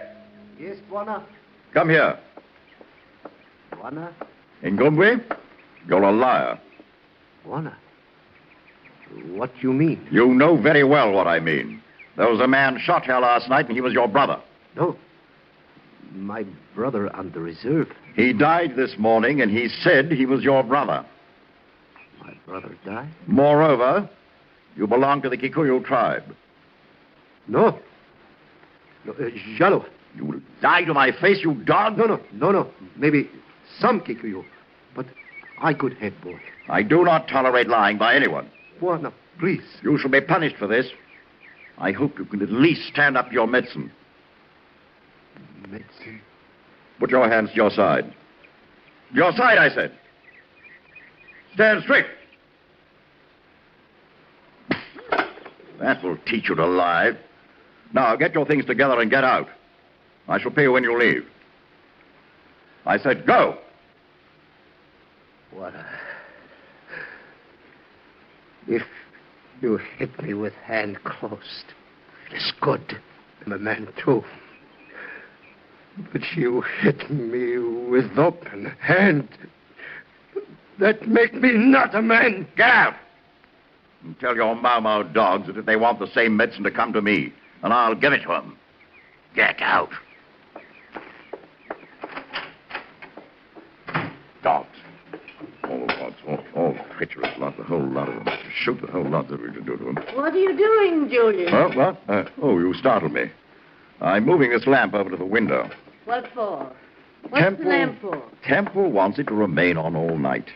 Oh, such a lovely young man. Will you listen to what I'm telling you? Mr. Temple wants it to remain on all night, I heard. Why? If for any reason you need Mr. Temple's help, you're to turn it off. He'll see it and come to you at once. How nice. Turn it off and he'll come to me at once. Did he really say that? Yes. Now, another thing. I've dismissed Ngumwe. I know. I was watching through the door. Well? I saw you strike him. Bravely. Colonel. Don't say it like that. It's the only way to make him understand. It's the only way they understand who's master. There's too much mollycoddling with these people. Is there? Oh, no matter.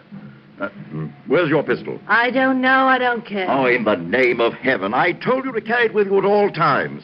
Can't you understand it for your own good? Here. Take mine. I expect you to keep it with you all the time. Do you understand? I won't have it, Julian. It's for your safety, Lili. I don't want it. It's hateful. Everything here is hateful. Lili? I'm leaving. I'm going away. Far away. From this house. From Kenya. From you. I've been drinking. Yes, I have. And I'll have some more. Stop it, Lili. Give me that bottle. Sorry? Sorry. You're sorry. You don't know what it is to be sorry. I've been sorry for 25 years. I'm sick. I'm sick for living with you. The way you stand. The way you walk. Parade grounds. Always on parade. That's right. Run away. Go on. You never talked to me. You never did. You never gave me anything. Anything kind. Anything nice. The building I want it now because I don't want it. Do you hear me? Go on. Run away. Go on. I don't care. I don't care. I don't care anymore. I'm going. I'm going. You never care. Oh, you're afraid. You never care. Evening, Juana. Who's there? Who's there? You hear me? Blast you, do you hear me? Blast you, do you hear me? Where are you? Ngumbi? Is that you? Is that me? I'm armed. Come closer and I'll shoot. I can see all of you. I can see you. I can see you better. You're not armed. Look, you forgot pistol. Blast it. Ngumbi, listen to me. I forbid you to do this, do you hear? Stand out in the open where I can see you. You're a coward, Ngumbi. I don't deal with cowards. If you have grievances, we shall talk them over as men. You hear me? The day you hit me, you make me not a man. I struck you, you deserved it. Now, stand out in the open where I can see you. Be a man, blast you. Ngumbi. Ngumbi. I say, come out of here.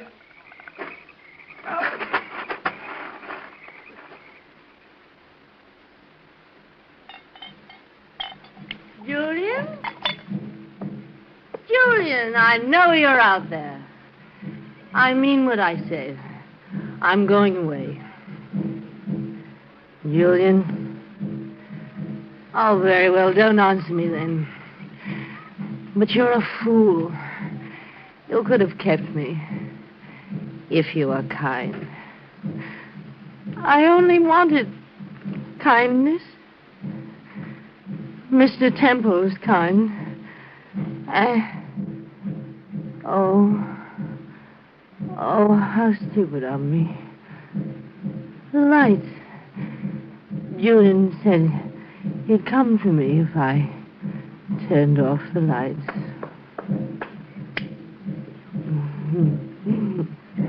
Now he'll come to me.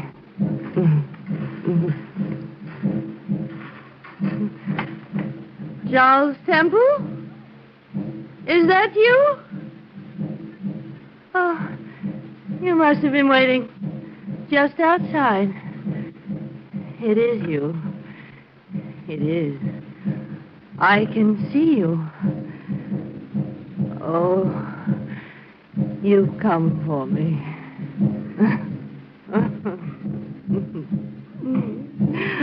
Did you come to take me away in your pocket?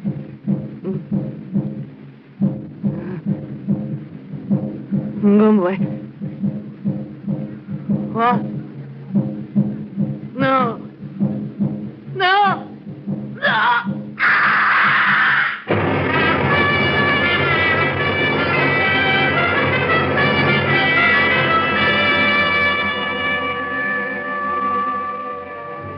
When I arrived with the patrol, the house was dark. My men found the colonel lying dead in a thorn bush. I found the colonel's lady, poor unhappy woman, at the screen door to the veranda. There was a strong smell of whiskey about. I turned my head away.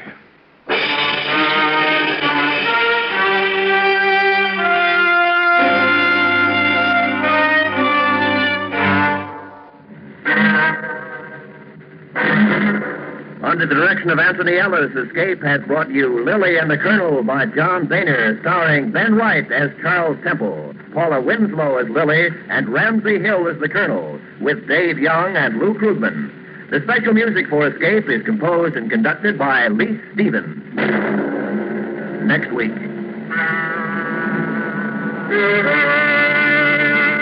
You are on a paradise island, living in happiness and freedom.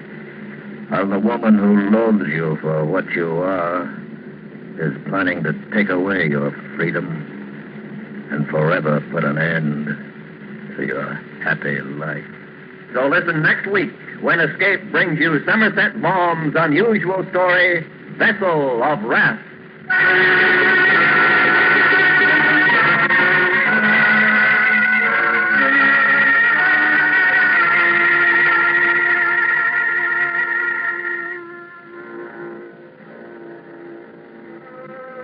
Tomorrow night, the Lux Radio Theater and Suspense are putting on two of their top shows of the season. Suspense presents William Shakespeare's Othello with Richard Widmark as the star. And Lux Radio Theater brings you Wait Till the Sun Shines Nellie with David Wayne and Gene Peters. Remember, that's on Monday night, Suspense and the Lux Radio Theater on most of these same CBS radio stations. This is Roy Rowan speaking. And remember, America now wakes up to 3 million clock radios and listens most to the CBS radio network.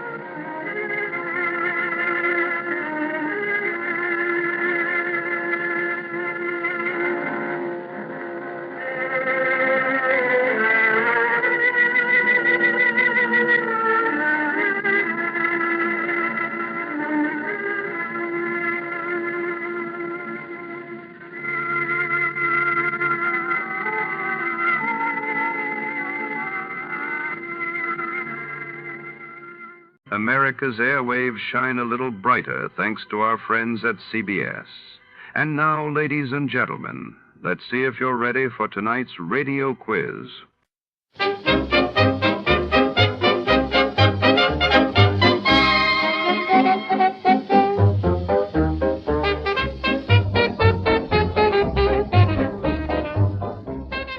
Tonight's tale takes us deep into the heart of the Bellamy Chemical Laboratory, where secrets burn just as fiercely as the chemicals stored within its steel walls. A mysterious fire erupts in the dead of night, leaving behind only ashes, suspicion, and a trail of passion-fueled motives. As Detective Archer prowls the lab's shadowy corridors, the scent of betrayal lingers in the air. Was it accident or arson driven by a burning desire? Shadows flicker between test tubes, and every suspect holds a match. Before to start, let's see what happened the day it was aired. It was February 26, 1952, and that day the world reeled as British Prime Minister Winston Churchill announced Britain had developed its own atomic bomb, while in New Delhi, India mourned the sudden passing of its first president, Dr. Rajendra Prasad, prompting national tributes. Johnny Dollar. Yeah. What? I said, yeah. Oh, what's that supposed to mean, and who are you? Oh, Johnny, this is Pat McCracken at Universal Adjustment Bureau. Well, hi, Pat, but what's with the crazy dialogue? Oh, that word, that yeah, was most of the conversation I got from some crazy character who just called in. I'm afraid I don't dig you. Oh, he called about 5 minutes ago. Said he'd been trying to reach you, but he got no answer. I was out picking up a morning paper. Who was he, Pat? He wouldn't say. He just gave his phone number. Wait a minute. There's only one man in the world talks like that. Yeah. Yeah. Was the call from San Francisco? No. Oh. Los Angeles. Well, then maybe I was, because the man I was thinking of... Now, wait a minute. Yes, I'm waiting, Johnny. Tell me just one thing, Pat. Well? Have any of your insurance companies been having to pay off on any big fires lately? I mean, out in Los Angeles? On any fires? You'd better start checking with those companies out there. No, wait a minute. Do it, Pat. And I'll lay odds that you get a handful of arson reports. Arson? Yes. Johnny, just because some silly guy calls up and all he says is, yeah. Hey, let me have that phone number he gave you. Now, Johnny. Come on, Pat. What is it? Hollywood 8, 3142. Okay, now you go ahead and check with your West Coast insurance company. And get ready to pay my expense account to Los Angeles. Are you kidding? Are you trying to tell me that the way some jerk says yeah means arson on the West Coast? Now, don't be silly. You, want to bet? Oh, Johnny. Pat, I'll call you back.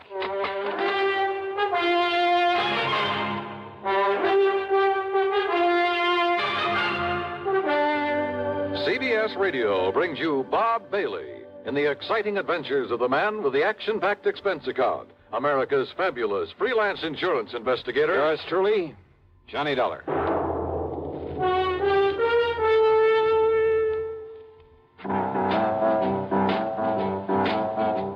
Talk about best-selling records. Here's a familiar tune about America's best-selling filter cigarette, Winston.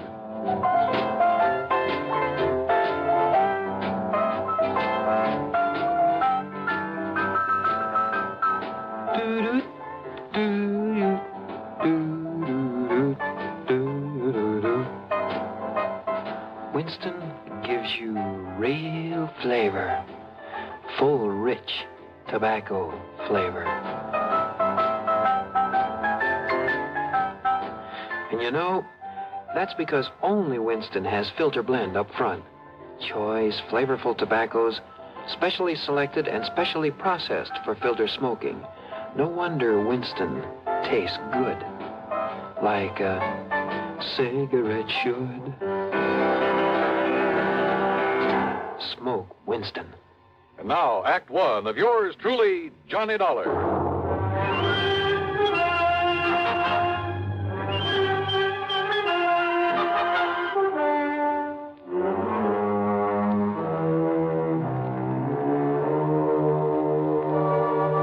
Expense account submitted by Special Investigator Johnny Dollar to the Universal Adjustment Bureau, Home Office, Hartford, Connecticut. Following is an account of expenses incurred during my investigation of the Burning Desire matter.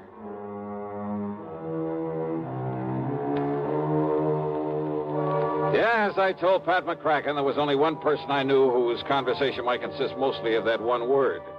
So, expense account item 1, $250 for a phone call to Hollywood 8, 3142.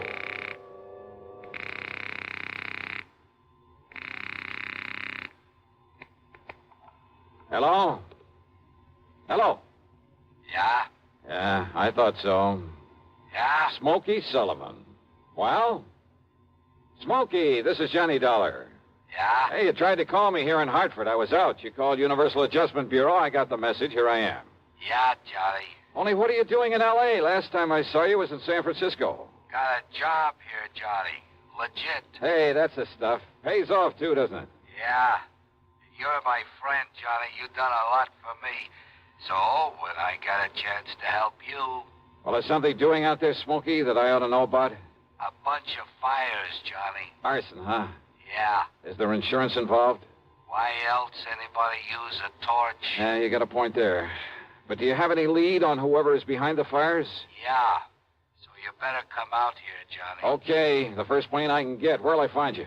322 South Equity Avenue. South Equity. Okay, Smokey, I'll be there. Yeah. Uh-huh. Now I'll call to Pat McCracken, pack my bag, and... Johnny Dollar. Oh, Johnny, thank goodness. Pat? Yes. I was just about to pack up and call Don't you ever get off that phone of yours? I was talking to the guy who Listen to me. Johnny, you were right. Only reason that nobody smelled a rat is because a different insurance company was stuck with each of those fires out there. So until I called them to give me a report... Oh, and listen. I'm listening, Pat. According to the L.A. police, every one of them could have been arson. Okay, I'll grab the first 7 plane. of them in a row, Johnny, that we know about so far. I mean, I haven't got the reports in yet from all the companies, and I'm also waiting for another report from the police. Now, Johnny, your best contact out there... That I've already got. What? Yeah. Oh, you mean that character who called us up? Yeah. Look, will you please tell me, who is he? What does he know about this? Universal Adjustment putting the old expense account on this? Yes, of course. Then I'll give it all to you in the usual report. See ya. Oh, now, Johnny, listen. Sorry, Pat, I gotta catch a plane. Expense account item 2, $162.85 plane ticket from Hartford to Los Angeles. Thanks to the time differential, it was only shortly after dark when the big mainliner set down at the L.A. International Airport. Item 3, $7.50 for a cab to Smokey's address. It was hardly Beverly Hills or Bel Air, believe me. 322 South Equity was in a beat-up part of a downtown industrial section. A weather-beaten 3-story house with a sign out front that said Boarders by the week or month.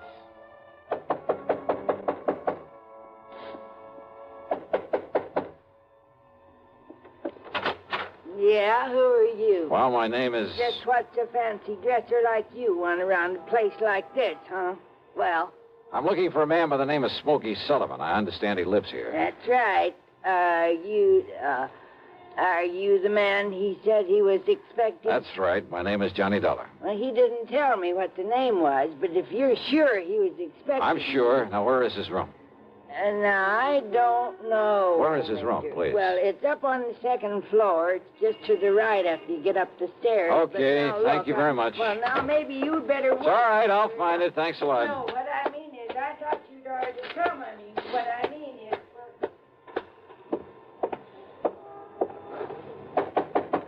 Smokey? Hey, Smokey, it's Johnny Dollar. Ah, what was that? Smokey! Now, what's all the... Oh, no. Hey, Smokey, can you hear me? Who did this? Are you... Good Lord.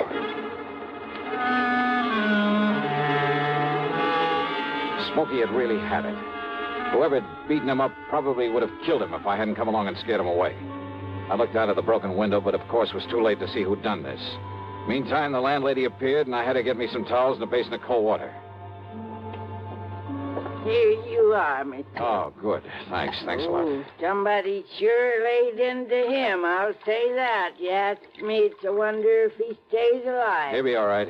He'd better be. You're lucky you come along to see him, is all I got to say. Yeah, you better get me a couple more towels and maybe another basin of water. No, wait. What? You won't need him, mister. I got a much better idea. If I can find it. Hey, Smokey. Give me a minute to find that bottle. Well, here it is. Yes, sir. This here'll fix him up. Smokey, can you hear me? Fix him up quicker than a wink. It's Johnny Dollar. Here now, mister. You just pour a slug of this down his gullet and see if it don't bring him to. Huh? Oh, yeah, good idea. Let me have that. Oh, sure. Real genuine California cognac it is. And soak up another towel for me, will you, I please? sure will, mister. All right, here now, Smokey, here. See if you can get down some of this. Easy now, huh? That's it. Attaboy. Really? Yeah. A little more of this. Here. You know, before you come up here, mister, I tried to tell you. Easy now, Smokey. Yeah, I tried to tell you. I thought that other man that come up here to see him was the one he was expecting. Here, now, here's your fresh towel. Thanks. Did you say other man? That's right. Come in just before you did. You know him, who he was? The chimp. What? What, Smokey? The chimp, Johnny. That's who it was. The chimp? Yeah. Strong arm for Mickey Fortina. Who's Mickey Fortina? He's the one that... Oh, now, look, Smokey, maybe you'd better wait until you feel better. You and I should get a doctor. No. Now, listen, Johnny. Yeah? Unless you stop him, there's going to be a lot more fires around here. Fires? That's what he said. Just don't worry about it, Mrs. Miss Fletcher. Bertha Fletcher. That's my name. Johnny, listen. Oh, okay, Mrs. Fletcher. You go along. I'll take care of him. Oh, well, now, I don't know. You sure I hadn't better get a doctor? No. I'll take him to a hotel. In his condition, I'll look after him. Now, you go downstairs and give me a cab. Well, I don't know. Here's a 10 spot for your trouble and this bottle of brandy. Oh, well, thanks. You're a gent. Go ahead, please. Oh, yes, sir. Anything you say. Johnny. Yeah? You gotta listen to me. Yeah, go ahead.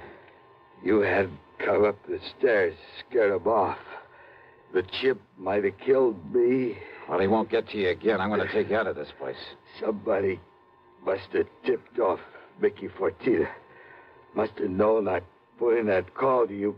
So listen, Johnny. Later, Smokey, after I get you out of here.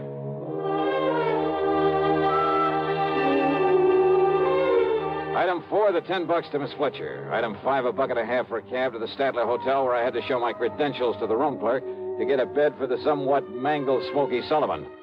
Item 6, $15 to the doctor who came up to the room, and I must admit got him back in a pretty good shape. Then, when the doctor had left us... Yeah, Johnny, all those fires, big insurance, all of them set. 7 of them in a row. So that means by one firebug, this Mickey Fortina you mentioned, huh? No, Johnny, Mickey's too smart for that. What? All set by different guys. I don't know who they are, but I see no remains. And the police ain't sure, but I know there was arson. Who's Mickey Fortina? He's a go-between. I seen this happen before. Yeah? Frisco, Seattle, and Denver, a lot of places. He brings in a lot of boys of his own. Everyone got a different way of setting a blaze. So the cops can't tie it up with any local boy whose methods they know? Yeah. Fortina's a go-between? He makes the deal with whoever wants a fire. And the police aren't on to him? What for? He never set a fire himself. Well, I know, but he's the guy that... By the time the arson squad is in, the guy who done it is far away. So there's no witness can prove Fortina set up the deal. And the police have never been able to put the squeeze on whoever made the deal for a fire? And get sent up for it? For being accessory or whatever you call it? Oh, yeah, I see what you mean. Yeah. Fortina sent for me when he found out I was here in L.A. I used to know him, Johnny. Wanted you to be a torch for him, huh? He just asked if I wanted to work for him. And he knew that I knew what he meant. But if you knew that Fortina was operating here...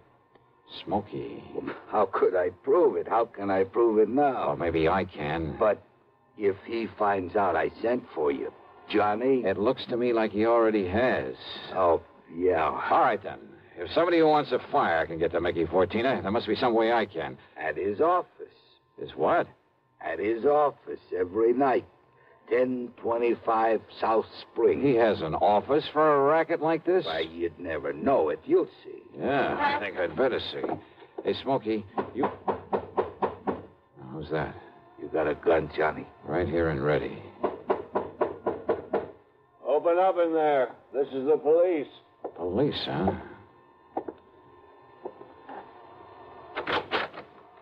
Well, surprise. It is the police. The room clerk reported a man was brought in here who... Johnny. Yeah, Pat Yeah. Nichols. Sergeant Nichols now, Johnny. Good. How are you, boy? Now, wait a minute. Is this the man you brought in here? Smokey Sullivan? Listen, officer, Johnny, you think maybe Smokey is tied in with this string of fires out here? No, tell him, Johnny. No. You tell him, Smokey, anything you want. Well, no. Look, you know I'm no good at talking to a cop. Yeah, well, Johnny. give it a try. And, Pat, be sure you stick around to keep an eye on him. What? Smokey may need a bodyguard. You. Huh? Yeah. Until after I've made a little business call. Johnny. Now, look, if you're out here because of those fires... Did I say I was? I didn't tell him anything like that, did I, Smokey? No, Johnny. And I see what you mean. Now listen, Just you two... stick around, Pat. I'll see you later. If I had told Pat where I was going, he might have wanted to come along. And a man in the uniform would hardly have helped in the plan I had for trapping Mickey Fortina. But you know something? Going over to see him alone was a big mistake. One I almost didn't live to regret.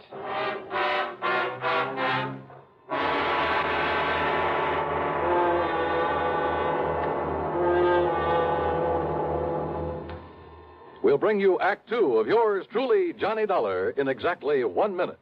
Here's Hollywood star Mona Freeman. Who feels like acting with a miserable cold? I relieve cold distress the fast way with 4-way cold tablets. Yes, tests of all the leading cold tablets proved 4-way fastest acting.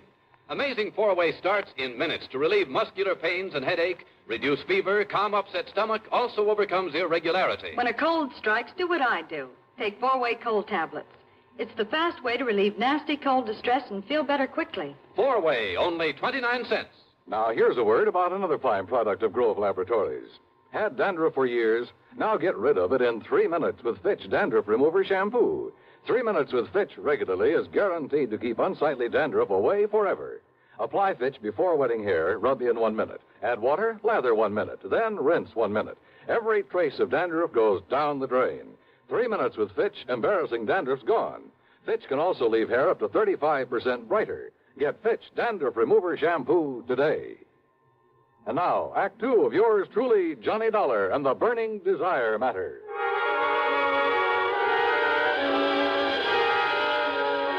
My plan for trapping Mickey Fortina was a very simple one. I'd make like a property owner who was anxious to collect some fire insurance, who was willing to pay in advance to make sure my property went up in flames. Easy, or so I thought. Item 7, 85 cents per cab to the office building at 1025 South Spring. The only lights on were in Suite B on the second floor. According to the directory in the lobby, that was the office of the Fortina Friendly Loan Company. Loan office, huh? Yes, sir. Can I help you? Yeah, I'd like to see Mr. Fortina. You got an appointment? No, but I'd like to make a little deal with him. Oh, can I have your name, mister? It's Morris, Theodore Morris. Just a minute, huh? Excuse me. Yeah, sure. Man says his name is Morris. Wants to see you, Mick. Oh? Hey, listen, has the chimp come back yet? No.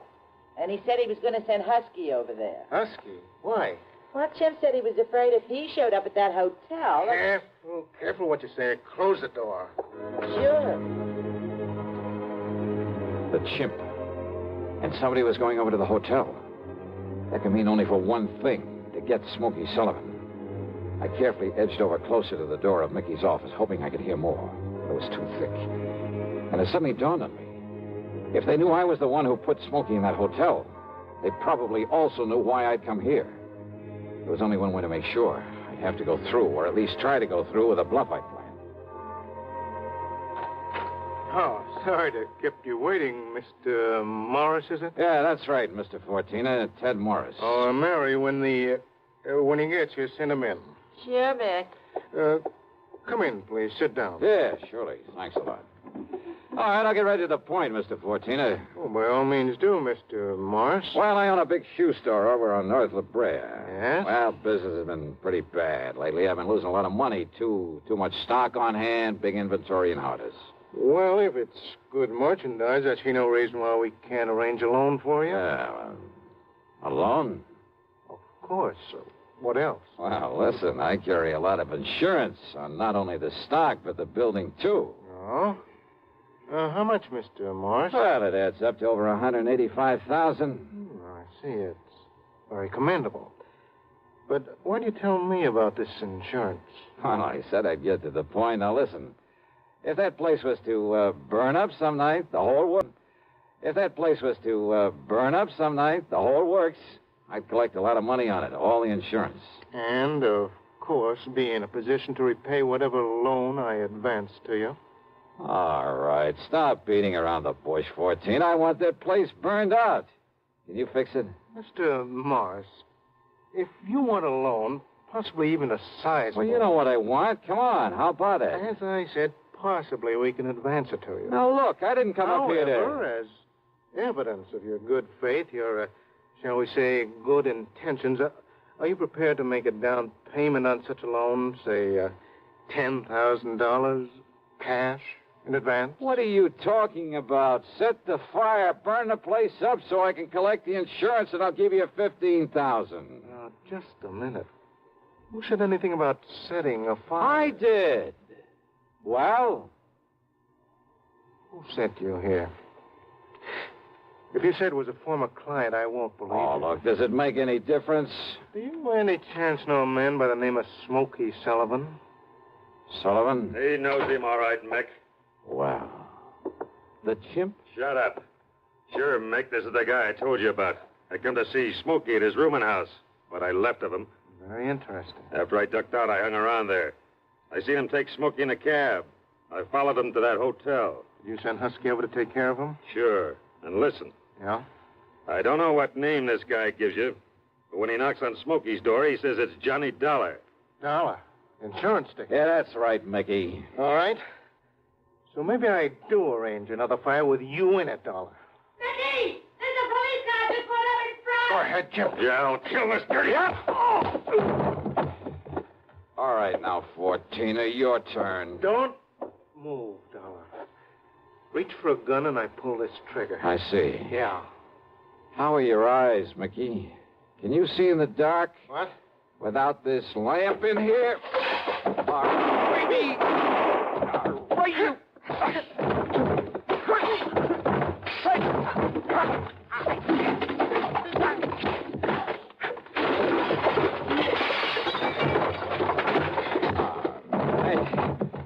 Yeah.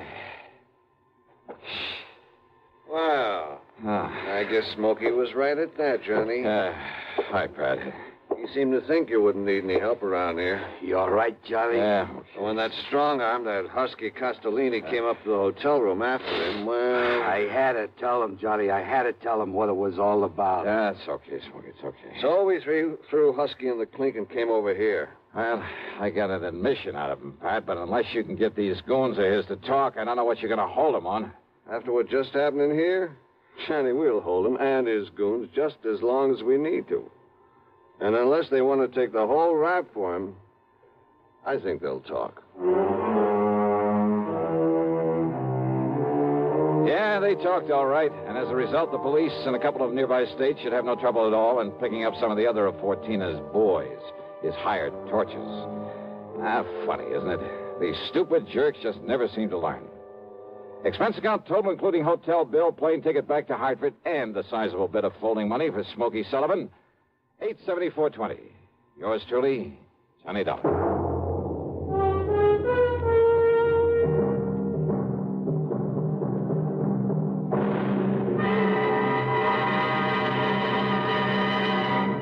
Now, here's a word from our star about the case he handles on next week's program. Thank you, Daniel. It's called the Hapless Ham Matter. And yeah, you guessed it, the ham turns out to be an actor. A really bad one with one of the cleverest methods of committing murder I've ever known. There's a lot of action, suspense in the story, and I think you'll like it. Who knows? Maybe if you listen closely, you'll be able to figure out his method even before I do. So join us, won't you? Yours truly, Johnny Dollar.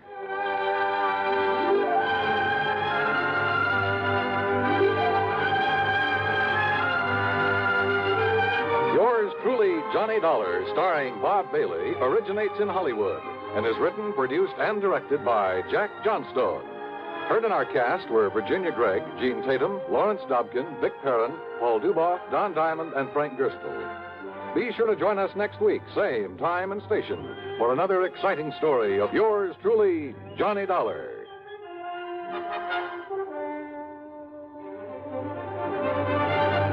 This is Dan Cubberly speaking.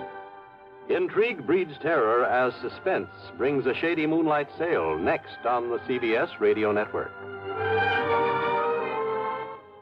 If I should ever become totally disabled, it would be a mighty comfortable feeling to have a check coming in every month regularly. Yes, it's a good feeling to know you have a financial cushion against trouble like that. Well, if you're a veteran with World War II or Korean GI insurance, you can protect yourself. You do it by adding a disability income rider to your present policy. The cost of the extra premium is just a few cents a day. For example, a 40-year-old veteran with a $10,000 term policy would pay only $1.60 a month for the added protection. If you sign up for the disability income provision, it works this way. After you have been totally disabled for 6 consecutive months, VA will pay you every month as long as this condition persists. $10 for each $1,000 of your GI insurance policy. That adds up to $100 a month if you hold a $10,000 policy. Full details about total disability income at any VA office. Radio 59 WROW, first on the dial in Albany, Schenectady, and Troy. America's airwaves shine a little brighter thanks to our friends at CBS. And now, ladies and gentlemen, let's see if you're ready for tonight's radio quiz.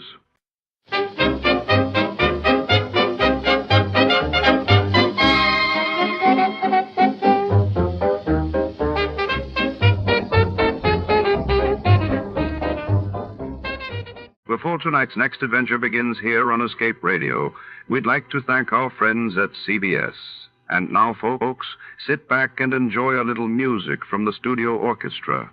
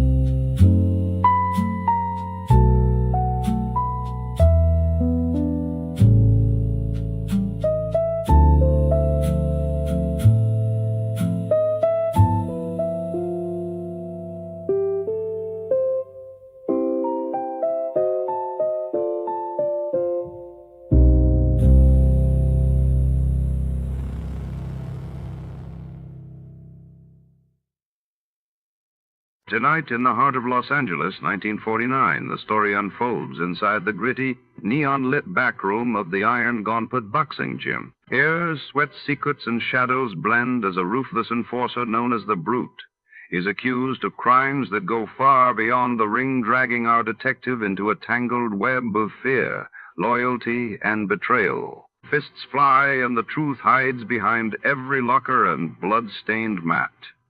Will the darkness inside the gym be exposed, or will it claim another victim? Before to start, let's see what happened the day it was aired. It was April 7th, 1949. That day the world watched as the United Nations called for an end to the Berlin blockade while in London. The historic HMS Amethyst incident began as a British ship was trapped on the Yangtze River in China. Getting impatient for baseball season to start? Have a touch of spring fever? Want to get away from it all? We offer you Escape.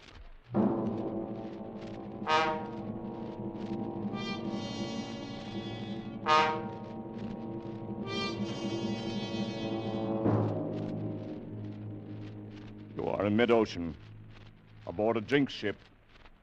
Already 9 men have died. And you know that some malignant force is aimed at you, from which you cannot escape.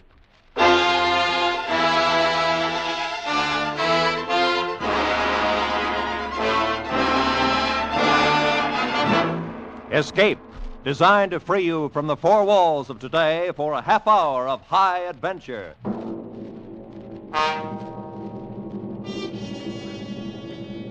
Tonight, we escaped to the North Atlantic in the year 1900, and to a sailing ship whose very name struck dread in sailors' hearts, as Joseph Conrad told it in his famous story, The Brute.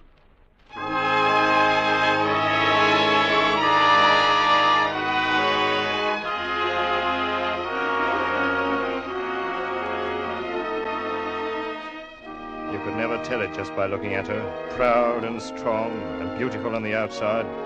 You couldn't see the black heart inside of her, and you'd never know she'd killed at least a dozen men and maybe more. But I knew her for the murdering she-devil she was. I saw her the day she killed her first one, and I was there too when she finally made her big mistake and killed the wrong person. But that was a long time later. Oh, she had a name all right, but after that first day, her first killing, nobody but the family ever used it again.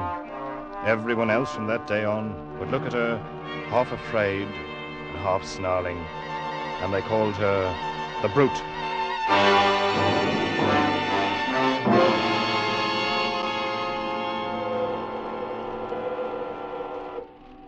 I remember I was 14 the day my father took me down to the South Thames boatyard to watch the launching of the ship. My brother Charlie was there, of course, 8 years older than me and very proud of his one gold stripe, now that he'd be made an officer on the Apps line. Charlie and Father were talking. I just stood and listened to them and didn't say much of anything myself. Look at her, Dad. Ever see a ship in your life with lines like that? I bet she'll outsail any clipper in the China trade. Well, that remains to be seen, Charlie. How soon are they going to launch her? Any minute now. Oh, I'd give a lot to be sailing on her, instead of on the Malcolm Apps. Well, the Malcolm's a good ship, son. As good a ship as any the Apps family owns. Oh, I'm not kicking. I'm glad enough to be through apprenticeship and get my commission. But even at that, I'd almost rather be a bosun on this ship than third mate on the Malcolm. I understand that Colchester's to be her captain. Yes, that's right. Oldest commander with the Apps and Sons line. Look at the size of her, Dad. She's a full 2,000 tons. Less half a ton, Charlie. Oh, good morning, Mr. Jermyn. Mr. Wilmot. Hello, Ned. How do you do, sir? No, Charlie, she came to 1,999 and a half when we measured her up. Well, 2,000 tons or not, Mr. Jermyn, you'll never build a better ship than this one. I don't know, Charlie. I built her the way Mr. Ops wants her. She's big and she's stout, but I don't know. And what's your reason for saying that, sir? No reason that makes any sense. I've had the devil's own time with her.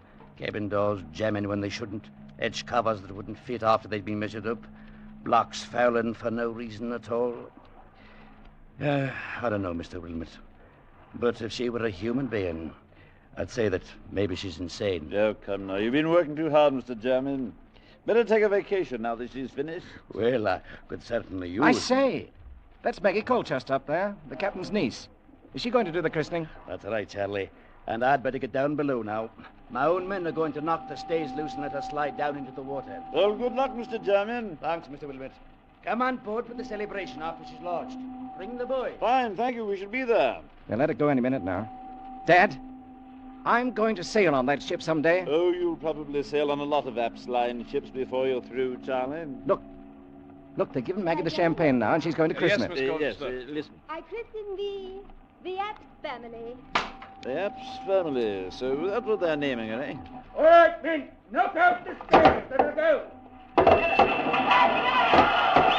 Look, Dad, she's starting to move. There she goes. Yes, well, look at that speed. I never saw it.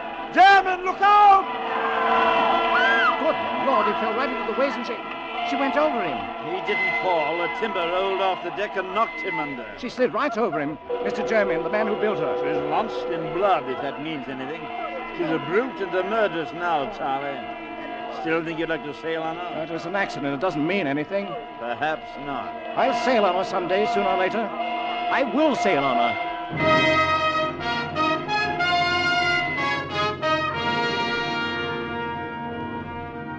Well, the way things worked out, I was the one to sail on her first instead of Charlie. He'd gone on out to the Orient aboard the Malcolm. And 6 months later, when I started my apprenticeship, I found the company had assigned me to report to Captain Colchester on the AFRTS family, or the Brute, as everybody was calling it privately. There was some kind of mix-up in the sailing orders, and by the time I came on board, the tug already had a line on the big sailing ship and was starting to ease her stern first out into the channel. All right now. Ease ahead there. Pick up the slack. Captain Colchester was at the taffrail shouting orders to the tug captain, and the mates were forward somewhere, handling the check line. You've got the slack now. Haul away. I stood at the waist, waiting for a chance to report in, and watching a young fellow about my own age who was doing something or other up aloft on the mizzenmast above me. The tug had drawn the line out taut, but the ship hadn't started to move yet. You've got no way on her yet. Turn your engine up to full speed. The tug was churning the water to froth, and the hawser was tight as a bowstring, but we still didn't move. Keep her up. Hold that on full throttle. Then suddenly the ship gave a lurch and started back like a bucking horse. The men forward had no chance to ease the check cable, and a second later it snapped. The ship plunged on back and then sheered over to bring up with a smash against the pierhead that knocked me sprawling on the deck. And at that moment, the lad who'd been working aloft on the mast crashed down onto the deck not 10 feet away from me. And he lay there without moving. Give a hand up here on my waist, mate. Young Hawkins just fell out of the tops. Hey. That's too bad. Is he dead, Captain Colchester? He's dead, boy. You get a hold of yourself. Don't stand there trembling. You never seen anybody die before? Yes, sir. On the day they launched this ship. Oh, Jermaine, eh? You're young Ned Wilmot, I suppose, the new apprentice. Yes, sir. And no doubt you may have heard this ship called by an unpleasant name once in a while. Yes, sir. The Brute. Well, you'll be kind enough to remember while you're aboard that her name is the AFRTS family, and she's had her share of accidents, the same as any other ship. Is that quite clear? Yes, sir. Now get along forward with you and stow your gear away on the forecastle. You'll take over young Hawkins' duties for the time being. Yes, sir.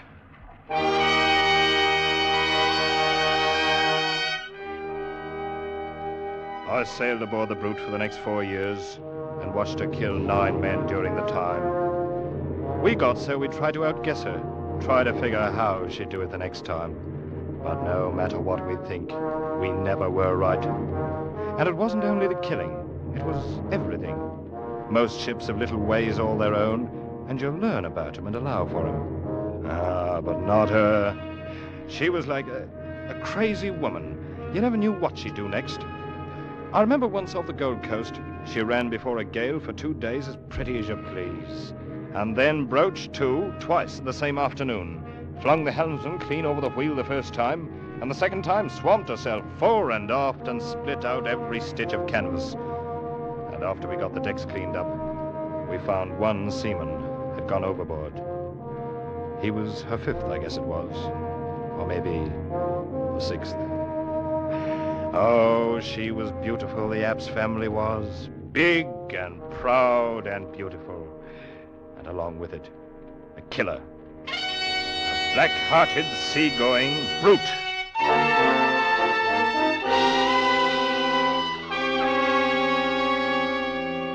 My brother Charlie was on the China run all that time. First on the Malcolm and later on the Lucy Epps. But we never happened to hit port on the same time. Finally, the time of my apprenticeship was up. We boomed into London at the end of the trip. I went before the board for my papers. I guess they figured anybody who could stay alive for 4 years on the Brute must be a seaman. Anyway, I passed, and Mr. Epps handed me my sailing orders along with the commission. I was assigned as third mate to Captain Colchester on the Epps family. Well, congratulations, Ned. Glad you're going to stay with us. Thanks, Captain Colchester. You've been a hard-working apprentice, and I've no doubt but you'll be a good officer. In fact, we have a man on board who'll make sure of that. Why? What do you mean, Captain? Got a new first mate on this trip. Come in, Charlie. Charlie? Well, hello there, youngster. I say, you've been doing a bit of growing the last 5 years. Charlie, I didn't even know you were in port. Been in for a week down country, though. I hear you fooled the board. Careful, man. You're talking about your own third mate. Yes, so they tell me. Well, you'll be jumping lively on this trip, my boy. Easy, easy. Don't forget, I know this ship and you don't. And I'll learn it quick enough. Been wanting the chance for a long time. And between us, I think we can even break this jinx. Lads, there'll be no talk of a jinx on this trip. At least not in the cabin as long as Maggie's going along. Maggie? Who's Maggie? Ask your brother. I think he's the one who talked her into the trip. Though she claims it's for her health. I'll leave you two to get acquainted. We'll be about 10 days loading if you've got any plans.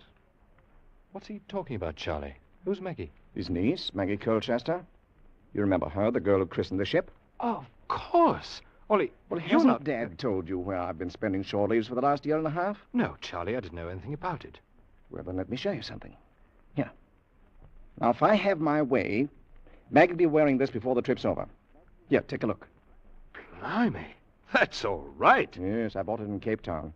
It's a blue-white diamond set in platinum. Is it big enough to go on a finger? Oh, it's big enough, all right. And that's where it's going if I can talk her into it. And who's going to talk who into what, Charlie? Maggie, I was, saying that, I hoped I could talk you into going ashore for dinner with me. Oh, were you now? You big liar. Oh, Maggie, this is my brother, Ned. Ned, this is Maggie. How do you do? And are you one of the officers, too? I'm the new third mate. Well, I certainly hope you're more truthful than your brother. Maggie. Whose invitation to dinner I am accepting with pleasure. Oh, really? See you both later. All right, you are. About an hour. Charlie, she's lovely. Well, she's more than that, Ned. She's everything as far as I'm concerned. Well, in that case, good luck. I hope you get her. Well, we'll see about that. Anyway, with Maggie aboard, we've got to make sure this jinx ship stays on good behavior for once. It'll be the first time if she does. Well, it's the first time we've had both the Wilmots on board together. We'll tame her down, Ned. We'll make her calm and peaceful as an old workhorse. Just you wait and see if we don't.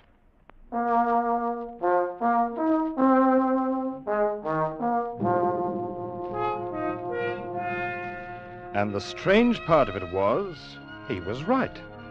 We stood out past Gravesend and made the passage to the China coast in 121 days of the finest weather you could ever hope to meet. And for the first time in her bloody life, the old ship settled down and sailed herself as neat as you please. Charlie and I'd talk about it sometimes when Maggie wasn't around, and he'd always laugh and say the brute knew when she'd met her match that she didn't dare try to buck the two of us. But I was more ready to give the credit to Maggie, to think maybe she'd charm the old murderess the way she'd charmed all the rest of us. From the second day out, Maggie was the secret darling of every man on board.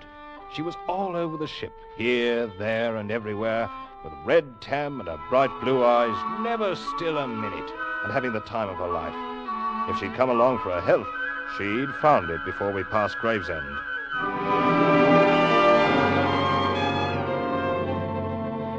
We raised a storm on the passage back and ran 4 days in a heavy gale. I stood by and held my breath, ready for anything, and nothing happened. The old lady, Epps family, held up her head and sailed along like a seagull. Any time before, she'd have buried her gunwale in the quartering seas, but now, all the water she shipped you could put in a teacup.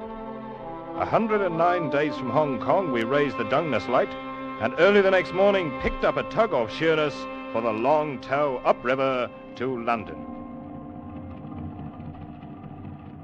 ship followed along on the tow line like a puppy on a leash, and we moved slowly up the river past Gravesend. All of us were glad to be home, but Maggie most of all, I think, because she'd never been at sea so long before. I had to smile at the way she danced around in the bows, picking out one landmark after another as we came to them, sometimes standing up on the spare anchor we'd taken in on the foredeck in order to get a better look at the riverbanks ahead. She wasn't wearing the ring yet, but I knew she was going to and was only teasing Charlie as long as possible. What's wrong, Ned? That tug stopped her engines. Collision up ahead in the channel, Charlie. Looks like a yawl and a schooner fouled together. Oh, yes.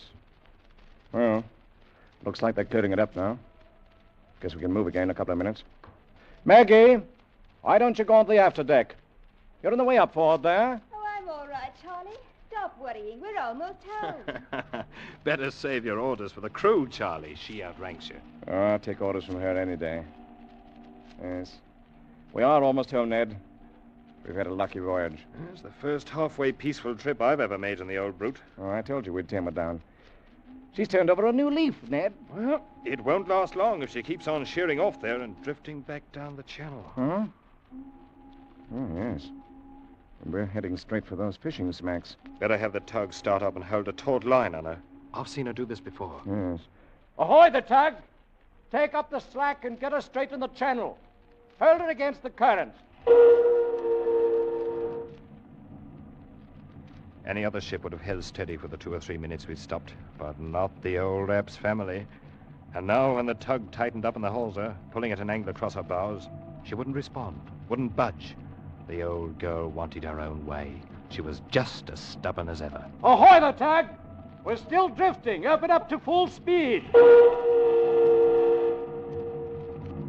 Confound her. Never saw a ship act like this. The heavy hawser was pulled so tight it was humming, and Tug's paddles with her engines full whipped up the water like a mill race. And then it happened. The heavy towing chock tore loose from the deck. The hawser began sliding across the bow, ripping out rail stanchions like matchsticks. Then I thought it was going to sweep onto the flukes of the spare anchor, the anchor that Maggie was standing on. Maggie! Get off that anchor! Look out! She tried to jump clear, but she was too late. The great anchor had tipped up on its side, clasped her about the waist like a monstrous arm of steel. It had carried her with it, and swung down and over and smashed against the side of the ship. She went into the water. Take charge of the deck, Ned. I'm going in after her. Ned, was that Maggie? Yes, sir. She's overboard, Captain Colchester. Maggie. Oh, the dirty, murdering brute. Now it's women she's killing. Let go the port anchor! Hold the ship as she is and get the boats over! I hadn't told Charlie, and I didn't say anything about it to Captain Colchester. But I stood there, and I knew it wasn't any use. Because I'd seen the way the heavy anchor had carried her over, and then swung in to smash her against the bow before it dropped her into the water. And I'd seen the way that water beneath the bow was all colored red.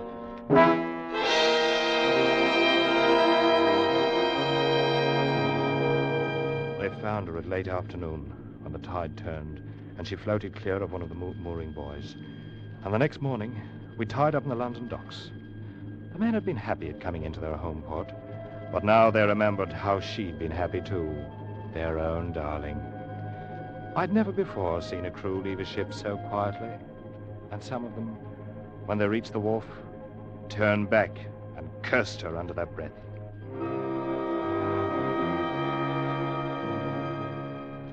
Finally, it was only Charlie and I, alone on the quarterdeck, and Captain Colchester was below somewhere in the cabin. She never wore it, Ned. The ring. She never wore it. But she would have, Charlie. I know she meant to. She was just having a little fun with you, that's all. With all of us on board, why did the brute have to go for Maggie? Why? I guess there's not much answer for that. She's everything I wanted. Everything. Yes, Charlie. I know. I talked her into making the voyage. It was my idea. It's no good, Charlie, this kind of thinking. I guess you know that. I don't know. She's everything I wanted. Charlie, Oh, Mr. Willman. Over here, Captain. I'm going ashore. The shipkeeper's come aboard now. The two of you are free to go whenever you like. Thank you, sir.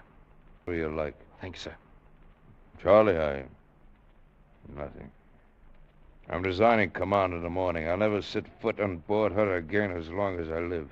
I feel the same way, sir. Well, come into the company office in a day or two and sign out for the log. Good day, gentlemen. Charlie, we'd better go ashore, too. We're done here. Yes, I suppose we are. I'll arrange to have our gear picked up later. There's no use of... Captain, look out! Missed him! But yardarm off the mainmast. Fell right behind him. Ah, you missed me, you murdering brute! And that was your last chance, too! Ned, that yard was made fast at Dungeness. And now it falls out of the tops with the ship lying still at the wharf. Yes, Charlie. Come on, let's go ashore. Wasn't the devil satisfied for one trip? Is there no way of stopping her? How many more does she want to kill? Charlie? Oh, Ned. Ned, take me home.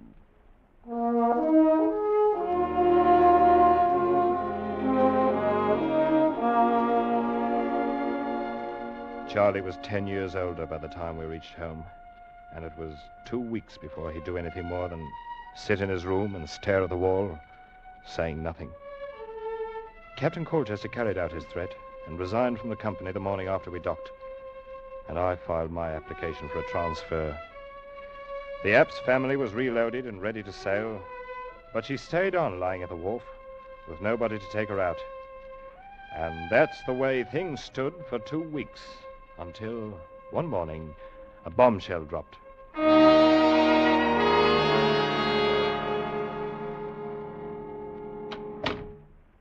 Hello, Ned. Charlie, I wondered where you went this morning. And I left the house early. How do you feel? Fine.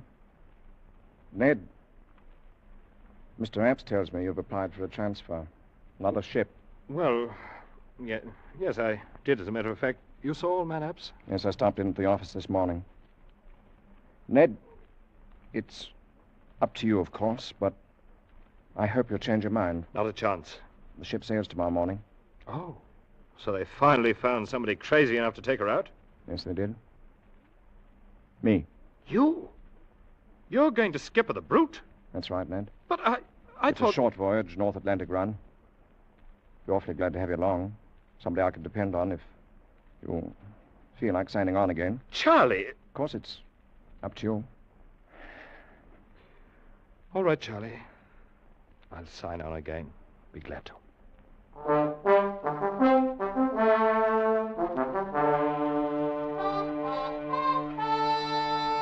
We boomed out past the Sheerness Light and headed north, hugging a lee shore in the stiff breeze. The ship drove ahead as steady as a barge, with scarcely a roll or a quiver. But in spite of the smooth and easy way she handled, I couldn't help feeling uneasy. I could sense the black spirit of her brooding somewhere down inside, mocking and taunting us with her bloody memories, and waiting for a new chance. By nightfall, we were running hard in along the Kettling coast, where those rocky headlands break at intervals out of the shelving sandy beaches. The onshore wind held steady in our quarter, and the sun sank down behind the land some 3 miles away.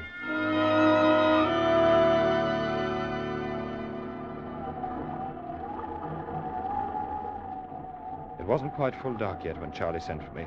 I came up to where he was standing alone near the wheel. Is that you, Ned? Right, Charlie. Bosun said you wanted to see me. Yes. I did send for you, Ned. Hold her steady as she goes, close to the wind. Aye, sir. I've been standing here, thinking about Maggie, Ned. How she'd scrambled around over the decks, making friends with everybody, having the time of her life. Charlie, you've got to stop it. No, I'm all right. I like to think about her. It's this ship and all the memories around it. It's what I was afraid of. No, it's all right. Ned, I want you to take charge of the crew and give an order. Of course, you'll question the order, but you'll carry it out anyway. Do you understand? What's the order, Charlie? Have all hands prepared to abandon ship. What? But why? There's nothing wrong. Mr. Wilmot, it is not an officer's place to question an order by the captain. You'll do as you're told. Yes, sir. You can give the order now, Mr. Wilmot. Charlie, I can't let you... Very well, Captain. All hands on deck! Stand by the boats! Prepare to abandon ship! All right, helmsman. Find your place in the boats. I'll take over the wheel. Aye, sir. You don't know what you're doing, Charlie. We're in no danger. There's no reason to abandon ship. You're always in danger aboard this black-hearted brute. I'll put on the quarter now. You can get the boats in the water when she yields. Hurry on. Steady! Going on the quarter! Easy on. All right. Now. All hands! Lower boats! We shouldn't have any trouble running ashore to that beach there at the south. Hey, what about you? I'll hold her steady until everybody's clear. You'd better go over the side. Your boat's standing there. Oh, no, not until you do. I'm staying with you, Charlie. Don't be a fool, Ned. I'm doing this alone. No, Charlie, not while I'm here. Mr. Wilmot, you will abandon ship and take charge of the boats in the water, and that's an order. Charlie, I can't... Mr. Wilmot! Very well, Captain. That's the spirit, lad. Learn to obey orders and step lively. And you'll be a seaman yet. Good luck, Ned. Thanks, Charlie. We'll stand by for you in the boat. Of course, lad. Fine. Bye. I slipped over the gunwale and dropped down into the boat that trailed alongside on a line from the rail. I'd hardly hit the bottom when the line slackened. And I knew Charlie had cut us loose from the ship. He was alone on her now, alone in the night sea, with a black brute.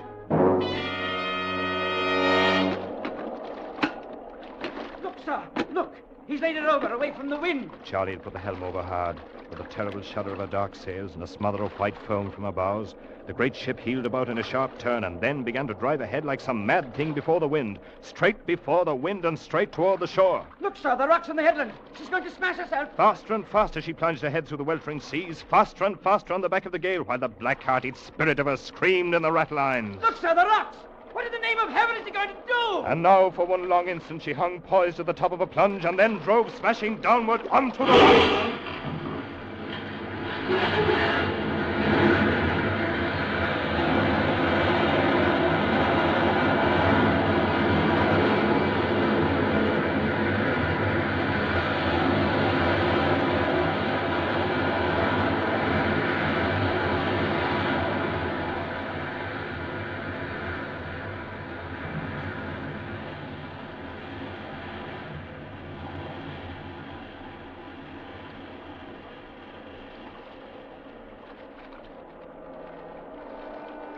We stood by, as close as we dared, for 3 hours, while the killer ship pounded herself to bits in the surging sea. But we didn't find my brother Charlie. And from the first minute, I knew we wouldn't. Because just before I'd left the ship, there by the helm, in the light of the binnacle lamp, I'd seen the thing he was holding clenched tight in his hard brown fist. It was a tiny platinum ring set with a blue-white diamond.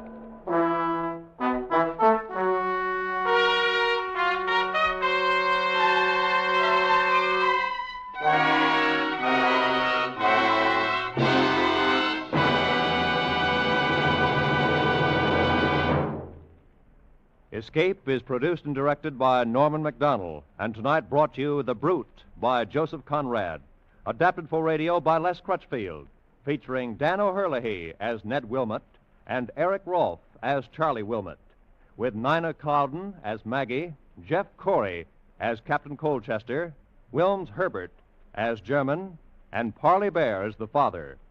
Music is conceived and conducted by Wilbur Hatch. Next week.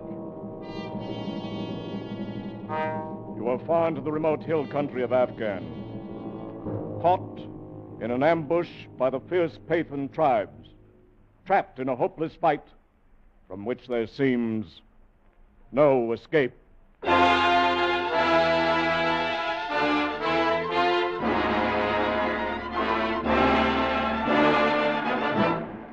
Next week, we escape with Rudyard Kipling's gripping story, The Drums of the Fore and Aft. Good night, then, until the same time next week, when once again we offer you Escape.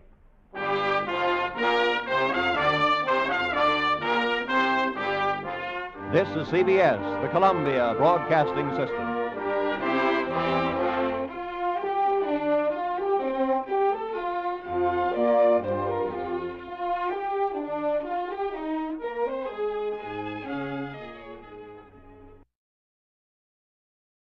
You're listening to Escape Radio with special thanks to our friends at CBS.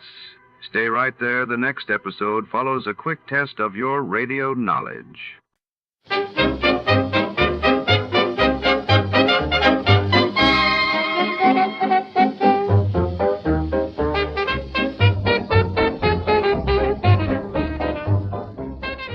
A suffocating heat wave chokes the city as shadows grow long and tempers grow short. Where the wealthy heiress vanishes from her penthouse, all crews melt away in the stifling night air, leaving only a cryptic note and a single red high heel. Our hard-boiled detective races against time and the rising mercury to uncover a truth twisted by passion, deception, and the relentless heat.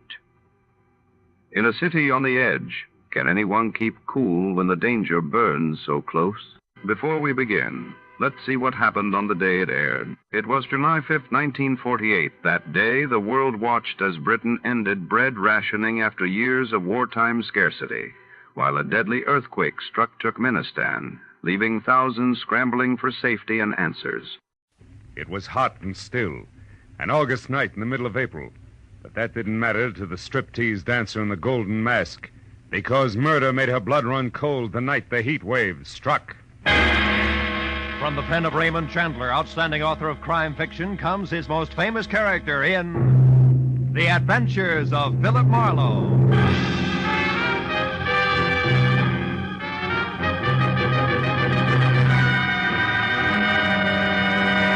Now, with Gerald Moore, starred as Philip Marlowe, we bring you tonight's exciting story, The Heat Wave.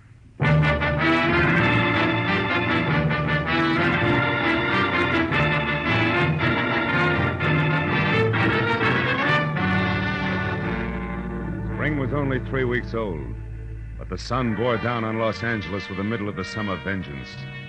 At noon, it was 102 in the shade, and by 3:30, with doors, window, and shirt collar all open as far as they would go, I still sweltered in the kind of heat that wilts both your clothes and your character.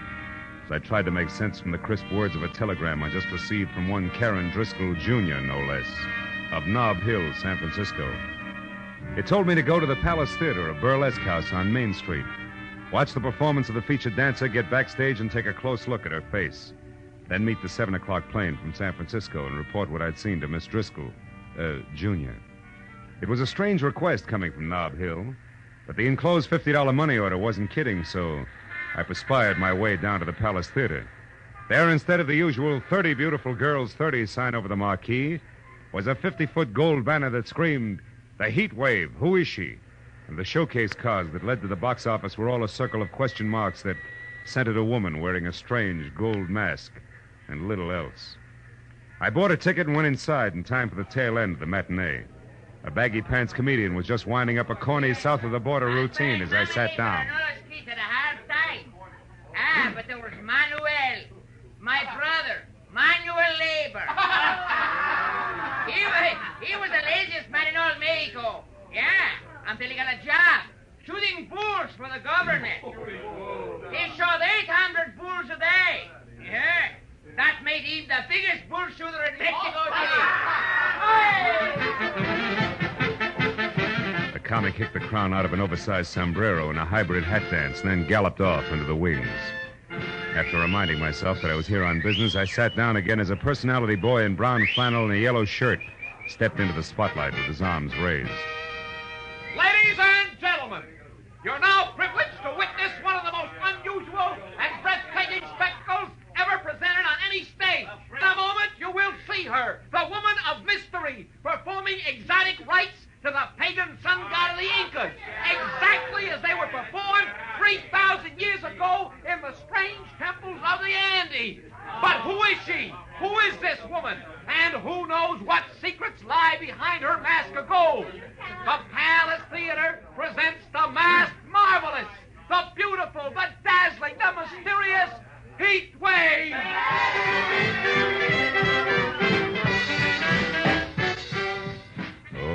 had to admit it. This was special. She was the color of alabaster and as supple as a cat, and as she moved across the stage, she got more convolutions out of her 2 arms than a restless octopus could with 8. Her costume from the neck down was about as sheer as a new spider web, and above that, and covering her face completely, was a gold mask, grotesque and glistening. As the dance headed for a climax designed to knock the cash customers right out of their seats, I reminded myself again that I was here on business. So I walked down the side aisle to a door that led backstage and went through it just as the dance ended. And while the audience tore the house down begging for more, the Heat Wave tossed a couple of kisses through a gold mask and ran to a dressing room. I started after her and was halfway there when a bulging hulk in a sharkskin suit that measured 6'6" in every direction lumbered casually out of the shadows and took a bulldog stance with his back against the dressing room door. I started thinking up fast ad-libs and was hot for a switch on the eager reporter gag when the baggy pants comic slid up beside me. Hey, chum. Huh? They're asking for a load of mayhem if you try to get to the Heat Wave past Jesse there. Jesse? He the man mountain in the sharkskin suit? Yeah, with orders to break bones. Oh. Maybe I can help you out. Good. But how come? Yeah, let's go around to the side. You're a reporter, right? Yeah. Well, Inky Barnes can use a little publicity, too, you know. Hold it here by the door. Now, what is it you have to know? Well, all I want's one look at her face. Yeah, that's a cinch. I said I'd help you out, and I will. Like this. Yeah! Right out there in the alley. And don't come back before midnight, goon. You can see her face then when she takes the mask off. I should have known better, but all I wanted at the moment was to kick the slack out of a pair of baggy pants. So I bounced back up the steps, jerked the door open, and ran head-on into 3 square yards of sharkskin suit. It was Jesse. You ain't welcome around here, bum, so stay out. Have you got it? Okay, Jesse, let's say I've got it. Yeah. Also, don't drop it as you walk away.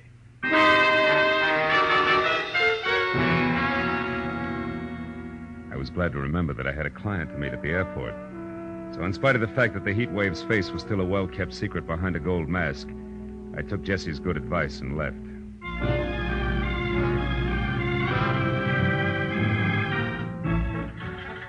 Flight 11 from San Francisco arriving at Gate 4.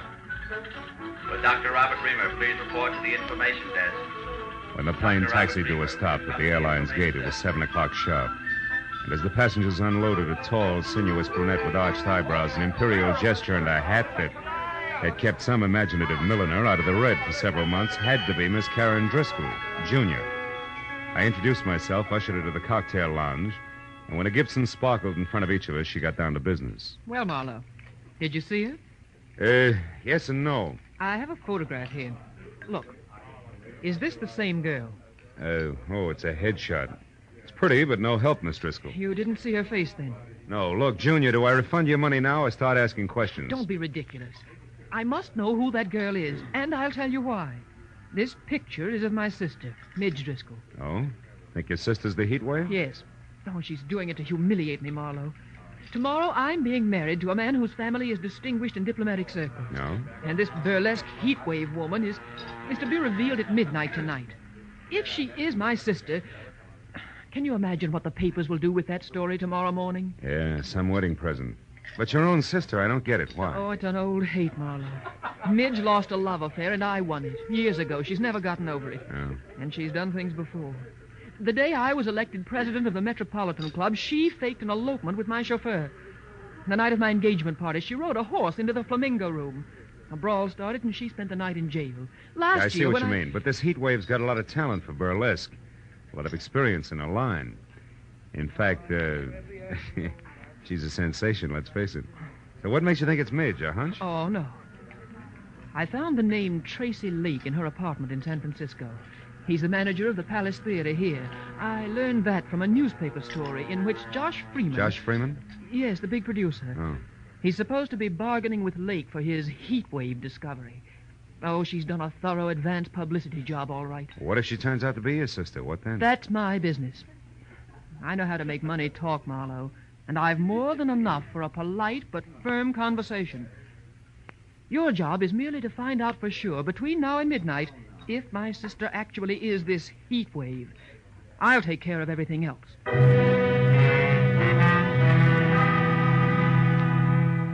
Karen Driscoll Jr. gave me her local phone number, then got up, cursed the hot night, bid me hurry, and summoned a taxi.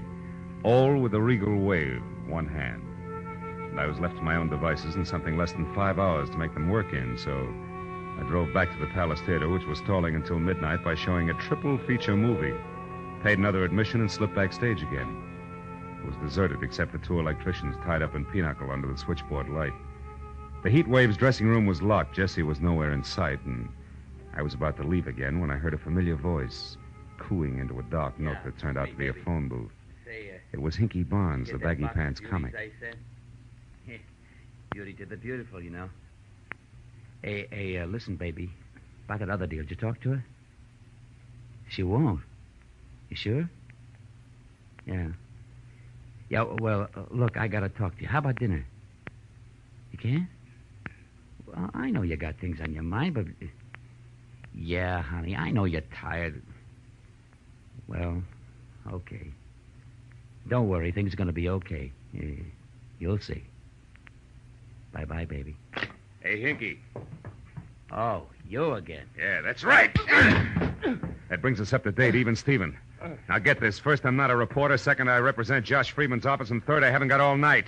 You mean Josh Freeman, the big producer? Know any other Josh Freeman? I want to talk to Tracy Lake about the Heat Wave, but I want to see her before I talk. Is she here? No. She won't be back until the big midnight show. Where's Tracy, then? He's home. The Toppert House on in Wilshire. About 2 blocks down from Arthur Murray's. Hey, but listen, tell me something. Is Josh going to make a star out of her? With a talent like hers? What do you think, Hinky? I left Hinky with his mouth hanging open and the fire of ambition burning like an alcohol lamp in each eye as I drove out to the Toppert House on Wilshire. Leaning on the bell at Tracy Lake's apartment, I got ready to be a hard-hitting, practical-minded producer's right-hand man. Yeah, what is it? Tracy, my name's Marlowe out of Josh Freeman's office. Caught the Heat Waves act this afternoon, willing to wrap her up and take her home right now. But not sight unseen. Who is she? Wait a minute. Huh? You say you're from Josh Freeman, Marlowe? That's right. And I got a blank check right here in my pocket. Authorized to fill it out unless you're completely unreasonable. I see. Well, now, look, Marlowe, this heat wave thing is going over 1,000% better than any of us expected. Yeah, I know. But you see... The price is high already, and the bids have only started to come in. Oh, excuse me. I just opened a bottle of Parmesan over there. Help yourself, Marlowe. I'll be right back. A perfectly good telephone sat within an arm's reach of Lake. But instead he went down the hall to an extension and closed the door behind him. It was distinctly malpractice, but time was running out on me, so I picked up the phone and listened. Is Mr. Ridgely the jeweler? Oh, yes. What is it, Ridgely? The bracelet you selected is ready now. We can deliver it immediately. Fine. It goes to Miss Nita LeVar, 44 Edgewood Terrace. Oh, enclose a card. Don't worry, darling. You're my real heat wave. Sign it, Tracy. Lovely, lovely. And the engagement ring? The sunburst? Yeah, that's for Miss LeVar, too. But deliver that to the theater at midnight. You got it? Yes, indeed, sir. Thank you. And congratulations. Tracy Lake and Nita LeVar. Who might she be? Sorry, Marlowe, a little personal business. Now, you were saying... Yeah. I was saying I can hand you a nice fat check if this mass marvelous is really okay. You're building up to quite a surprise, Tracy. You must have something. Yes. Indeed I have, old boy. Plenty. Yeah? I can't reveal the lady's name until midnight. All right. Play coy. What's her background? Has she got class? Class? Marlowe, you wouldn't believe it. Not blue book stuff. Society girl in burlesque? Why, anything's possible, Marlowe. Sure. She could even be from Nob Hill, huh? Yeah, like I said. Anything's possible, sure. Okay, Tracy, that's what I wanted to find out. See you after the unveiling, and you got a great night for it. Oh, Marlowe, I suppose Big Ed Peters is in on the deal as usual, along with Josh? Yeah, it's a regular Josh Freeman deal, just as usual. See you later, Tracy.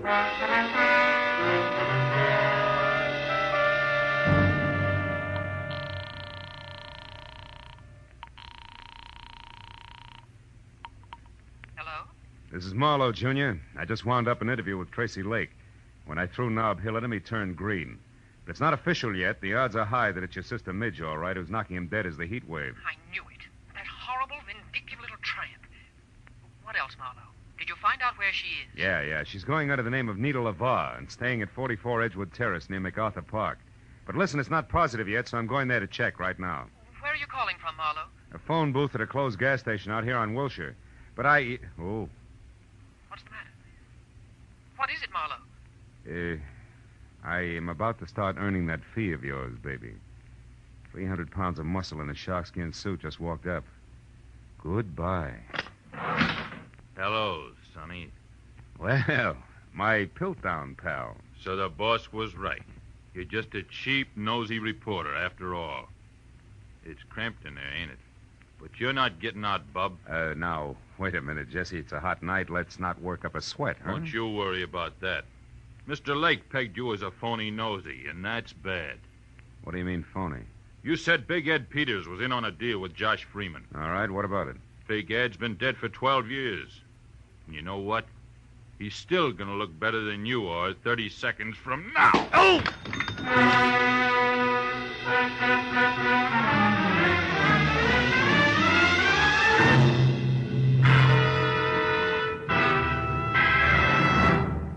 In just a moment, the second act of Philip Marlowe. But first, tomorrow night, in order of their appearance, you'll hear Joseph Cotton, Ozzie and Harriet, Jack Benny and his gang, Amos and Andy, Sam Spade, Lum and Abner, Helen Hayes, Eve Arden, and hold tight now, a special show with Bing Crosby, Bob Hope, Claudette Colbert, and Dinah Moore over most of these same CBS network stations. And Jack Benny with Mary, Phil, Dennis, Don, and Rochester will be heard over them all. Now, with our star, Gerald Moore, we return to the second act of Philip Marlowe and tonight's story, The Heat Wave.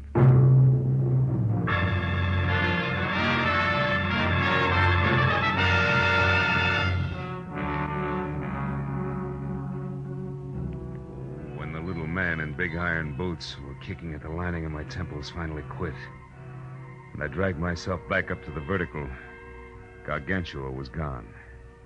I was sure of only two things. Tracy Lake did not know that I was anything other than a nosy reporter, and second and more important, it was time for me to head for Edgewood Terrace and the lady known as Nita LaVar.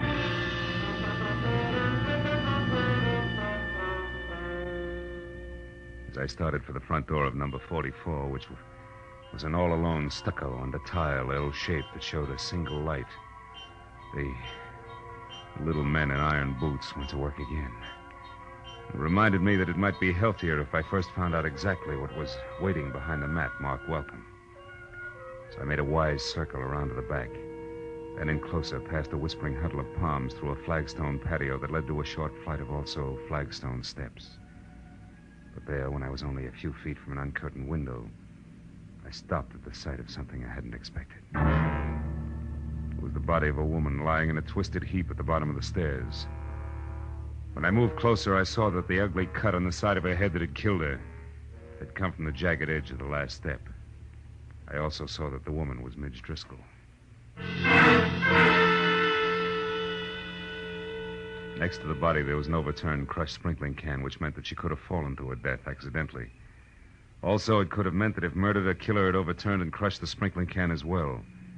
I was somewhere between the two thoughts when I heard a car brake to a stop in front of the house.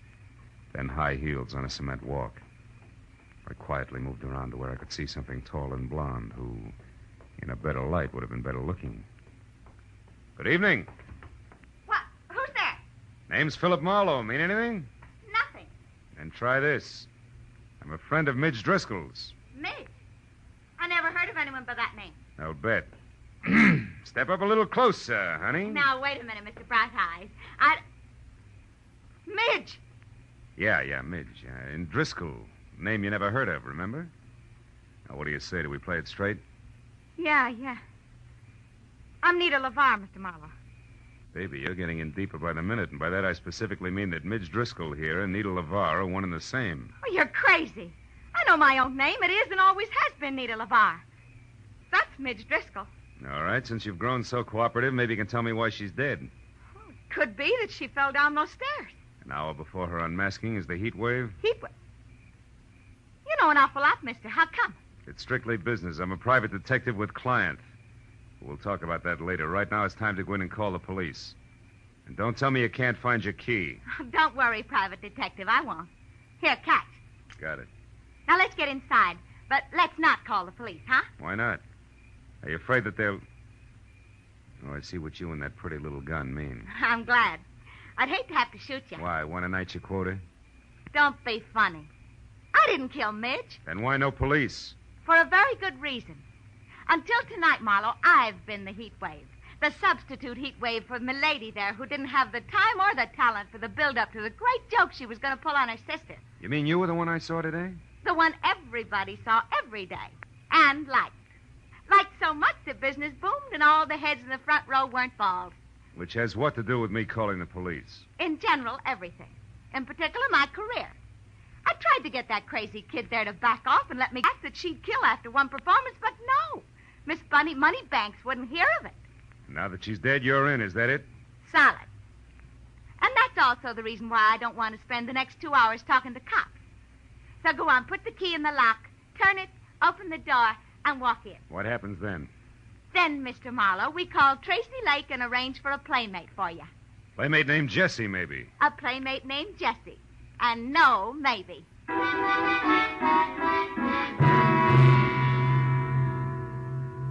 When we got inside, Nita Laval, who handled the prisoner with the finesse of a Marine Guard detachment, took my gun, threw it across the room, put me into a faraway straight-back chair, and got through to Tracy Lake without once taking her baby blue eyes off me.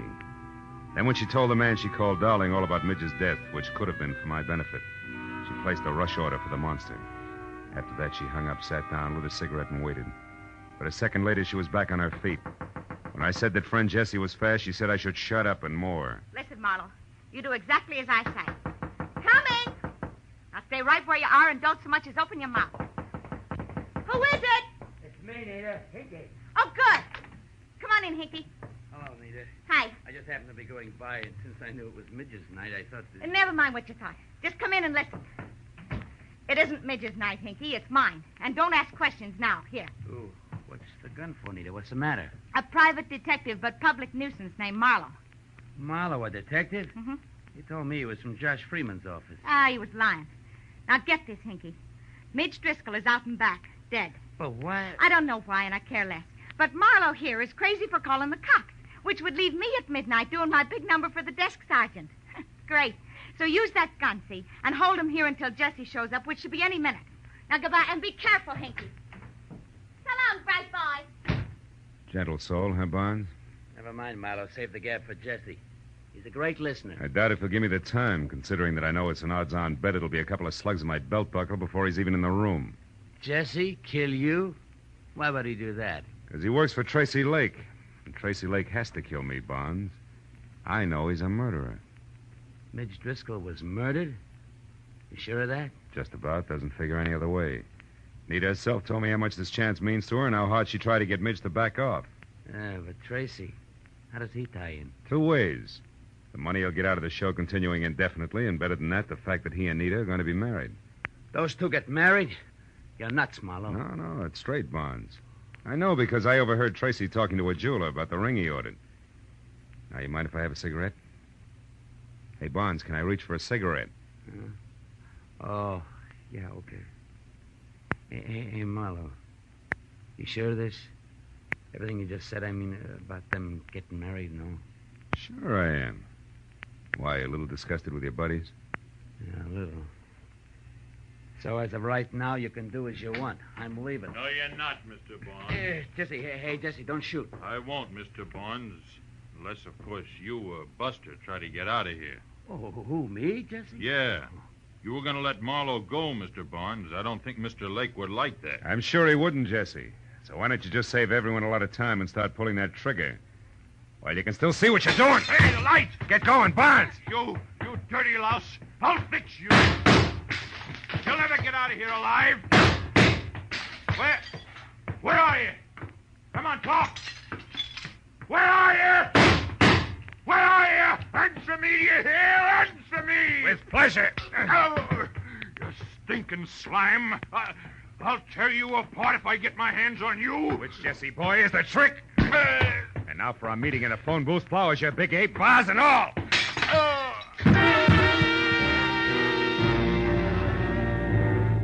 After I got some lights on and found my gun where Nita had tossed it when we first came in, I checked Jesse over once to make sure that he was neither dead nor too alive. Then I started for the door. But there, even as my hand closed over the knob, I stopped. A crazy thought from I don't know where wedging its way into my mind. I turned back toward the room and stared at the flower and vase-strewn form of the ape that covered half the carpet. Then slowly the wedge broke through and there was light, lots of it. The kind in which I could see why Midge Driscoll had been murdered. And more important, why I had to get to the Palace Theater and Nita LaVar before murder happened again.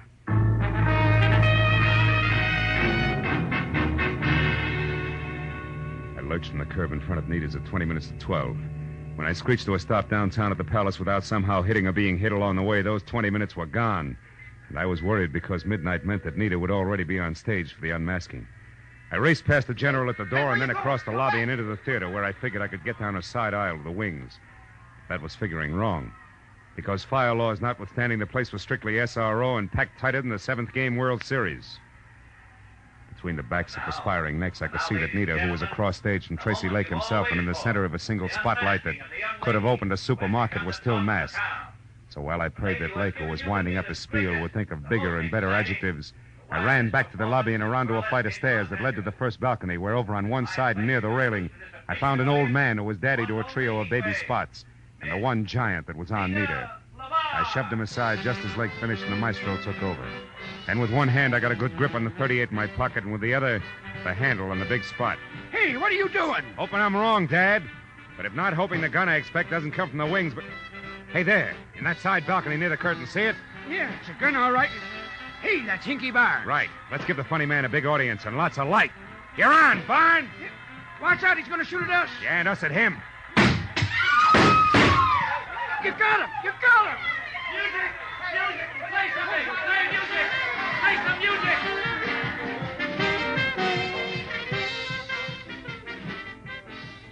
It was 20 minutes of bedlam. Police, music, and 2 quick numbers by Nita LaVar, all of whose shaking was not routine. Before the Palace got back to the quiet business of being a burlesque house, and the show went on. It was another hour and 20 minutes before it was all over, and the theater was empty and dark, except for a work light on the stage where Nita, Tracy Lake, and I were sitting in the middle of a papier-mâché Inca civilization. Well, Marlowe, the police say that Hinky's going to live for a while. Can't figure the guy. Never knew he felt that way about Nita here. Neither did I. I was always okay to him, and I knew he cared some, but that's as far as it went. With you, Nita, yeah. But with Hinky, it was something else. Something strong enough to make him kill Midge Driscoll so that Nita would get a big chance, eh, Marlowe? Mm-hmm. And when he found out through me that you two were going to be married, he realized that the murder he had committed was for nothing. And now he was going to make one count. So he turned on you, Nita. How did you find out in time to get to him before he could make a try for Nita? The way the guy sagged when I said you were going to be married told me all I had to know. But it was cinched by the American beauties draped around Jessie. American beauties? Flowers? Yeah. See, I remembered a phone call Hinky made. You, Nita, had been the lady he'd talked to and loved. From there on out, it was a little better than a shot in the dark. 2 shots in the dark, Marlowe. Good ones that are responsible for Nita still being here with her. Thanks, fella. Yeah, Marla, thanks a lot. Don't mention it. After all, I was paid for my work, and besides, that dance you do, Nita, belongs to posterity. Ah. Good night.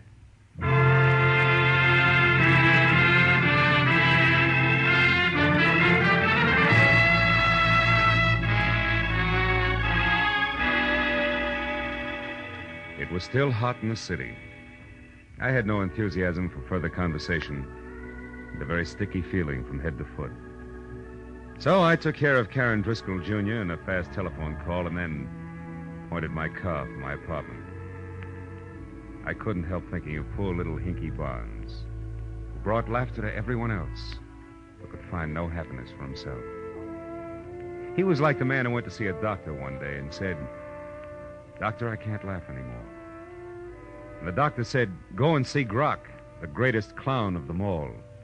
If he can't make you laugh, there's no help for you." The man smiled and said, "Thank you, doctor. You see, I am Grok."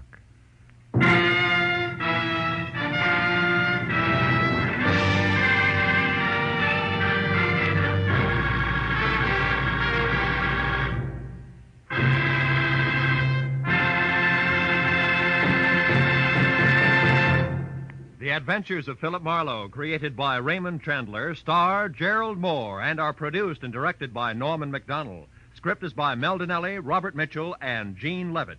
Featured in the cast were Vivi Janis, Wilms Herbert, Ed Begley, Elsie Holmes, Barney Phillips, and Byron Kane. The special music is by Richard O'Runt. Be sure and be with us again next week when Philip Marlowe says... It started at dawn in a Los Angeles taxi and wound up that night on a cliff in the middle of the Pacific. All because of a Dutchman with $50,000, a corpse in a lily pond, and an Oriental with a chauffeur who wanted a cloak made of nothing but feathers.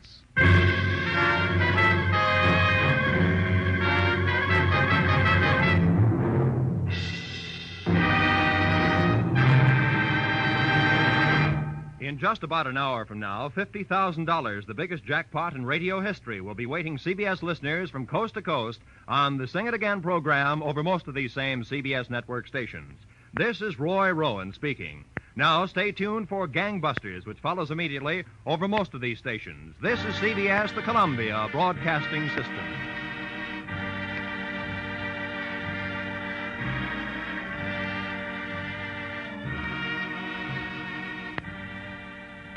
This is Escape Radio speaking, with our thanks to the fine folks at CBS. And now, ladies and gentlemen, a little challenge for true fans of adventure radio.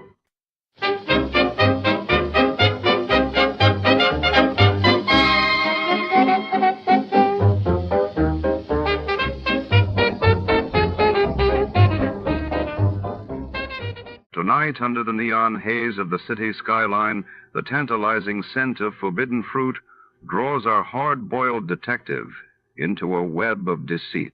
When the priceless apple of Eve vanishes from a high society gala, shadows lengthen and secrets come alive.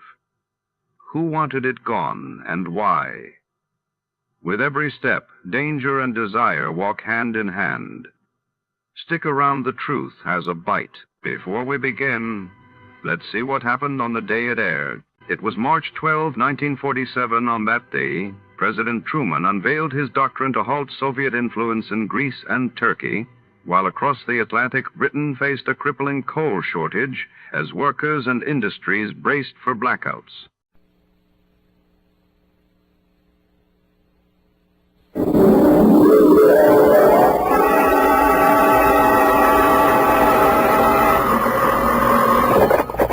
Detective Agency. Me, sweetheart. Sam, how opportune.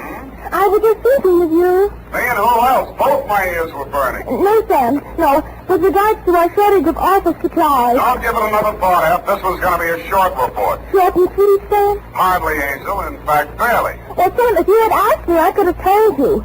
That girl was merely trying to stir up a tempest in her boyfriend's teapot. Again? It was perfectly observant to me, Sam, that she had sour grapes written all over her. Sour apples, Effie, but you're warm, and that's why I'm so fond of you. Oh, thank you, Sam. I'm glad I could be of help, though I must confess the apples are over my head. Well, don't feel bad about it. That's how Newton discovered the law of gravity. Stay where you are. I'll be right down to dictate my report on the Apple of Eve caper.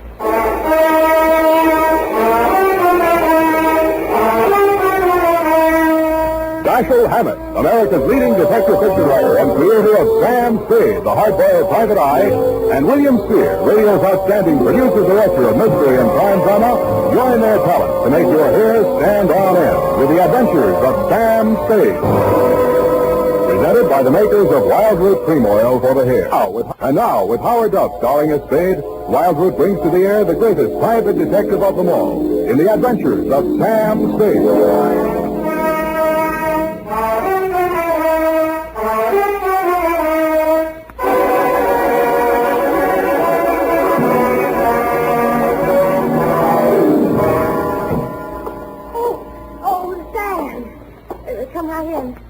Sure.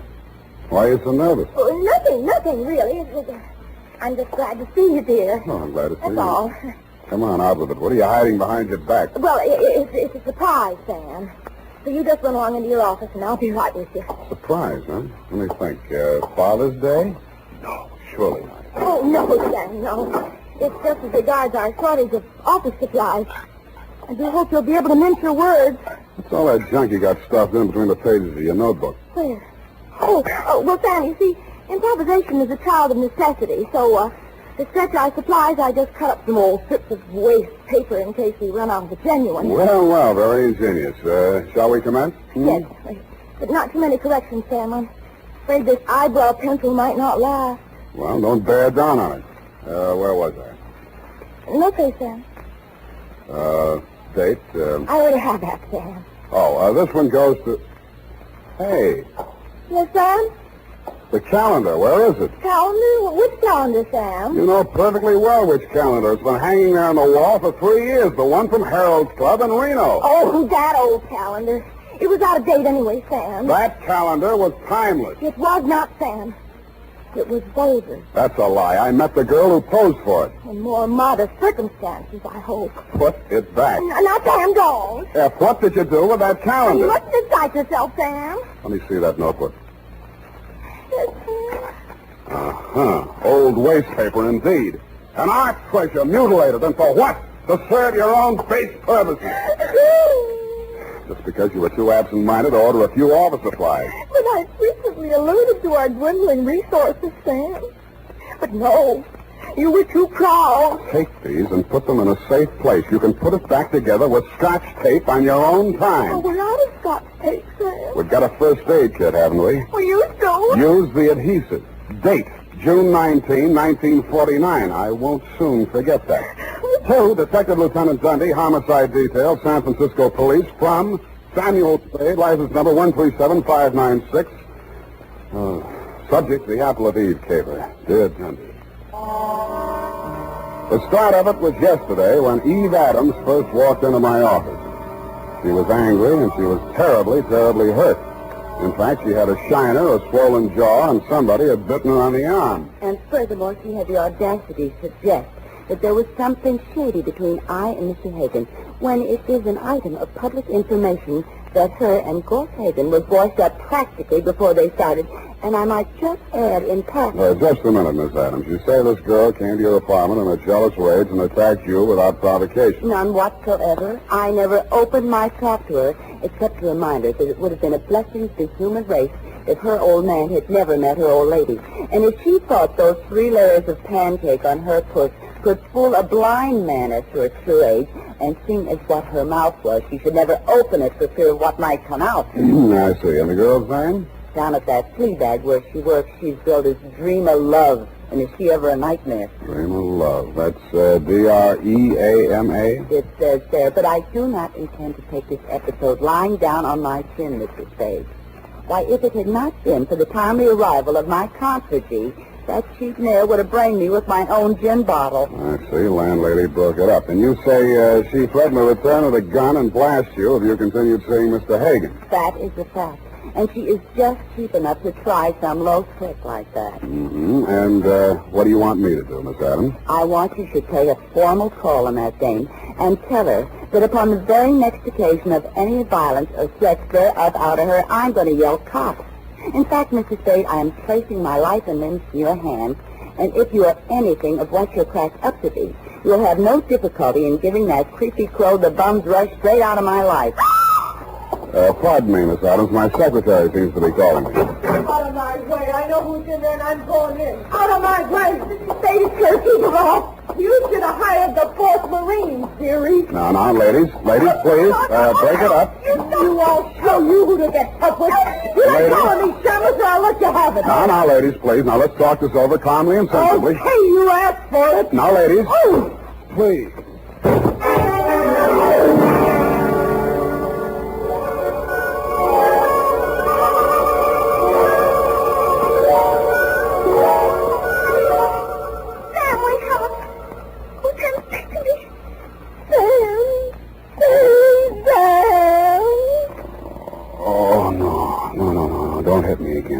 You can have the jewels.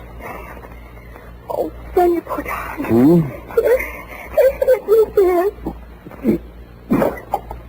What is it? Tastes awful. Water, Sam. Oh. Where'd they go? Well, they chased each other down the hall. I thought you'd gone out. I did. What did she hit me with? Well, she took a staff out of her purse and let fly before I could prevent it. Yeah. But you were still on your feet when you told me to close the door. Fine, thanks.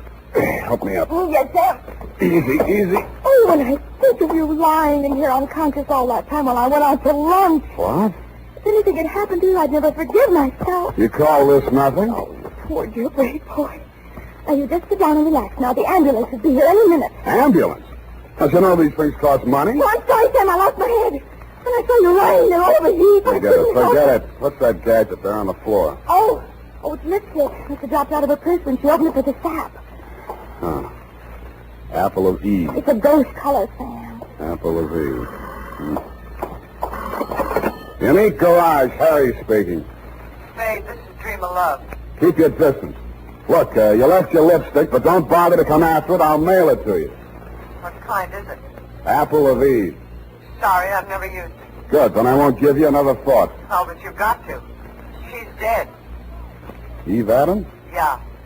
She jumped into a taxi in front of your building. I went straight after her. But I got caught in traffic where they're tearing up Market Street. That could be anywhere between the Embarcadero and Twin Peaks. Fine alibi. What comes next? Well, I'm at her apartment now, and she's dead. Sam! Hold on. Yaffee? There's your ambulance. Can I send him away? What should I do Well, with him? it's $10 now anyhow. I'll use it for a taxi. Hello, Miss Love? Yeah? Stay there and don't touch a thing. I'll be right over.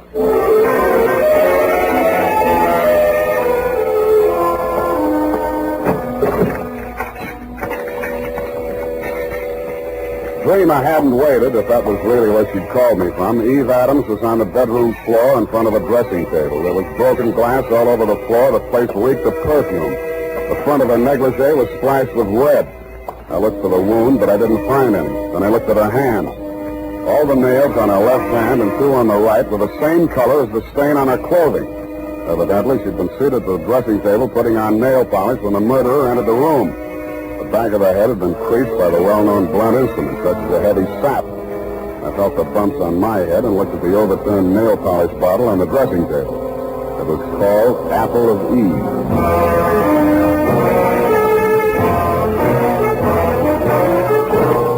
The makers of Wild Root Cream Oil are presenting the weekly Sunday adventure of Dashiell Hammett's famous private detective, Sam Spade.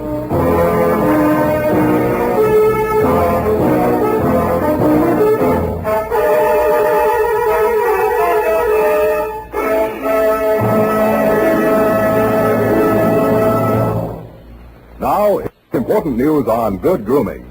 If you want the well-groomed look that helps you get ahead, socially and on the job, listen. Recently, thousands of people from coast to coast who bought Wild Root Cream Oil for the first time were asked, how does Wild Root Cream Oil compare with the hair tonic you previously used? The results were amazing. Better than 4 out of 5 who replied said they preferred Wild Root Cream Oil. Remember, non-alcoholic Wild Root Cream Oil contains lanolin. It grooms the hair naturally, relieves dryness, and removes loose, ugly dandruff. So if you want your hair to be more attractive than ever before, get the generous new 25-cent size of Wild Root Cream Oil, America's leading hair tonic, on sale at all drug and toilet goods counters. It's also available in larger economy bottles and the handy new tube. By the way, smart girls use Wild Root Cream Oil too, and mothers say it's grand for training children's hair. Get Wild Root Cream Oil. Again and again, the choice of men and women and children too.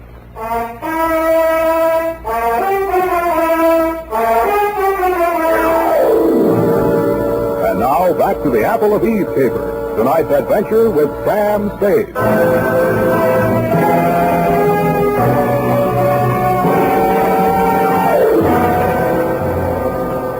Second time around the murder apartment, I noticed something I hadn't caught the first time. Some smears of Apple of Eve nail polish that didn't show very distinctly against the rust-colored carpeting, but left a clear trail across the kitchen linoleum. When I opened the back door, I smelled burning cloth. There was an incinerator just outside, and from it I fished a man's shirt, partially burned. The initials in the pocket were still intact, so were the red stains under them. The initials were G.H. The stains were, you guessed it, Lieutenant Deere, Apple of Eve.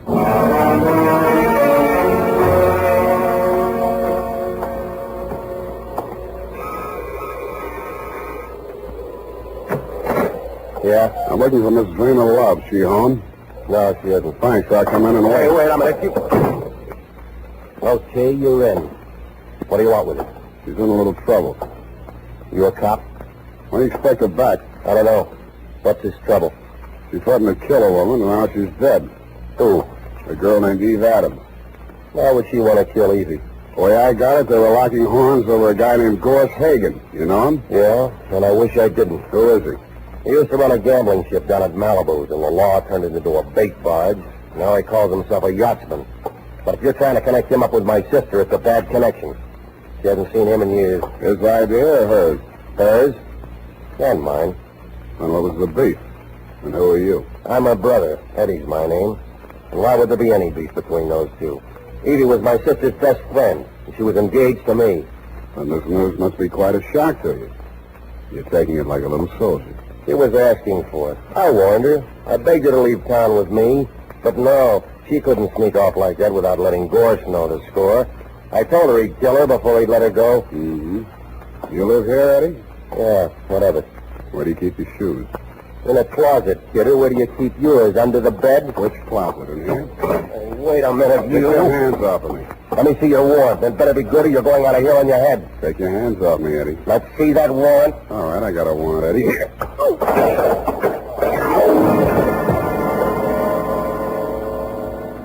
I didn't find what I was looking for, a pair of crepe-soled shoes with traces of Apple of Eve's nail polish on them, but in one of his coat pockets I found a sales slip from a department store cosmetics counter. There were several items, but the one that interested me said, 1 lipstick nail polish set, Apple of Eve. About then I smelled brandy and a voice behind me said, What happened to the kid? Huh? Oh, he asked for my warrant. Well, when you come to see me, I'll know better. Your name is Gorse Hagen. I'm headed for your place right now. What are you looking for? A pair of shoes with crepe soles. What do you want with my deck shoes? I thought maybe they'd match up with this piece of the shirt with your initials on it. Give me that. That's a fact. Where'd you get that? In the incinerator at Eve Adams' place. Well, that don't prove anything. Lots of people got the same initials. Have you talked to, George Howard? He's alibied. He's out of town. That proves it's a frame. I don't know any George Howard. I thought so. Okay, let's cut out the monkey business. Give it to me. It's evidence. Give it to me. All right, I'll give it to you. I did, but he gave it right back to me. I was only losing on points until I tripped over poor old Eddie and lost my balance. That's when he gave me the coup de grace. I wasn't quite unconscious, but somehow I just didn't feel like getting up. And when the apartment door opened, I opened my good eye just wide enough to see Dream of Love walk in. Oh, what are you doing here? I've come to help you, Dreamer. I don't need any help from you, Gorse. I told you that 3 years ago. Why did you kill her? I don't know what you're talking about. You killed Eve Adams. Why? You're wrong, Gorse. I haven't seen Evie in ages. Why did you kill her? All right, I did it. Yeah? Why? I was jealous. Seeing the two of you together after all we'd been to each other. Go on, laugh at me. I committed murder out of love for you. It's very funny, isn't it? I'm very fond of you, Dreamer. My poor little Dreamer love. I'd give you anything, honey. The shirt from my back. Here. Here's a piece of it on account. What? I see you're impressed. Me too. Come on, we'll go someplace where we can be alone and talk things over. No, Gorse, please. I can explain everything. Explain in the car on the way down to the boat. Come on. You're hurting me. Oh! No! Come on, off the door.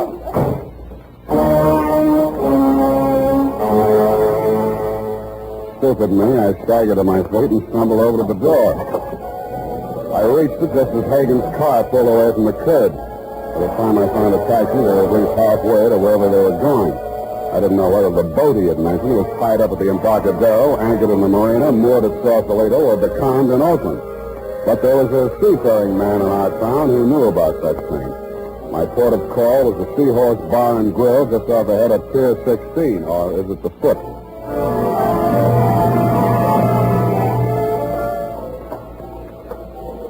Captain Pasoldi? He is silent, son, as in perform. My mistake. Salty bename, salty benature. And the one salty thing I can't abide. Saltwater coffee and Matisse, you know. Here, have a lifesaver. Well, thank you, sir. You're very generous. No, it ain't money maker, but it's straight from the mint. A joke, wasn't it? What's up, Sonny? You in the hole again? Catch the drift? Yeah, what do you know about a yachtsman named Gorse Hagen? Oh, nicely put, matey. But there's nothing lower than the yachtsman. He's it. Mm-hmm. Where's he keep his boat? Well, now, she's still afloat.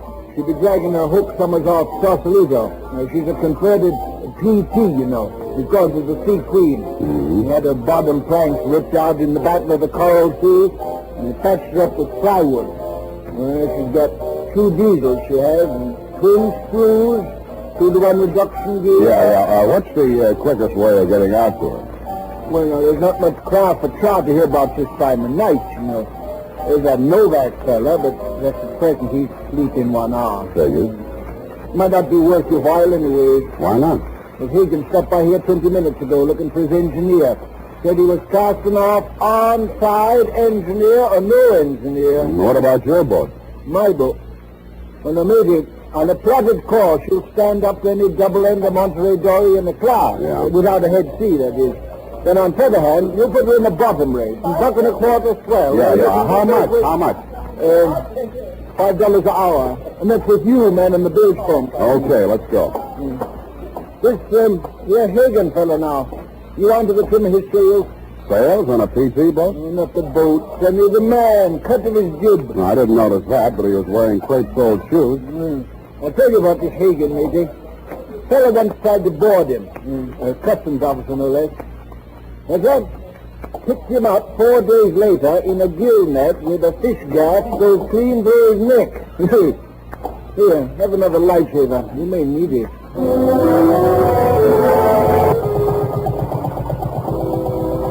After he'd lashed me to my station at the bilge pump, Captain Society got his double-ended Monterey Dory on a plotted course to Sausalito, he hoped, and we plunged recklessly into the fog. As nearly as I could catch the slip, there was a 50-50 chance that A, Hagen had found his engineer and would be halfway to the Farallone Islands before we could make it past Alcatraz, if we stayed afloat that long, or B, that he hadn't found his engineer and might be having trouble starting up those 2 diesels with the twin screws and the 2-to-1 reduction gears, whatever they are.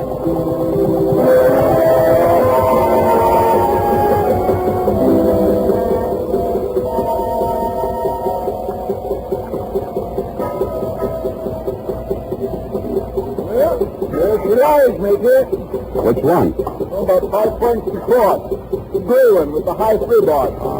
You get up on the quarter-deck, Major. The ladder's round on the landing side. Now swing round and put you on it.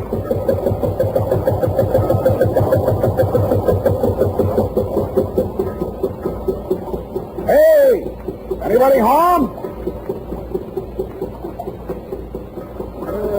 He's likely below, messing them diesels. You better rear back and holler, mate. You like this? Ahoy, the Sea Queen! I like that. I know there is 'em.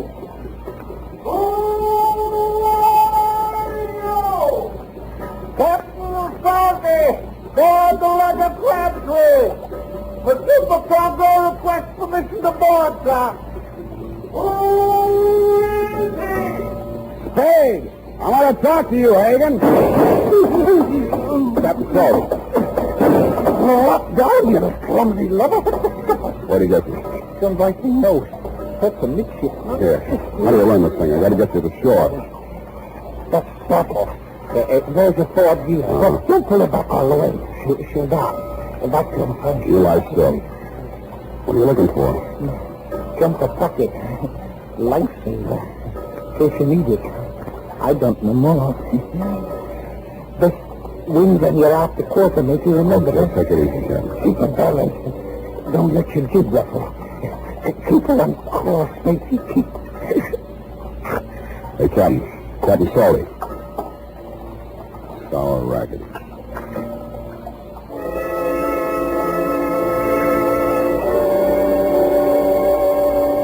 I crawled over the rail and tried to make out Hagen's silhouette on the other boat. I could just barely make out the shape of the hull against the faint glow of light from the Sausalito shore. He drifted a few yards astern of Hagen's boat, but not out of rifle range. I wondered why. If he could see us well enough to drop Captain Salty, he'd let it go at that. And I got it. He was listening.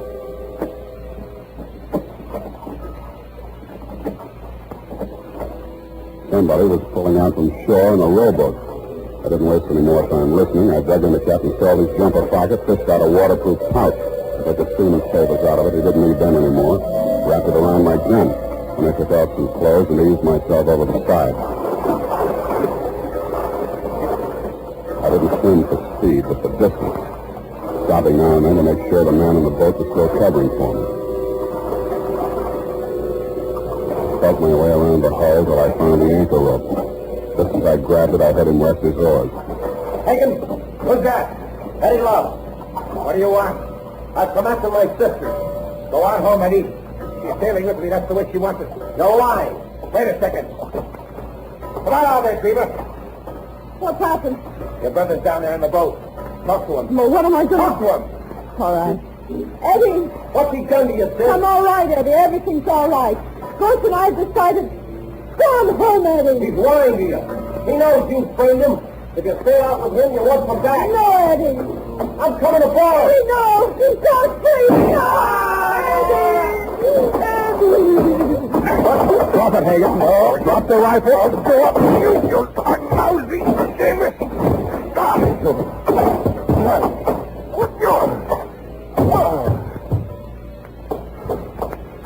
Sam, did he hurt you? No, I've been kicked in the stomach before. It takes a woman to kick you in the teeth. I'm sorry. I don't care what you did. What burns me up, you didn't do it right. I hate a bungler, especially a female bungler. I'm a bungler. You're the one. It would have worked if you hadn't gone poking in the incinerator. I should have called the police. They'd have known what to do with evidence like that. They've been wanting to get something on Gorse ever since repeal. Listen, Angel, any flatfoot could have seen through that setup. Eve Adams was sitting in front of a mirror when she was maced. She saw the murder into the room. She got it in the back of the head. That means she trusted whoever walked up behind her. That also means the evidence of a struggle was fake. But the nail polish on Gorse's shirt. You put that nail polish on her fingers after she was dead, laid that trail to the incinerator with a pair of Gorse's shoes where any flatfoot was supposed to think he'd try to destroy the incriminating shirt. But the dumbest thing you did was lying to me about that matching lipstick you dropped in my office. That made you look guiltier than anybody, because anybody could have planted that fake evidence. I didn't kill her. I'm not a murderer. Your brother might have got off easy. Crime of passion. Please, please don't say that. I can't bear the thought that after everything I did, it's all come to nothing. Here. Have a lifesaver. You may need it.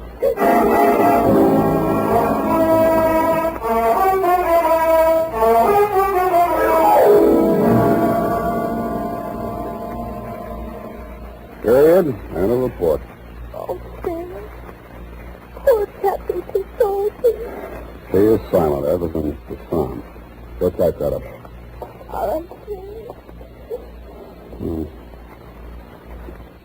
All right, one of the packets.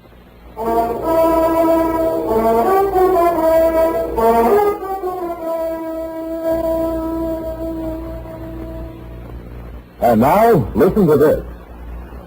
There's nothing like it, friends. There's nothing like Wild Root Cream Oil to groom your hair neatly and naturally. To its...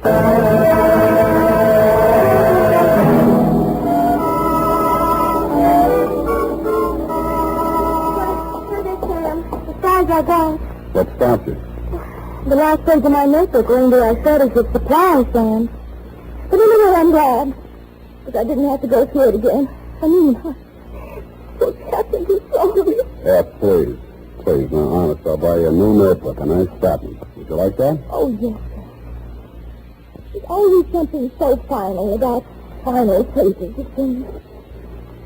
And when I think of all the risks you take... To say nothing of my client. I think I'll put a new sign on the door. Abandon hope, all ye who enter here. Oh, but I haven't, Sam. Where there's a will, there's a wish. There's a what? A wish, Sam. Small amount. Which reminds me, I've got the sound like. Join me, just a whisk? Oh, no, Sam. One of us has got to have a clear head. Well, it'll be me. All best. Good night, Sam. Good night, sweetheart.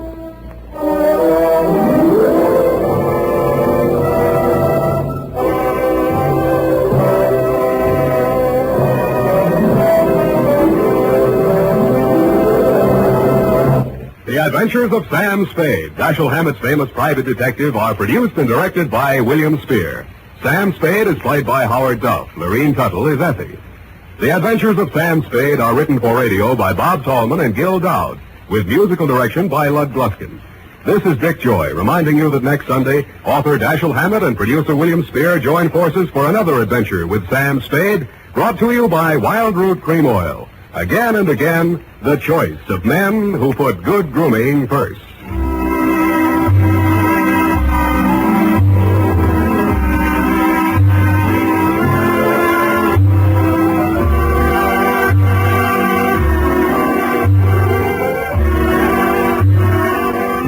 Smart girls use Wild Root Cream Oil, too, for quick, good grooming and to relieve dryness between permanents. Mothers say it's grand for training children's care. This is CBS, the Columbia Broadcasting System.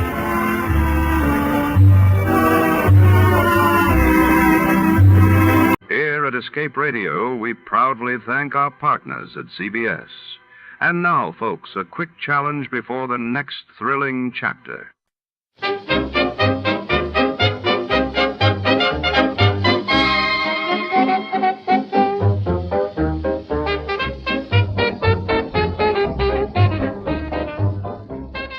Tonight's story takes us aboard the SS San Pedro, a battered coastal steamship navigating the murky waters off the California coast in the early hours before sunrise. It's 1929, and in the cramped engine room, a storm rages outside while secrets and desperation boil within. Somewhere between San Francisco and Los Angeles, the ship's fate is sealed by greed, betrayal, and a single deadly decision. Step into the labyrinthine corridors and echoing hull of the SS San Pedro, where every shadow hides a suspect and every creak could be the last. Before to start, let's see what happened the day it was broadcasted. It was May 17, 1951. That day, the world awoke to news of the first successful hydrogen bomb test conducted by the United States in the Pacific, signaling a new era in the arms race. While across the globe, in Iran, nationalization of the Anglo-Iranian oil companies sparked international tensions and massive demonstrations in Tehran. Fed up with the everyday grind. Tired out from the summer heat. Want to get away from it all. We offer you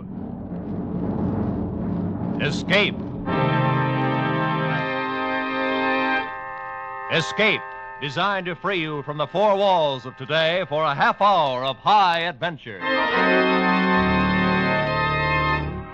You are trapped aboard an ill-fated ocean liner, captained by a dying man, while a mysterious stranger, haunting you, menacing you, seems intent on sending you to destruction.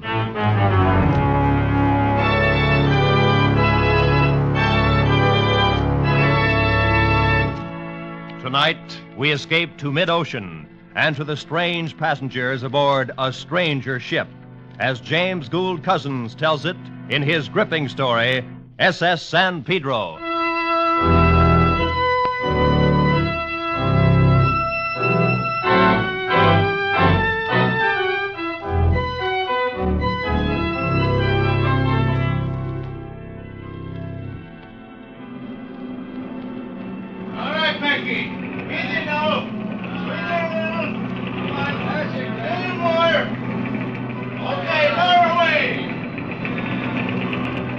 It was hot.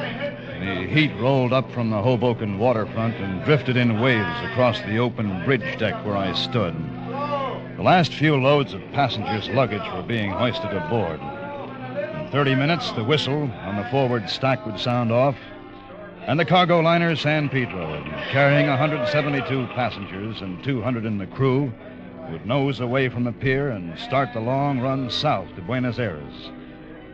Then she'd become the great living animal she was meant to be. No longer something built of paint and steel and tied to a pier. You get to feel that way after you've been a while at sea. You feel that your ship is a live thing and that you're part of it. The captain is the biggest part, of course, the brain of the ship, the mentality that keeps her from turning idiot and dashing herself to pieces in her madness. The officers are the nerve centers, and the crew, the hands and fingers.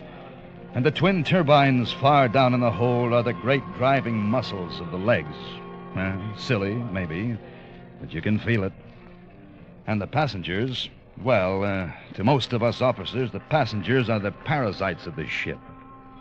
My, but you look confident. Huh? I said I'm glad you look confident. But you don't have to look so serious. I'm sorry, miss. The passengers are not allowed on the bridge. I know that. I've been on ships before. And I've never been thrown off a bridge yet. Well, I have no intention of throwing you off, but I must ask My you to... name is Lee. How do you do? Are you the captain? No, I'm Bradell, the first officer. Oh, the captain's right-hand man. You might put it that way. Now, if you'll please... Lee is my first name. Yes, I assumed as much. Oh, well, I'll just call you Bradell, then. Maybe you'll loosen up when we get farther south. I doubt it. At least you'll have to dance with me in the evening.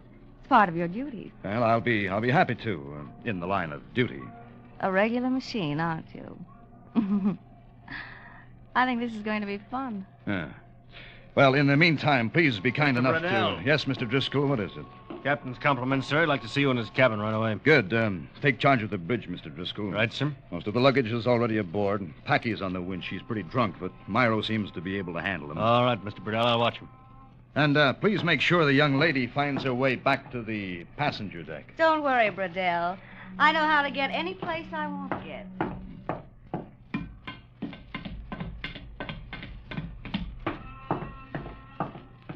You know, deck officers get all the breaks. Who's your little friend, Bradell? Passenger, a cockeyed nuisance. You can have her, Sparks. Good. Maybe I can teach her the code. I doubt it. Hey, wait till you get a load of the captain's visitor. Brace yourself, boy.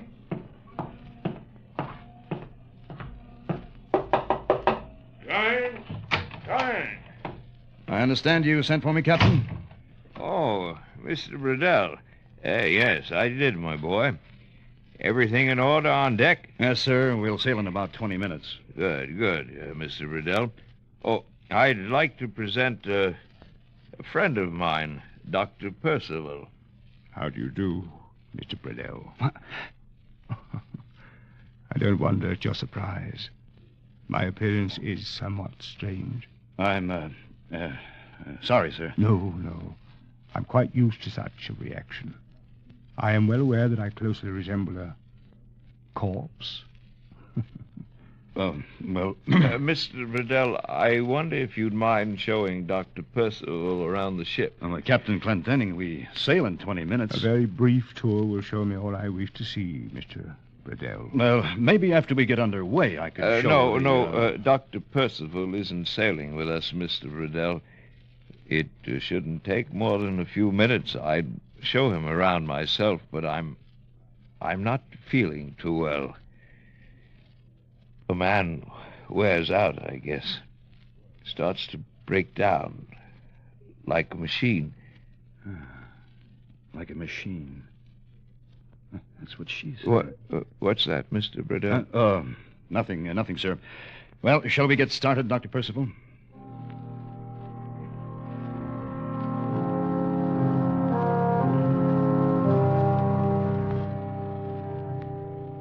I showed him through the empty dining salon, along the boat deck and the promenade. We opened the bulkhead door and looked down through the gratings into the engine room.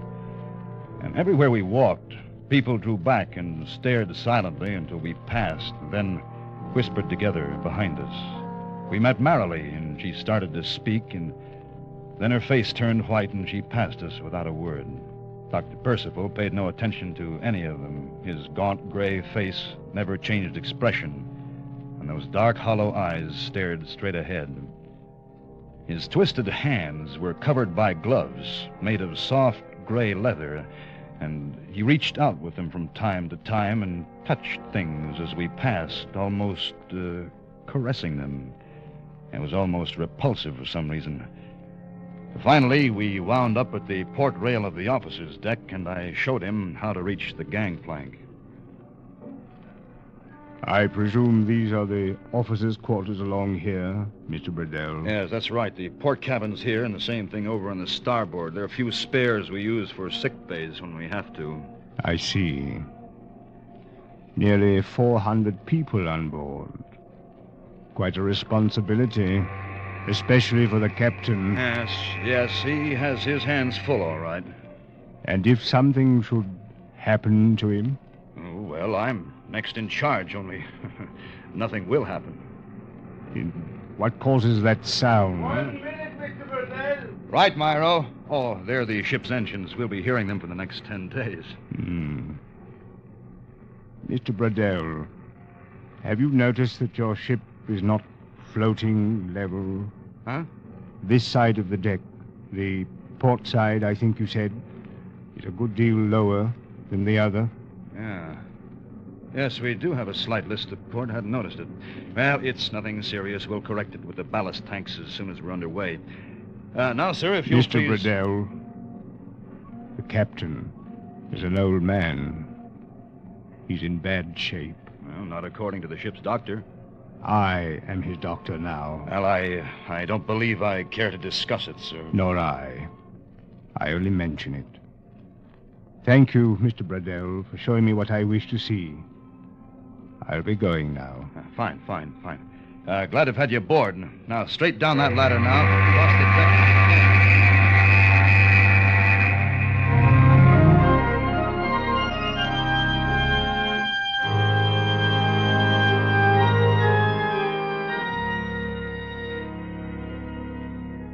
By dinner that evening, we were 140 miles at sea. The sun dropped behind a red haze and brought out a clear, starry night sky.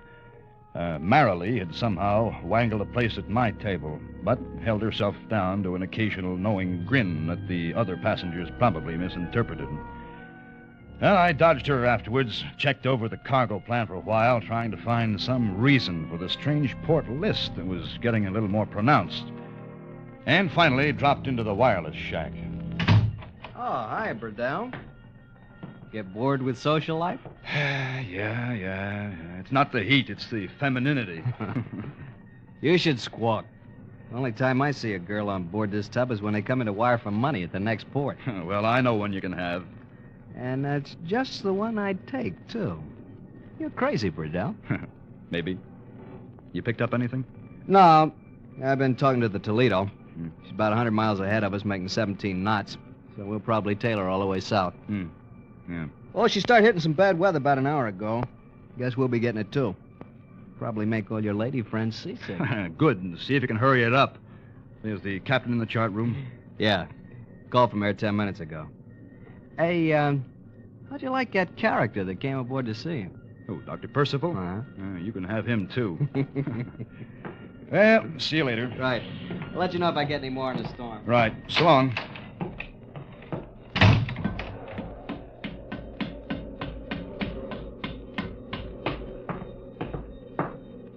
Oh, Mr. Burdell. Huh? Oh, for the... Wait a minute, I wanted to... No, wait! Wait!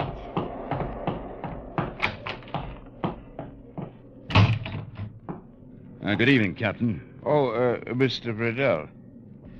I've been writing up the night orders. Who has the first watch? Driscoll? Yes, sir. Then Eberly. Good.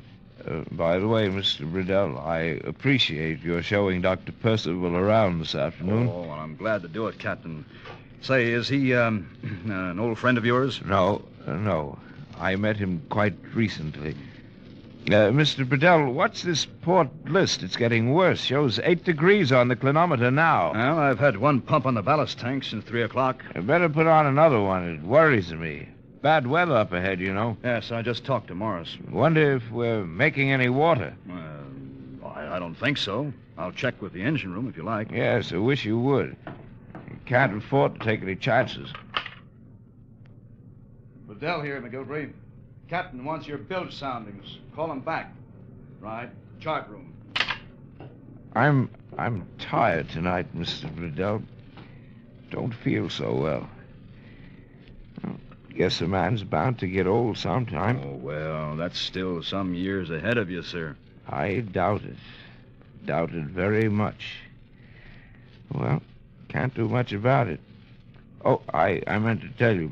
The steward reported this afternoon that he couldn't get into number 7 port cabin on the officer's deck. You couldn't get into it?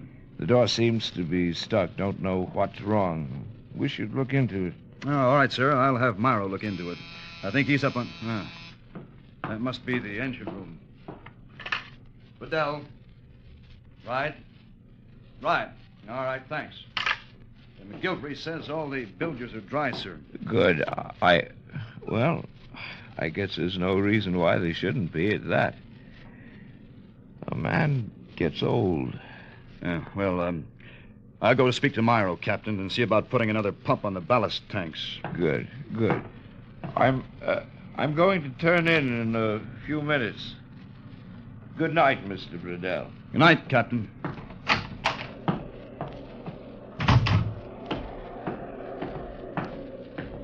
Well, I knew you would have to come out sometime. Now, look, miss. Relax, Bradell.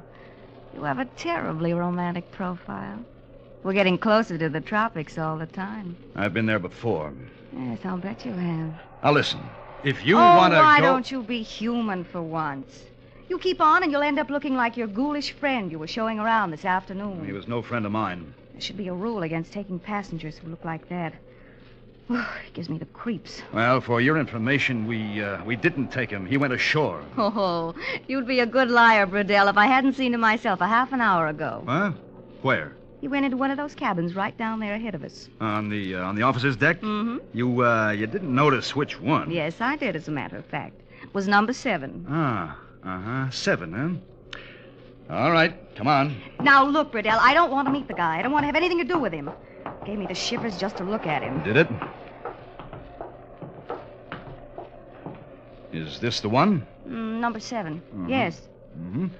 You notice the little crossbar on the door handle? Yes. It's turned straight up and down? Yes. That means the door's unlocked, huh? All right. But it doesn't open. That's right, because it's jammed.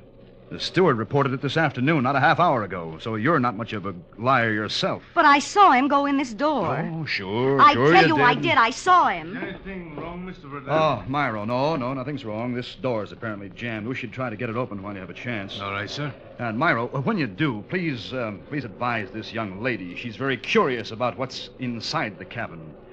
Good night.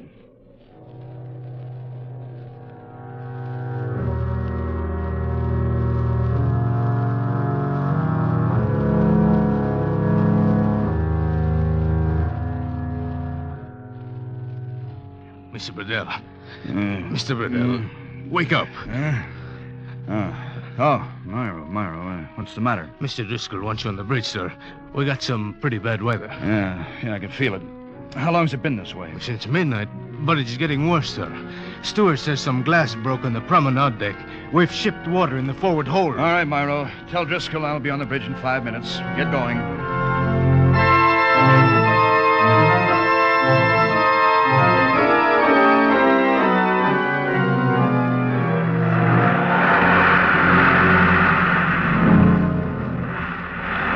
It was fairly bad on deck.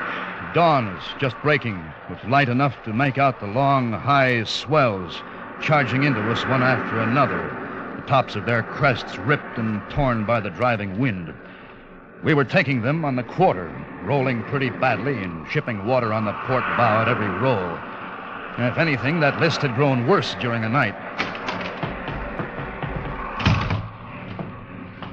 Oh, glad you're here, Mr. Bradell. Having a rather bad go of it. Yeah, well, we've seen worse. Has the captain been called? No, sir. I thought I'd better wait for you. Right. There's no need to call him. Where's Eberly? Took some men down to the forward hold. We're shipping water on the port side every time we... Yeah, I know. Myro, see if you can get him on the phone. Yes. Good Lord. Well, we're listing 11 degrees now. Are those pumps still going in the ballast tanks? All night, sir. The tanks are 2/3 empty now. I can't understand it. I think the phone is dead in the forward hold, Mr. Bradell. I can get no signal. All right, Myro. You go on down there and see what the trouble is. Report back. Yes, sir.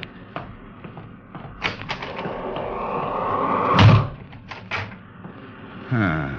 11 degrees. Can't see any reason why... Oh, I'll take it, sir.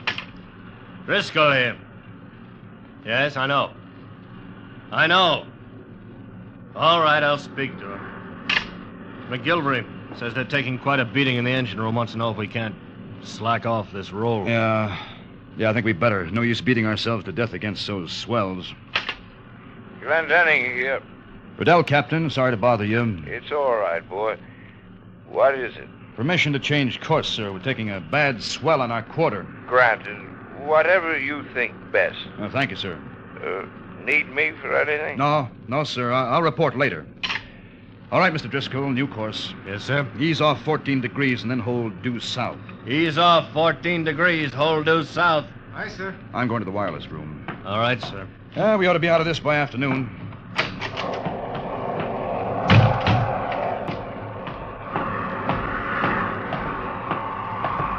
It's windy, isn't it? Marilee, what the devil are you doing on deck? Getting rained on mostly. Haven't you got any sense? We're shipping water on the foredeck. You want to get washed over? Would you care, Bradell? Look, it costs money to stop a ship. Now, listen. Get below. I'm still waiting to see inside number 7 cabin.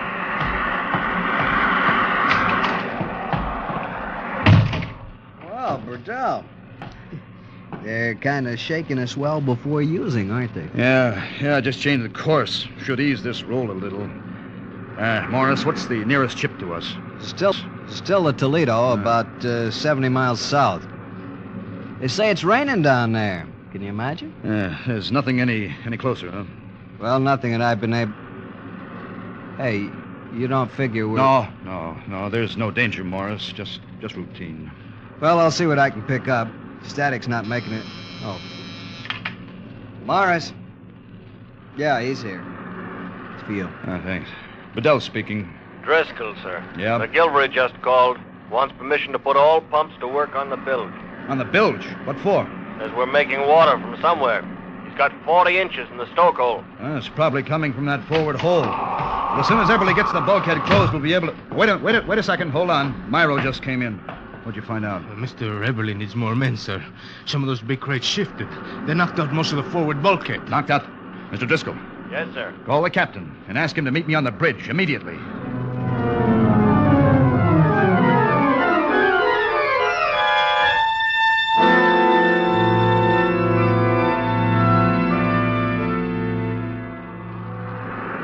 The next hours were a nightmare. All through the day, into the evening. Terrified passengers huddled in the lounges in the salon, not knowing just how great the danger might be and fearing the worst. At 11 a.m., one of the pumps broke down, and the San Pedro settled a little lower as the water gained in the bilges. At 1:30, pump back in operation, and for a while we held our own. Down in the forward hole, men fought a heartbreaking battle in water up to their armpits and tried to throw up a temporary bulkhead. At 5:15, a heavy sea crashed through the steward's pantry, and 6 men vanished overboard in a smother of foam. All night long, we fought the sea and lost the battle foot by foot. The strange list to port grew worse. By dawn, we were leaning over 18 degrees and shipping tons of water with every roll.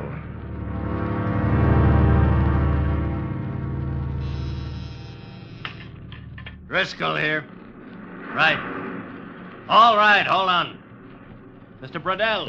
What is it, Driscoll? McGilvery on the phone, sir. Says he's had to pull the fire in one boiler, he's going to in the second one. Wants to know if you'll reduce speed to steerage way, otherwise he hasn't got steam enough for the pumps. All right, tell him yes. McGilvery, Bradell says okay. Take it now. 1/3 speed. All right, Helm. Speed to 1/3. Aye, sir. Confound it, sir. Captain ought to be here in the bridge. Been in this cabin for the last 4 hours. He's got no business to stay That'll there. do, Mr. Driscoll. Oh. Yes, I'm sorry, sir. Forget it. You're right at that. We haven't got much time to make up our minds. Well, how are the passengers, Myro? Fair morale, sir. The stewards are trying to keep them calm. They're all in life preservers. The way we're heeled over, we can't use the starboard boats now. And in another hour, there won't be enough steam for the winches on the port side. Well...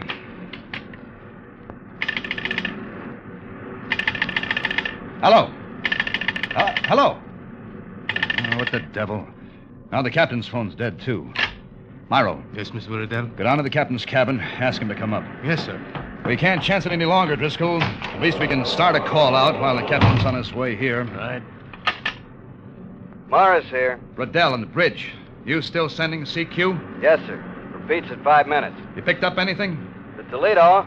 There's a canard liner 100 miles north. Yeah, that's not much help.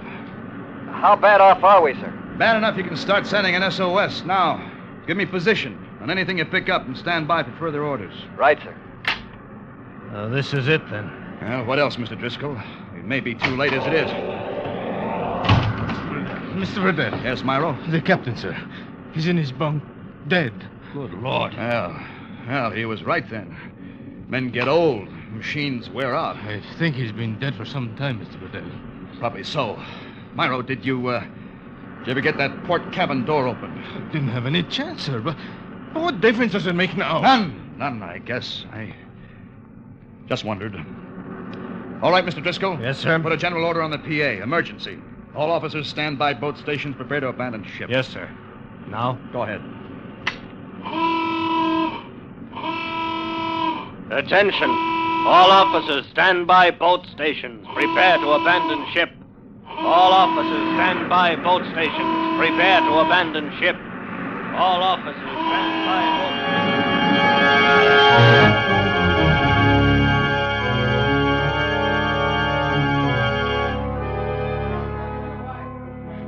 Her brain already gone. Ship was dying. I knew that. I stayed alone on the bridge, tried to quiet her death throes, tried to hold back the confusion of idiocy that shook her limbs and parts. The wind was gone now, and a thick gray fog blanketed the decks and the sea beyond. Boats were lowered and swallowed up in it, one by one. Some of them lowered poorly to spill their human freight into the hungry, wet mouth of the sea. We were low in the water, down at the head. Already the bows were awash.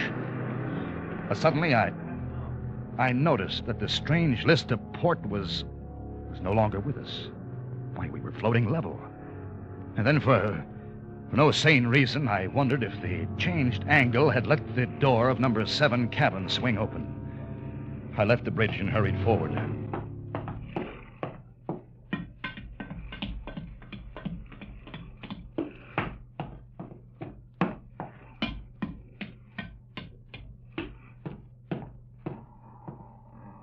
The door was ajar and swung gently with the movement of the ship.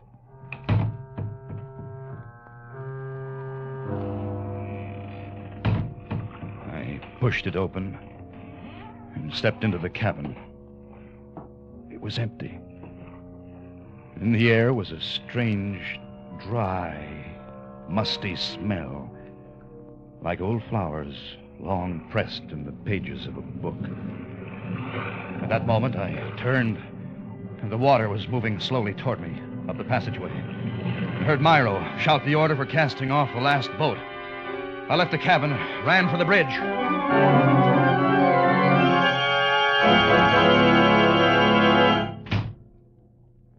Hello, Bradell. Marilee. Glad to see me? Oh, do you know the last boat just went over the side? Sure. I was about to get in a boat. Then I changed my mind. Why? When it's your time, you can't do much about it. And I knew it was when he first looked at me. What are you talking about? When who looked at you? That guy you called Dr. Percival? He's not on board. I just came from cabin 7. It's empty. Of course it is. Now. He's out prowling around the boat somewhere. I saw him go ashore before we left New York. And I saw him 3 minutes ago. You're crazy. He was standing beside that lifeboat. The one I didn't get in. That lifeboat was your last chance to live. Why didn't you take it? I thought it wouldn't be so lonesome to come here and die with you. But you wouldn't have died. Oh, Bradell, don't you know yet? It wouldn't have made any difference no matter what we did. Not with Dr. Percival on board. What has Dr. Percival got to do with it? Everything. When that lifeboat hit the water, it capsized. I knew it would. So you see, I'd have died anyway. Bradell, the water's coming up faster now. Yeah. Sinking fast. We'll go under any second. He must be on his way here. We should be hearing his footsteps. Who in the name of heaven is Dr. Percival? Who do you think he is?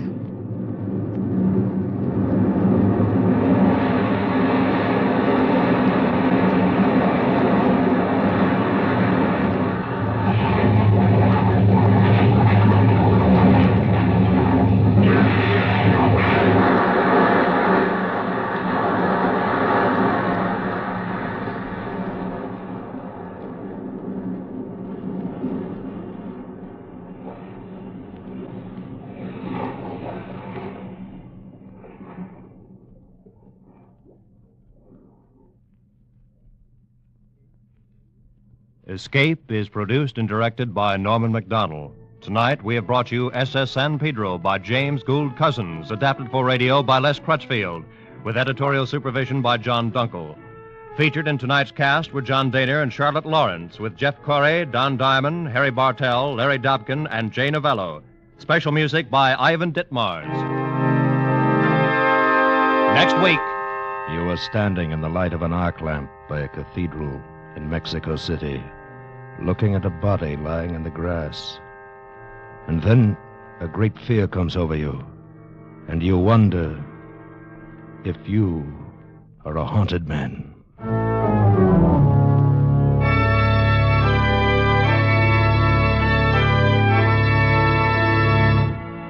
Next week, we escape with Ralph Bates' most unusual story, The Haunted Man. Good night, then, until this same time next week, when once again we offer you Escape.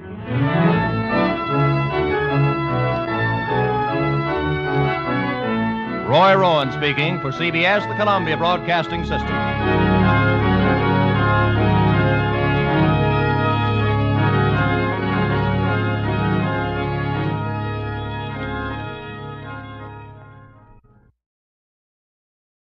America's airwaves shine a little brighter thanks to our friends at CBS. And now, ladies and gentlemen, let's see if you're ready for tonight's radio quiz.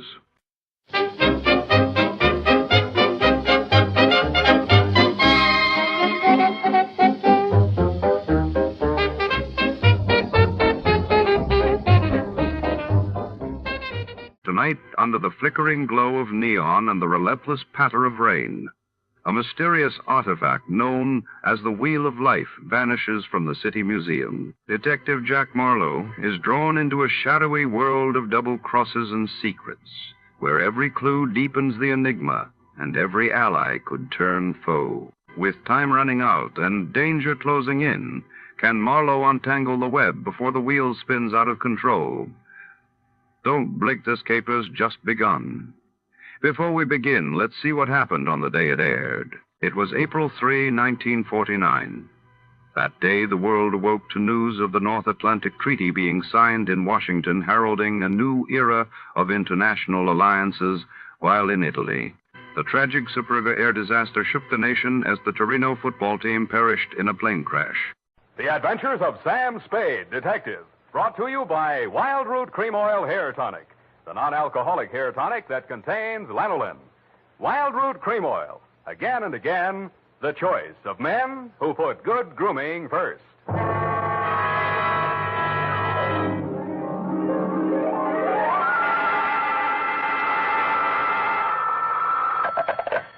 Sam Spade Detective Agency. Are you still there? I believe that interpolation is hardly rhetorical, Mr. Spade. To what have you been up, if you'll pardon the expression? And has that girl regained her facilities? I wouldn't know, but her faculties are as good as ever, if you'll pardon the expression. Mr. Spade, sometimes I think you're a regular philanthropist. Don't you mean philanderer? How much money did you make out of that case? Well, I broke even anyway. That's what I mean. You're a philanthropist. Well, you know best, Bernadine. By the way, was that man really murdered with the buzzsaw, or was that just publicity? He really was, Bernadine. Why? There just happened to be one lying around. Oh, I don't mean that. Why was he killed? For the Wheel of Life. Oh. You're not going to ask what that is? Some curio, no doubt. Listen, Bernadine, the Wheel of Life is, oh, well. I suppose I don't have to tell you to stay where you are. Just sit quietly with your book in your hand, and I'll be right down to dictate my report on the Wheel of Life caper.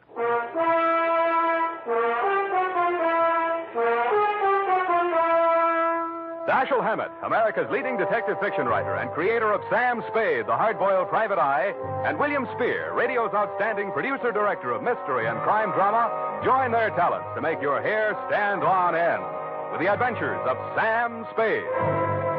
Presented by the makers of Wild Root Cream Oil for the hair. Come on, mister, give the gals a break. Treat them to a look-see at a really handsome head of hair. Neat, well-groomed hair, the way yours is going to look when you spruce up with Wild Root Cream Oil Hair Tonic. Famous Wild Root Cream Oil grooms your hair neatly and naturally, relieves annoying dryness, removes loose, ugly dandruff. So how about it, men?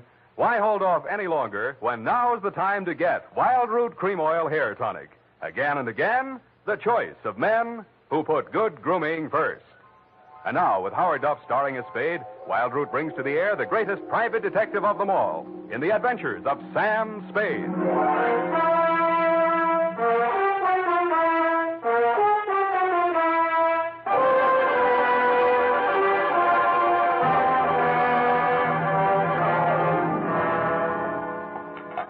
I went down to St. James Infirmary to see my baby there.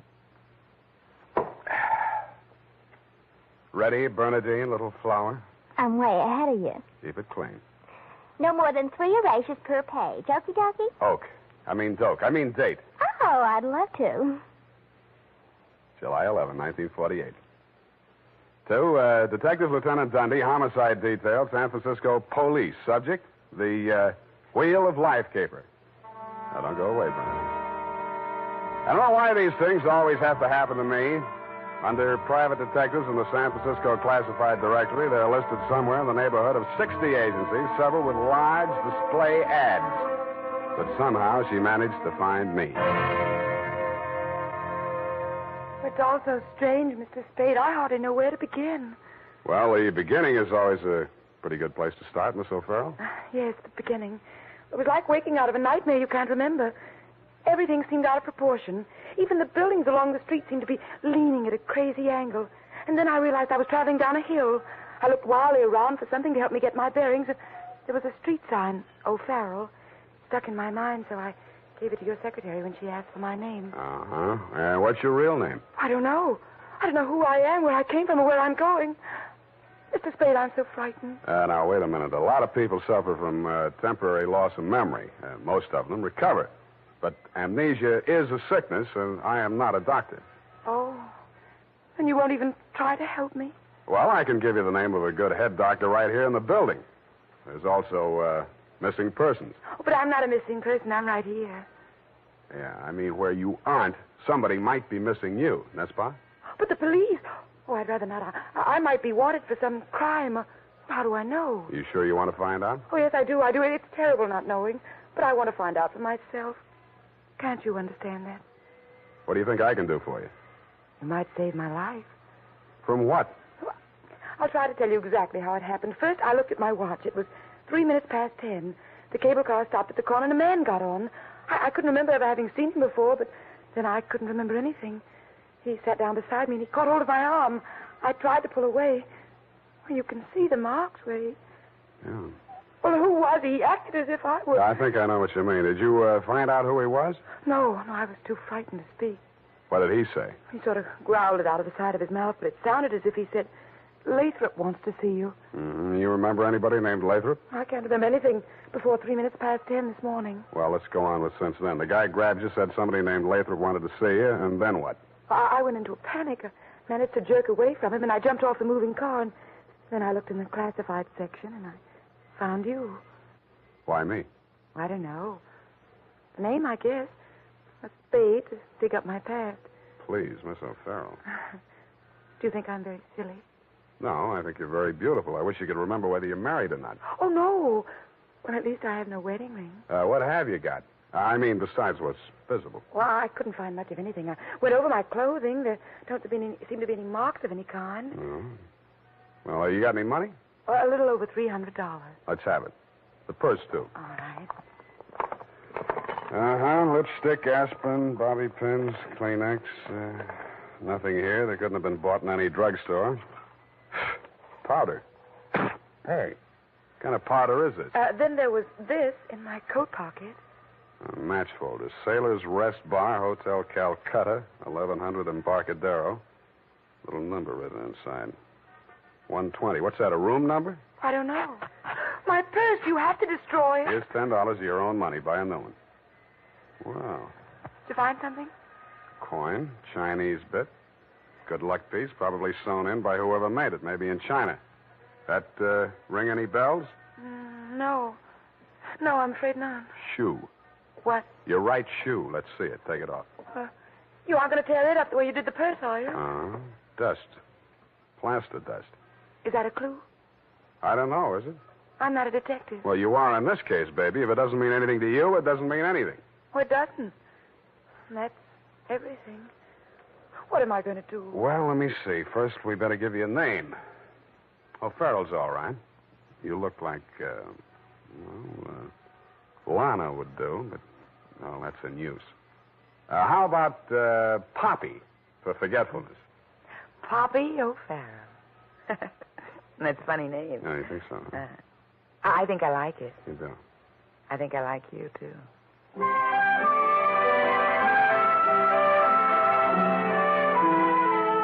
I liked her, too. There may have been blanks in her brain, but the rest of it figured. In the elevator, I started adding it up, and by the time we reached the street floor, it came to quite a tidy sum. Where are we going, Sam? Far, I hope. But first, we're going to find you a place to stay. Oh, yes, we must be practical. No use overdoing it, huh? Oh, no, Sam, I didn't mean... Wait, What's the matter? You remember something? that man, the one who followed me this morning, he's standing right out there waiting. The one in the straw hat leaning against the newsstand? Yes. Where are you going, Sam? You stay here. I just remembered something I hoped I could forget. Hello, Shuggy. What brings you back to town? Do I know you? That doesn't matter. I know you. The name you were using when you blew this town was Shuggy Bellows. You wouldn't take the risk of showing your face here again unless the caper was worth it. You got a big nose. Keep it clean. You've been tailing that girl all day. Why? Dame? What dame? Who's Lathrop?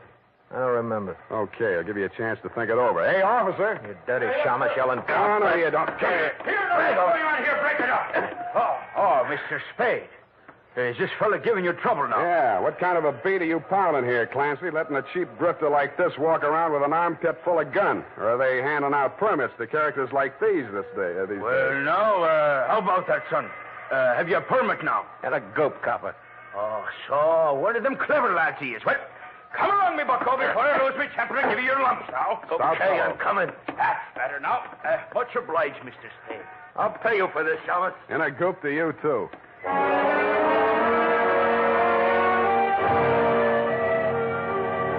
I was sure he would, but I was also sure that I wouldn't have to worry about him for the rest of the night.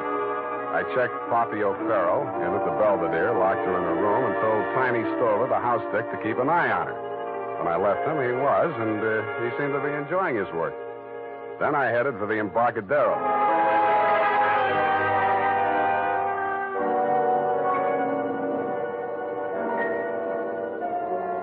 I found the Hotel Calcutta, but I couldn't find the lobby. There wasn't any. It had been squeezed out by the Sailor's Rest Bar. So I tried the bosun-type bartender. Howdy, mate. You got business aboard? Yeah, where do I find the purser? Hey, went ashore. All the officers went ashore except the janitor. He's passed out in his bunk. Oh? How about the passengers? You're in the thick of them right now. They spend most of their time and their money right here. Which one belongs to 120? You a dick? Yeah, but I got $10. Well, what I can tell you ain't worth it, but thanks anyway. He stayed in his cabin. I only saw him at once. That's when he went ashore. I says to the deck steward, that's room clerk to you. It was a general. He says, name of Korolenko. I noticed him because he was a real creep, see? 6'4" of solid brass. His head stuck up in the air, and he didn't move nothing from his stern to his shoulders. A real Frankenstein. Do I keep it then? Yeah. Do I get a look at his room? Yeah, sure. Go ahead. Who's stopping you?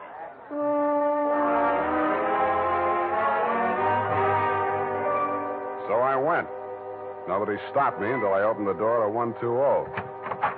Then I stopped myself. It was an inside room with one small window and an air shaft, but it looked as if a flurry of snow had blown in. The floor and the rest of the flat surfaces were sprinkled with a fine, dirty white powder. It wasn't snow, it was dust, plaster dust, like the stuff I'd found in Poppy's handbag and on her shoes. I shook the place down, not expecting to find anything. I didn't until I opened the wardrobe.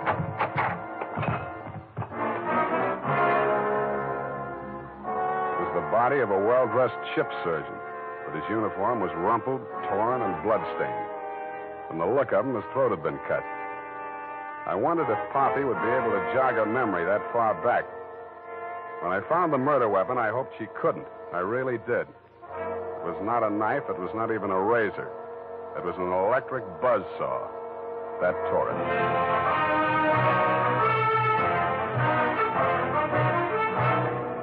The makers of Wild Root Cream Oil are presenting the weekly Sunday adventure of Dashiell Hammett's famous private detective, Sam Spade.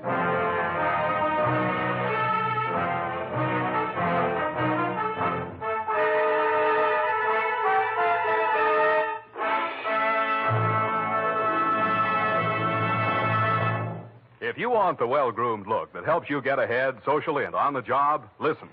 Recently, thousands of people from coast to coast who bought Wild Root Cream Oil for the first time were asked, how does Wild Root Cream Oil compare with the hair tonic you previously used? Better than 4 out of 5 who replied said they preferred Wild Root Cream Oil. And no wonder. Wild Root Cream Oil grooms the hair neatly and naturally, relieves annoying dryness, and removes loose dandruff. What's more, non-alcoholic Wild Root Cream Oil is the only leading hair tonic that contains soothing lanolin. So ask for Wild Root Cream Oil Hair Tonic. Again and again, the choice of men who put good grooming first. By the way, smart girls use Wild Root Cream Oil, too. And mothers say it's grand for training children's hair.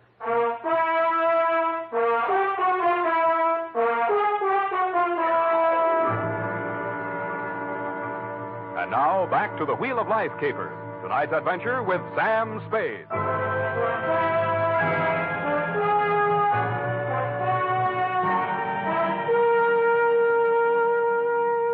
Times being what they are, I could use a little publicity. And so could you, Lieutenant Dundee, what with the elections coming up and you with no promotion all these years. This one time, I got it instead of you and wished I hadn't. The morning papers called it the Buzzsaw murder and went on shamelessly from there.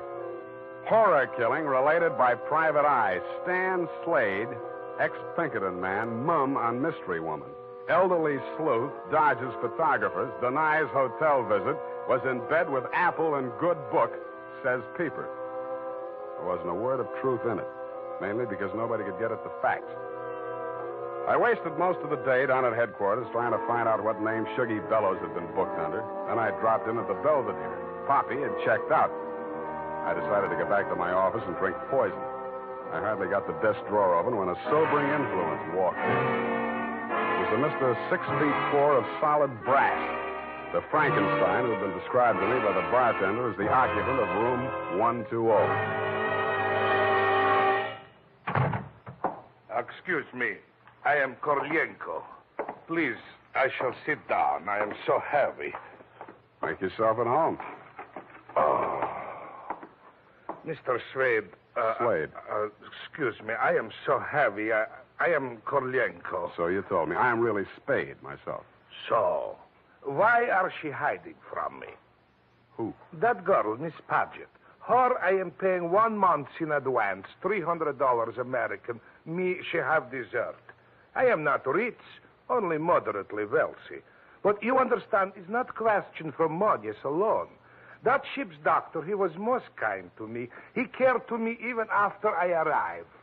Now he are dead for his pains, his dirty tricks. Yeah, I know how you feel. Now, if you'll take it a little easy, I think we'll get farther. You say this girl's name is Paget, and she traveled with you. From Macau, where she is the Florence Nightingale for Portuguese hospitals, forcing me to employ her, all others being Chinese nuns. That figures. You sick? No, only I am so heavy. They are breaking my back in traffic accident, rickshaw collusion. You're wearing a plastic cast? Yes, like a turtle. I am closed with my neck sticking out. Look, see? Now it is better as before. The ship's doctor trimmed the rough edges with buzzsaw. Buzz, buzz, buzz. I can walk.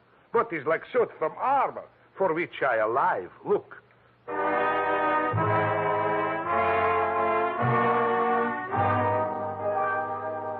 I looked again where he opened his shirt front, exposing the gray-white shell of plaster that surrounded his trunk from collarbone to hips. In a 6-inch circle over the left side of his chest, I counted 4 bullet gouges. I dug one of the slugs out and examined it. It was .32 caliber. The plastic cast, which was molded to the shape of his body, was no more than 1 inch thick. I didn't see how it had stopped the slugs, but it had. About then, the parts of Korolenko that were not held rigid in the cast began to tremble violently. Why are they doing this? Why? To a virtually helpless man. Why, Mr. Spade? Why? Where did you have that cast put on? Don't I said Macau? The Portuguese hospital there? The same. They are hanging me up with the neck and plastering me. Comes great pain, they put me to sleep from anesthetic. I are waking up in ambulance arriving at shipboard. Why you wish I should tell you my operation? More important things we should be discussing. I think so, too. I think Miss Paget and her friends had something they wanted to smuggle out of Macau and into San Francisco, and you're it. Oh, excuse me. I am not comprehensible. Look, I mean, while you were out with the anesthetic, they planted the goods, whatever they are, in or under your cast. Oh, that is why I am so heavy. The wheel. The wheel. The what? The wheel. Look, I'll show you. He hauled a manila envelope out of his overcoat pocket and waved it in my face. I took it over to my desk and fished out the contents. It was a set of X-ray films. 3 of his spine, showing the fractures, 4 of the skull, 3 I couldn't figure out, and 1 of his rib cage, only something new had been added. In silhouette, it looked like the wheel off of a child's wagon. What is it, this wheel? What to do? What to do? 6 months I must remain in this straitjacket. If I remove it, I die. If I keep it on, they kill me to get their smuggle. Well, you look to me like the luckiest man alive. That wheel, or whatever it is, saved your life by stopping 4 slugs. But still, I shall die. How shall I die? When shall I die? Your best advices, please. Korolenko, I think you better die right now. Excuse me? It's the only safe place for you. The morgue.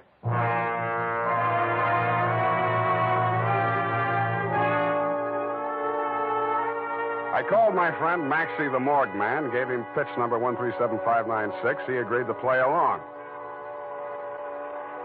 And I stood on the curb, head bowed, hat in hand, as the morgue wagon drove away into the gathering mist. Straight facing away, What do you want, Shuggy? I want to blast this gun straight through you, and I will if you give me any excuse at all. You sound like you mean that, Shuggy. You're getting smart, Shamus. Now get going. Where to? Mr. Lathrop wants to see you.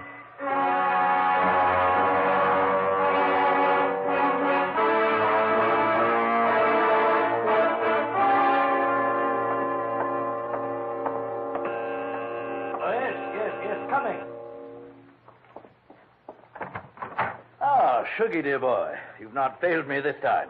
This will be the fabled Mr. Spade, eh? Come in. Sit down, Mr. Spade. We'll talk. Tell your Gunzel to get that pistol out of my ribs. Oh, yes, indeed, Sugar. You mustn't overdo it. And get him out of here. I'm tired and nervous, and my price goes up $1,000 every minute he's in this room. When I get to 10,000, I kill him. Then the price jumps to 100 to take care of me on a murder rap. I should ought to plug you downstairs. Come, Sugar, don't be ungracious. You wait in the other room now. Okay, it's your party. I'll get mine later. Oh, dear.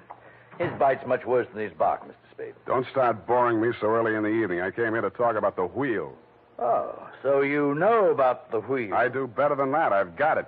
That may well be, but do you know what to do with it? I got 2 possibilities. I can turn it over to the cops and you with it, or I can sit on it until it hatches. A quaint conceit, sir. Round and round the little wheel goes, and where it shall stop, nobody knows. That's where you're wrong. It stops right here. So you better start placing your bets. Just what do you mean by that, sir? There's part of it. What is it? It's one of the slugs you gunsled through at Korolenko. I got 3 more just like it that I dug out of him before he was carried to the morgue. Well, an advantage, I'll admit, but hardly worth your while to take advantage of. Don't be too sure of that.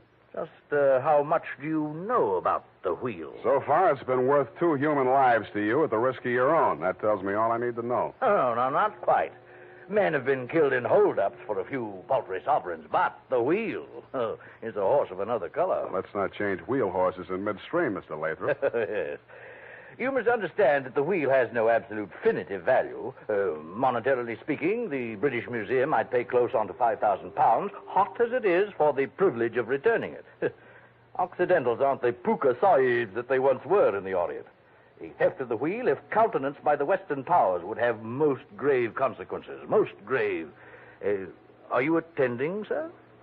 Wake me up when you get to the point. The point, sir, is this. That little wheel of gold, is the wheel of life, which the Buddha himself is said to have received into his hands from paradise. Now, given such a relic, a few old Buddhist monks can set up a shrine which, even in the most miserable surroundings, can attract enough pilgrims to outgross Radio City, Madison Square Garden, and Miami Beach in season. To say nothing of Hialeah. Yes, quite. In short, we propose to act as booking agents for the wheel on a royalty basis with a percentage of the house. Mm-hmm. Why did you bring it to San Francisco? But, oh, gad, sir, were we to bargain in the Orient, we should be hacked to pieces in our beds. I'll settle for a lump sum and let you do the bargaining. And your price, sir? We can talk money later. First, I got to give the cops somebody for the doctor's murder and for Korolenko. Uh-huh. Well, that ought not to be too difficult. When may I expect delivery? I'll check on it. I went out to St. James Infirmary. City morgue. Maxie, Sam Spade. Yeah, Sammy. Deal's okay. Send it up. The address is... Sam, wait. Yeah? Sam, he ain't here no more. What happened? Somebody claimed him. A girl. Said she's his daughter. What did he do? Went on playing dead like you told him to. Maxie, where did she send him? Avalon Mortuary, corner of Lynch and Haight. Okay, by the way... Yeah, Sammy? Maxie, put some clean sheets in that morgue wagon, size 16. I may be your next passenger.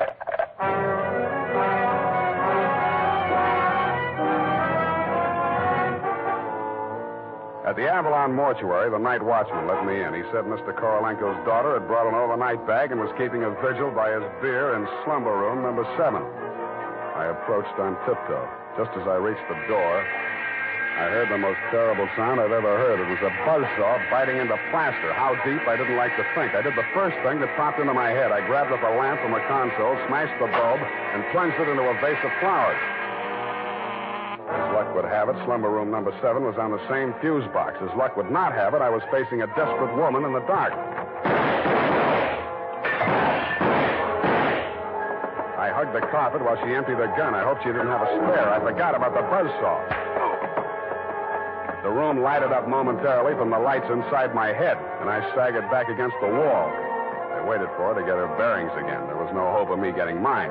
Then I heard a big, hollow thud. The whole room shook, and the lights went on. Poppy O'Farrell and/or Paget lay on the floor under the stony weight of Korolenko plus 60 pounds of plaster. Get up! Get up! You're crushing me! I can't. I'm so heavy. You comfortable there, Korolenko? Comfortable in such situation? Do you ask the turtle, are he comfortable? Is Faker on bed of nails? He's equally here as elsewhere. Yeah, okay. Just hold her there until I get a statement. And he did. Item, statement by the aforesaid. It was like waking out of a nightmare you can't remember. Everything seemed out of proportion. That was her story, and I had to admire the way she stuck to it. But if you keep trying, I'm sure she'll get back enough of her memory to confess that she planted the wheel of life in Korolenko's turtle shell when she decided to double-cross Shuggy and Lathrop. They never tumbled to her hiding place. They were gunning for Korolenko because they thought Poppy was working with him, which was true in a way, but not the way that they thought. That's why they tortured the doctor in an effort to learn Kay's whereabouts. I understand your boys have picked up the rest of the trio, and they can tell you everything except why I conceived the brilliant idea of having Korolenko play dead. Between you and me, amnesia's a handy little gadget to have around, Dundee. I'm trying to draw a few strategic blanks myself. Period. End of report. Pardon me, Mr. Spade. Yes. There are just a few little coincidentals that I do not find entirely reprehensible. Such as? Well, I don't want to appear lucid or anything of that type. Believe me, you doesn't. I mean, don't it? Oh, you say the sweetest thing. But it's about the wheel. Oh, yes, the wheel. Well, I'll tell you what you do. You type that up. I've got to call in about that now.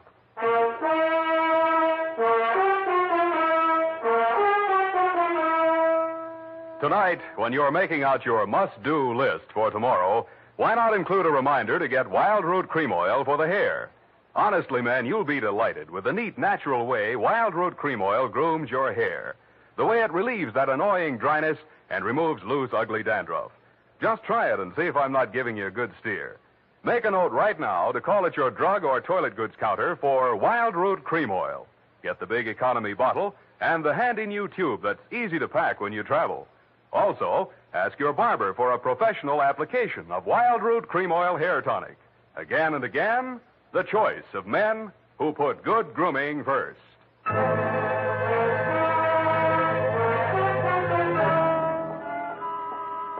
Did you ascertain the lowdown on the Wheel of Life? I certainly didn't. No, we won't know about that for 6 months.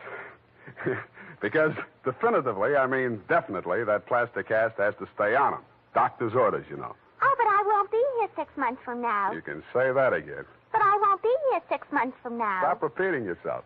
But you just said you can say that again. Yeah, Just as distinctly as if I was sitting here. Uh-huh, that's what I like about you, Bernadine. A woman of distinction, that's what you are. Well, if you want to take me dancing, why don't you just say so? Bernadine. It's leap year, and I always say discrimination is the better part of value. You are absolutely corrupt. Well, I'm glad I'm right about something. Good night, Mr. Spade. Good night, and I'll say if it kills me, sweetheart.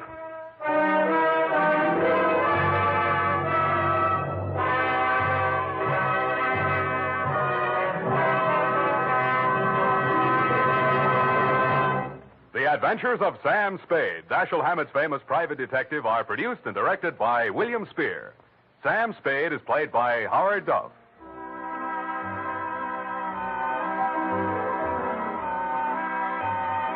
The Adventures of Sam Spade are written for radio by Bob Tallman and Gil Dowd, with musical direction by Lud Gluskin. Gil Dowd directed tonight's broadcast in William Spear's absence. Join us again next Sunday for another adventure. A gracious thank you tonight to CBS for keeping America entertained coast to coast. And now, folks, let's have ourselves a little quiz.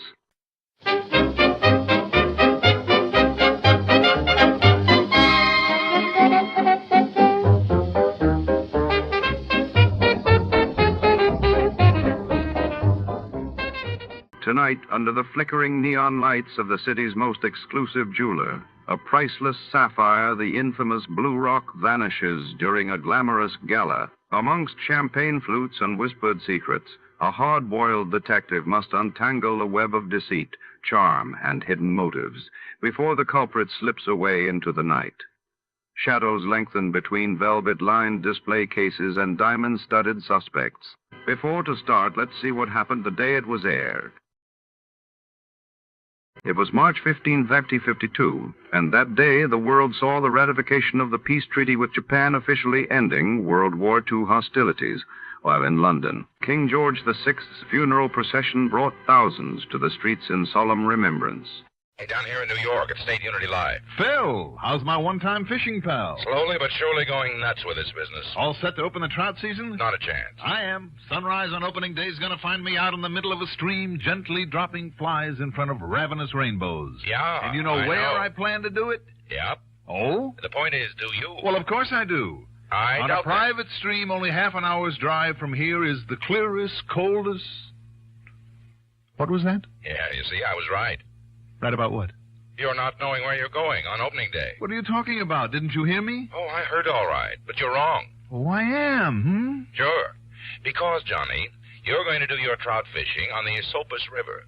Down there in New York State? That's right, near the little town of Mount Tremper. Who says? It's just west of Kingston, the other side of Ashokan Reservoir, and about halfway between... Oh, I know where it is, and I've taken some nice, fat native browns out of the Esopus, and I love it dearly. But what makes you think that's where I'm going to open the season? Well, after all, if we're going to pay your expense account... Oh, you are? Yeah, and for once, you won't have to hold back on it. Well, that's a little different. I kind of thought you'd see it that way. Tell me all. Come on down here to New York, and I will. I'm on my way.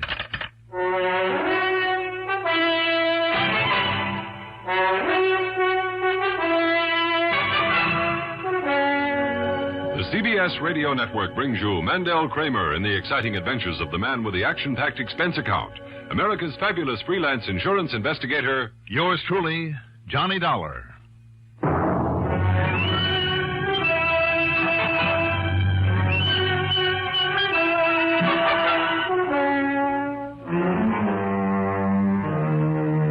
Expense account submitted by Special Investigator Johnny Dollar to State Unity Life Insurance Company, New York City office. Following is an account of expenses incurred during my investigation of the Blue Rock Matter.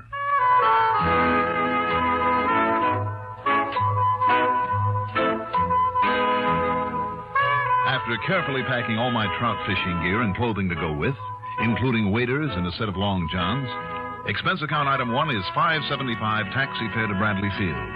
Item 2, $10.12 plane fare to New York. Item 3, $6.20 cab fare into Phil's office at 500 Fifth Avenue. Sure, Johnny. And I know that old saying just as well as you do. The time that a man spends in fishing is not deducted from his lifespan. Right. Right. But I just haven't had the time these last couple of years. Well, why don't you unchain yourself from this desk and join me there on the Esopus? Nope, I'm afraid it's no-go. Why not? I wouldn't dare show my face up there where you're going. Why not? Because the man I want you to keep an eye on knows me. Oh, who might that be? Thomas Gerald Aspinwall. And who's he? A man who would stop at absolutely nothing to get his paws on the Emery Archibald fortune. Archibald? Big stockbroker? The same. I thought he was dead. He will be within a matter of weeks. One of those incurable things. Oh? Well, where does this Tom Aspinwall come in? He was married for a while to Nancy Archibald, Emery's daughter, and last of the line, except for little Barry. Who's Barry? Barry Aspinwall, Nancy's 5-year-old son. By Tom Aspinwall? No. No, in spite of the last name, he's by an earlier husband who died about the time little Barry was born. I see. Go on. Now, in his original will, the old man left half to Nancy, half to Tom. Mm-hmm. But in a brand new will, that's all changed. When old man Archibald goes, and that could be most any day now, the whole of his estate, including nearly $1 million of insurance, gets divided 50-50 between Nancy and the boy. I see.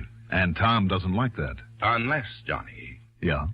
Unless the youngster dies before the old man does. In which case his share goes to Tom Aspinwall as in the earlier will. Ah.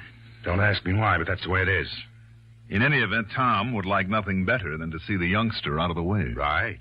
Before the old man dies. And that's why I suddenly got worried when I learned that Tom's taking the child away for a few days. Do you think he'd try to kill him, his own stepson? I think he would. All right. Now, what's all this have to do with my opening the trout season on the Esopus? Or was that just a gag to get me down here? No, not a bit of it. Now, I've made a reservation for you up there at Mount Tremper at the farmhouse of Mr. and Mrs. Fritz Hornblock.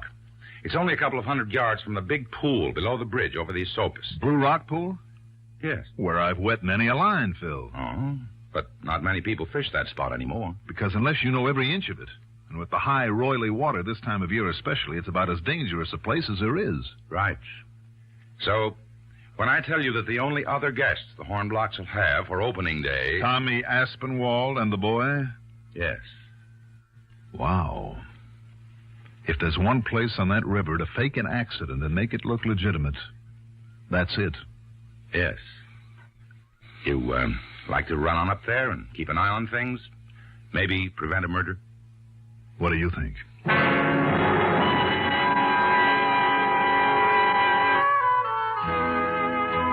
Expense account item 4 is $28 even. Includes cocktails and dinner, a movie, a soft bed at the Lexington, and breakfast the next morning. After which I spent item 5. $275 for a 3-day non-resident fishing license. Item 6, the usual $50 deposit on a rental car.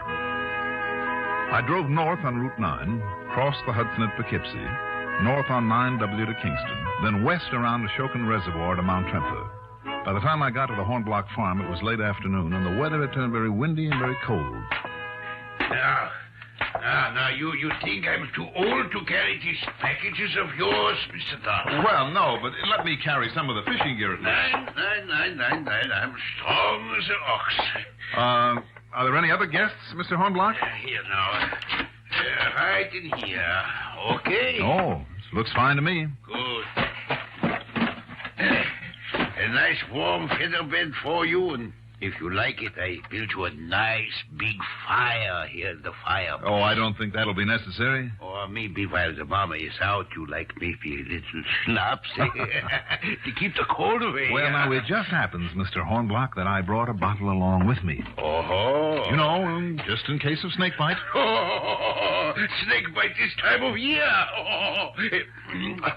What kind? Well, if 8-year-old Scotch doesn't offend your finer sensibilities. Well, why don't we see?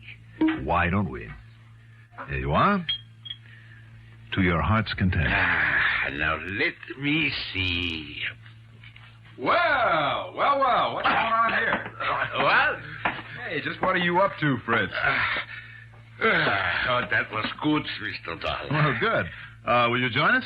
Oh, with that cold wind coming up out there, maybe I'd better. My name is Tom Aspinwall. Ah, yes, Mr. Aspinwall. This is Johnny Dollar. Hi, Tom. Oh, well, hi. Dollar, did you say? Yeah. Yeah, sounds vaguely familiar. I don't know why it should. I'm just a fisherman up here for the opening. Yeah, so is Mr. Aspinwall. Him and his little boy, that cute little Perry. Oh, your son, Tom? Stepson. I figure if a youngster learns to fish at that age, he'll be forever grateful for it. Sure he should. Even I might learn sometime. Yeah. Oh, by the way, where is he, Tom? My wife, she took him in to do the shopping in the village. Yeah. And she promised to buy some more rocks for him. Rocks? Yeah. Well, he's crazy about those little hard candies, sugar candies, red and blue and yellow kinds. Yeah, rocks, he calls them. Oh, I see. I hope she doesn't give him too many, though. Make him sick. Oh, so isn't the little boy entitled now and again, eh? Even if it gives him a terrible stomach ache sometimes? For a little boy, it always passes away. Mm-hmm. Except last time, I thought the poor kid was going to die. Line. You just let him lie still for a while on the bed, and he'll be all okay again, no matter how sick he thinks he is. Well, yeah, I suppose you're right, but... Well, this time I've brought him up here to learn to fish, not to lie around with a stomach ache because of the way you and your wife spoil it. Now, Mr. Aspinwall. And, didn't you say there isn't a doctor this side of Kingston? No, we take care of him. Now, don't you worry about him. You going out first thing in the morning, Tom? Yeah, I certainly am. Johnny, did you say? That's right. Yeah, I haven't missed an opening day in years. Where do you plan to fish? Oh, I don't know. Somewhere along the river. You? I'm not sure yet. Well, I will tell you, boss. Yes, Fritz? You know where's the big hole below the bridge? Oh, you mean where the Blue Rock is? Yeah, sure. Oh, of course. It's an ideal spot. And nobody else will be fishing there. Right, that's for me. Only one thing, though, Mr. Aspinwall. Yeah. I won't let you take that little boy there. Oh? Why not? It's too dangerous, all those slippery rocks. Oh, now look. And with all that ice on them in the early mornings, 9. Well, with me along. Maybe later in the day after it gets warm. Okay, Fritz. We'll see. Now, you don't take him there. Okay, Fritz. Hey, now, wait a minute. Yeah? If that's such a hot spot... Sure it is. Well, Tom, why don't you and I hit it at the crack of dawn? Well, now, just wait a minute, Johnny. Sure, that's a good idea. Sure, what difference would it make to a youngster of 5? Well, it's simply that I promised him. I mean, a place where he'd be sure to get some fish. What's more, it'll be a lot warmer later in the day. Of course. And after you've caught your limit, we hope, you'll feel a lot more like taking the time to teach him. Yeah. You leave him with us in the morning. Now, listen, he can play around this place the way he likes to. Does he really care about fishing at that age? Well, he will, once I've shown him how. Well, he'll enjoy learning a lot more if he's warm and comfortable. I suppose you know all about kids. No, not very much, but if he does enjoy playing around the farm the way Fritz says he does... Sure, that's what he really likes. And, you want the truth, Tom? Truth? Well, apparently you're the expert around these parts. I'm not, so I'll use whatever arguments I can to make you help me get a limit tomorrow morning. Johnny, now... And don't you think that would be the sporting thing for him to do, Fritz? Sure it would. All right, then it's all set. You and I open the season with a bang at this hot spot of yours. Then later, when it's warm and the rocks are dry, we can both take Barry out and teach him how. Well, thanks, but I prefer to teach him myself. Okay. Would you care for a little snort out of this jug? Yeah, sure. No, thanks. I've got to run over to Kingston to pick up some dry flies I forgot to bring along. Sure. That's much better. Yes, I think so, too. Say, more trout flies, did he say? That's funny. Is it? You should see what he bought. Every fly that was ever made. Well, more to the point, Fritz. Yeah? Purist though he may be, and I like to think I'm one, too, doesn't he know that dry flies would be ridiculous this time of the year? Sure. Sure he does. Some wet flies or nymphs or streamers, maybe, or even when you come to being practical about it. Yeah. Some of the nice fat worms that I have already for you, eh? And he knows that's the way to fish this water at this time of year, as well as you do, if you want to catch the fishes. But there he goes. Yeah. Oh, and look, from the window. Here comes Mama back with the little boy.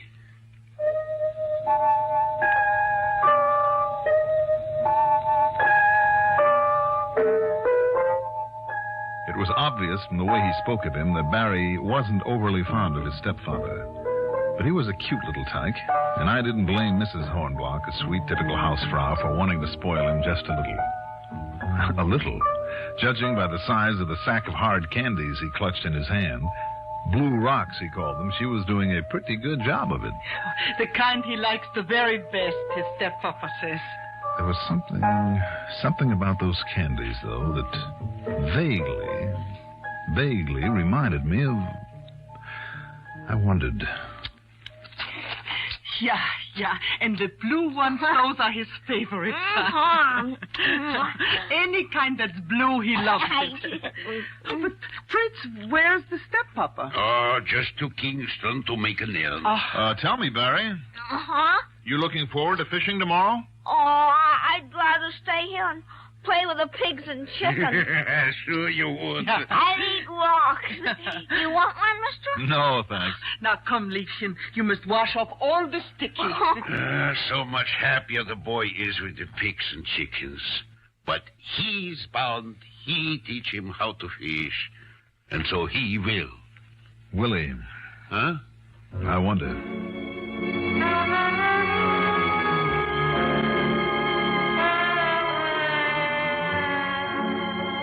It was only too obvious how Aspinwall planned to get rid of Barry. And I made up my mind to be among those present whenever he headed for the river with the youngster in tow. But you know something? That turned out to be a nearly fatal mistake. For two people.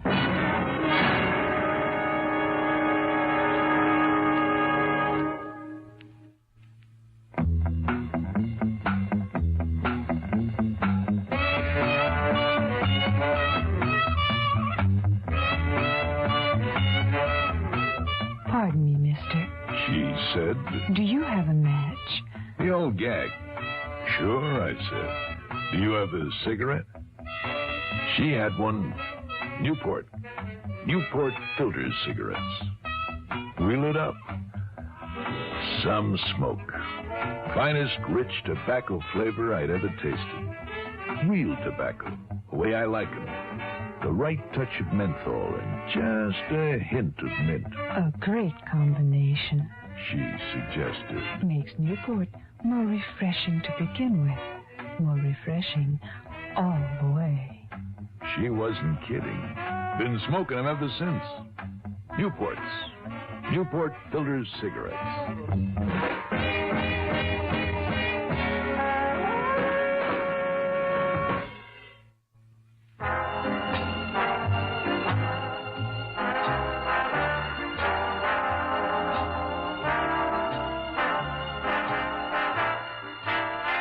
Shortly before dinner, I beg your pardon, I mean supper, Aspinwall returned from Kingston decked out in a new fishing jacket. And judging by the way one of his pockets bulged, he'd added to his collection of flies and lures. During the meal, his annoyance, a couple of hours earlier, seemed to have disappeared. You must really like the new coat, Mr. Aspinwall, wearing it to the table, huh? Would you like some more pig's knuckles? Oh, no, thanks. No, I just want to make sure it's broken in, Mrs. Hornblock, before Johnny and I hit the river in the morning. Oh. That's a good-looking jacket, Tom. I like those bellows pockets. Yeah, they're nice and roomy. Mm-hmm. Looks like you bought a pocket full of new lures, too. Oh, nothing of any consequence. Mama, please, some more sauerkraut. Yeah, here you are, Papa. And did you buy me some more rocks? Now, Barry, don't you think these folks gave you enough of that hard candy? Oh, no. Well, it seems to me that everywhere I turn, there's some of it lying around, waiting for you to find it. I know, and I look for it. And every time I get a stomach ache, too. You sure do. Well, I don't care. No, of course you don't. And he always gets over it. You're still set for the crack of dawn, aren't you, Johnny? I sure am. But just the two of you. Why, sure, Fritz. Just the two. Yeah. And, Barry, while we're gone, you can fool around the barnyard. God. Can I have my dessert now? Yeah, in a minute. Papa. Yeah. When you go to the village in the morning, you'll buy my little boy some more blue candy. More blue candy. Yeah. Oh, there isn't enough of it around here.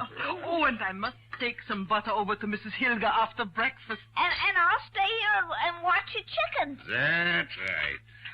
You'll leave him alone? Oh, just for a little while. He will be all right. Sure. If you say so. Oh, by the way, Tom, I'm guaranteeing that we'll bring in the limit tomorrow. You mean if we're lucky? Oh, luck won't even enter into it. Oh, no? No. Papa Hornblocks promised me a secret weapon. Haven't you, Papa? Yeah, that's it. A secret weapon. Like what? You just wait. I'll show you tomorrow morning after you're through beating the river to a froth with no results.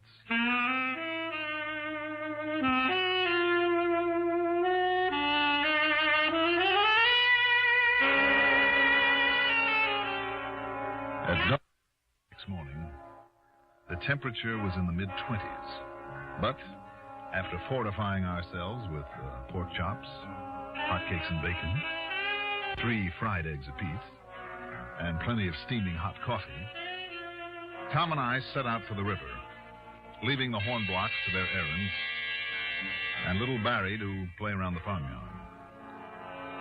We crossed the bridge, then worked our way down to the Blue Rock Pool. Fritz had been right. There was a slick coating of ice on all the rocks and ledges. And, incidentally, I noticed the pocket of Tom's jacket wasn't bulging the way it had the night before. And I meant to ask him about it. I wish I had. But having given up on lures, I'd resorted to Papa Hornblock's secret weapon, a can of fat, sassy earthworms. Then, precariously perched on a slippery rock, I tied into the first trout of the season. Yo-ho! Hey, good boy, Johnny. Looks like you've got one. Oh, I sure have. This one's a dilly. Well, and here I come for some of that secret weapon. Just watch your footing, Tom. Oh, don't worry. My hand's free. I can hang on to bushes along the side. There he goes again. Oh, he's a good one. Yeah. Johnny Dollar, huh? What? You think I didn't know why you came up here? Hey, wait a minute. Oh, look at him go. Yeah. Yeah, well, look at you. Go. Hey!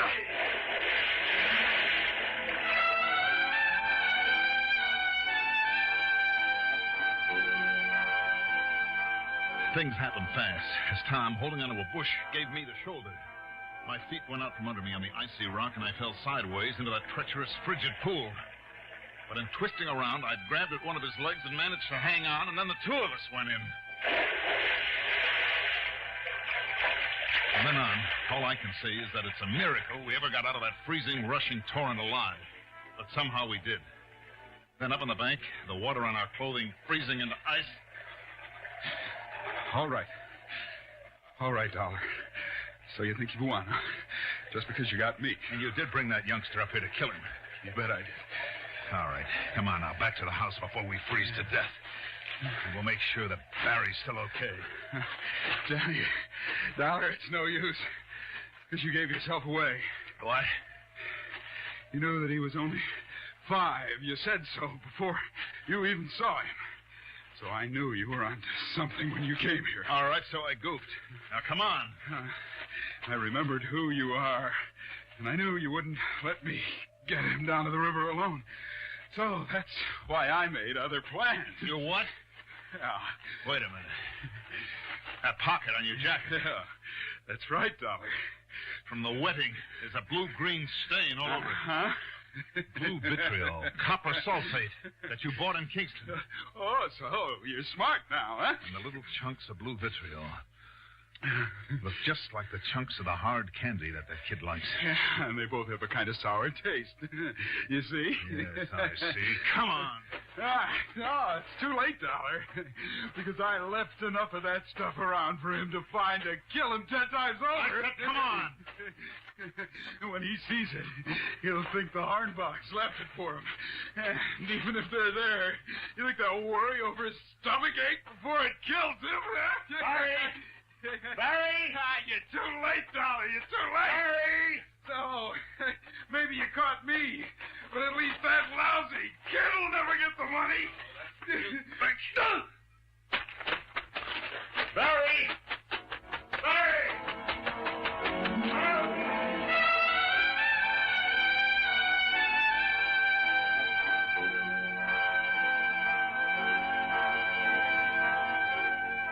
A big dramatic ending?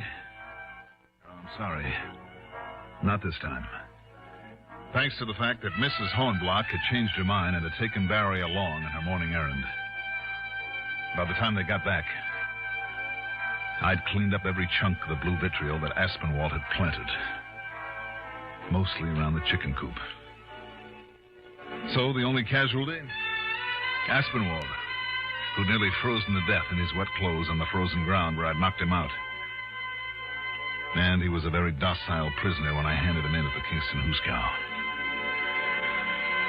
Expense account total, including a bit extra for the Hornblocks? Oh, call it 200 even. Yours truly, Johnny Dollar.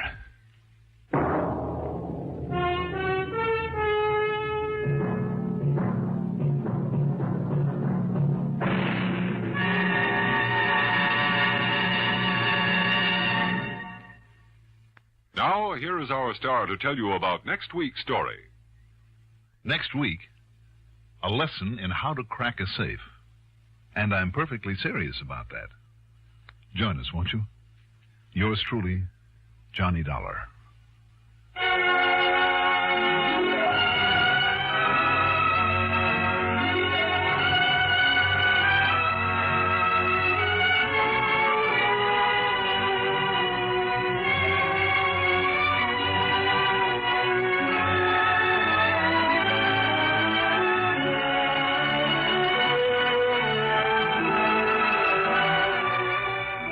Yours truly, Johnny Dollar, is written by Jack Johnstone, produced and directed by Bruno Zerato Jr., music supervision by Ethel Huber. Johnny Dollar is played by Mandel Kramer. Also featured in our cast were William Mason as Tom Aspinwald, Carl Weber as Phil Taylor, Louis Van Ruten as Fritz Hornblock, Bryna Rayburn as Mrs. Hornblock, and Sarah Fussell as Barry. Be sure to join us next week, same time, same station, for another exciting story of yours truly, Johnny Dollar. This is Art Hanna speaking.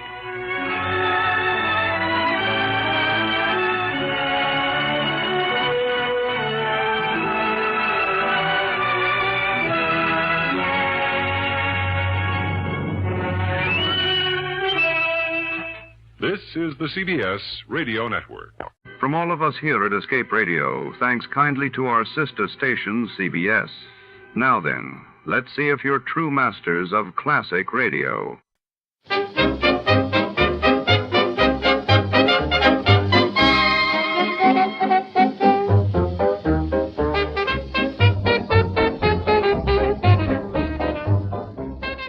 Beneath the sun-baked Hollywood hills lies the secretive entrance to the old Bronson Cabin's an abandoned movie set turned alleged hideout for a vanished gangster and a missing stash of diamonds.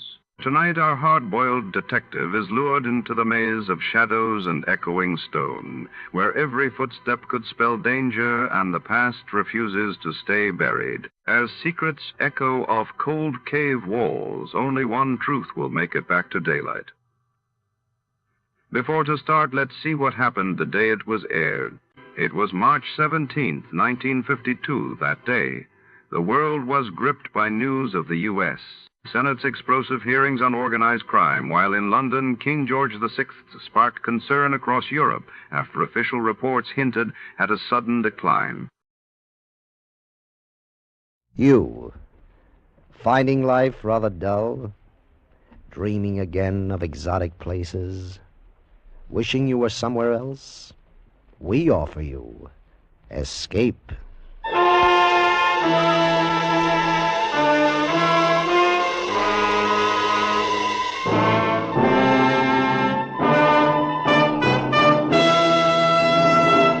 In the spirit of the Christmas season and its magic effect on all men, Escape brings you a charming fantasy about a small boy who discovered a delightful new world and lived forever after in its enchantment, as Anthony Ellis tells it in The Cave.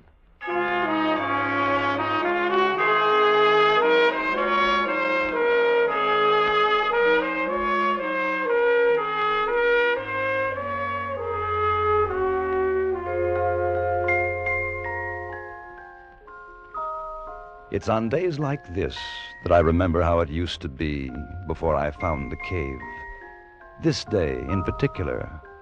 Of course, it's hard to see everything as it really was. Time has a habit of distorting the memories.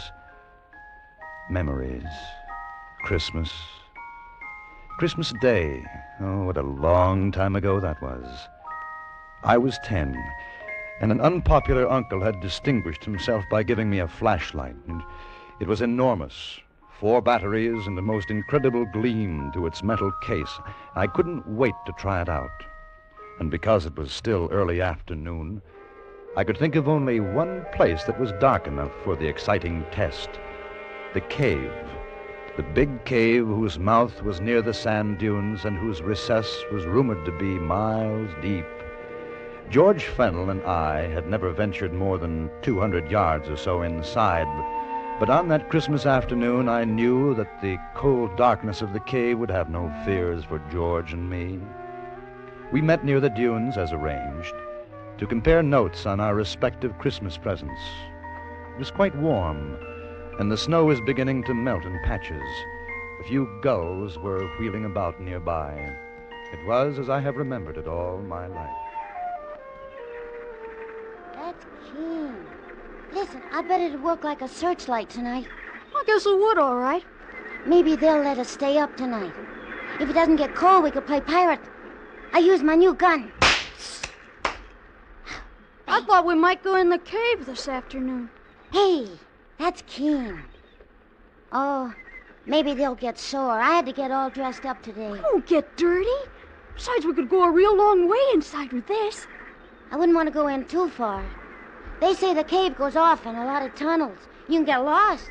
Maybe. If you haven't got a flashlight. Sure, that's right.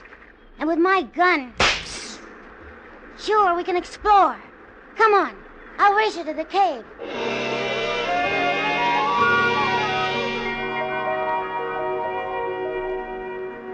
I won the race, and we stood at the entrance of the big cave. The arch had a span of about 25 feet, but just inside, it widened until the walls were 70 feet apart and the ceiling was over 50. As we passed from sunlight to shadow, I turned for a moment and looked down to the sea. At the water's edge, a gull stood, motionless, looking up at us, and then, solemnly, as though with disapproval, it too turned about and gazed out over the water. The opening of the cave receded and became small, and we went deeper and deeper. Shine it up there, Dan. Way up. Okay. Gee, I bet that's high. A mile, I guess. You're dilly, a mile. Maybe 100 feet. Psst. Bang, bang. Boy, that's keen. Just like a real gun. Come on, let's look the cave down here. It looks like a turn, see? Well, okay, but we better not go too far. What's the matter, you scared? Heck no, but... Well, I gotta get back for dinner. They'll get awful sore if I'm late. Oh, you won't be late, come on. I want to see what's around here. Okay, hold the light on my gun. I gotta reload.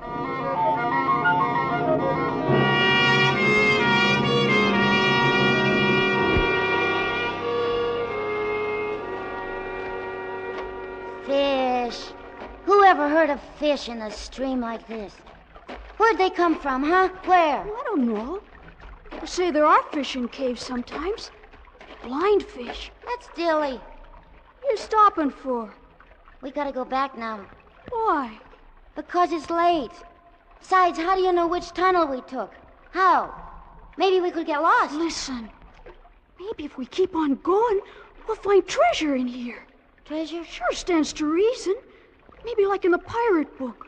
Somebody came here and buried treasure. Henry Morgan or somebody. No. Sure stands to reason. Everybody's like you. They say no, but just suppose. If no one's looked, how'd they know? I think we better get back. Maybe tomorrow we can look. Cave's getting awful narrow. We might even find old pirate bones and swords. You got too much imagination. I heard them saying so at home. I don't want to go any farther. I'm going to. Okay. Give me the flashlight. No. You want to go back? You go back in the dark. They'll be mad. It's late. Just for a little while. If we don't find anything, well, then we'll go back. All right. But only a little while. I'm thirsty. You better not drink out of that water. It's probably poison. Why? Hold the light. I'm going to have a drink. There you are. See, I told you. Now you'll probably die. It's poison. Oh, so. It's like the ocean. Hey, look. What? There, coming down the stream, that white thing. Yeah. Looks like a piece of paper. I'm gonna get it. Hold on to my hand. You'll fall in. Oh, I won't. Got it. What is it?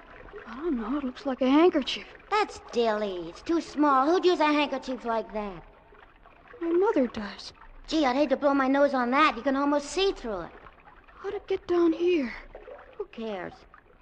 Maybe it's a message. Huh? Like from someone in distress. I'm going home. Like a damsel in distress in the pirate book. Hey, we gotta find out. Give me my flashlight. We'll follow the stream.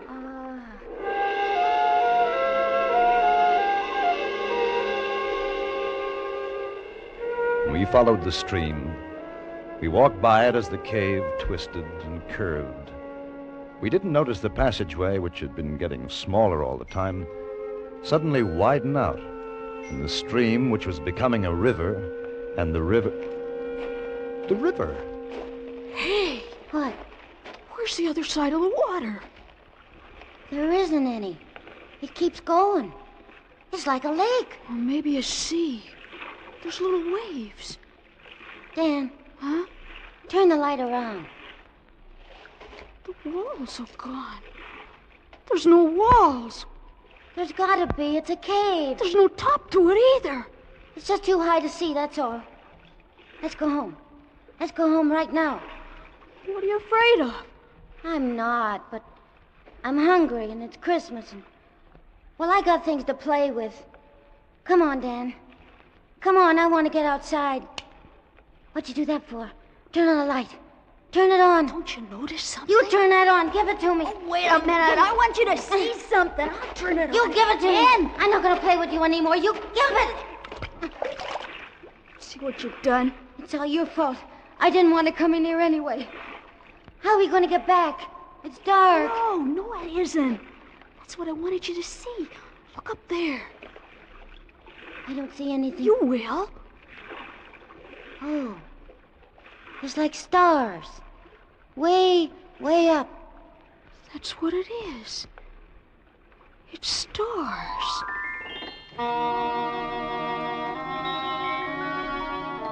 We stood there, George and I, 10 years old, and for a moment no longer afraid because of the wonder of the thing.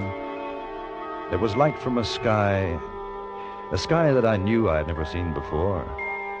Yet I knew I was still in the big cave because when I spoke, the echo of my voice returned. It's beautiful. I can't find it. The water's too deep. Dan. Dan. That's funny. You're always saying that. It's not going to be funny when we can't get home. Listen. Dan! Dan! My Now you do it.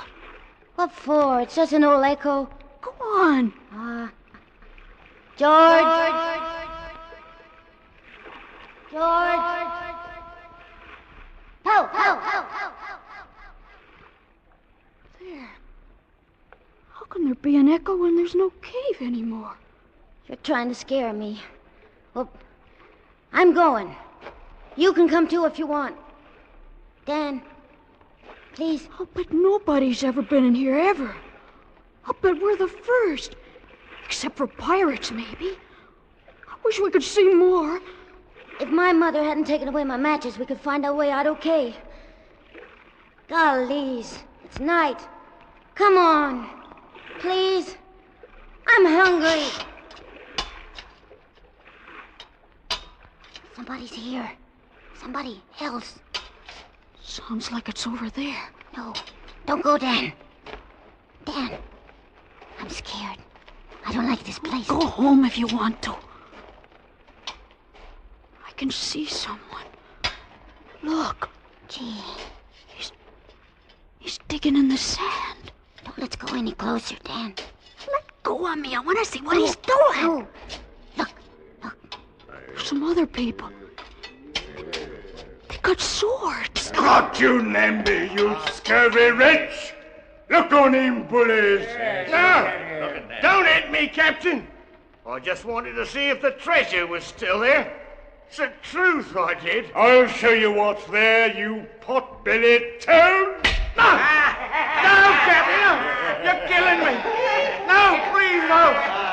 I wasn't touching the treasure! Don't hit me again! Don't kill me! Kill you? I haven't started to kill you yet, Namby. Come on, bullies. Lie on. We'll exercise our appetites for the feast.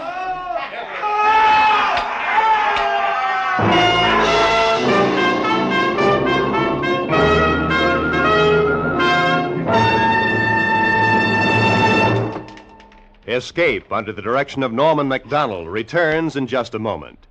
There's nothing quite as depressing as being hungry. Hunger is the hand which crushes the will to work. Hunger is the enemy of hope. And there are many, many hungry people today in the war-anguished lands of Europe and the Far East. You can restore that will to work. You can restore hope by combating hunger.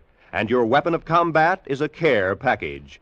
For $10, you can send a care package today. Keep sending them until those people can take care of themselves. And now, back to Escape.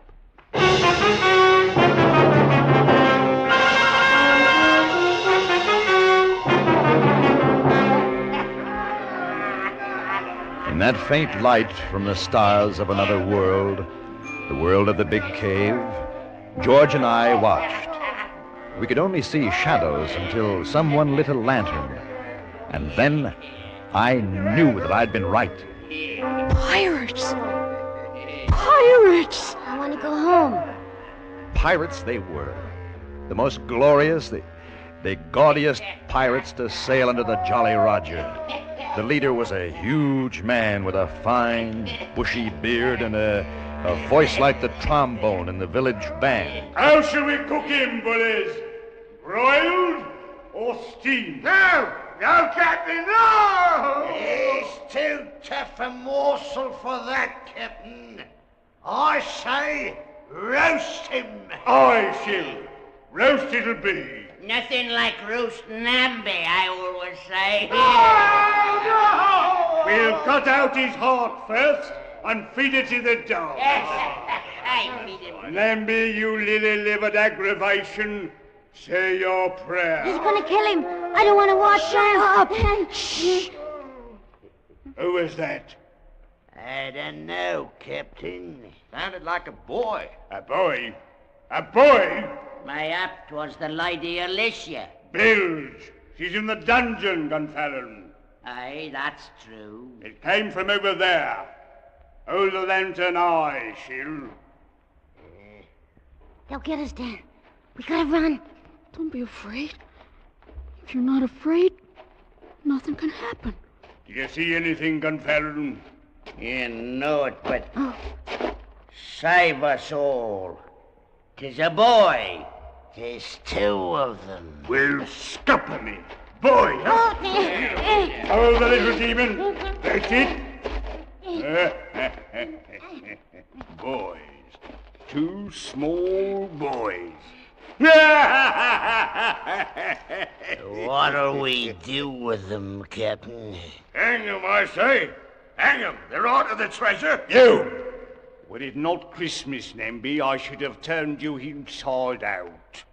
Hold your bliss a blethering jaw. Aye, Captain.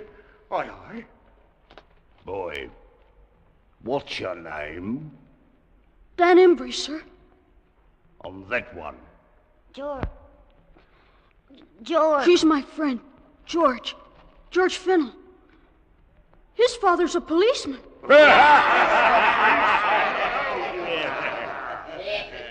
Where'd you come from, boy? Greenfield? That's outside the cave. Cave? What cave? What do you do here? Whose spies are you? Answer up! Just exploring. We got here, that's all. Exploring? Where's your ship? We didn't come in a ship. What, no ship? They're boys, Captain. What harm can they do? Come, it's Christmas. I say feed them and send them on their way. What's Christmas got to do with it? If they're spies, it's the blank for them. We're not spies. Honest. We'll look into this further. Meantime, the goose and suckling pig should be ready. I say it's time for the feast. How say you, bullies? Are you hungry, boy? Yes, sir. And him? He's hungry, too. Then join us, and Merry Christmas. For no man can say Captain Blackton lacks the Christian spirit. Am I right, Namby? You're right, Captain. Right as rain. I'd have slit your gullet had you said me nay. Merry Christmas. And break out the rum barrel.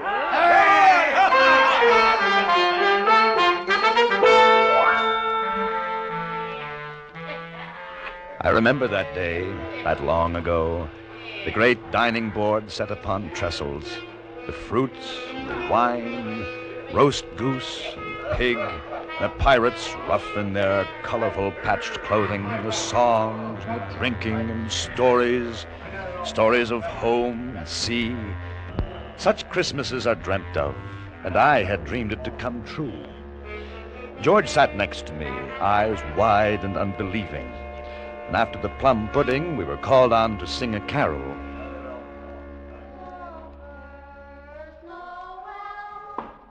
And as we sang, they became quiet, and each sat lost with his own thoughts of sweetness and sadness.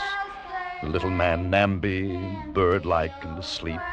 Don Fallon, thin as a twig, a patch over one eye, and the other kindly and wise. Schill and the captain with tears coursing down their cheeks. These were my pirates, my own.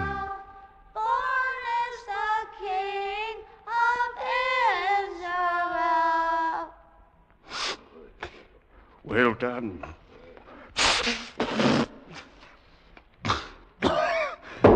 Well done, I say.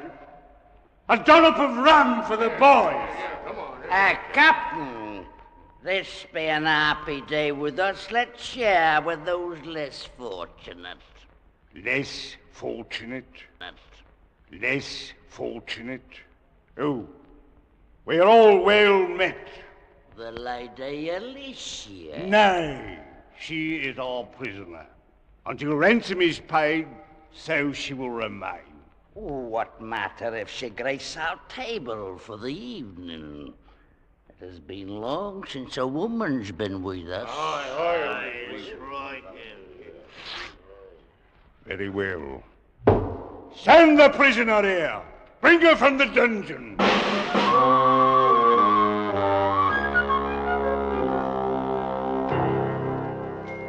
Then I thought of the fine lace handkerchief we had found in the stream. Would this prisoner, the Lady Alicia, would she have sent the message of distress? And how?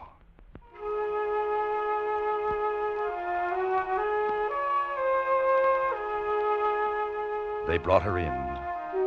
And to me, she looked as she should have looked. The most beautiful lady in the world, gowned in silks, with a pale but proud face. I fell in love with her, and I was 10. As the night wore on, the pirates grew drowsy, and one after another their heads drooped, and soon all were asleep. Even George, sitting small in his great chair, nodded. I went to the Lady Alicia's side. It was your handkerchief we found in the stream, wasn't it? Yes, I had not dared to hope.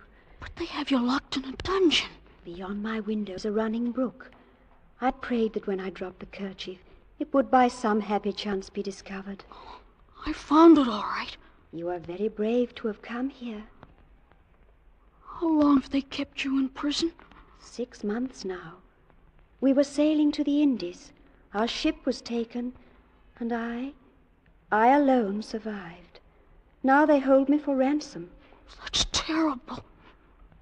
Gosh, I wish I could do something to save you. There is nothing. I know I'm not very big, but maybe I could fight them. There are too many for you.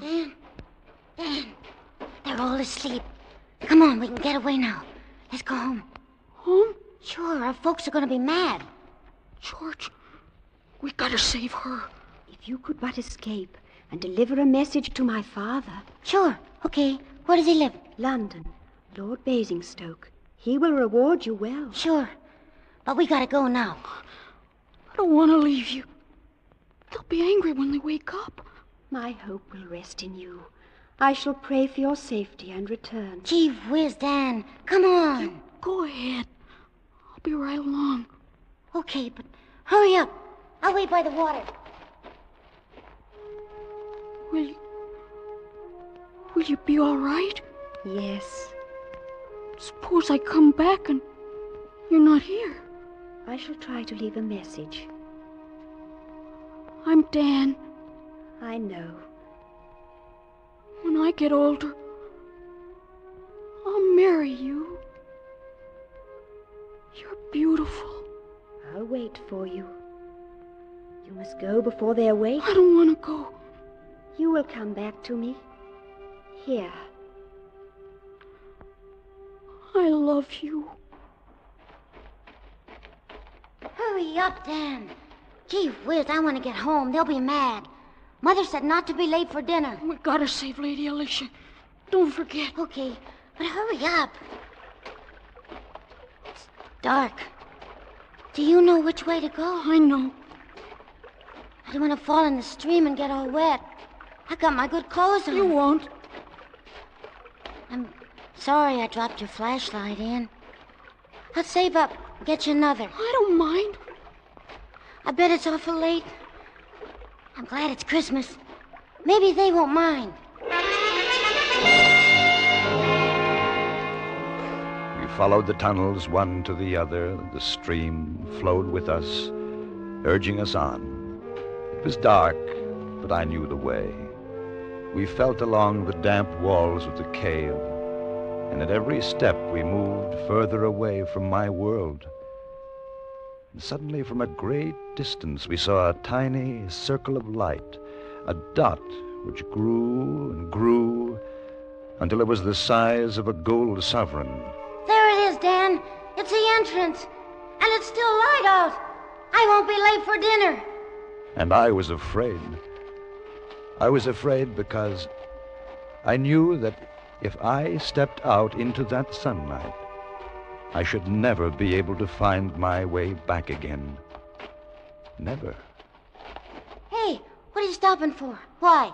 George? If we run, we can be home before the sun goes down. For Pete's sake, Dan, what's the matter with you? I'm not coming with you. Oh, gee, what's it? I gotta go back. Go back? What do you want to do that for? I got to. I don't want to leave her. The pirates. I want to go back. Pirates? Who? The Lady Alicia. Gee whiz, Dan. Come on, it was only a game. Come on. You've forgotten. I knew you would. I'm not going with you. You better. I'm going to tell your mother. You'll get it. Goodbye, George. Dan? Dan! Come back. Dan, what's the matter with you? Dan? You'll get lost. Dan? Dan! Don't go in there again. We played long enough. Come back. Come back. Dan? Dan? Dan?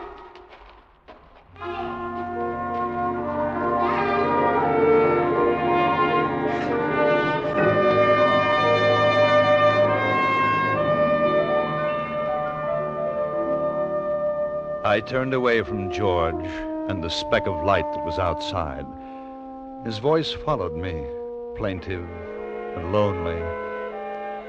And then as I found the stream again, there was no sound but that of gentle water and my own steps. And the stream became a river, and the river broadened, and the walls of the cave fell away, and I'd found my pirates again.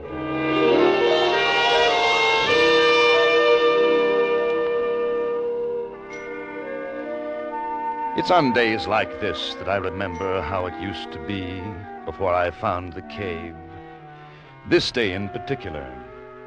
Sometimes I wonder what happened to George and what it's like outside the cave, but I don't really mind.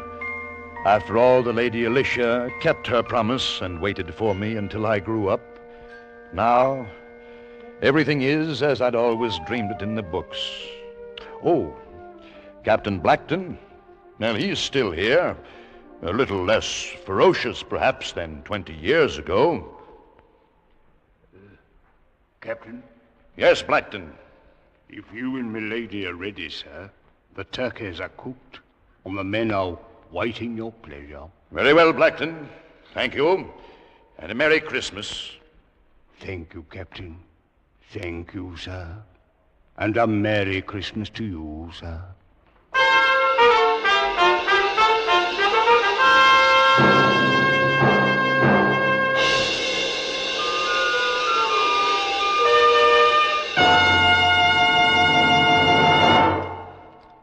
Under the direction of Norman MacDonald, Escape has brought you The Cave by Anthony Ellis.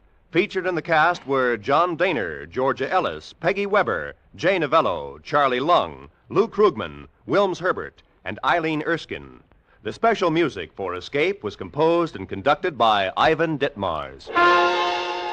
Next week, escape with us to a placid English village and the company of an equally placid little old man who one day shook the world, as H.G. Wells told it in his delightful story, The Man Who Could Work Miracles.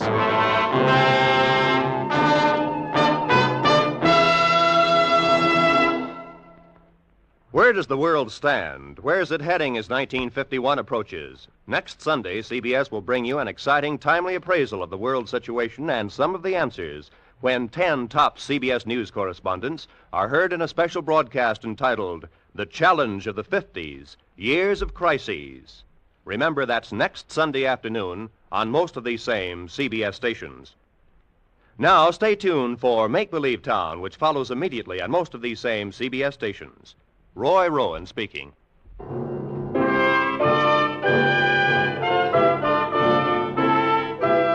This is CBS, where you spend an hour with Frank Sinatra every Sunday afternoon on the Columbia Broadcasting System.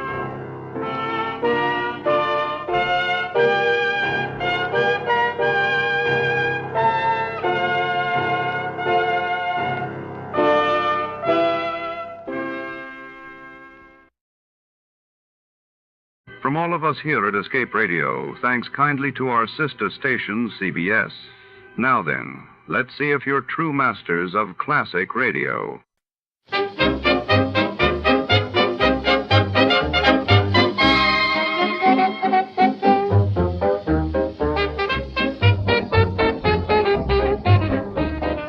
Tonight, in the Bobby Foster matter, we're drawn into the hushed corridors of a bustling downtown brokerage office where fortunes are made and trust is a commodity as rare as gold. When a trusted employee vanishes along with a suitcase full of negotiable bonds, suspicion and danger ripple through the polished marble floors and glass-walled offices.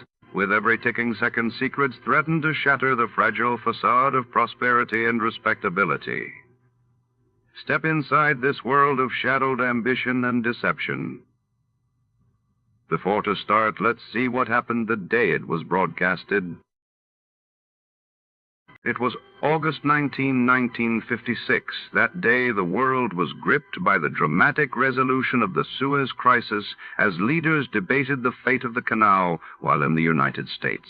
Headlines buzzed with news of Elvis Presley's explosive performance on national television, stirring both excitement and controversy. John Lund as Johnny Dollar. Walter Jackson, Johnny. Hello, Mr. Jackson. How are you? No, not too good, Johnny. That is, our company isn't. If you're not on a case, I'd like you to conduct an investigation for us. I'm at your service. Good. Our company writes a group health and hospitalization policy at the Riggs Bearing Company. Where's that? In Riggs City, Florida. Employs 3,000. We cover the employees and their families. And? We've just received a claim on behalf of a Bobby Foster, the child of a machinist of Riggs. For what? For an operation involving a team of neurosurgeons and technicians that had to be flown to Riggs City by chartered plane from Boston. Now, what do you want me to do? Dr. Grant Howell, director of the Riggs City Hospital, attached a report to the claim. A report which we think bears investigation. Okay, I'll get right on it. Fine, Johnny. And don't spare any expense. If Dr. Howell's report bears out, there's a vicious racket spreading. A racket which victimizes children.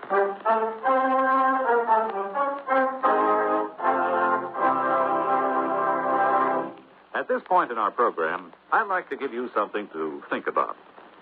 Probably one of the most quoted Americans in our nation's history is Benjamin Franklin. It was Franklin who said, "Early to bed, early to rise makes a man healthy, wealthy, and wise." And never leave that till tomorrow, which you can do today. And, of course, the Lord helps them that help themselves. But probably one of his most familiar quotations is, "There are only two things in life of which we may be certain: death and taxes." Of course, what bothers most of our taxpayers is that death and taxes don't come in that order. But seriously, one of the biggest jobs handled by the Secretary of the Treasury is the collection of taxes, our government's main source of income. The government raises money through the Bureau of Internal Revenue, which collects income taxes, excise taxes, amusement taxes, and other federal taxes. The Bureau also checks to see that you haven't paid too little and, believe it or not, that you haven't paid too much. Another way the government raises money is through the Bureau of Customs, which levies taxes on imports which are sent here from foreign countries. But although the Treasury Department collects the money, it is Congress, the men we send to Washington, who actually says who will pay taxes and how much. And that's one thing from which none of us can escape.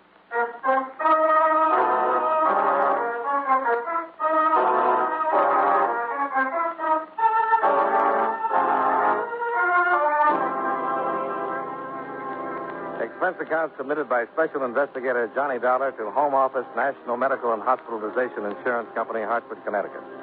The following is an accounting of expenditures during my investigation of the Bobby Foster matter. Expense account item 1, $85.56, plane fare and incidentals between Hartford and Miami, Florida. Item 2, $2.60, bus fare between Miami and Riggs City, a spick and span little town with coral white streets shaded by tropical trees. I registered at the Cachubi Hotel, then went directly to Dr. Howell's office in the modern air-conditioned hospital.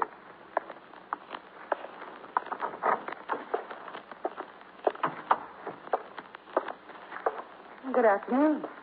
Hello. May I help you? I'd like to see Dr. Howell, please. Well, the doctor doesn't see patients after 5. I'm afraid you'll have to return tomorrow. Unless it's an emergency. Well, I understand it is. My name is Johnny Dollar. I'm representing National Medical. Oh, I see. I'm sorry. That's all right. Is the doctor in? Well, he's looking in on a patient, Mr. Dollar, but he expects you. Oh? The insurance company phoned you were coming. I see. Pretty awful what happened to little Bobby Foster. I've never seen Dr. Howell so upset. Just exactly what did happen. You don't know? Not the details, no. Well, if Dr. Howell is right, it's terrible. But he'd better tell you. Won't you sit down, Mr. Dollar? Oh, thanks. Cigarette? Oh, thank you. You see, I heard some matches. Oh, here you are. It worked. Hang out the flags. Well, how do you like Riggs City, Mr. Dollar? Well, I haven't been here long enough to know. How do you like it, Miss... Rogers. Flo Rogers. I haven't been here very long myself, just a little over 2 months. Oh? Oh, I like the sunshine, the clean streets, But what? it gets a little dull. Well, is that so? Well, maybe something can be done about that, Miss Rogers. It is Miss, isn't it? Oh, yes, definitely. Good. I'm glad you approve. I not only approve, I applaud. Oh, on behalf of the spinsters of America, I thank you. Oh, that must be Dr. Hall. Excuse me? Reluctantly.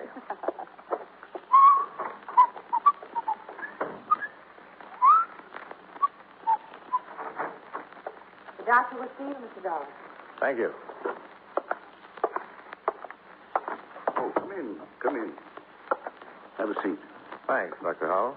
Well, your company acts fast. Only mailed that claim day before yesterday. National Medical feels it's an unusually high claim, You Doctor. suggesting I padded it? Oh, certainly not. But a team of neurosurgeons flown down from It was Boston... necessary to save the boy's life, I assure you. Well, don't misunderstand, Doctor. National Medical isn't challenging your professional opinion. I should hope not. The report you attached is what interested my company. It should. Should interest the whole country. I didn't have the opportunity to read it, Doctor. Perhaps It's a you... potential child killer, Mr. Dollar. A vicious, unscrupulous racket, capitalizing on panic, fear. Well, come with me. I want you to see what they've done to an innocent child. Bobby Foster? Yes.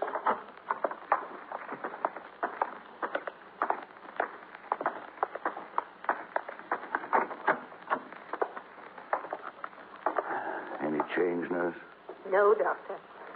Well, there he is, Mr. Dollar. A 5-year-old boy, victim of a panic-stricken parent and a criminal operator. What are his chances? We won't know until he comes out of coma, if he does. And then? For complete recovery, no chance. For partial recovery, a fair chance. Bobby Foster will be paralyzed.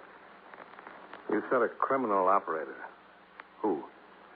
If I knew, Mr. Dollar, I wouldn't bother with reports to insurance companies. I've been a doctor 40 years now. Seen a lot of pain and tragedy. But this... Let's go back to your office, Doctor.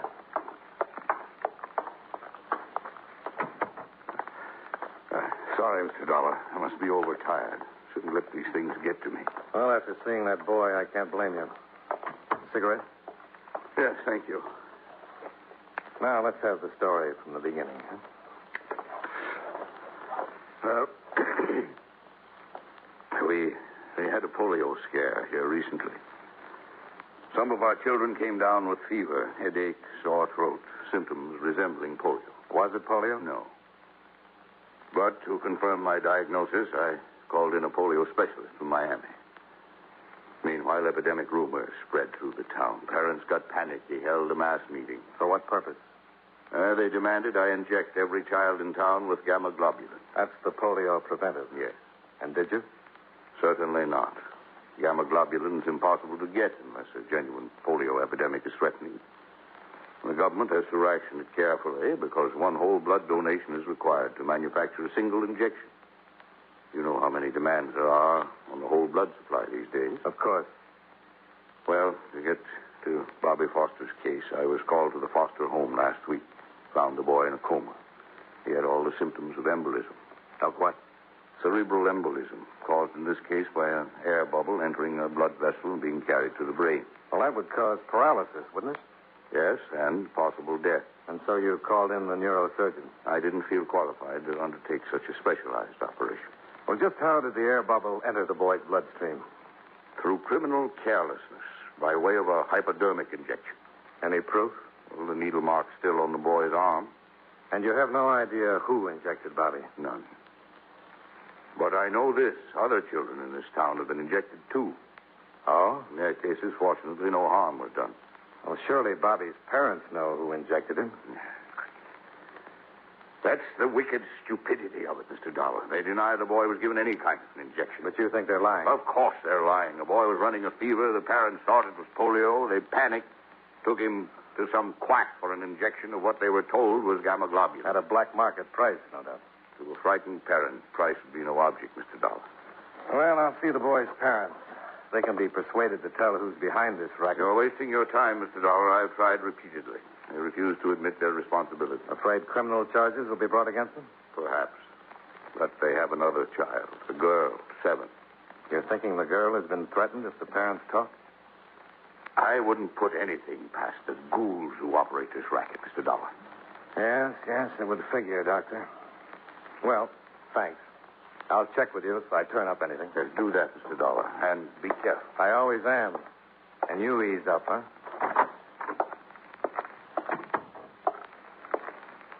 He's very perturbed, isn't he? Well, he has a right to be, Miss Rogers. Do you have the Foster's address? Oh, yes. I prepared this for you. Here you are. Oh, thanks. Well, I'll take a run over there now. I wish I could help you. You've been very helpful already. No, I mean really help. If there's anything I can do, anything you need or need to know. Well, I could use a little background information, about the town and the people. I tell you what, why don't we have dinner tonight? Then I can get the rundown on Riggs City and a little nourishment at the same time. Well... You have another engagement? No, I haven't. It's just that... Well, I didn't want you to think I was angling for a date. Oh, now, look, I have a pretty good memory, and I distinctly remember that I asked you to dinner. I know, but... I think it's your civic duty to dine with me. Well, if you put it that way, as a good citizen, how can I refuse? That's the spirit. You name the place. Well, there's a restaurant called the Tropics, a bar and grill sort of place. It isn't 21, but it isn't bad either. I'm with you. What time shall we meet? Around 6. I'll be there if I have to crawl. All right, but wouldn't a taxi cab be more practical? See you at 6.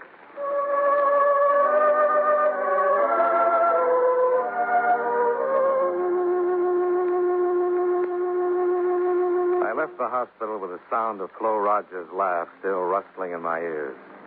It occurred to me that Riggs City might be a very pleasant place under different circumstances. I hailed a cab and ran up expense account item 3, 75 cents. Fare and tip to the Fosters' bright little cottage, a stone's throw from the beach.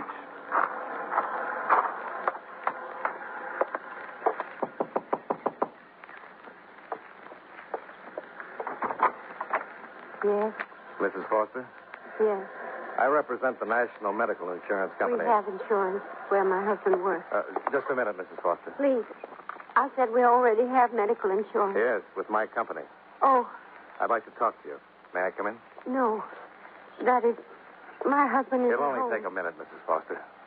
If it's about the premiums, I can't help you. They're supposed to be deducted from my husband's paycheck. It's about Bobby. I can't answer any questions. You have to see my husband. I think you have the information I need What information? about the injection Bobby had. The one He that nearly didn't. caused his death. No. You're wrong. Bobby didn't have an injection. Dr. Howell says the needle mark is still on the boy's arm. No.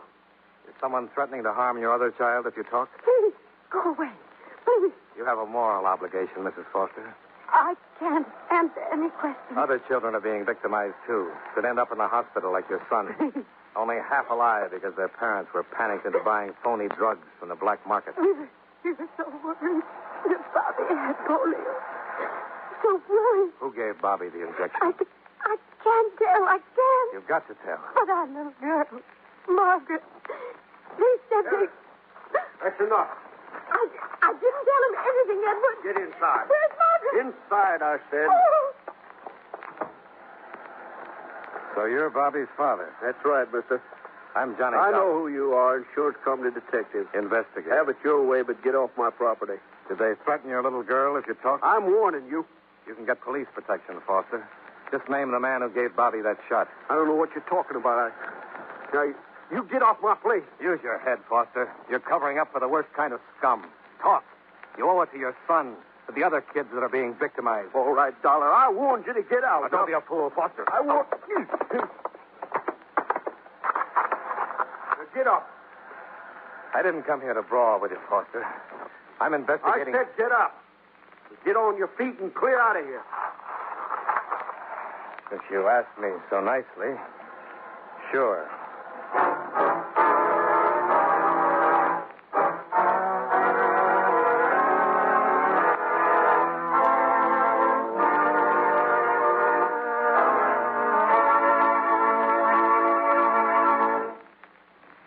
You know, many great men have attained the highest office in our land, the presidency of the United States. Can you guess the name of this man? He was our second oldest president, being elected for that office when he was 66 years old, and our only bachelor president. In 1828, he was appointed minister to Russia by President Jackson. In 1856, when he became president, differences between the North and South caused much unrest in his cabinet and in the various departments of the government. While he was president, the Confederate States were formed and the Civil War began.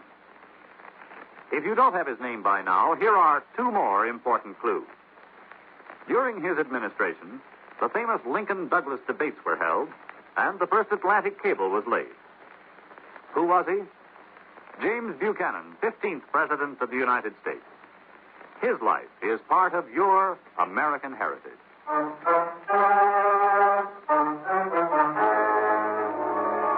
And now, with our star, John Lund, we bring you the second act of yours truly, Johnny Dollar.